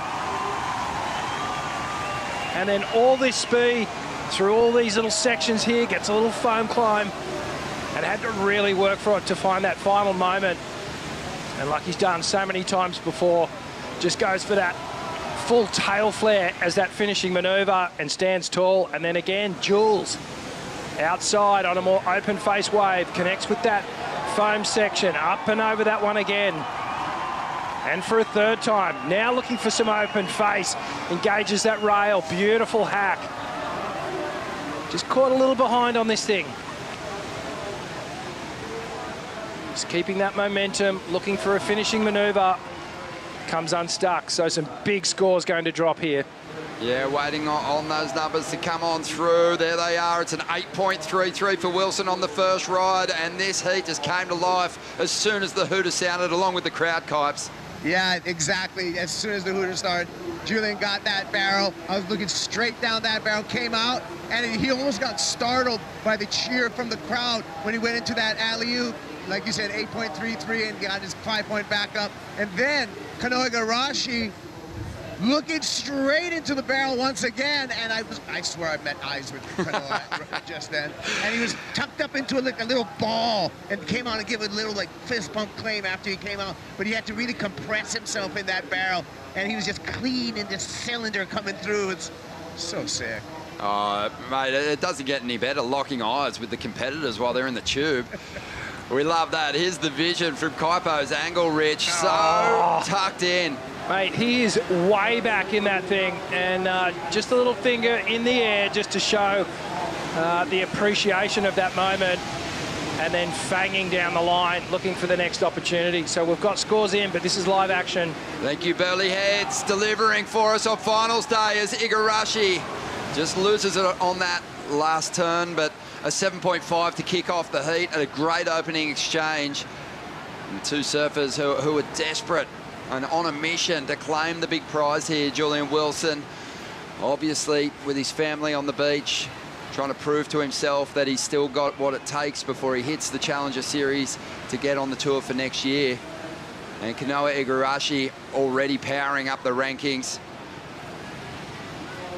Yeah, this is a real interesting matchup now. 8.33 for Jules, 7.5 for Kanoa. 0.883 of a point, excuse me, between these two. And just looking at those opening rides, the barrel probably better for Kanoa, but the work done after the barrel, the nod has to go to Julian. He had the alley-oop, he had those series of hacks and maneuvers down the line. That's where the difference in this score lies. How fun is watching this event unfold, and how good is it when Toledo is throwing 10-point rides at the crowd, Laura? Oh, holy crap, it's amazing when Toledo throws 10-point rides at the crowd. That was unbelievable. Can you please take us through that wave? Yeah, thanks. You know, with the tide being low and coming up, for some reason I thought, that was going to be a good wave out the back right at the takeoff. And I know it's super shallow, but at the same time, the wave just runs and it's really hard to get a barrel. Yeah, I was just fortunate enough to actually find that wave. And I remember paddling for the wave. I remember I got stuck on the paddling a little bit, but actually it put me in the perfect position to be deep in the barrel. And then coming out, I just saw it was bending at me. I was like, I gotta go for the air. I was scared because of the wind. The wind is really strong right now. It's not in favors for airs, but I was like, I gotta go no matter what. And just felt like angels was holding my boards, and I was able to, land that on top, and then still had another airdrop into the flats after that one. And yeah, just super blessed and super happy. Yeah, well, that was your 14th 10-point ride in your career. You can basically make a movie part out of all the excellent rides you've had this event. You're obviously in such fine form, but yeah, how excited are you to get out there and surf this final? Yeah, first final of the year. After the whole year, not competing, feels pretty good. So yeah, just try to, keep the energy the same, same flow, same vibes, and yeah, can't wait to go out there and perform again. Amazing. Enjoy it, Felipe. Good luck. What a freak. Just what he's delivered to us over the years, and we get to enjoy him in yet another final heat. Who will he be up against? Well, that's anyone's guess at the moment, because we've got two surfers out there holding on to great scores at this stage, Rich, in semi-2. Yeah, so this happened during the interview. Kanoa found this more open-face wave down the line and just tags the lip. That final big finishing maneuver. Big rock and roll closeout re-entry. And he's picked up another one. Goes to the air, gets the air rev. Gets straight back into position on the board again. And Kanoa looking for more down the line. Just a quick in and out there. But you can see conditions have actually just changed in the last 5 minutes. That beautiful, smooth surface has been replaced by somewhat of a bit of a wind chop that's come through the lineup here. We've had these rain squalls and wind squalls all day, so after this passes, it'll probably die down again. Yeah, it didn't worry Kanoa, though. On his previous ride, he turned in a 6.33 and kind of got back to that sort of mistake-free, just flowing from one turn into another to get himself the lead here. So Julian's after a 5.5 now. Still have a score on the way too. But Kanoa, just a mad run of events. The runner-up finished down at Bells Beach, saw him jump 4 spots up into 6th place, and now on the live ladder, he's already up a couple more into 4th position as we see Wilson, clean carve to get started, loading up, coming down the line, just a little bit of a hit to maintain some speed. As he connects to this inside section, whips that board into rotation. Chasing a 5.5. This guy's just been so on from his very first heat. He had a really tough draw in the opening round, but still got relegated to the elimination round, even with 14 points. Really surfed well there when the pressure was on to get himself into the round of 32, and he's really just been on fire ever since. He's been on absolute fire, on an incredible heater through this event. And the boys down at JS Industries tell me that Jules is riding a new Monster 10, 6.0 1/2, 18 7/8, 2 and 17s, 28.8 litres, and a beautiful hack there. I love the acceleration through that turn. Completely holding the speed all the way through the wrap. Couple little taps down the line here. And then Jules starts to set up that final moment where he gets the air rev. Both these, here's the replay of that opening turn again. Just digging so deep with that rail work. All the pressure driving the fins through that rail carve. Staying busy, staying energetic. I love it. Yeah, really dialed in, both these competitors. And Julian gets the number that he needs to reclaim that #1 position momentarily. 6.5, the requirement now for Kanoa, a 7.34. Great seesawing battle unfolding here. Both these competitors representing different regions. Julian grew up in Coolum. He's a Sunshine Coast goat. And he's now living down in Newcastle with his family. No doubt everyone down there is tuned in and watching this one unfold for Kanoa. Grew up around Huntington Beach. Pledged his allegiance to Japan to represent them on the championship tour. Nabbed them a silver medal. And today has the opportunity to go after his second championship tour victory and the top end of the ranks. Julian loading up, standing on the tail, sizing up a huge air section down the line. Can't see it. Kicks out of that one. Bit of shuffling happening in the lineup with a huge rain squall arriving. Kanoa digs in there. After a 7.34, pushing it, but he's going to run out of room. Yeah, I think that might have even been the same wave that Julian took off on. He's up again, just in and out. You sense that Julian's making his way down the point to maybe cover Kanoa here. Wants to get in the chess match of the contest now. Well, they've both got really good scores. Look at this, the score lines are actually really close. There's exactly 1 point separating Jules and Kanoa. Jules out in front. Captain Dan on the back of the ski out there. How you going, Kipes? I'm going fine. It's all good. It's just a little bit of rain, but the squall is here. And like you guys touched on, it has changed the texture of the water. Squall moment coming through. I see some blue skies on the other side of the headland right now. But right now we're dealing with a light rain. But probably more importantly for the competitors is this ruffle that we have in the water. So yeah, just heads up play. Might have to be turns, airs, maybe not so many barrels. But there's a really good double up section in there. It's going to keep on barreling no matter what, I think. Bring it on. Yeah, we're getting it all today. Thank you, Kaipo. 20.5 minutes remaining here. Bit of a ruffled surface for the competitors to deal with, but a couple of blokes out there. Rich, 27-year-old Kanoa. Julian Wilson, 36 years of age now. Just at the peak of their powers, performance-wise. Really ripping into some big calves, throwing the tail at will. And also both finding some vision in the opening exchange. Yeah, really taking advantage of those beautiful conditions earlier on in the heat, which, I mean, really, we've only been going for sort of 20 minutes now. There's still a lot of surfing to go.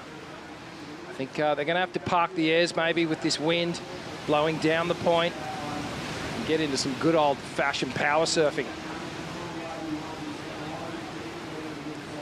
Just to note as well, Kanoa on the JS program as well. And interesting that Julian's weighing in at about 84 kg. I think it's about 185 pounds. Kanoa only 78 kg, 171 pounds. But Kanoa's board's 29.6 litres, so a good litre more than Jules, 28.8 litres. So light up, but using more foam. And Julian's obviously been with the JS program for many years now. Apparently the boys were scrambling last night to go get a bunch of backup boards, and they pulled out one of his old monsters from the J-Bay event a number of years ago. Yeah, he's really filled out, Julian. Looking much bigger than he was as a championship tour campaigner. Covered in battle scars from heavy wipeouts in Hawaii, also Tahiti. A couple of bear claws down the back, but also just a... Memories, call them, Ron. Memories. Exactly, but just an absolute adrenaline junkie. Loves his mountain bike riding, dirt biking, skateboarding. Golf, so not so dangerous. He's pretty dinged up, but he's certainly looking sharp out here at the moment. Kanoa up at the moment. He's in second spot. Needs a big score. Won't find on this one. Just over 8 minutes remaining. Julian Wilson out in front, holding priority and holding the lead. Sally Fitzgibbons getting set to take on Betty Lou Sakura Johnson right after this. Come back.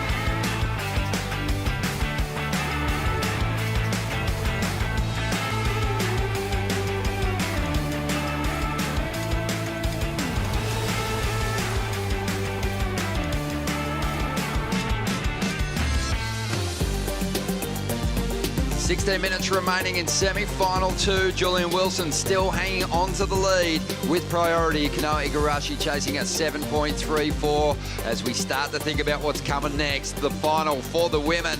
Betty Lou Sakura-Johnson taking on Sally Fitzgibbons. Vaughan, who's going to get it done?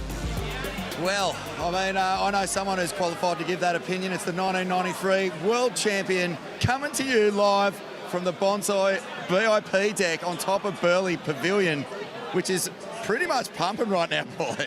Oh my God, it's like having a pub on the beach. It's unreal. It's all happening. Julian's going off. It's so good. Now listen, we're just about to kick into the women's final. Who do you think's going to get the job done? Betty Lou Sakura-Johnson or Sally Fitzgibbons? You know, being an Aussie, I got my money on Sally for sure. She's been absolutely ripping, on fire. She's just seemed to be really in tune with the ocean here and in a good rhythm. So yeah, got my money on her for sure. Well, I'm so stoked to see you up here in the VIP because you are very important. And especially to me, because I love you so much. I love you too. We'll catch up with you in a minute, Pauline. But over here, we've got another very special guest. Look who it is. We've dragged him out of the woodwork. Mr. X, Glenn Winton, absolute charger in waves of Mortal Consequence, shaping Maestro as well. How are you, Glenn? Yeah, awesome. This is fun. It's great to see you, mate. How you enjoyed the surfing so far today? Oh, it's been radical. Julian's killing it, but he's got a bit of a challenge on.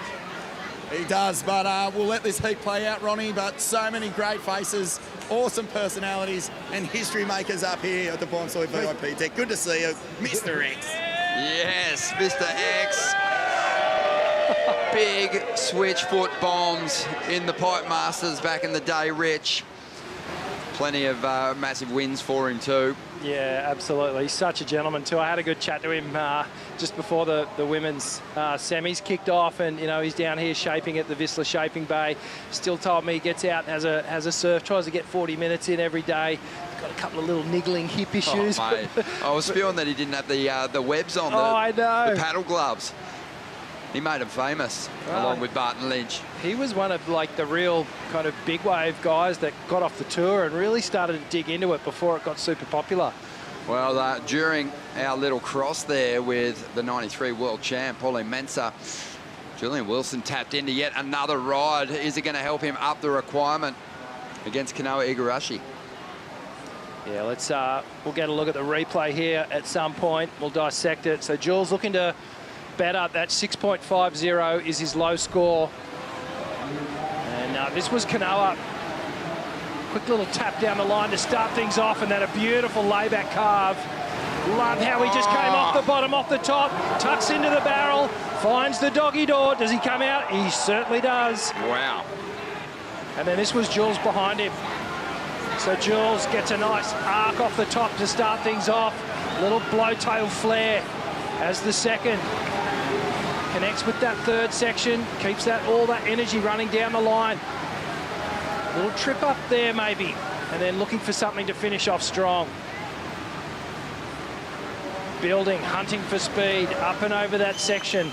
So maybe not as a powerful of finish as we've seen from him in the past. This is going to be pretty interesting. 7.34 the requirement for Kanoa, who's out the back now with priority. 12 minutes remaining. We've seen the lead flip a couple of times in this heat already. Still some quality rides coming through. And Kanoa, on that replay, you saw him dig into a couple of huge turns. Yeah, like that's just what we're used to seeing from Kanoa, isn't it? That real fast pace. We keep saying the word precision and precise. It's all the P's. Obviously looking for the preparation. Here we goes. Jules on a little drainer. Nope, quick in and out. Making his way down the line. Last couple of years, Kanoa's sort of started trending backwards on the championship tour ranks after finishing 5th in 2022. He got stuck in the teens for a couple of years. 2023, 14th, 17th, 2024. Seems to be back on track, as does Julian Wilson. Oh, nugget! A long barrel. Is he going to come through? No! There was a wild lump moving through that tube with him, and he just couldn't find the exit. Oh, for a second there, it looked like he was on the other side of that lump. And it was going to slingshot him down the line. These barrels move so fast down the point. Replay of Kanoa, was that from the earlier rounds? Here we go. Here's the drone view of Jules. You can see just drops down into the trough. Little kick stall, parks it, riding the foam ball there for a second. And it was almost like that lip just sort of just shoved him down into the wave face a little bit and just sort of turned off the speed. Yeah, Kanoa turned in a 6.1 for that previous ride. Wasn't enough to get him in front, so still searching out here. He has time, he's got priority. And he'd probably feel pretty inspired by the surfing that he did on that wave. Feeling like he could turn this one if he gets the right set. Yeah, definitely. Jules, just a quick check of the equipment. Yeah, it would have been interesting to see where they go with that barrel had he come out, because he was slotted deep. And it was grinding its way down the sandbar. Yeah, that was one of the longer barrel rides that we've seen. A number of sections. And we know he'll take to the air too if he comes through one of those barrels. They're just gurgling down the point. Only a point separating these two with their heat score totals at the moment. Julian just staying busy under Kanoa's priority there, just trying to get his attention. Yeah, well, Jules is still thinking a 6.5 is probably not a safe backup to have.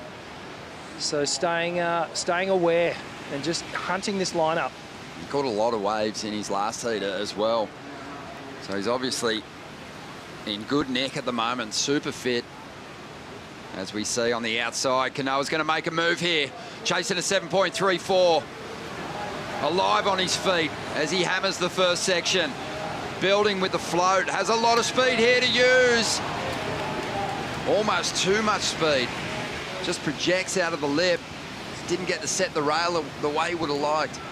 Yeah, Jules well aware of the situation here, just knowing that Kanoa potentially not adding to his scoreline here, so he will re-establish priority and start to play somewhat of a defensive game here, given there is just on 8.5 minutes on the clock. But he can really put this out of reach if he gets another excellent ride. Julian's been sort of leaning into the advice or guidance of his sports psychologist, which he worked with in his Olympic campaign over there in Tokyo years ago. And Jason's been really helping him just get comfortable in what Julian's been constantly referring to as a pretty uncomfortable bit of territory to be in. But interesting also to note that at one stage Julian had Jake Patterson travelling with him as his coach, so that's Kanoa's full-time coach now. And no doubt Jake understands what makes Julian tick and vice versa. Yeah, and just highlighting those weapons. But, you know, I think these guys are actually quite evenly matched. You know, Jules, you could argue, potentially has a deeper cut, a little bit more power in some of those big carbs. And maybe the edge on speed goes to Kanoa, a little bit more flair. But the muscle memory for Julian's still there. You know, it's taken him, what, several heats. And he looks like he has just picked it up where he left off a number of years ago. Here we go on the outside. Wilson uses his priority for this one. He'll want to make it count and convert that 6.5 into something bigger. A solid start. It's a good hit. He's loading up. Give him a ramp and he'll launch. And he does, and he sticks it. He sticks it. The crowd goes mad. And we've got to give credit to this crowd. They have been standing strong through the rain squalls, through the wind, to cheer the Aussie on. A lot of Japanese fans out there in the mix too. Yeah, great to see the Japanese fans coming out to really cheer on their guy, Kanoa Igarashi, and they are vocal, believe me. Both these guys have had 10 rides. This is Julian's 11th as we go to the Bonsoy replay. Yeah, there was all this work down the line, a beautiful snap, and just waiting for that section. It cupped out, it ran off on him, and he did so well to get to that final moment, almost coming from behind that section. Gets the little grab, and a little pillowy landing. The wave was already broken. It wasn't dangerous. It was one of those landings where it was already foam and turbulence. And Jules, just like he's done so many times before, gets to that finish. Yeah, he arrived to that ramp late, but had the power to kind of push through.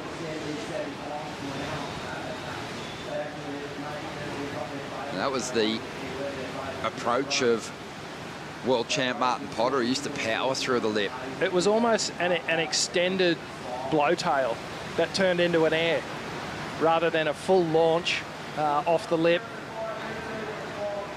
5.5 minutes to go behind Julian. Kanoa Igarashi got a wave while we're in replay, and he blitzed it, Rick. Oh, an aggressive snap. Does he get the air ramp?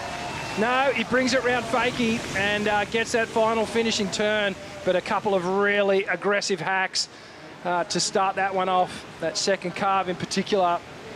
You made the point before that Julian, you know, will be hell-bent on improving on that 6.5, knowing Kanoa's coming, and he's got almost a point in the opening exchange as an advantage over Kanoa. So if he can improve on the 6.5, he'll up the requirement. He does. It's a 7.27 and now an 8.1.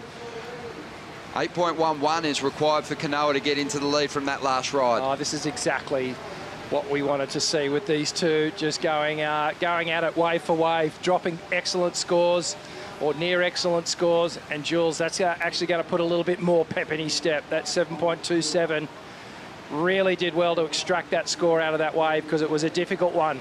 It'll be interesting to see if, you know, prior to Julian's 7.27, whether Kanoa maybe was in a position to turn the heat with his last ride. Yeah, look, it's going to be right up there for sure. Perhaps queue up a look at Kanoa's wave if that's possible, just to really dig into those first couple of snaps. Julian's just done so well at different stages throughout this event, Rich, to not get ahead of himself.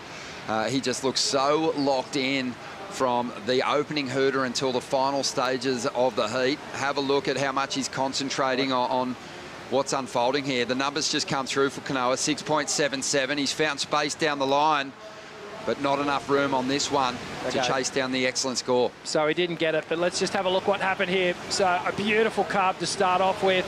Wave size is what I'm thinking now. Might have held this score down a little bit, and the air, it was pretty funky, but there's a little untidy moment here just at the end, perhaps just took away some of the impact. And then this was Jules. Just takes to the air, air reverse on the outside. Just happened. So this is the first time we're looking at this wave as well. Finds another little section, big, long floater, and tucks in for a little barrel to finish off. I think it's going to eat him up. Wow. Kaipo, what a semi-final clash. Two surfers just desperate to break into the final to take on Felipe. So awesome, huh, Ron? And I want to acknowledge the variety of airs that Jules is throwing down. We saw the slob, we saw the air rev, we saw the full roads from him. We even saw the frontside air. Remember, it's a frontside air. There's no such thing as a frontside Indy. Jared, and he's just driving by, and he's hyping right now, yelling at us, and he's in control. This is Julian's heat right now at the moment, but we got 2 minutes and 20 seconds to play out. Yeah, he is on one. He just seems to be going from strength to strength here. Didn't get an exit on the tube there, but it'll be interesting to see where the number goes. The rotation on the outside was very strong. 2 minutes remaining here, Rich, waiting for the numbers to come through.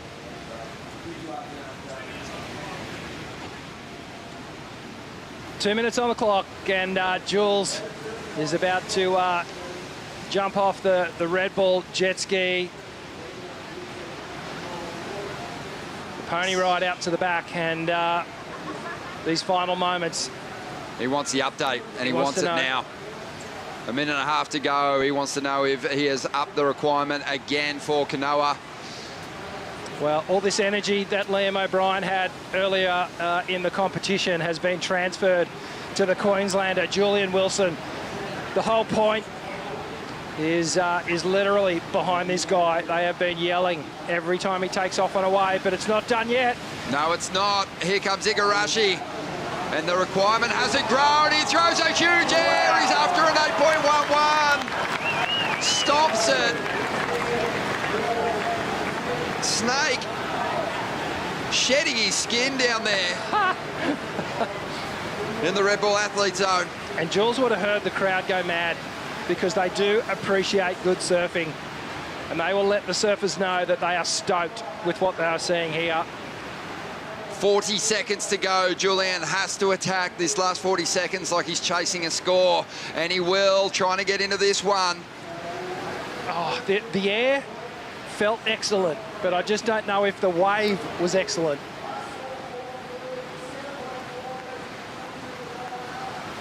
The numbers coming through.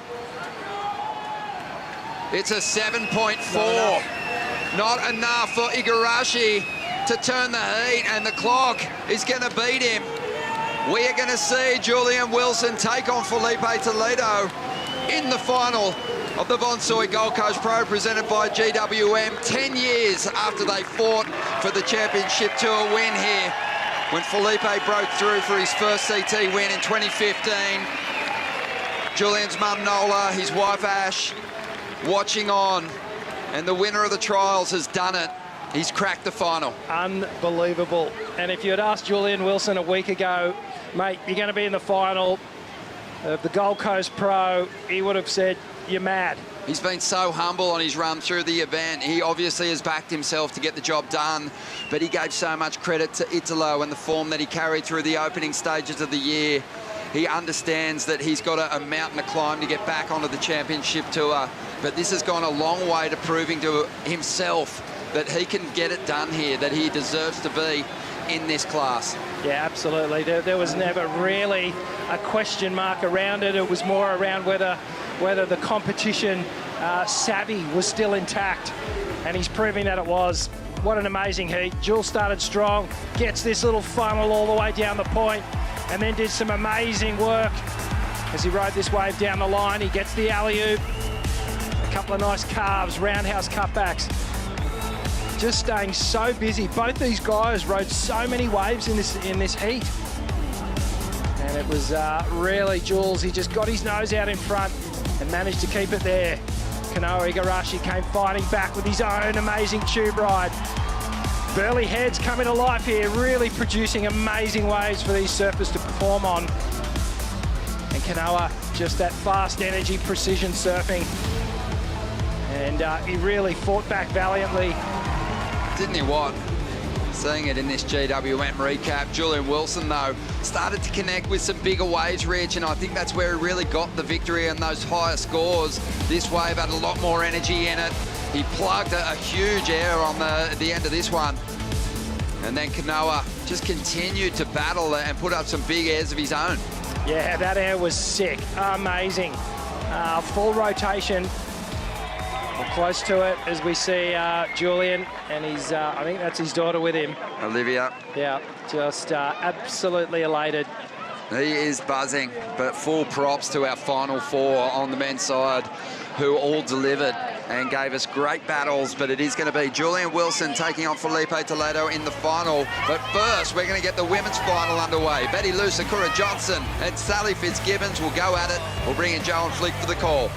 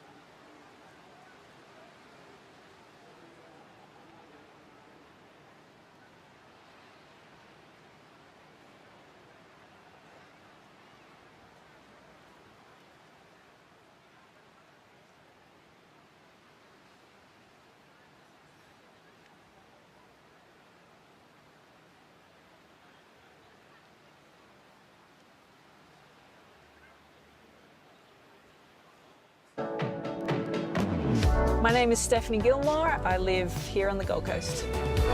There's so much to do.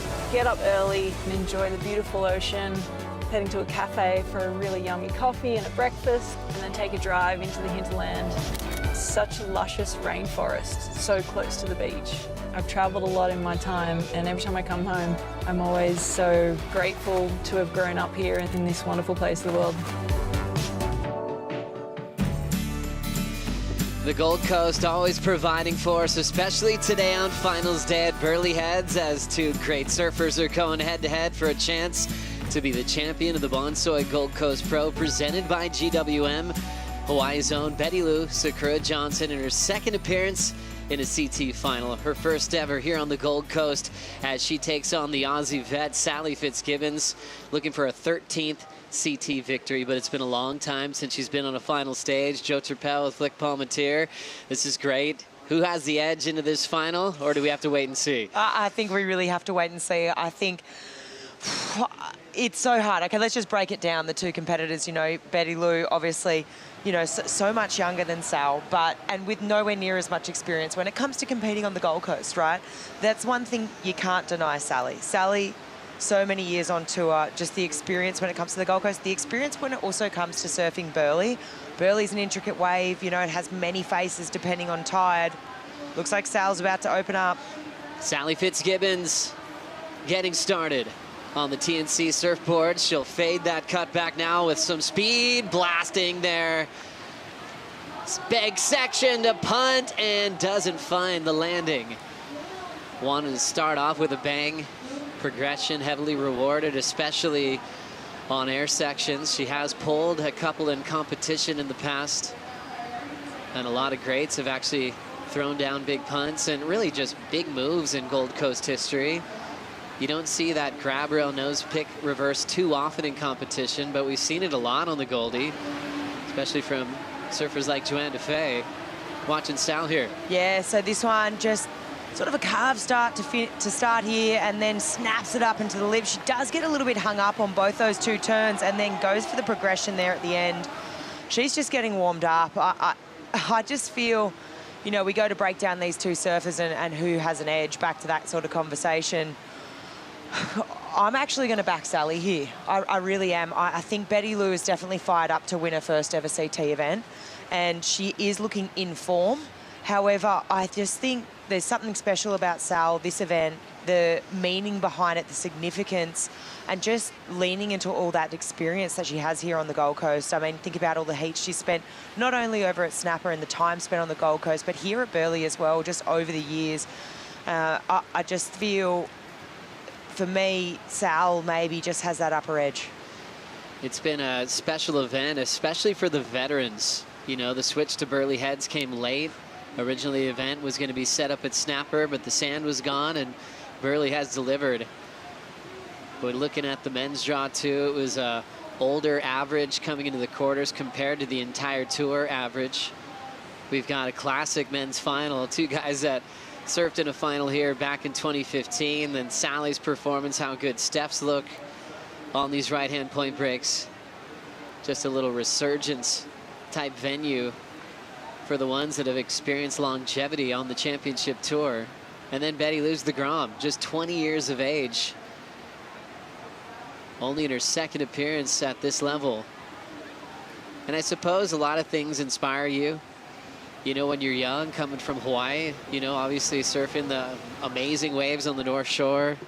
Not just Haleiwa, which is the closest to her house, but Sunset and Pipeline, where she's put in a lot of reps and had a lot of success in the Jersey as well. Multiple time semi-finalist at Pipe in her young career. But you could tell she wanted it fast, you know. She says, I know I can win a world title in my day. I just need to get there.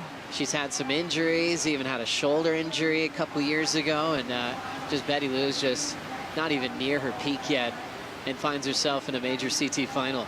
This is such a cool moment for Betty Lou. I think, you know, I spoke to Sal's experience, but when I think about this event and the performances I've seen from Betty Lou, just how critical she is able to get in the pocket, I think that's her edge right now. I also think she's working really well with her coach, Tommy Witts. They're playing the full game, and I think, you know, she's just dissecting every heat. They're processing it. and her wave selection's been good. Even in that earlier semi-final, you know, it was really tricky, but she was able to pick the eyes out of it, identify what wave she wanted. So I think, yeah, overall performance throughout the event, I mean, yeah, Betty Lou, she's had some amazing moments, but experience, you got to hand it to Sal. Well, she's also not afraid of her heroes. We saw how she developed a rivalry really quickly with Carissa Moore. And it was one that was wild. You see her chasing Riss down and up and down the beach, holding priority on her, even getting in her space, you know, and for a Grom to do that, you're like, wow, Betty Lou is not afraid. She will step up, and she's also not afraid to take chances. She has all the skill sets and, you know, on the face and ability-wise and performance, but also has the confidence to back herself in a crazy battle. For sure. I think one thing, the word that comes to mind for me with Betty Lou is tenacity. As Sally takes off, we'll be watching this wave here in the final, belting that off the lip, and she goes down. Let's quickly catch up with Betty Lou now. Getting that first arc in the pocket, starting to bowl out, jams it under the lip, passing Fitzgibbons. She's punching that one out. Betty Lou putting together a series of big turns, and she will ride away. Quickly, we'll catch up with Julian Wilson with Laura Enever. Yes, guys, Jules, you don't have long till you got to head out in the Gold Coast Pro final. Are you kidding me? That is unbelievable, coming through as a wild card. We obviously know your story. You know, you've put down highlights all event. What's the plan now, hey? I probably need a little extra for Philippe. He's the informed surfer of the event, coming off a 10 in that last heat. Yeah, I just, you know, I found my way here. I can find my way through one more. Philippe will bring the best out of me, I think. I look forward to the battle. I've enjoyed watching him while I've been sitting on the couch. We've had some good battles before. But yeah, I just need to show up again. I've showed up. I've been proud of myself so far. I feel like there's still something in me, you know, something a little more. But yeah, I'll just get out there and adapt to the conditions, and the waves are really good now. I'm so glad they waited across the low tide. Yeah, I just kind of need to, bottle my emotions a little bit.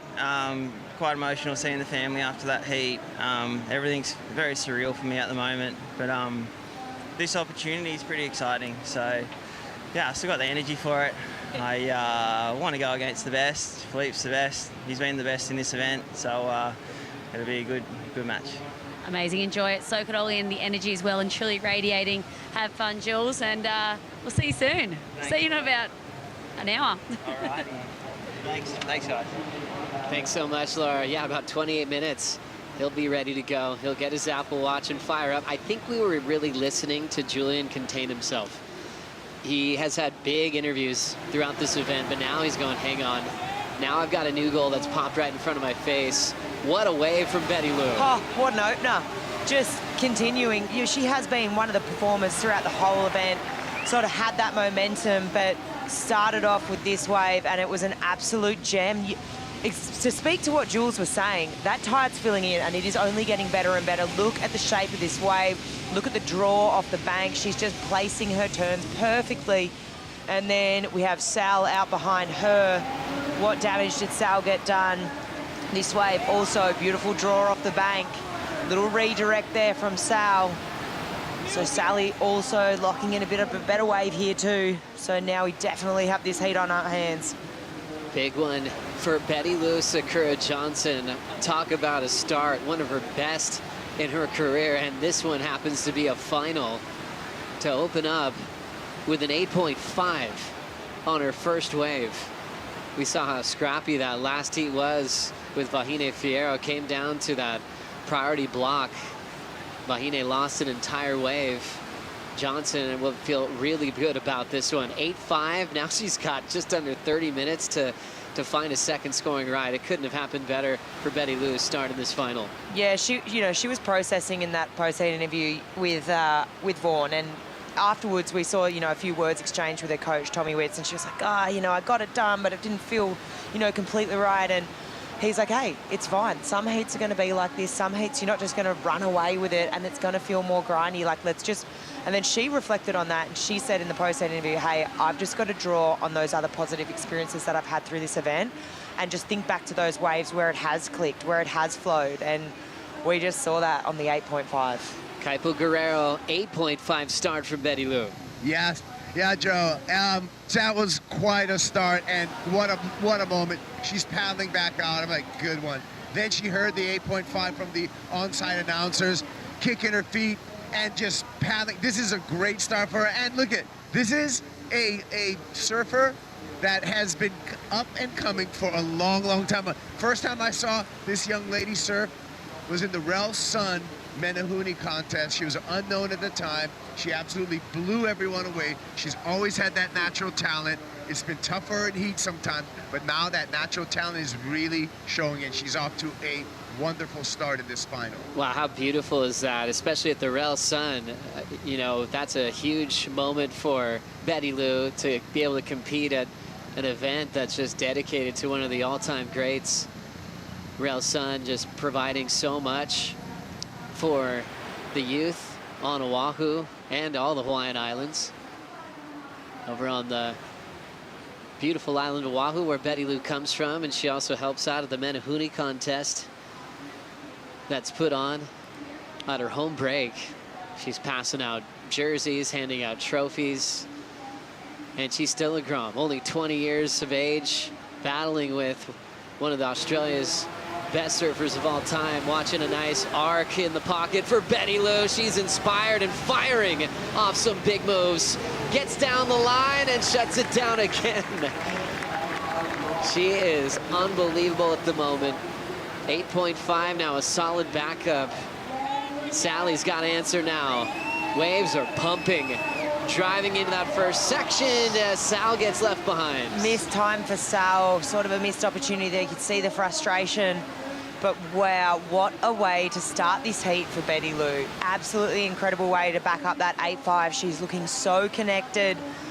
Just her board, the body, the positioning, the choice of turns, and really that the surf's turning on, that tide's filling in, and it is getting better and better. The quality of the wave, it just looks so much more groomed right now.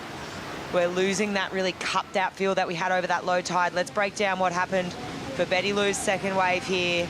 Just picture perfect, really slices through that first section and just drives straight up and snaps it in the pocket. I just love the transition between the turns here, the read as well, to just project out and fit in that last turn, just really reacting on that last section. And she's going to back up this 8.5 very nicely. Wow, so quickly she's put herself in a huge lead, having Sally Fitzgibbons comboed. 8.5, 6.5 on her backup. Sally can forget about the waves she surfs. She's got to get two big ones to fight back in this final. Second final appearance for Sally Fitzgibbons on the Gold Coast in her career. She's winding up for a punt, tail high reverse, getting stuck on the landing. She has worked on this a lot. She struggled a little bit with landing, but she's not afraid to go for it. It has been used a lot with attempts in a lot of heats in the last few years. And she knows if she gets one, it could put her on pace to first break the combo and try to win this final. It's been since 2021 since Sally's won at the CT level. Wow. You know she's going all out. She is going to go out. She's going to leave nothing on the table. I know it. I know Sal's going to go big. And even just hearing these couple of numbers drop from Betty Lou, this is going to push her performance. She lives for these moments. She breathes them, and she loves to be pushed as an athlete. So it's going to bring the best out of Sal. That's right, and being an Australian, competing in Australia is big for all the fans here at Burleigh Heads. Von Blakey, where are you? It's huge, Joey. I'm actually down on the beach in front of the Red Bull athlete area. Marty Fitzgibbons is literally just above us right here. A few nervous moments with the fans, but we're in deep Sally Fitzgibbons land here, and this crew totally believes she can get it done. You can see, let's hear it for Sal, you guys. It's going off. I've got one of her her biggest fans here. Hamish, mate, it's been a little tricky start for Sal. Can she do it? Yeah, totally. Why can she do it? Because she's a good surfer and she's the best. Hear that? She's a good surfer and she's the best. Check it out. These crew will not give up on Sal.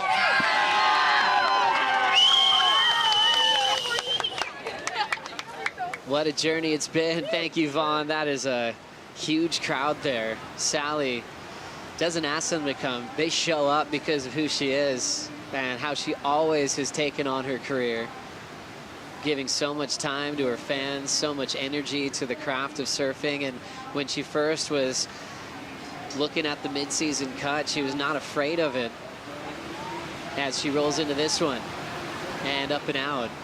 And with that, she's had all these reps. She's got to battle with the new generation. She's surfed in all 3 Challenger Series events that were at Snapper and got semifinal finishes every time.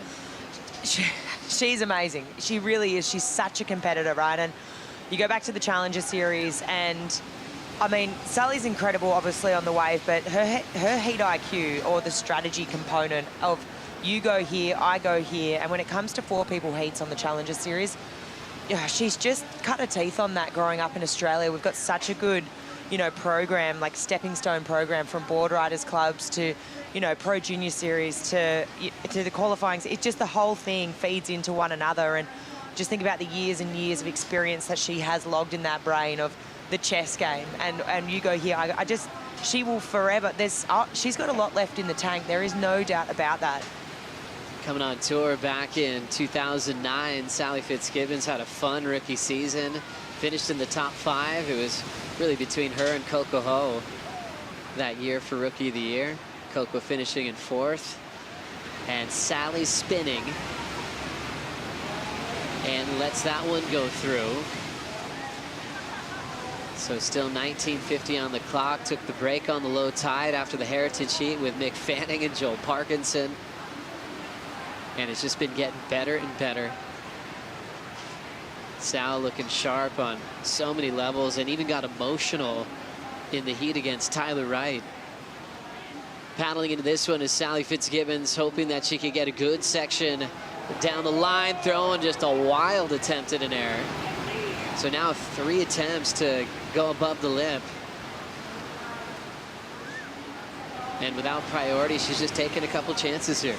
Look, there's so much time on the clock, and if she does stick one of those, which we have seen Sal do, I've seen it in competition, I've seen it a lot on her socials, just in her free surf clips, you know, when she's training, and she has this maneuver. It's just, I don't think the right section sort of presented itself, or she's really had that right lift off just yet, but if she sticks one of these, it's going to be a big point of difference, and I kind of like where her brain's at. And with Betty Lou's scores coming from, you know, on the face of the wave surfing, I think if she can stick one of these, she's going to be in a good position.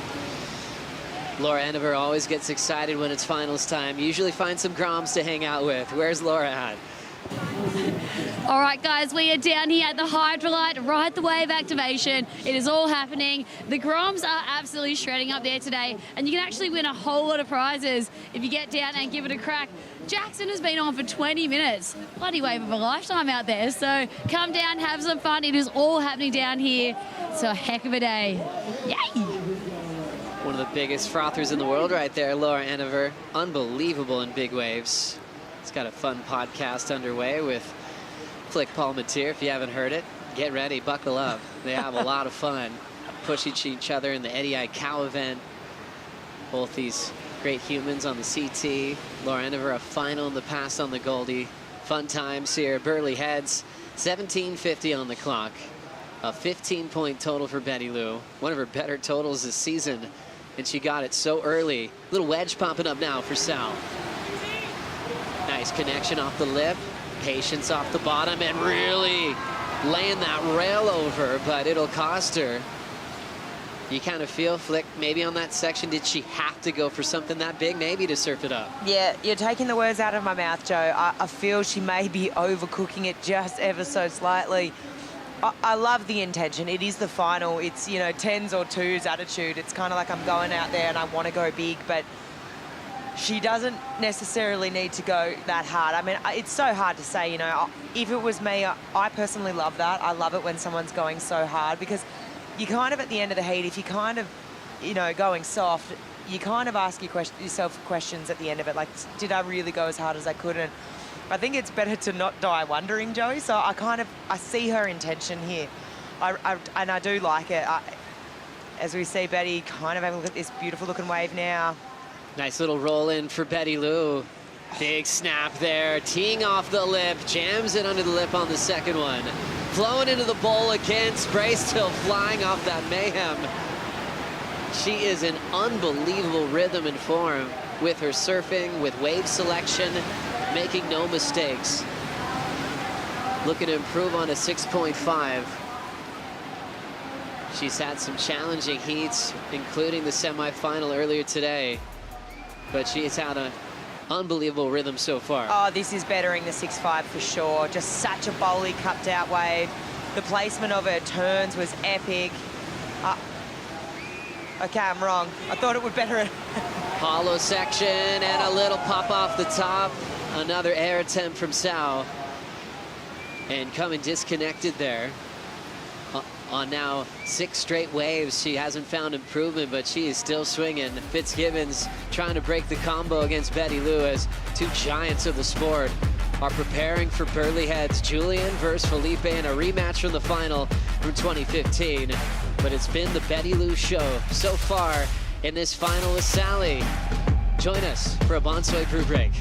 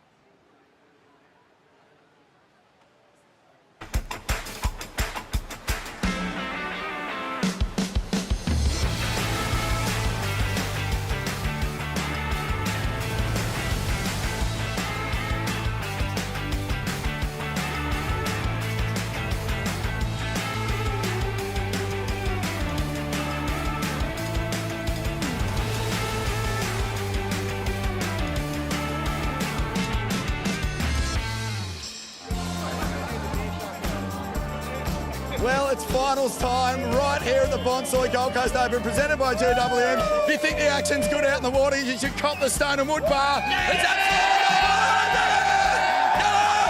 everyone's getting right into it. The action's like a Oh my gosh, that was the best thing ever. Yvonne Blakey having the best time with the crowd here at Burleigh Heads. This is as good as it gets.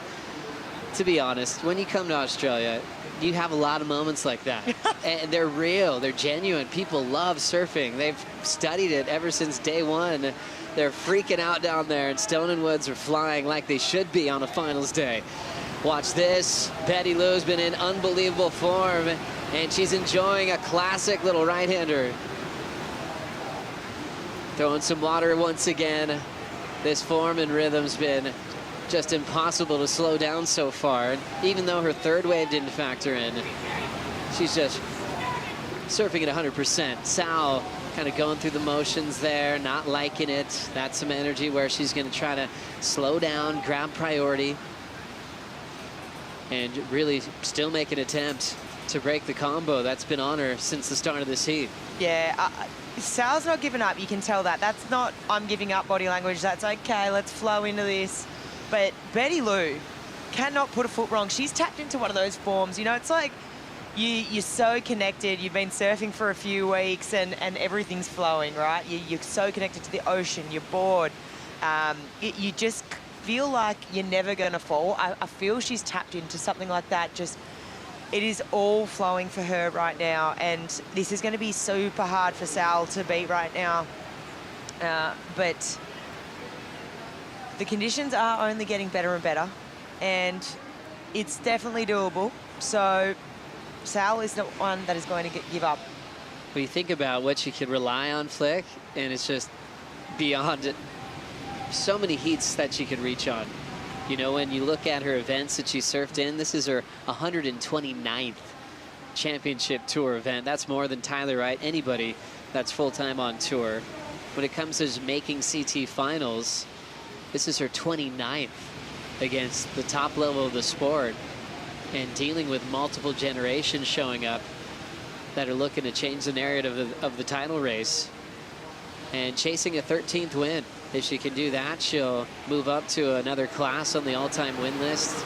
A couple of great surfers with 13 wins, Jody Cooper and Courtney Conlon. Tapping into some great company. But yeah, you just think back to all that experience. You think back to, there's been a lot of moments that I've watched Sal fight back from this stage in a heat. She is someone who will never say die. She's just not going to roll over, let Betty Lou have it. She's got priority now. I think wave selection is everything. It certainly is. Let's get the view from Kaipo Guerrero. Check this out. The rainbow's out right now in Hawaii. That is a good luck charm. Anue nui for Betty Lou Sakura Johnson with a big lead, 15.33 heat total right now. Is this her moment? It seems like the universe right now is coming together, Joe. Something so magical about rainbows, right, Kaipo? And Kaipo and Betty Lou see those all day long in the Hawaiian Islands. You get a little bit of rain, a little bit of sunshine. Wow, it's even bigger than I imagined. Just covering the entire headland. That's magic. Oh, it's so beautiful. And with the national park there, Burleigh Head National Park just behind it, one of the smallest in the world. And just timing it in the final. Yeah, stunning. The surf gods turning up today with waves, rhythm, and magic from just so many special performances. The Stone and Wood post shows have been unbelievable with highlights. We've got a surfer that's trying to go from trials to titles. That's Julian Wilson, who's just been on the unbelievable hot streak as he takes on an old rival in Felipe Toledo, who's looking for his first win this season.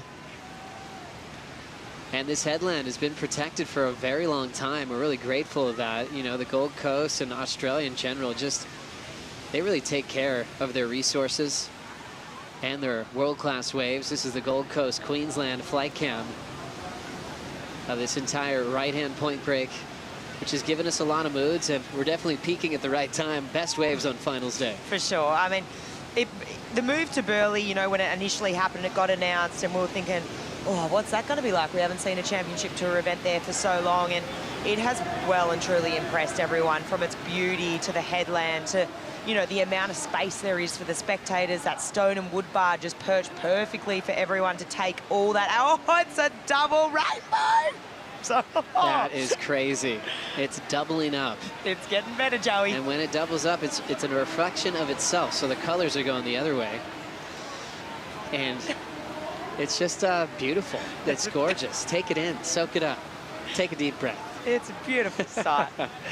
7:45. This got to feel extra special for Betty Lou, just like Kaipo was saying, to have a lead like this, to see a big rainbow. The dream couldn't be any better as you're getting very close to your first championship tour win. Only 20 years of age, winning Haleiwa at 16. I think she felt like wins were going to come a little bit quicker, but growing so much from the cut, being just a kid traveling around the world, really. Finally being able to surf in a complete season, didn't have to worry about the Challenger Series last year. Where on the other hand, Sally's just been a fighter. She won the US Open last year, and it was actually 13 years since she had won the US Open in the past, which brought out a great celebration, and she enjoyed being with the next generation. Young Bella Kenworthy was runner-up in that final. It's cool, you know. One thing Sal talks about a lot is she wants to know that her surfing's still right there with this current generation.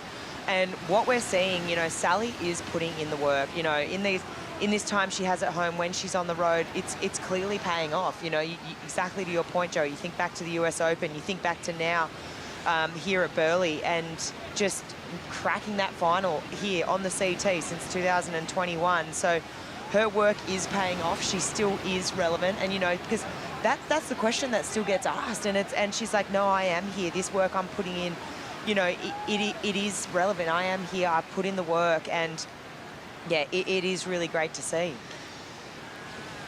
Betty Lou, if she can control this lead for the next 6 minutes, we'll see her going to number 6 in the world before heading to Western Australia. And Sally with a final, we'd see her just at 15th. You know, all those 17ths are tough. She's had a couple of those this year, a couple of 9ths, but she's building through Australia. She got into the quarters at Bell's. Final here, still with a chance to break the combo. 5.5 minutes is plenty of time. But when you carry those low results, it is really hard to really get on a roll and move up the rankings. But Betty Lou would be thrilled to be number 6 and actually start really considering a run at the final 5. It's crazy, right? Just what one result can do. She was 13th before coming into this event, and the win here can jump her up into 6th. As we see the beautiful wave that Betty Lou opened this heat with. Just such a stunning wave to look at. She absolutely shredded it, banks off a couple of turns, locks in the 8-5. Sal's had a couple of moments of fighting back, but it's felt really grindy. I mean, her weight, she's caught over 11 waves in this heat, which is giant. You know, she just keeps trying to make things stick.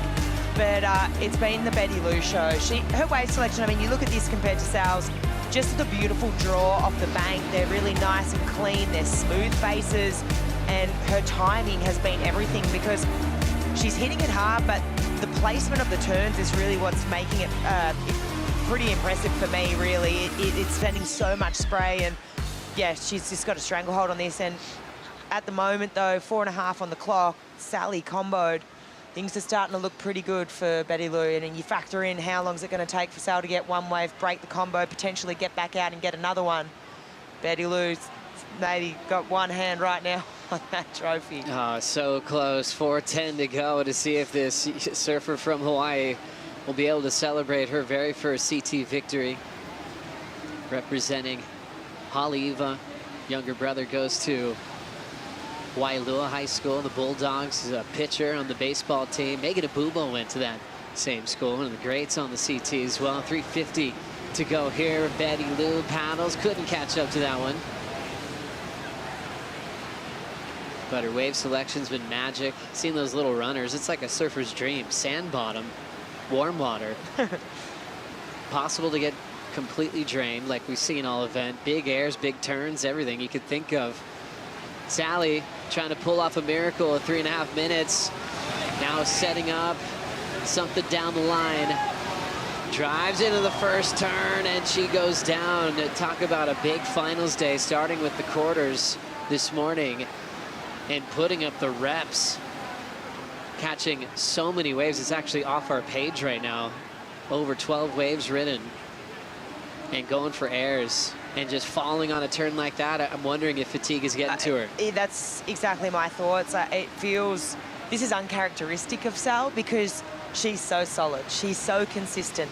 For her to have this many cracks at it and sort of be falling a bit and not even really put over a 6, I mean, she's going to know this too, right? I mean, right now you can sort of see it on her face. She knows that, you know, this isn't her best performance, but I mean, she can hold her head really bloody high because you think about the whole day, and we were down here at the crack of dawn. She's, you know, ploughed through the quarters to the semis. She's cracked the first final in, you know, the last, since what, 4 years. So she can hold her head high right now.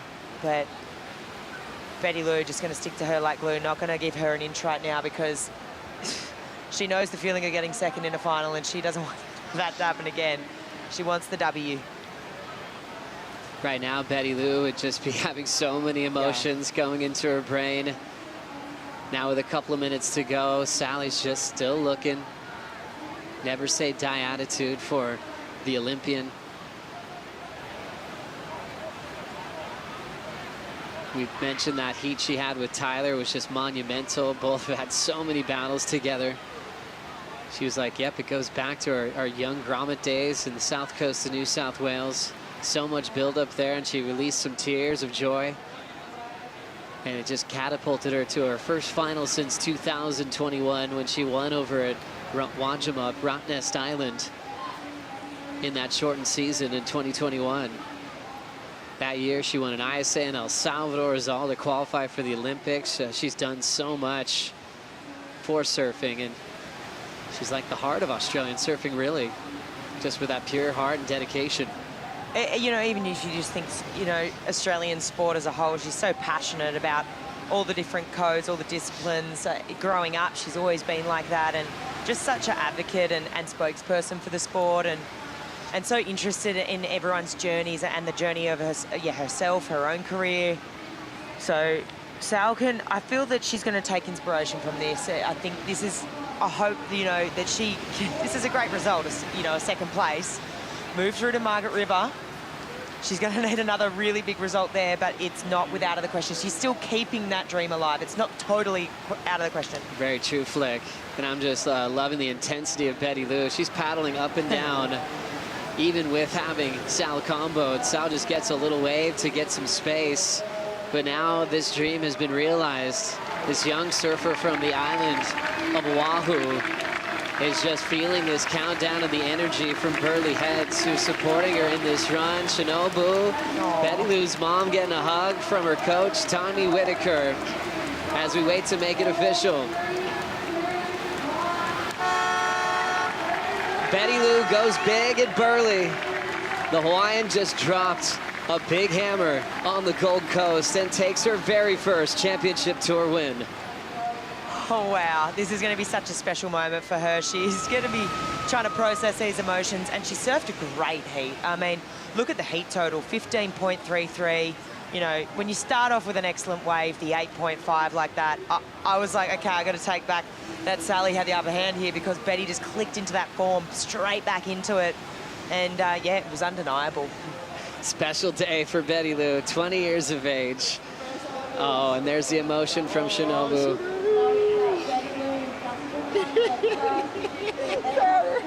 Tears of joy with Tommy Witz. They're there for the ups and downs. I run into Shinobu a lot, you know, on the lay days, and she's like, I just want her to be happy. Just such a wonderful mom, enjoying this moment of her daughter succeeding. A breakthrough performer, no more. Betty Lou's officially arrived.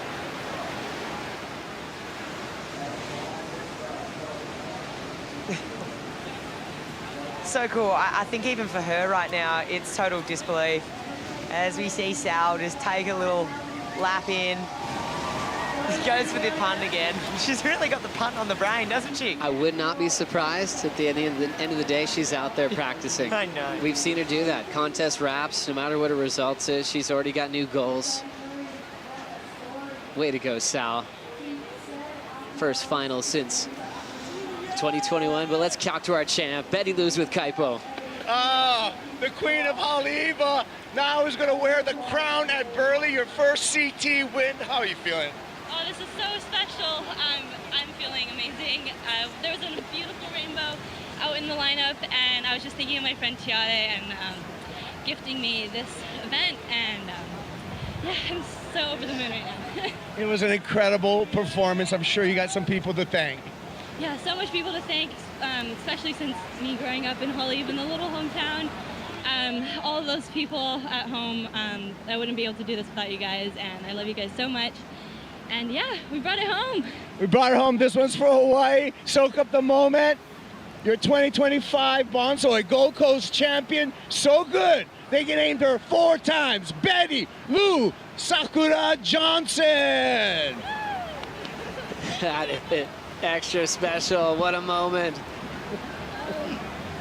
Representing Hawaii so well. This was always meant to happen in her career. She would have loved if it happened faster, but all the adversity, all the ups and downs with a cut, trying to find her flow, injuries, changing surfboards last year. She wanted to have Ross this year on tour, but he wanted to stay home. Tommy Witz, they've got a special connection as well as she entered that stable, and she'll get 10,000 points. Betty Lou's 6th in the world now. This women's tour is so cutthroat right now. With a different winner at every event, it's just tightening everything up. You know, when you start to, okay, yeah, we're coming to the cut event, but when you even start to think about that final 5 picture, it's getting super tight, Joey. Everyone's it's just like the door's open. It's wide open. Just seeing Gabby Bryan go down early. Then we had Katie Simmers lose in the same round. That was the top 2. Then Molly Picklum looked like the favorite. Betty Lou finally got a win off Molly. Now that one's 6-1, still in Molly's favor, but that was everything. And like you said, different winners at every stop. Who knows what's in store for Western Australia. Betty Lou celebrating a big title here on the Gold Coast. Coming up next, it's the men's final.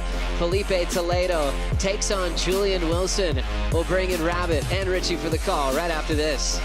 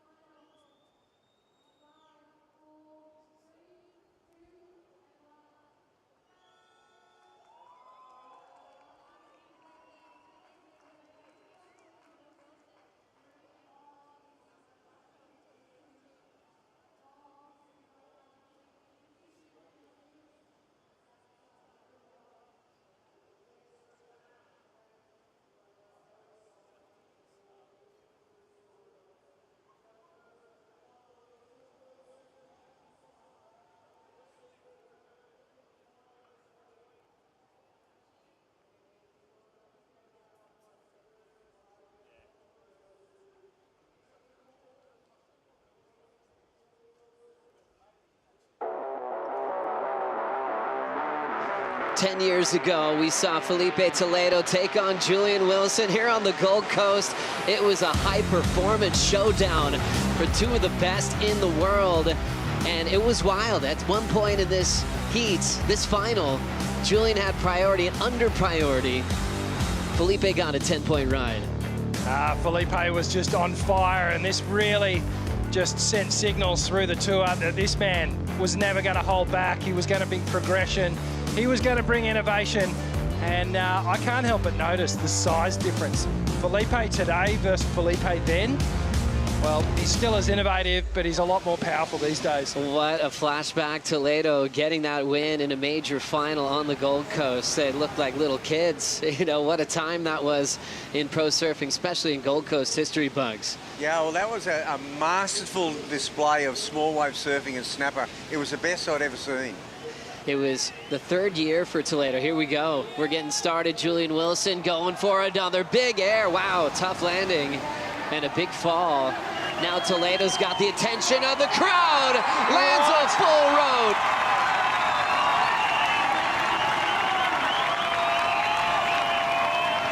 Game on. Shots fired. Wilson down on his first attempt, and Felipe with a perfect landing on yet another frontside full rotation. Wow, another one. And you know what? Another one with a complete 360-degree rotation. The nose pointing to the crowd when he landed. And the first bullet has been shot by Felipe Toledo. And he is firing himself up here. You can see the kick. He's just stroking in back to the lineup. Look at that little pit funneling down the line. What an amazing start to this event, to this final event. Toledo takes to the air, gets the spin, complete rotation. A buttery landing out onto the flats. Keeps that forward, nice and horizontal through the spin. And, well, they're not going to hold back, these two. How amazing. This is as good as it gets. You have two of the best in the field just sparring in the final. It looks like Felipe wants to take a look. Julian will end up rolling in. He's driving. He's hoping for another wedge. First turn, snaps it off the lip, traveling down the line, ready to ramp up. He's on the wind-up, big section, slob reverse! Yes!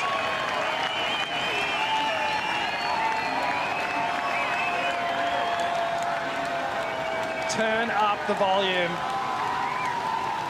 Please, go at it.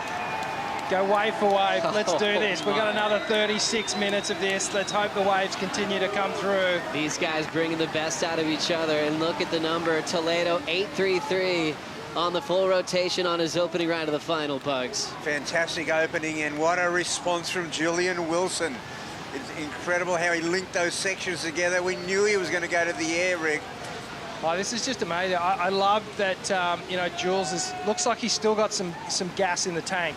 You know, this has been a big week for him. Maybe a little question mark around fatigue and the energy level into the final, but he seems to have lifted. A little hiccup on the first wave, but let's see what happened on this second one. Streaking down the line, a beautiful top turn as he just hunts for speed. Looking for the section, it looms up in front of him. He gets the grab, gets engulfed in the whitewash and emerges. Incredible technique here, gets the slob grab, lets it go, and disappears from view. That was gigantic. He's been doing the slob in a straight air version. He's doing it with a tail high reverse version, and he's really inspired to catch this wave. He doesn't have priority here. We'll see if Felipe decides to slow him down. Julian just pacing, getting into the bowl, but he decides just to take that to set himself up for position. What a final. So many stories here with Felipe coming back to the tour in his first final of 2025 and a two-time world champion. And Julian trying to go from trials to titles, just like Peter Harris did back in 1980 in the Stubbies. Just like they did always back in the day in that system where you could enter trials and get into the main event. That draw was really hard to start this contest, and that's when Julian first let out some tears of emotion just to get into the main event. Well, you know, I was here watching that trials, and he got his winning wave in the last minute of that final of the trials. And then, as he gets the victory, that In Excess song started playing, Don't Change. And that was his part in Young Guns 3, and he's just like, what is going on? I can't believe the magic that can be involved in the sport of surfing as we're enjoying the last final heat here at Burleigh Heads here in 2025. Thanks for being with us. Joe Turpel with some legends of the sport. Richie Lovett surfing in over 100 championship tour events. Hall of Famer, world champ, and an architect of not just the tour, but professional surfing. Wayne Rabbit Bartholomew, always a joy to be in your company, Bugs. You being in this event for so many years, how do you feel? I like to check in with you. How do you feel about the state of surfing and the level that we're seeing in 2025? Oh, look, it's mind-blowing. I mean, the progression just keeps going to the next level, and these two guys here, and what two contrasting stories coming through the trials. That's a fairy tale for Julian Wilson. Felipe Toledo, he took a hiatus off the tour last year, two-time world champion. He's back now, and he started slowly, but wow, he is back and he is looking for a top 5 finish. And I think what they both have in common, which is interesting, they both have accomplished a lot, but when they got here to Burleigh Heads, their expectations wasn't this. Their expectations were to try to find form and flow, and look where they end up in the final. Yeah, absolutely. You know, it's no secret Felipe's run through 2025. It's been awkward. It's been up and down. The flow hasn't been there, but he is just from the opening heat of this event has just looked amazing. There's a different demeanor about him. There's a more of a calmness and a happiness. And with Jules, he was just stoked to get in the trials and then get a crack at it. got the trials win, and then he started marching through the door. Started sending some of our established competitors home. Got over the #1 rated surfer on the tour at the moment, and now he's into the final. Gold Coast Pro. And what an amazing week. Gosh, and ready to party. There's the bluff is partying, the headland's partying for Betty Lou. She has given about 700 high fives.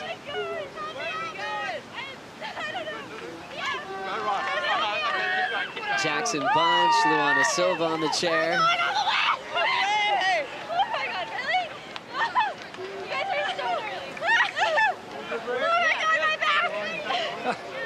Where's the stage?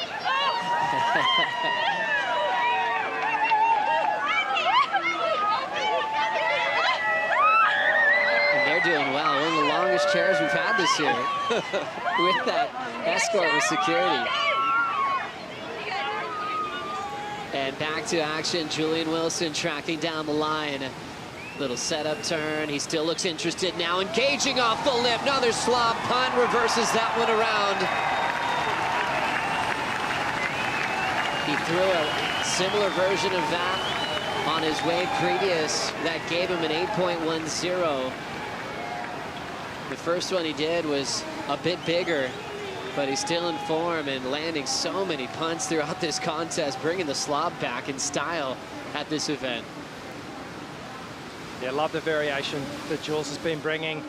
And even with the straight air, it was infectious. It started to catch on. We saw a couple of the other competitors go for it. Kanoa did one. Jordy, I think he did another one. He started to tap into it, giving us the Superman. There's been plenty of variation at this event. It's been amazing to watch. Incremental increase as we see this return here. Wow, what a wave. And the technique, Rick, run us through that. Yeah, just amazing stuff. Just Jules, as we watch the slow-mo, just watch how compressed he gets, storing all that energy. Now he extends, gets all the weight on the front, gets the little grab, and right here, it's almost surfing in braille, just by instinct. The momentum of that air as he comes down. The worst thing you could do is catch those fins, too much weight on the back, on the tail. So it's a transfer from that front foot to the back foot, spins it round clean. So we had an incremental advantage for Felipe Toledo on the first exchange, an 8.33 to an 8.1, basically perfect technique, right? Yep. The second one, well, now we're waiting for a response from Toledo. Let's hear from the champion, Betty Lou Sakura-Johnsons with Laura Enever. Yes, guys, Betty Lou, wow, you just had a moment there. The tears were flowing and you just said, so this is what it feels like. Can you tell the world what it feels like to win your first ever CT event? This is absolutely huge.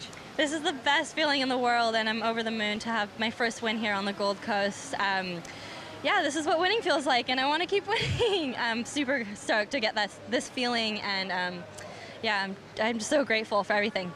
You know, your second final, you've had a runner-up finish before, but to take the win here, talk us through, you know, you've had a huge few years on tour, you burst on the scene, and just take us through the journey and what it's taken to get to this moment. Yeah, you know, it's taken a lot, so much hard work and a lot of patience and perseverance to, you know, put everything together. And yeah, just this year was a really hard year for me, dealing with injuries and a whole bunch of other things, but super happy to just pull it together. And Tommy, coach, said to just go for it. And that's what I did, you know, hungry for it, and I'm really happy. Absolutely amazing. You well and truly went for it, Betty. Inspiring performance all event and all year. I know you've, like you said, you've been going through a lot. Is there anyone you'd like to thank or anyone you'd like to dedicate this win to? Honestly, this is for my family back at home, dad and brother, and so grateful that you guys are sharing mom with me over here. But yeah, all my friends, really, and my boyfriend. I love him so much, and he supported me throughout this whole year so far. And yeah, I'm just over the moon, and my friends are the best, and thank you guys for watching. Amazing. We'll let you go celebrate. Get your dancing shoes ready. We'll see you soon. Oh, that was extra special. Thank you, Laura. So many great words of just pure emotion. Nothing like hearing the words after our very first CT win, and Betty Lou was lights out in that final. Well deserved, but meanwhile, Felipe went to Hammer Town on this last wave. Oh, long pit. Jeez, he was in that for some time. And then just karate chops that section, just dissects it in half. And then pumps his way through to this little inside gets the foam climb. But wow, watch this backdoor barrel. Bugs. Full on barrel. The tides come in. There's still barrels out there, Rick. And this here, what a searing move. An 8.53. That was out of control. That barrel is insane. That turn to come out of it was the best power gouge you could have imagined. Julian's winding up. Big ramp. Oh, and he loses the handle there. Oh, wow. He got a 7.73 for his wave before. And Felipe wants a piece of this one. Up and out. Yeah, quick in and out. Geez, that last wave of Felipe with that long tube, that hack that he did when he came out, that drone angle that showed the whole bottom of the board was almost out of the water. This is live action. Felipe rolling in, looking nice and comfortable, casual, now starting to engage down the line. The two-time world champ is getting shut down on the sandbank as these waves are firing. 8-1-0 for Julian, and then here we go. The JS was the last thing standing. These guys are going blow for blow. Gloves are off, Kaipo. Here we go. Oh my, what a show. And it is blow for blow, right? Using the boxing match analogy, is just haymaker after haymaker after haymaker. What a way to conclude this event. It's so entertaining over here. And Felipe in the barrel, like a little magician, just tucked in there, disappeared, comes out, big hack. Just both of these guys, this is pro surfing right now. Yeah, we love it, Kaipo. You're loving it. I know Von Blakey's loving it too. Oh, mate, Joey, when Rabs and PT and Sean dreamed of professional surfing, they couldn't have, in their wildest imaginations, come up with what we're seeing right now. This entire headland is packed, and we've got two of the best futurists of all time putting on a show. And I'm telling you, Joycey might have the hometown crowd on his side, but all this crew are just loving premium pro surfing. Let's hear it, you guys.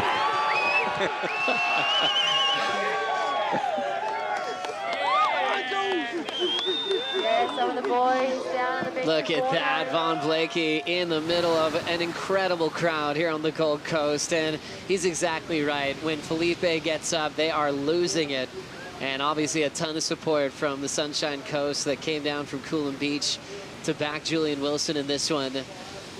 Cool crowd here on a Saturday. It's about 4:22 local time in the afternoon. Water's warm, waves are blazing, sandbar's perfect, and two of the best going head-to-head again. Felipe out in front at the moment, Bugs. Well, I would have to say that the Gold Coast is pretty happy to have the CT back in town. 100%. Here comes Toledo. First final of the season.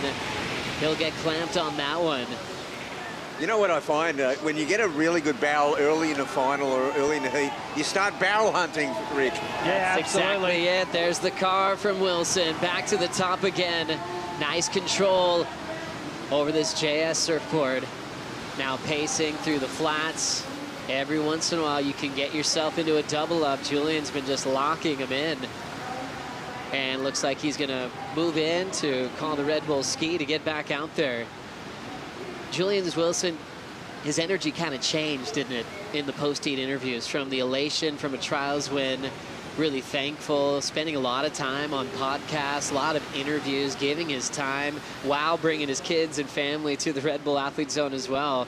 He was just really available, more than I ever remember him when he was competing for world titles. And then all of a sudden, something kind of changed, didn't it, on finals day, when he's like, hang on, this is a reality, and I have a chance to win Burleigh Heads. And he got really tight, went into focus mode, because he's got a long history of Felipe Toledo. Yeah, it became a little bit serious once finals day became a reality, and then, you know, the opportunity to win this event must have started to just enter into his mind, and it flicked a switch. You know, we started to see Jules really take this seriously, and mate, it's served him well. It's got him all the way through to the final here, and these guys are battling their scoreline healthy, both of them. 15.83 v 16.86. He's got him by a point at the moment, Bugs. And the tricky part for Julian Wilson is that it's not a kind of score you can chip away at. He actually needs to get the 8.76 in one go. Yeah. What a final. 40 minutes. We still have more than halfway to go for these two superheroes at the moment. Julian knows the stats. He went to him quickly when he had the heat with Miguel Pupo. He even said, wow, that got a little dirtier than I remember my old heats with Miguel. And he's like, I do have his number. He knew the track record with multiple wins. And he got a little quiet because the track record against Felipe is not in his favor. In fact, Toledo's won 4 of their 5 meetings, including 4 in a row. Whoa. From Margaret River to that Gold Coast final we saw where Felipe had a 19-6 combined total, to Jeffreys Bay, to Rio de Janeiro. That last matchup was, you know, 2018, so we're talking 7 years ago, 8 years ago. And Julian remembers all of that coming into this heat. Yeah, you know, it's pretty similar to, you know, Kelly. He can recall a lot of stats, every heat, every wave almost that he's ever surfed in competition. Jules, not too dissimilar.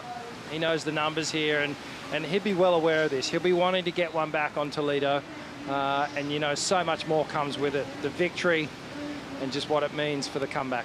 And, you know, there was a time when like, Felipe Toledo got that 19.6 at Snapper in that year. And I figured, okay, there's going to be tournaments where, and conditions where he is nearly unbeatable. But then came that one at Jeffreys Bay, where that whole tournament, where he started reeling off 10s in 6 to 8 foot J Bay. And that changed everything. Yep. No one thought J Bay would be able to be surfed in that way. Totally. He saw something different in a wave that's been around for the beginning of pro surfing, and he saw different opportunities, double alley-oops in the morning wind. That was crazy. His reputation wild, Julian Wilson dangerous at J Bay, like you mentioned, and he actually had the crew at JS kind of dig through the factory this morning. Sam Zubovich at the crew woke up on dark and found extra backup boards for Julian. They dusted off an old faithful Monster model from J Bay, actually, from the last year Julian was on tour, just to give it to him just in case he needed it. But he said he's been feeling the boards he was on. They just want to make sure that there's nothing, no stone left unturned. Felipe also riding a model based on a 2017 J Bay performance from Sharp Eyes. So little connection there from that great point in South Africa. You know, there's a lot of respect out here too, because they both know how dangerous each other is. And look, as far as the chess game's concerned, absolute advantage now to Toledo, but what a dangerous character his opponent is. 19:45 left in the final. So far, it's Felipe out in front, couple of big 8s. Wilson needs an 8.76 under priority. Be back for the final right after this Bonsoy group break.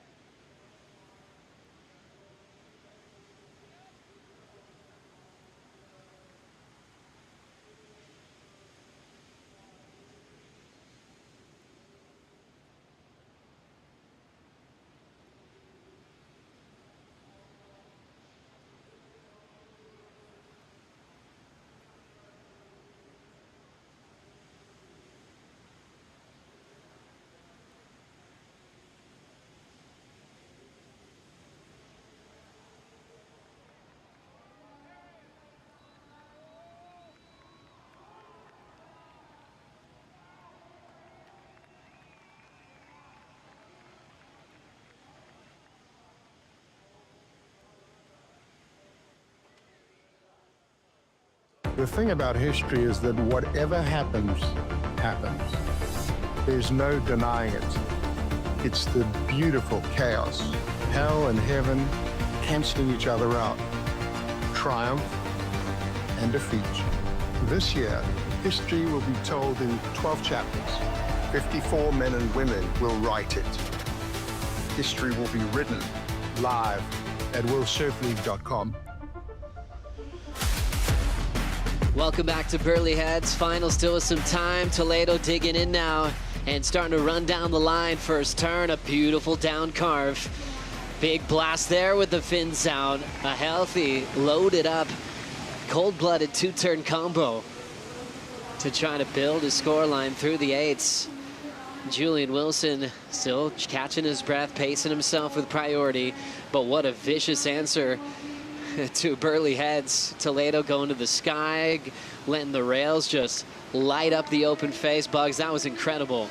So incredible. And a 9.07 has upped the ante. The requirement now for Julian Wilson is a 9.5, so we're getting up towards the perfection. Now Julian may want to chip away at it because he's got that, anything less than an 8.1 won't count for Julian Wilson. He probably needs to get a high 8s to get himself close, or pull off a 10. How many times have we seen Toledo get 10s in finals? He's one of the best closers in the business. As we watch Wilson try to get back in this final, needs a 9.5. He's got the flow, such a great rhythm. Big ramp, sky high slob reverse. Ends up incomplete. He's been going for the slob rotation in these conditions here in the final. He was able to go for more straight airs in the earlier rounds, but he's been liking that rotation. It's been rewarded for it. But now he's got to start thinking about how he can max out this scale, what type of surfing he needs to do to get a perfect 10. Because that's really what he's going to be hoping for in this final, Bugs. Yeah, well, that's it. I mean, he either gets a perfect 10 or he gets a couple of 9s. Let's break down two of the best airs that we've seen in this final, Richie. Felipe Toledo and Julian Wilson. Yeah, I just want to have a little look at these airs and compare them and just see where the split was in the scoreline. So Toledo gets the edge on it. If we can pause it just here, you can see how inverted Jules in. He's got the slob grab, so that front arm actually gets to that inside rail. You can see Felipe's board. It's a little bit more flatter, so he went for the spin. But what Felipe does really well, if we can roll the tape, you'll see that he does a complete rotation in the air, whereas Jules will land with the tail facing towards the beach. Now, they pay attention to that full rotation in the air because it's harder to do. And that is why there was a little bit of an edge on Felipe's score. And even though the degree of difficulty looks amazing for Julian because he had to wrestle with that lip and whitewater, the technique was just in favour of Toledo. Absolutely. A little drama with Jules. You know, there was some theatrics at the end of it. Both amazing airs and both really technically difficult. But Philippe just had a little bit more height, I guess, and projection as well so that he could get that full rotation. It's kind of wild that Felipe's not even using that score anymore. Isn't that crazy? That's wild. That was his start, 8.33 throwaway, and then an 8.53 on wave number 3, then to a 9.07 on that wild combination of turns we just saw. And that's really what he proved in the 2015 final against Julian, where he wasn't just about airs, because when he was a rookie, he was a lot smaller, like we saw from that vision in 2013, 2014, and he was getting 10s. He was going big corrupt flips, giant alley-oops, but it wasn't quite overall performance yet. And I remember most of the people on the beach were more impressed with the power of Felipe and the speed that he was gathering, along with being the best in variety. And he's never slowed down, as we see Julian up and out. Felipe tied with 15 wins on the all-time win list with our good friend Martin Potter. Potts, we love you. I know he's watching this one. He's a big fan of both these guys. If Felipe gets that 16th win, he'll be right behind Martin Lynch, Gabriel Medina, and MR, who have 17 on page 1 of that all-time win list. Kelly at the top with 56, 33 with Tommy Curran, Tommy Carroll, 26 in the 3rd spot. Mick Fanning was here today. He's in number 4. Andy's right behind him in number 5. What a great list to be a part of. 12:45 on the clock. Julian will be in the Challenger Series. He never thought this would happen as a crazy warm-up to his goal of being back on tour full-time, Bugs. Well, this will really get him motivated to do well in the Challenger Series. And in a way, you know, we saw Sally at this level. When she steps back to the Challenger Series, she sort of goes back to her comfort zone. Be interesting to see how Julian transitions back to the Challenger. I mean, there's a few four-man heats involved, though. Yeah, well, I mean, he's showing so much bravado through this event and really just managing his emotions and his thoughts. He's managed his performance. Everything's just been slotting into place this week. It's a different story back on that Challenger Series. You know, it's a bit hungrier. There's a feeling of desperation and just full, you know, these guys will do anything. They're all fighting for the one thing, and that's to get back on tour. We know Jules belongs here. Yeah. You know, he's just got to make his way back. But there'll be no welcome mat, and it'll be brutal. Yeah, that's true. What a run for Julian Wilson coming out of the trials. Thomas Carvalho, Alistair Reginato. So many great contest surfers and free surfers were in that trials event. And he's just been taking everybody down along the way. Some of his old peers like Miguel Pupo earlier in this event. He knows the record's not in his favor against Toledo over several matchups. He did get there first, though. They first started meeting back in 2013 when Toledo was just getting started as a rookie. Julian already had a couple of years of experience on him of the championship tour at the time. If Felipe can hang on to this lead, he'll move up to number 6 in the world. One spot out of the final 5, and we know the rest of the season is incredible for Felipe Toledo as far as wins are concerned. Oh, yeah, they are. And he's had a win over at Margaret River, and that's the next stop on the tour. And then so much success at other places, at Lowers. You know, the tour sets up pretty well for him to make a charge at that 5. Well, you know, Lowers and J Bay, I mean, well, not this year, J Bay. Yeah, this year. Absolutely. And then there's 2 events that he has dominated at different times. Then 4 wins in Rio. That is just crazy. Basically unstoppable there. Places he's gotten 10s in finals. He's done that twice in Brazil. You know, I was thinking ahead for next year, going all those, I'm already next year. I went, hang on, J Bay is this year. Gosh, this event has been filled with great news, right? with schedule changes, but also with just amazing surfing from a guy like Felipe, who took that year off last year to spend time with his wonderful family and just take a break. Just so much pressure, you know, over a decade on tour. And that 2015 year was the first year he felt the loss in a world title race. That was the year we went to Pipeline, and there was 6 contenders. You know, at the top of that was the emotional roller coaster that Mick Fanning went through, and that scary final at J Bay with Julian. And, you know, he had the tiebreak win at Bells with Adriano. You know, Owen Wright was on the sand with a chance. And Felipe had the most wins that season, though, just quietly heading into Pipe. And he had spent some time with guys like Shane and Kelly getting some tips about backdoor and Pipeline. He even got a 10 at backdoor. There was a lot of emotion there, but he hadn't lost a title yet. And that was the first he went through to finally win in 2022. There was all that pressure that just got released, Bugs.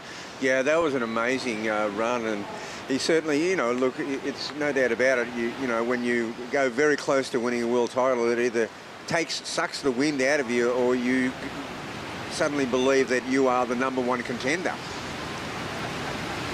It's been just filled with excellent numbers for Felipe's scoreline throughout this event here on the Gold Coast. That's always been a happy playground for the 2-time world champ. Focusing in on the CT by the numbers, just on scores in the 9+ range. Look at that list of legends that he's a part of. Now up to 15, including the 10-point ride we just got to see in Semi 1 with Alejo Muniz. Yeah, it was just incredible. Felipe has just been on the last couple of days in particular, really turning up the dial on the performance and tapping into what he knows best, just setting the tone. Feels like everyone just started going to the air once Felipe just really set it. Yeah, look, another factor going on here. We've got a rushing in tide. The tide is really, even since the beginning of this final, the tide's come in probably another foot. And I think only the bigger waves will be hitting that bank properly now, the proper sets. Such a good point, Bugs. So we've really expanded the day Got to have the heritage heat with Mick and Joel as that tide bottomed out, and we even took more time to get on the title push. And he's a set now. Felipe's the one with priority, so he can keep Julian off these waves. He'll let Wilson go. Pushing hard in that first carve, looking great on it. Wilson hits the lip with the fin throw. Great start. Third turn is a big whip into reverse. Oh, some venom.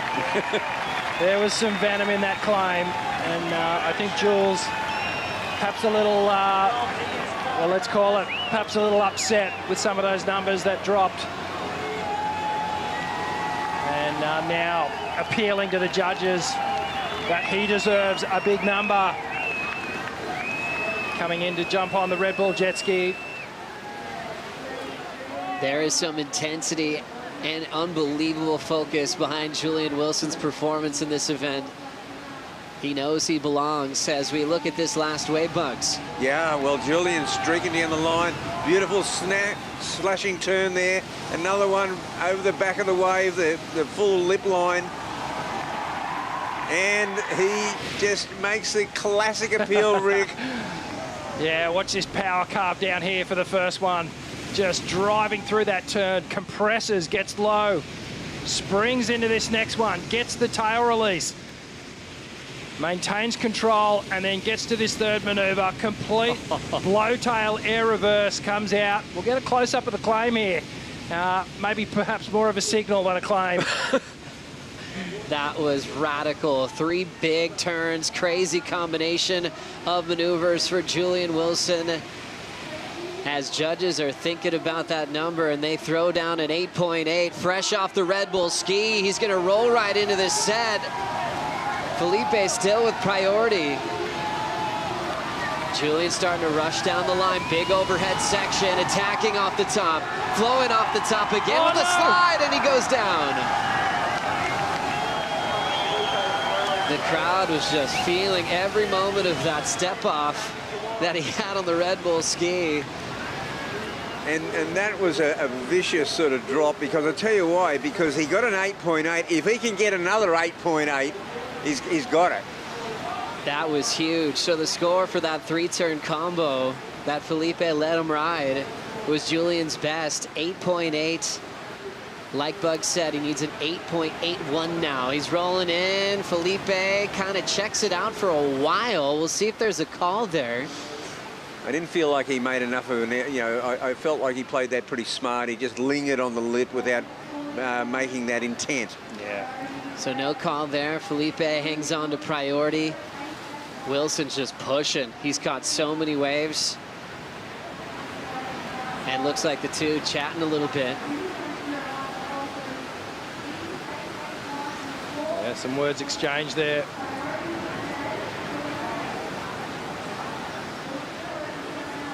And yeah, Felipe's engaging him. Julian looks a little bit frustrated.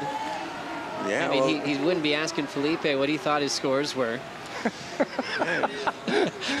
Definitely not, Joe. I'll tell you what, he could be trying to rattle him, because Felipe definitely responded. There's been a few moments where we've seen some experienced plays from Julian through some of the events. He paddled right next to Jack Robinson in the elimination round after he dropped a big hammer. So the energy's hot in the water, 340. Wilson and Felipe have had so many heats together, a lot of history, a lot of battles. Felipe's like, I'm getting out of here. Jamming down the line, up and out. Whoa. Priority goes to Wilson. Whoa. Wow, so just in this moment, and then Jules outside. Rolling right into this thing. Julian first turn, belts the lip. Holds the rail, crushes it again. Out in front, big crap. Still with some room on the end section. He whips it through. It's going a little bit flat, but he's got some speed. Puts together another big hack. Feeding off the crowd of Burleigh Heads. And having that discussion with Felipe, who knows if that threw Toledo off his game to make a bad decision with priority, and then Julian rolls into that chance, looking for an 8.81. Wow, wow, wow. This is amazing stuff in the final moments of the final. Felipe makes an uncharacteristic error in judgment here and gives Julian priority. And then Jules finds a little gem. Now he needs to accumulate 8.18 points on this wave. 8.81, and you've got to compare it now, I think, to Philippe Toledo's 9.07. I think they're the two combinations, because, you know, there was no air attack. It was just big manoeuvres, and they're the combinations. Now, there was a confrontation going on there. Something happened for sure. And, you know, Toledo kind of engaged. Yeah, he did. And, well, I think they'll also be looking at the 8.8 of Julian's last one as well. You know, that had that three-turn combination with the big tail blow air rev at the end of it. We know Julian's last wave didn't have that. I'm kind of reliving it in my mind now. The first half of the wave, very impactful. A lot of intensity there on the turns. Let's check it out.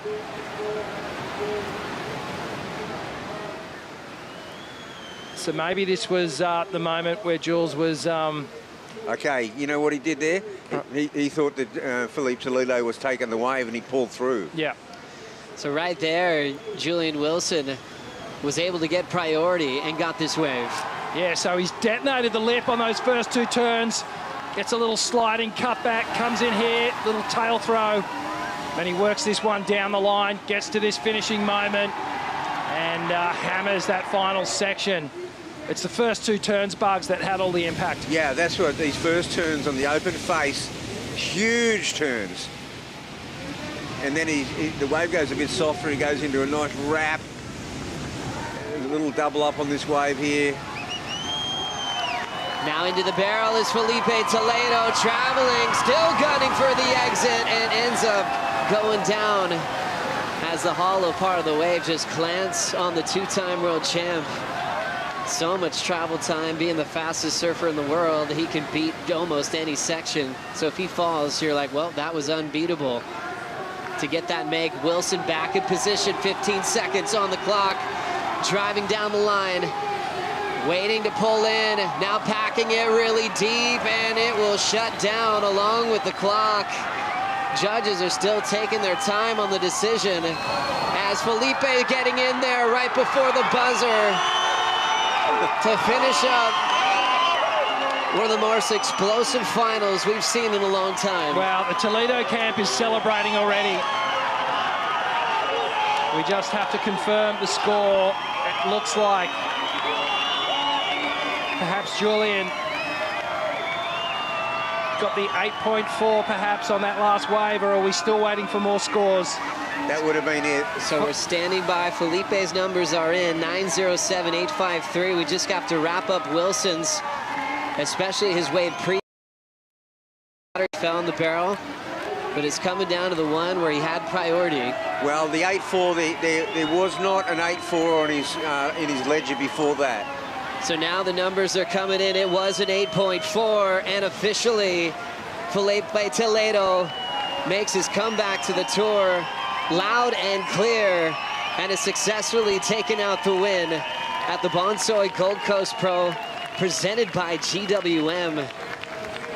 Hats off to these guys. What an incredible battle. Jules, 8.4, 0.4 of a point short from getting the victory from Toledo. But this man has been in just A1 primo form for the last few days. Your new champion. A final for the ages. That's exactly right, Bugs. Toledo marking his comeback after taking a year off, and had quite a battle, and even a big conversation with Jules at the tail end, and he took that wave so quickly. You wonder if he just needed some space. Almost cost him the heat. Julian ended up with an 8.4 when he was chasing an 8.81, both with 17 plus totals. And Toledo now breaks the tie with Martin Potter on the all-time win list, goes to his 16th victory and his first of the season, now up to number 6 in the world. Incredible stuff.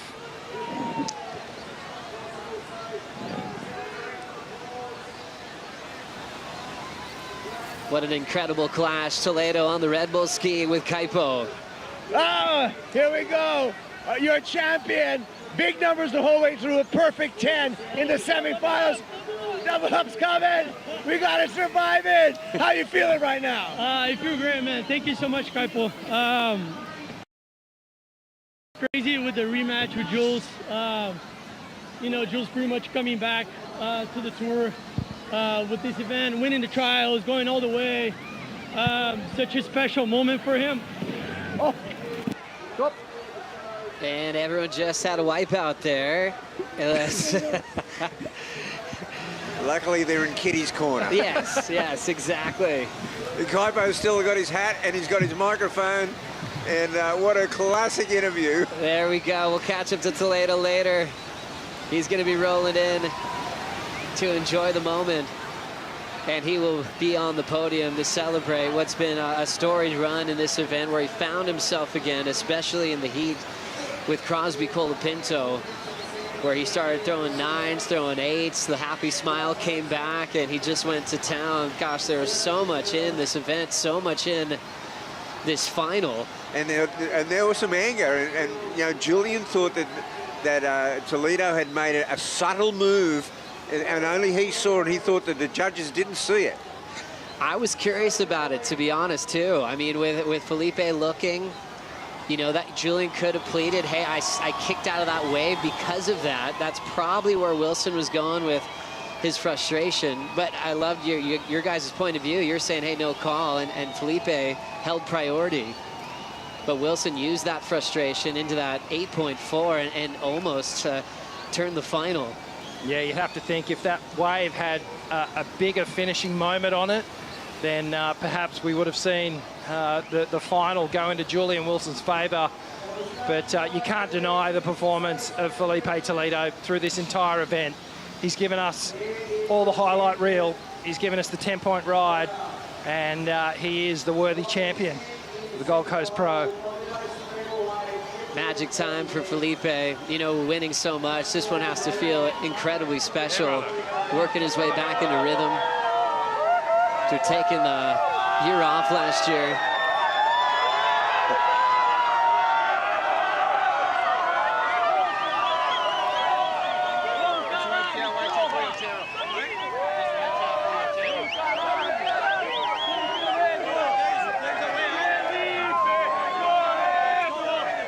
Just planning his route to the podium with the head of security. And he'll be collecting a very important trophy in what's been a storied career. The man from Ubatuba, Sao Paulo, Brazil, living in San Clemente for a long time, is reaching some of his best friends now. There's Bruno. And his trainer, Rafael, on the chair. How about this? Oh. Woo!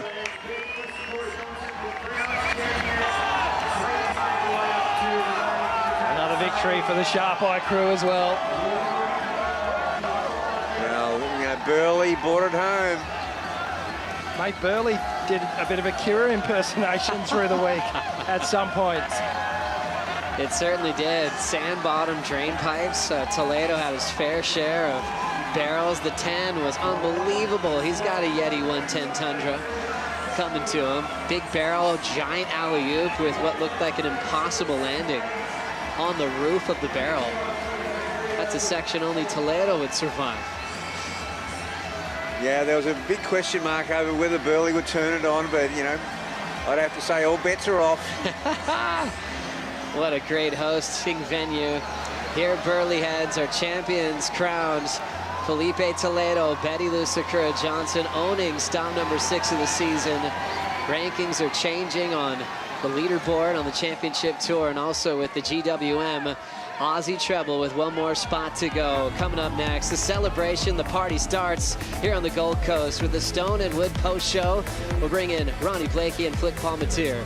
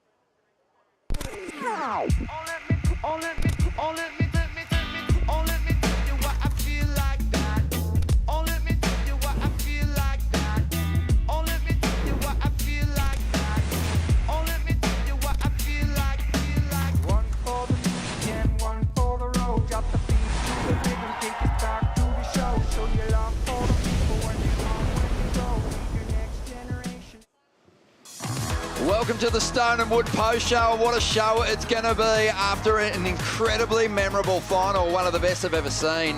There was fire, both surfers just flexing their progression.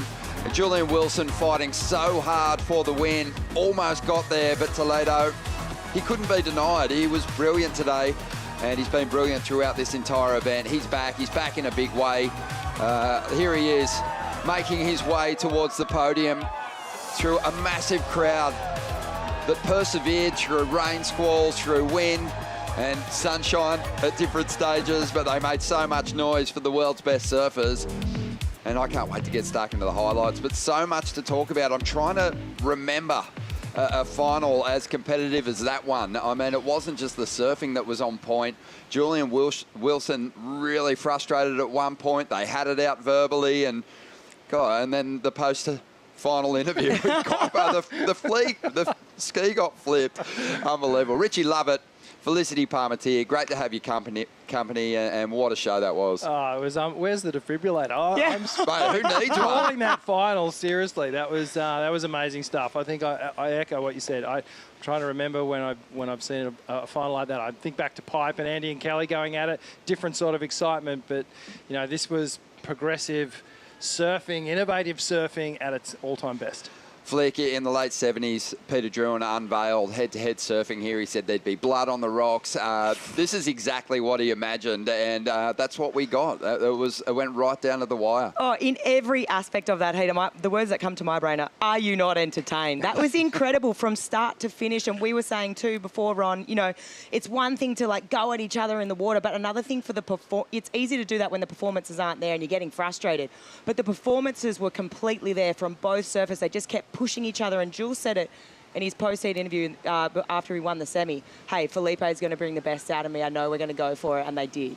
Yeah, it was amazing. We also had Betty Lou breaking through for her first championship tour win. What a place to do it. And, going up against someone with as many CT victories as Sally, who knows how to close out an event, Betty Lou just really made a statement with her first ride. Yeah, showing a lot of maturity there. And going into that final, I did think, Sal has so much experience. She knows how to close. And for a youngster who's coming in and experiencing their first final, it can be overwhelming. It's like you've got one hand on the trophy. You can't quite get there. But Betty Lou just executed Tommy Whitaker's plan to perfection. Wait for the best waves and don't hold back, and she did exactly that. The stories that have been playing out in the last two contests have been amazing. We've seen spirited charges from title campaigners who've had horrible starts, like at Bell's, Griffin Colapinto jumping 12 places to get himself above the cut line. Here it was the story of, on finals day, in particular, Alejo Muniz. He's jumped 12 places. He was in 28th position. But with the finalists, there's a lot of narratives there as well. Betty Lou Sakura-Johnson, she was below the cut line. She's jumped all the way to 6th place now. Yeah, she was 13th before coming into this event. And to think now that she's sort of in that conversation of a Final Five picture is pretty incredible, right? And what that's done now, because we've had a different winner at every event, it's just things are really tight when you think about that Final Five picture, how wide open it is, and just how good the talent is on the women's tour. Most definitely. We had Felipe have a really shocking start by his standards to the season. He hadn't bagged a decent result, but, you were kind of saying to yourself at every venue, Felipe's probably the favourite. And here on the Gold Coast, he just really tapped into vintage form, the form that's seen him take multiple event wins, obviously, and a couple of world titles. He had the highest heat score average on his road through to the final, Rick. Yeah, just scintillating performances all the way through to the event. As we look at the quarterfinal bracket there, making his way through this morning against Iago Dora, and he just stood up from the word go. As we see him here, just streaking down the line, and this type of wave just suits him so perfectly, and he really had this air rev on lock, and the difference was that he was just rotating so much more than everyone else. and that point of difference was there. He's been doing the work. Don't you think he looks a lot fitter than we've seen him, even in the first few events of the year? He's sort of been working himself back into shape, it looks like. For sure. I think this moment right here will be forever etched into my brain. The moment here against Kanoa, one of the probably best waves ever ridden at Burleigh. I mean, he's looking strong, he's looking fit, but I mean, it was only a matter of time for Felipe, really, to click into this gear. You know, you don't have 2 world titles for nothing back to back. I think a lot of it had to do with just reconnecting with the motivation for competition. And we saw him at Bells, bank an excellent ride, have a couple of great heats, but from the outset here on the Gold Coast, he's looked right at home and just seemed supremely confident. Yeah, and, you know, let's not just forget about the equipment either. I mean, he's been working so hard on his boards with the Sharp Eye crew. They were experimenting with a bunch of different things and upping the volume, but Felipe coming back down, wanting that sensitivity there, and, you know, his equipment just looks magic under his feet, which allows him to perform the way he wants to. Yeah, huge. The crowd here today, they turned out in force. Beautiful Saturday as far as the waves go, but the weather was kind of against us, but it didn't stop them from coming down, and they got treated to a fantastic show. Oh, it was incredible, right? I mean, you just look at the heat total there from both these guys, Jules, Toledo, far out. I mean, it was amazing just watching them, the tenacity of both of them, the aggression, the assertive nature of both of those competitive. It was incredible to watch, and I can't really remember something like that. And like you said, Rich, unless maybe Kelly Andy is what comes to my mind. For sure, yeah. You know, I think it's a good reminder too for the Australian campaigners. I mean, we haven't had a world champion on the men's side since Mick Fanning 2013. You want to know what it takes? Grab some of that fire that Julian Wilson possesses and what he brings to competition. At one point there, Julian just looked so ready to own that moment. He just didn't get the section, it felt like, to really take to the sky. But it was a magic performance. He was so ready to go. He was so switched on and back in that zone. And, you know, he talks about being uncomfortable and sort of exposing himself to the world again, you know, back on the world stage, open to criticism and whatever. And, geez, hats off to him for just stepping up and really connecting back into what he knows how to do really well. The form's there, and even in that final, just how invested he was and the little exchange. Oh, he really wanted to win this thing. You know, he wants it bad. And if that's any indication on what he's going to do when he gets back on the tour, although he's, you know, publicly said his expectations are way down here, but you got to think after today, maybe he's going to have to just increase him a little bit. This is what the eyes of the kids on the Challenger Series are like right now. They're like that. They're bug-eyed. They're going, what is coming our way? Julian Wilson in rare form. A great run as the winner of the trials, but Toledo couldn't be denied. It's time to hand out some trophies. We're going to throw it down to Joe for the presentation. Thank you, Ronnie. Hi, everybody. How you doing today? How good was that? What a finals day here on Saturday. Give yourselves a round of applause. You guys are unbelievable. Look at all these beautiful surf fans. You guys are insane. The Gold Coast providing. How good is Burleigh Heads? Well, this is the official awards presentation for the Bonsoy Gold Coast Pro presented by GWM. It's the 6th stop on the championship tour, but it's also the 2nd stop on the GWM Aussie Treble. After stop 3, are given away a GWM Tank 300.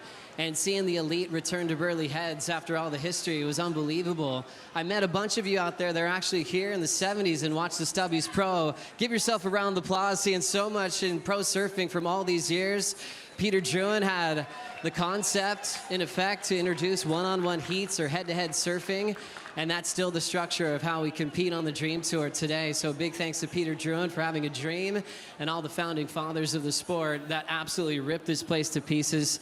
Big thanks to the Burleigh Heads Board Riders Club. You guys are unbelievable. Let's hear it for Liam O'Brien. How good was that? So many great performances to think about, but before I continue, the World Surf League acknowledges the Kuboomberry families of the Yugoombear language group, the traditional custodians of the land and waterways we are on today. We pay our respects to their elders past, present, and future, and recognize their continuing connections to the lands, waters, and their extended communities throughout Southeast Queensland. We also extend this acknowledgement to other First Nations people that are joining us here today in person or on our broadcast. Thank you so much. We'd like to also extend our sincere gratitude to Bonsoy. Giving it up for Bonsoy, the official title sponsor of this event and a major partner of the World Surf League. Frothing out all event. GWM, our presenting sponsor. It's here for GWM, Experience Gold Coast and Tourism and Events Queensland. We can't thank you enough for all the great support. Thank you to all of our great event partners that make this possible, from Yeti, Red Bull, Apple Watch, Surfline, Stone and Wood, Icy, Hydrolite, Oakberry, Fat Boy Bikes, Coastal Real Estate, Boost Mobile, BioGland, Vistla and Florence, Marine X, Surfboard Empire, Ultimate Ears, Bond University, True Surf, Burleigh Pavilion, Triple M and CFM, SNS Group, the Gold Coast Bulletin. Those are all the great supporters of this event. Give up a round of applause to everybody. Thanks to the locals giving us the lineup. Thank you to the fans that watch here in person and all around the world. You really make a huge impact on events like this. And just the extension of the local community. We've been feasting at the beautiful restaurants and loving our time here at Burleigh Heads. We got some great people up here on stage with me.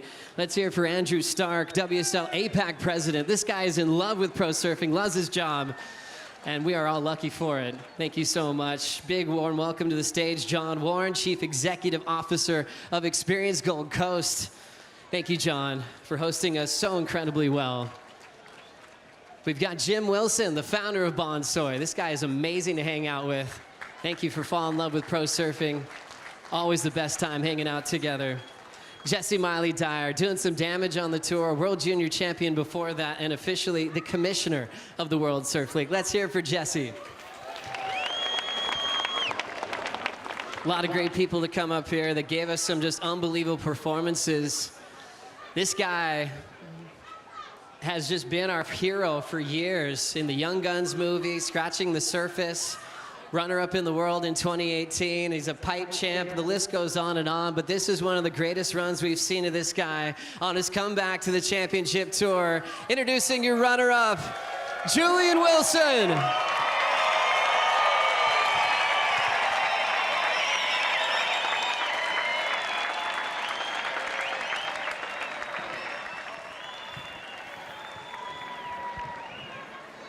This guy represents all of you, Australia, come from the Sunshine Coast in Coolum Beach. Went off tour on his own terms because he didn't want any more hotel time during that wild time in our lives. Why don't you come over here? That's a beautiful trophy. And this run meant a lot. And I really enjoyed every time you spoke about what you were going through. You were really seeing this through different eyes. It felt good. And what does it mean to win the trials, which made you emotional, and then to be on the podium, making the final at the CT level once again? Yeah, I mean, first and foremost, thank you, the WSL, for giving me just a chance. And to convert it into what it's turned into has been a very memorable experience for me. The fans, the support that I've received coming back has been quite emotional. So thank you, everyone, for the support. It's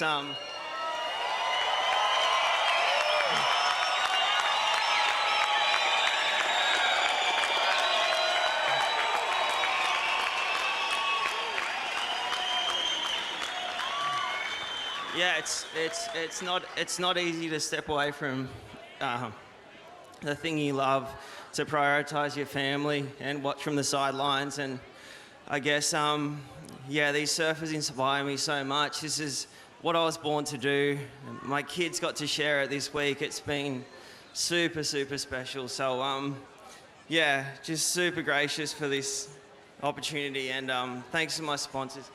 Thanks for my wife for getting me back here and dragging the kids down with me every day, rain, hail, or shine. But yeah, enough about me. Congratulations to Felipe. The Brazilian crowd got me so fired up out there today.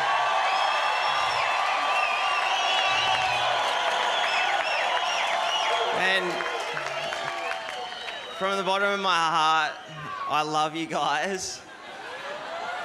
The battles, it always brings something out of me. Apologies for the bird, but man, you guys got me fired up, and thanks so much for everybody that, has got me back here, and it's truly one to remember for me. So I just, so thank you all very much.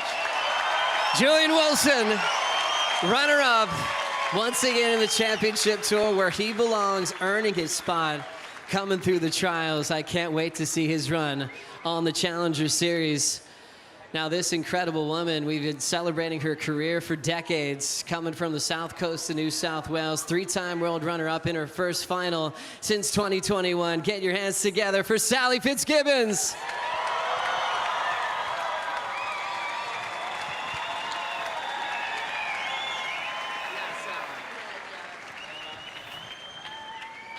In 2009, she finished 5th in the world, 12 championship tour wins, and almost 30 final appearances on the CT, and so many finals here on the Gold Coast. You can put that trophy up real quick, Sal.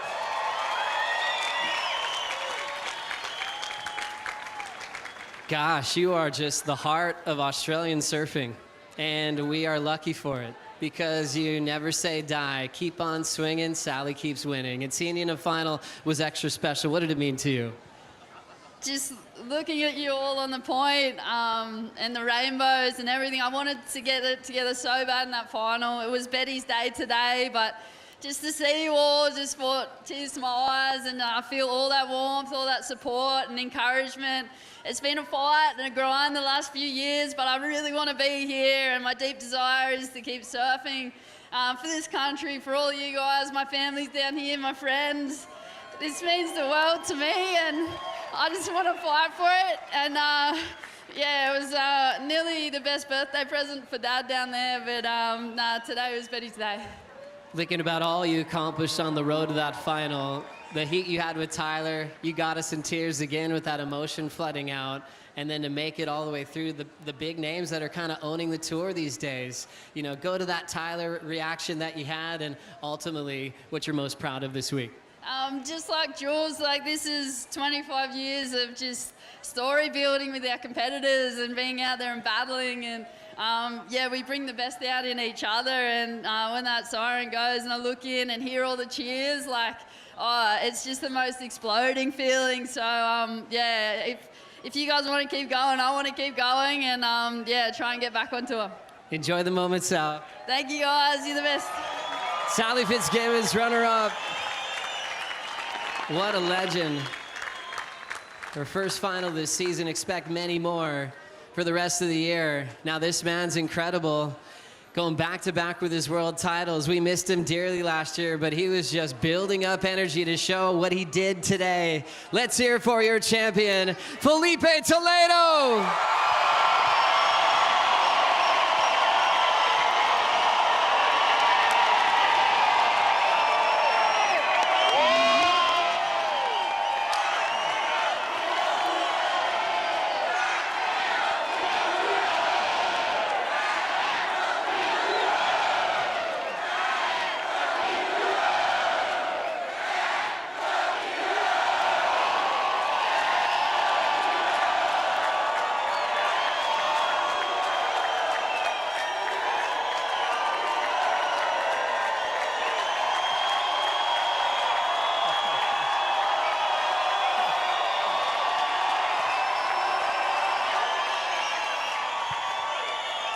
Where do we begin? Felipe, this run was magic. You've been open about trying to find rhythm. Boy, you certainly found it in this event. Getting so many excellent scores, and our favorite part was that big smile that we couldn't wipe off your face. That meant a lot, seeing your happiness and joy, doing your job, and taking a huge win. Take us through that emotion of pure joy, finding that magic run in this event. Thanks, Joe. First of all, I just want to thank God, to bring me back here. Took the year off to take care of myself, to take care of my family, just like this man did. But I came back a little earlier than him. And it was definitely hard to get back and get going with all the surfers, everyone, so in tune, so ready for anything. And I was like, man, I gotta get back again, and it feels damn good to be back.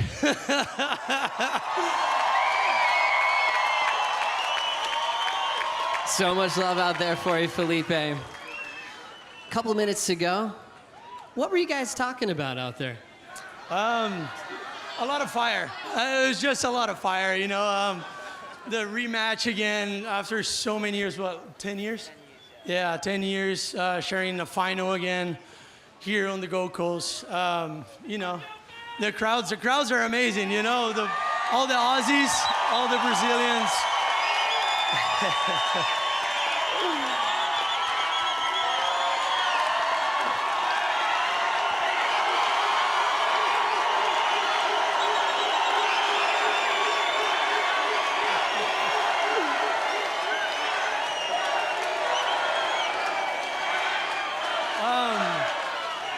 Yeah, you know.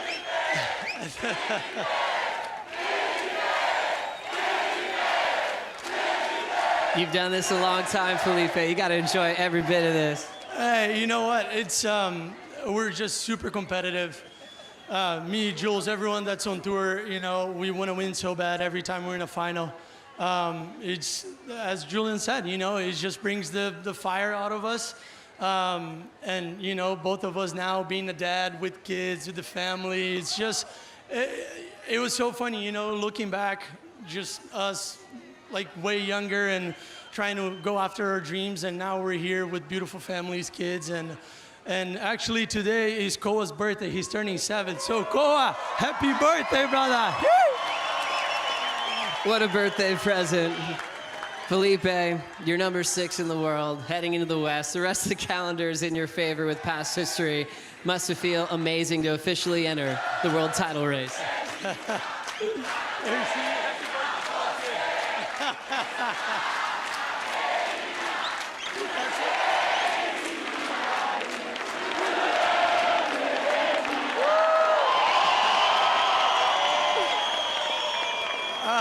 Thank you. Obrigado, galera. Obrigado. To be honest, Joe, I'm not really thinking about rankings or where I am, or I just want to surf. And, you know, my main goal this year was just to make the cut. And I did that in this event, so definitely felt a little more freedom to surf and a little bit more relaxed. And yeah, I just want to thank the whole crowd here, all the Aussies, all the Brazils, everyone here did an amazing job supporting your surfers. Everyone, you know, that was out in the water that you loved. You guys showed a lot of passion, a lot of heart. And this is surfing. It's beautiful to see what you guys are doing here, and I thank you so much for you guys to be here. Thank you. Well done. Parabéns, monstro. Muito legal. And real quick in Portuguese. Todos os brasileiros que estão aqui, essa aqui é nossa, porra. Vamos!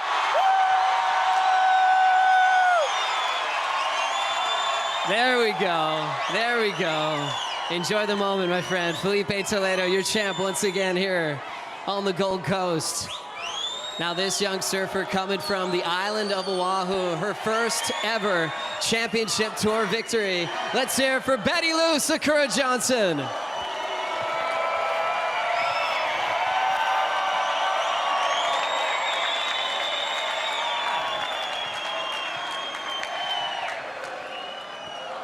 Betty Lou has always had some fire, winning at Haleiwa when she was 16, just destined for this moment. And it couldn't come fast enough, dealing with the mid-season cut, redefining herself. Yeah, put that trophy up. You're the champion of the Bonsoy Gold Coast Pro, presented by GWM. Wow, you made that fun, Betty Lou. Oh my gosh, that rivalry you have with Molly Picklum is wild. And we know, you know, it's been tough. Even that final at Sunset, you knew all that going into that heat. You guys pushed the sport. What was in your headspace to be able to just take control and completely close out Molly in this event? Yeah, well, in that heat, I was just fired up just because I know I haven't gotten the one over Molly. But yeah, really stoked to just come over the top on that one and fall into rhythm into the final. Making the final, you kind of had that same type of closeout rim that you had with Molly, where you were making no mistakes. What felt so clear in your vision of wave selection and also ripping these fun little rights when the tide was filling in? It was really just to enjoy it all, soak in the moment, and yeah, just know that I can do it and trust myself and the abilities once I get the chance to get the wave. But yeah, I'm so happy. The camera went right to your mom in the moment. Just tears of joy were flooding down her face. What do you want to say to her right now? Mom, you are the best. I'm so grateful for you, and I would not have been able to do this without you. So thank you, Mom. Is this everything you dreamed of? Everything. Best day in the world. Betty Lou, enjoy this title. Thank you so much. Thank you, Joel. Thank you to the fans. Thank you guys. You guys are amazing. Your guys' joy for surfing is so inspiring and so special. So thank you guys. Let's hear it for Betty Lou Sakura-Johnson, first ever championship tour win, and many more to come as she is fired up heading into the West. Let's hear it once again for Felipe Toledo, our finalist in this event, and we'll continue the celebrations right here with Stone and Wood. And Stone and Wood post show continues. We'll send it back to you, Ronnie, for the broadcast. Thanks so much, you guys. Thank you, Joey. What a fantastic presentation. Some beautiful speeches there and a lot of tears, a lot of emotion. Everyone was feeling it. Rich, you were wiping the tears away, mate. We all were. Oh, mate, how could you not get caught up in that? That was just amazing. You know, seeing both Julian and Felipe just so emotional and real honest with how they're feeling. And Sally as well. And what an amazing time for Betty Lou. That first win is massive. You know what I'm blown away with? That crowd. That was amazing. So many people still hanging around. It's dark right now, and it was heaving. So much passion, so much emotion, and so many people that are so inspired by these guys right here. So thanks to the fans. Pretty cool moment too. Felipe mentioned that it was his son Koa's birthday, and the Brazilians in the crowd saying happy birthday to Koa, which was awesome to hear. But look at Felipe too. He just looks absolutely reinvigorated. We know that Betty Lou is in the early stages of what is going to be an unbelievable career, but Felipe, a very interesting story, just trying to reconnect with the magic that he's given us over the years, and he's tapped into something special here. Oh, has he ever? Today was unbelievable. That 10, I think, was probably the best wave ever ridden at Burleigh. It was insane in terms of high performance, right? I mean, you've obviously seen those big, long tubes here, but when you're mixing it in the air like that, and with landings, how he did, so clean, so smooth, and just continued performances in every heat. He just kept performing. It was something incredible, and I think, like he said, it's been hard to sort of find my feet, but he's found them. I got a feeling we might see that vision of the 10-point ride play a couple of times as we dive into some of the highlights. But we're going to start with Betty Lou's road to the final. What a performance. And she really did have a tough run. Mentioned that she had the big heat with Molly Picklum to kick off the day. And she'd never beaten Molly in a head-to-head heat. So she overcame a lot to make her place in the semis. Yeah, really sensible surfing from Betty Lou Sakura-Johnson this morning, picking the best waves to get the edge over Molly, and you almost feel like that kind of just slingshotted her all the way to the final. And then it was Vahine Fierro who she overcame in the semi-finals, then of course gets the win. But beautiful conditions this morning, and you know, Betty's just surfing so well now. You know, she's a year ago you were like, oh, it was a bit on and off, a little bit inconsistent, but she's tightened it up, and you kind of have to think that maybe Tommy Whitaker has something to do with that consistency. The wave choice has gotten better, and just her overall performances. You know, we've seen her in Hawaii really having some great sessions out at Haleiwa. The surfing's improving. Well, it was Ross Williams that initially recognised her talent and got her prepped and onto the championship tour, and she did get some great results.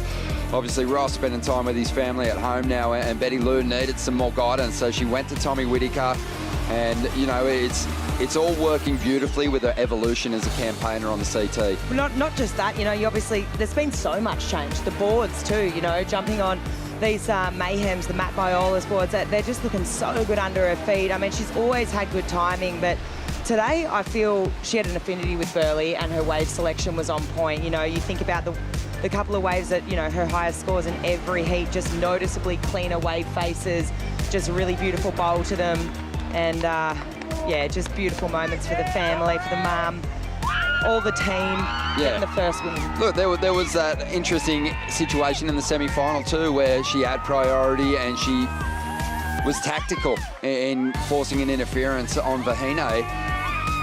This is cutthroat. She's trying to save her place in the CT. She wants to be a Final Five campaigner. I don't think she needs to apologise for that, and Vahine will never again paddle into position without looking over her shoulder and seeing if she's in the way of her competitor. In the final, she was brilliant, dropping an excellent score. Just so powerful and able to repeat that power down the line here at Burleigh. Yeah, no, she was really good in the final, really good on finals day, actually. Barely put a foot wrong, and you always want to win a final with a decent heat tally, and she did just that. So this will be a memorable one. It's one she will never ever forget, the first one, and to do it over one of the fiercest competitors on the women's side. You know, Sally Fitzgibbons is a veteran, but she is so tenacious and so determined. Great to see her get that second as well. Getting that first win. There's only a few surfers now on the Women's Championship Tour that haven't had a Championship Tour win. Flick, do you think this is going to be one for Betty Lou that just suddenly just kicks her into that winning gear? Do you think we're going to see her get a couple more now? Well, we asked Laura, Laura was asking Betty Lou on the post-heat interview, what does it feel like? You know, she's like, I finally know what it feels like to win. And she's like, it feels really good. Yeah. So obviously. Her eyes lit up. Yeah. So I think she's going to take this confidence, this momentum. And I mean, wins do amazing things. They send you into this sort of purple patch and you just, you get on a roll, so to speak. So heading into Margaret River, I mean, she's moved up to number 6 in the world right now. This winner's done amazing things for her. So heading into Margaret River, a lot of power, similarities, to Hawaii, Haleiwa there on that right with the bowl. She could be looking pretty deadly. Yep. Yeah, she might just go back to back. But, man, we could have chosen from so many heats for the Boost Mobile heat of the day.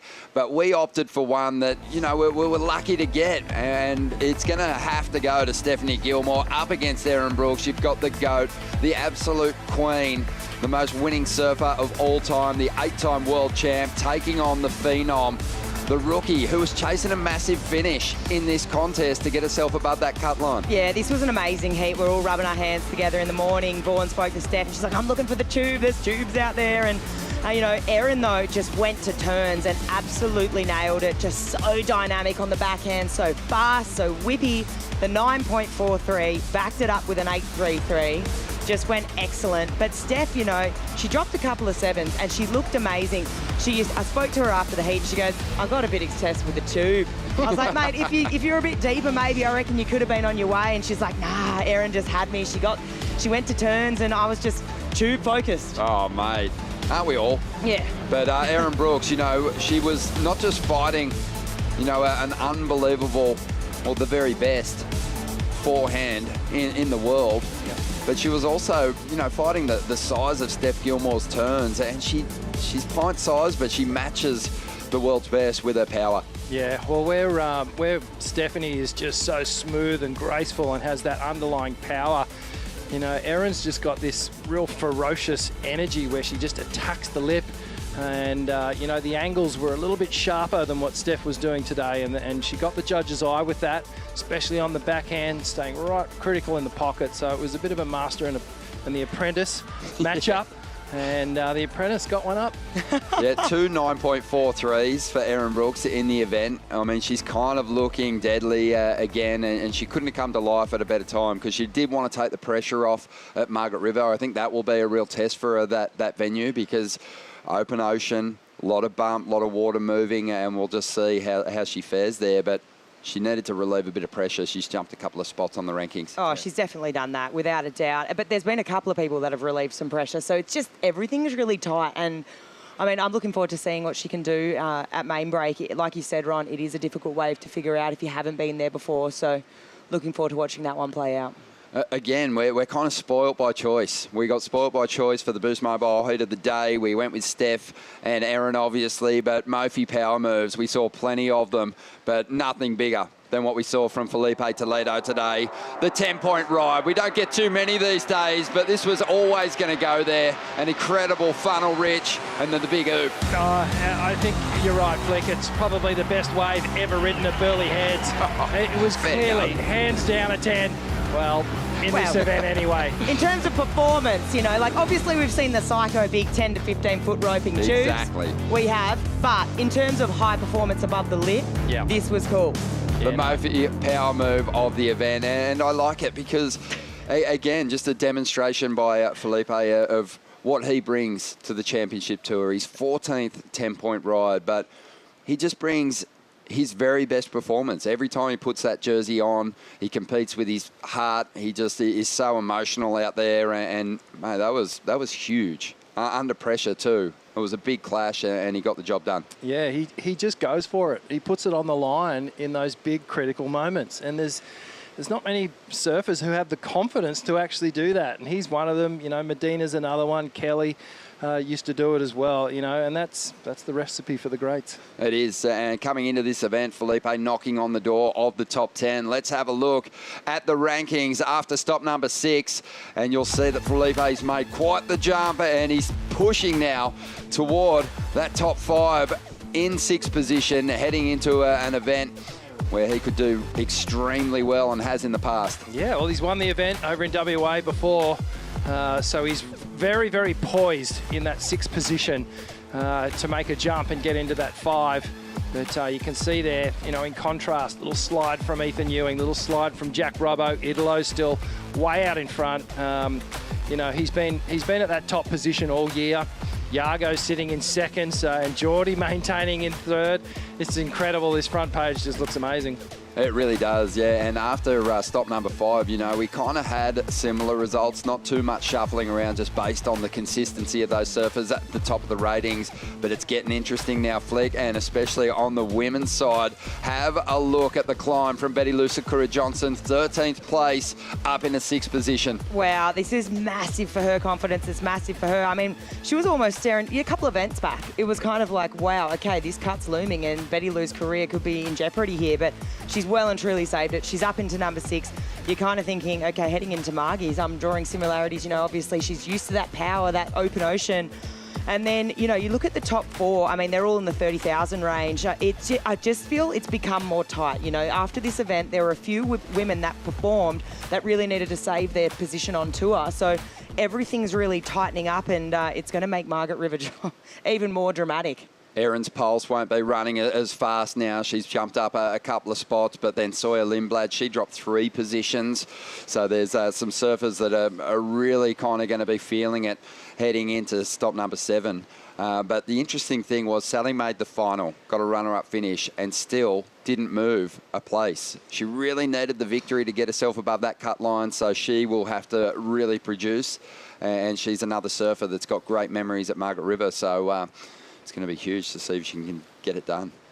It's incredible to think that she hasn't moved with that. And I think it's obviously reflective of the year she's had so far. And she's open and she's honest about that. But yeah, Margie's, she's surfed out there plenty before. Australian titles, you know, QS events. CTs. She's going to be sweet. Yeah. In terms of the experience bank, she's got it all. Let's have a look at the Whistler Shaper rankings now after this contest. It was awesome to have all these Shapers here, actually. Got the chance to have a chat to all of them. They're so competitive.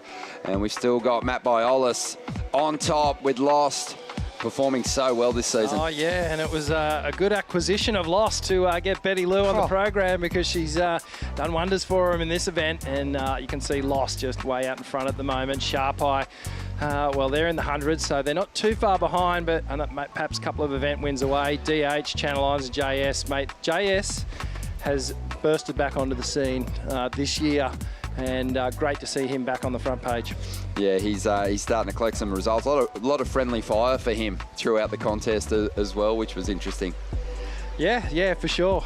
You know, and we also saw, even when you think about the Heritage Heat as well, you know, DH against JS, against Parko, it was all sort of going on through the whole event, which was great. You know, JS is trying to get some points out of the WSL for that one to add to the Whistler Shaper rankings there. We're going to take a quick break. We've still got plenty of highlights to get through. Don't go anywhere. It has been a massive finals day here at the Bonsoy Gold Coast Pro, presented by GWM. The Stone and Wood Post Show continues in a moment.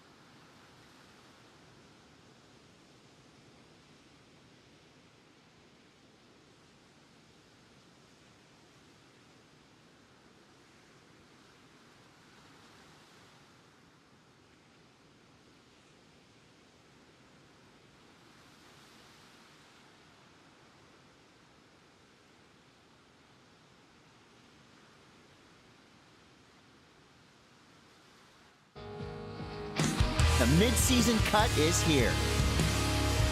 Big straight aerial from Robbo. Seth Muniz, he's going to drop a bomb. He goes into load. That explosive backhand. Deep into the tube, George Pintar. Tyler Wright straight into a nice hook. Clean read from Sawyer. Gabby Bryant with the Dolphins.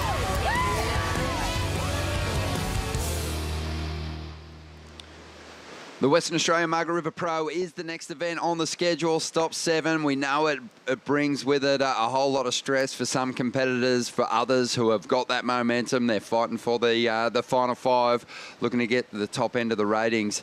It's a very exciting event for another reason, but I can't wait to get there, Rich. It's so different to what we had here at Burleigh Heads. Oh, yeah, absolutely. Well, West is best. Just ask old matey over here and she'll tell you. It's true. Yeah, but incredible waves. Obviously, it's a different playing field than what we've had here, and it always brings some incredible surfing. I can't wait to head back west, seriously. I mean, it just brings out the best performances, right? You have that consequential surf. I've looked at the long-range forecast, actually, and it looks like there's a bit of solid surf on the waves. So, I don't know, with the box in play as well, I don't know, it's just such a fun event. A little later in the season, too, this year, Flick, so always a bit more swell to look forward to. Coming into winter, it's the end of autumn, we're still going to get those nice, glassy, clean days. Fingers Taking crossed. the best? Taking the best? Hey, maybe, yeah. Be some big paddling days. Why not? Take Why the not? 10 out. I'll be at the winery. Mate, the hunt for the Tank 300, the GWM Tank 300 continues with the Aussie treble, the GWM Aussie treble. Let's have a look at the rankings. After this stop, Kanoa Igarashi has jumped ahead of Jack Robinson. So has Felipe Toledo. Wow, what a mix-up here. Well, change-up is what I should say. Kanoa Igarashi in the lead, and we've got 2 events down, 1 event to go. So, you know, they're fighting out for that amazing GWM Tank 300. Incredible car. Amazing. Yeah, for sure. Quite a bit of separation, too, between those top 3 competitors and the rest of the field. So, on the men's side, we'll see who hangs on for the victory. But, yeah, they'll be looking to basically push away the other contenders at the next stop. But Isabella Nicholls maintains her position at the top, but she's tied for the lead now with Betty Lou Sakura-Johnson. I think, you know, she's tied right now. You got to go to Bella and back her, though. She's had real success there. She's had a win. It was her first CT there. So she's got really good memories of that place. But, I mean, Betty Lou just, tiebreaker with her, snapping at the heels. They're right there together. I don't know. I can't wait to watch it play out. In the event of a tie, tell me we get a surf-off for the Tank 300. That would be so good. That would be amazing. I wonder if these competitors or at least an arm wrestle. They've got to be thinking about this in the back of their mind, don't you think? Oh, it's just the ultimate bonus. Oh, yeah, so fun. Anyway. I love it. It's sort of like a nice reward for the back of a long stint away from home and chasing big results. And 3 very different events, aren't they? Like really unique waves. Yeah, no, it's really cool. We start at Bells, we come here to the Gold Coast and then head back over west. So, very different locations, very different styles of surfing at each one. And yeah, that's why we love the treble. We do. We've also loved our time here on the Gold Coast. We always do, but Burleigh Heads has really delivered so many highlight moments, and we're going to take in the BioGlen Daily Dose to our top 5 moments from the event, starting with Burleigh Barrels. And have a look at this one for Jordy Smith. Oh, this was just incredible, right? I think Burleigh really was the show. It was like, a few questions asked. We're moving event site from Snapper to Burleigh. People were like, hang on a second. But Burleigh showed up in a beautiful way. The sand was here, Cyclone Alfred destroyed the bank at Snapper, and, it provided some amazing moments. Just look how throaty. It's such a tight little encapsulated barrel, and the guys just had such a good read on it. Jow there that we're watching. It was just so cool to see. Those just classic shots where, from the water, where you're looking into the tube, you see the hill in the background. This moment, these ones from the channel, from the water, such an iconic image. Yeah, full gurglers down the point as it hit the bank, and the bank just set up perfectly at the start of the week, didn't it? And I just love the variety that Burleigh offered us. And when the tide was right, these barrels just started to come on show. And didn't our competitors just dine out on them? This was Lobby with this throaty one as it ran down the point. Full backdoor section there. Little foam ball ride. And he made it out, and didn't the crowd erupt? Their boy, their local lad, he just set the whole place on fire. And that brings us to number 4. It was the local boy, Liam O'Brien, setting the fans into an absolute frenzy. He was on at the event. He wanted more out of the contest, but he's got to be happy with the performance. Oh, Lobbyland was into an absolute frenzy. They were going crazy on the hill for him, just cheers. And I mean, he put on that beautiful performance, and he can't be too unhappy, right? I mean, when you're performing in front of a crowd, it can go one of two ways, and he really lifted his performance. Yeah, had a huge draw too, didn't he? Oh, massive. Still the most underrated surfer on the tour, in my opinion. Got the jump on Griffin Colapinto, and then Felipe went perfect. That's number 3 on our Bio Glen Daily Dose. The big oop. The landing was remarkable. Oh, it was just incredible. It was sort of 2 airs. It was the big alley-oop air, and then the air drop back into the trough. Somehow gets through it, and he said there were angels under his board, just lifting it back down onto the wave. Remarkable in every sense, and so deserving of the 10. Yeah, really solid. Coming in at number 2, our women's winner, Betty Lou, breaking through for her first championship tour win over the veteran Sally Fitzgibbons. Yeah, this was such a hammer moment. You know, she came out of the gates absolutely blazing. First wave, drops an excellent score, the 8.5, and really had control for the whole heat. And I think this is just going to do big things, obviously, for the confidence moving through. She's moved up to number 6 in the rankings, which is big time because you're kind of in the conversation now for sort of final 5 pictures. She's got a win under her belt. But no, I'm impressed. And, you know, we've been saying it took a little while for her to get it, but now she's got it and she understands the winning feeling. I think there's going to be no looking back. Yeah, great moment for the family, great moment for Hawaii. Seeing the messages sort of pouring in already. A lot of people who've tracked Betty Lou's career so far chiming in with messages of congratulations and support. She's a super talent. And now we just don't know how much of a threat she's going to be because she's got that winning feeling. She wants more. This guy's had it so often, but he had struggled through the opening stages of the season. But at number 1, Felipe Toledo back on top and getting himself all the way to number 6 on the rankings. Oh, just a huge jump up the leaderboard for Felipe Toledo, and he caught fire.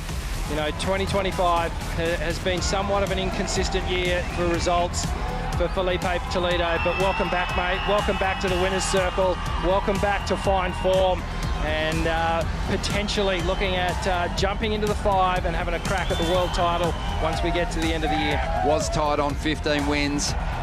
One of the most winning surfers of all time with Martin Potter has now jumped ahead of Potts, and he's just 1 heat away from joining Gabriel Medina, Mark Richards and Barton Lynch now with 17 victories. Wow. So Medina, come on, mate. We need you back on tour. You want to maintain your position as the most winning surfer currently on the championship tour, but it was a remarkable performance and one of the best finals that I've watched in some time. Yeah, I know, it was incredible. We love those finals where it's just excellent score after excellent score, both going at it, and kind of the lead changed a little bit during that final. That's exactly how we wanted to pan out. Huge score lines, and just the story was just perfect today. Yeah, we love also seeing a new winner. Anytime you get a new winner, you know, it's another surfer in the mix who's a major threat at a contest. Betty Lou's entered that conversation now, and also, as you said, Flick, she's knocking on the door of that final 5 picture, and with a big result in Margaret River, she'll get there. Yeah, for sure. And I think, you know, there was conversations. It took her a while to find this win. And, you know, she'd final before against Molly, and she got the second at Sunset, you know, a home court essentially, and that one's going to sting. So for her to convert in this final and get that winning feeling, taking it to Margaret River, I think we can expect big things. Awesome. What's your big takeaway from this contest, Rich? That pro surfing is in a really, really healthy spot right now. The level is just incredible. It's just when you think it's not going to go up anymore, it goes up again. We were blessed with waves with this event. Thank you, Burleigh Heads. Thanks to all the locals for having us. Mate, I'm fizzing. I can't wait for the next one now. Flick, what about you? Challenger Series contenders, watch out for Julian Wilson. Oh, that's... yeah, it is. It's been an amazing story, hasn't it? The Julian Wilson story's been big. It's sort of captured the hearts of the crowd here. I think Australia as a sporting nation was wholly invested in that. But he was so classy on the stage as well, wasn't he? It was quickly to deflect the attention after he said what he needed to Felipe and his achievement. Yeah, well, just an absolute weapon in every sense. And sportsmanship, you know, too. Even though they had it out in the final, there were a few chirping each other, you know. And we love to see it. It's fun. It's fire. It's passion. But, yeah, just the total gentleman, sportsman, you know, family men. They both are. And, yeah, I'm looking forward to watching the rest of his year unfold. Has some of that fire been missing, Rich, from the CT? We haven't seen it in a while. I was trying to think back to when we saw that kind of passion and also surfers just, you know, going at it verbally in the lineup. Yeah, I think it reflects just how much it means to all the competitors on the tour. And when we talk about fire, you know, let's think about all the people that have just started digging themselves out of a hole, you know. All these competitors on the lower part of the ratings, they've been fighting, and some of them have saved themselves in this event or put themselves in a really good position going into the next one. But with every jump, someone's got to go down. Yeah. So there's pressure everywhere, and this is just so fun to watch it play out. And that just sets up the next event so beautifully. It is the Western Australia Margaret River Pro, one of our favourites. We all leave there carrying a lot of excess baggage. Can't wait for it. The food's incredible. The wine's amazing. But it kicks off May 17th. We're hoping to get underway, and the fight to stay alive on the championship tour is going to be on. So don't miss it. We've got so many highlights to tap into now from a fantastic event here at the Bonsoy Gold Coast Pro, presented by GWM, from Ronnie, Rich, Flick, and the rest of the broadcast team. Hope you enjoyed the show. We'll see you in WA. Gold Coast Pro World inside 4 minutes. Ask surfers to clear the water. 30 seconds. Looking at a glorious sunrise here on opening day. Welcome to Burleigh Heads, Gold Coast, Queensland, Australia.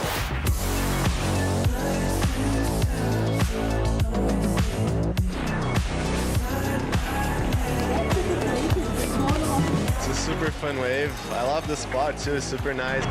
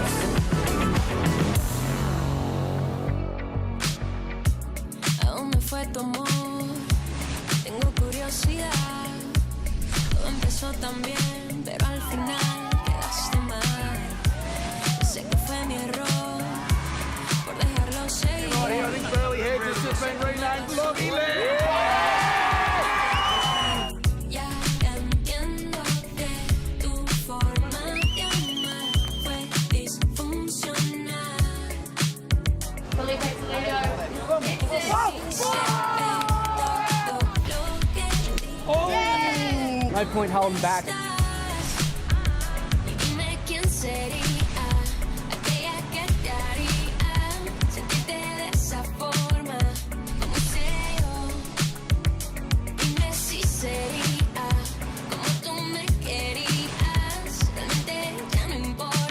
Hello, mate.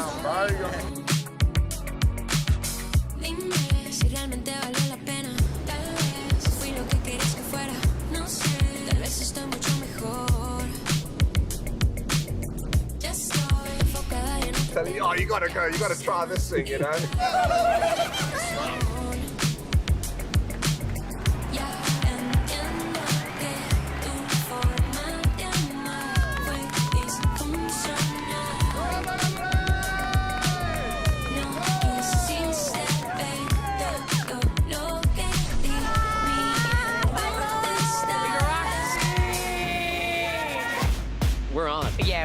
definitely on. Vahine drills it. It's going to be a good number. She's pulled in, just gets a little bit of a head dip hair wash there. Erin was just ridiculous. Sal knows what good surfing feels like. Good looking wave here for Felipe. Stewart hucks it and lands it. It's got some size, gaffs a big turn. Here goes Julian up and riding. Driving calf, the crowd are loving his work. Ganoa goes to the sky. Battle Royale, Mick Fanning, Joel Parkinson.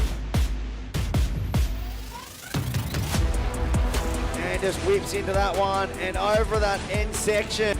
Beautiful carve there from Parko. Heritage Heat goes to Joel Parkinson.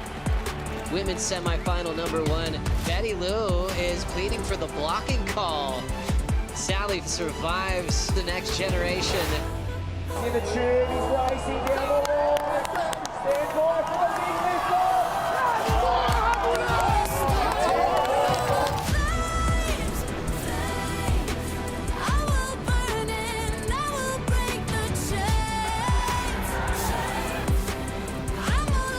Your 2025 Bonsoy Gold Coast champion, Betty Lou Sakura Johnson. Felipe Toledo is successfully taken out the win. This copyrighted event broadcast is produced by the World Surf League for broadcast around the world and may not be retransmitted, reproduced, rebroadcast, or otherwise distributed or used in any form without the written consent of the World Surf League.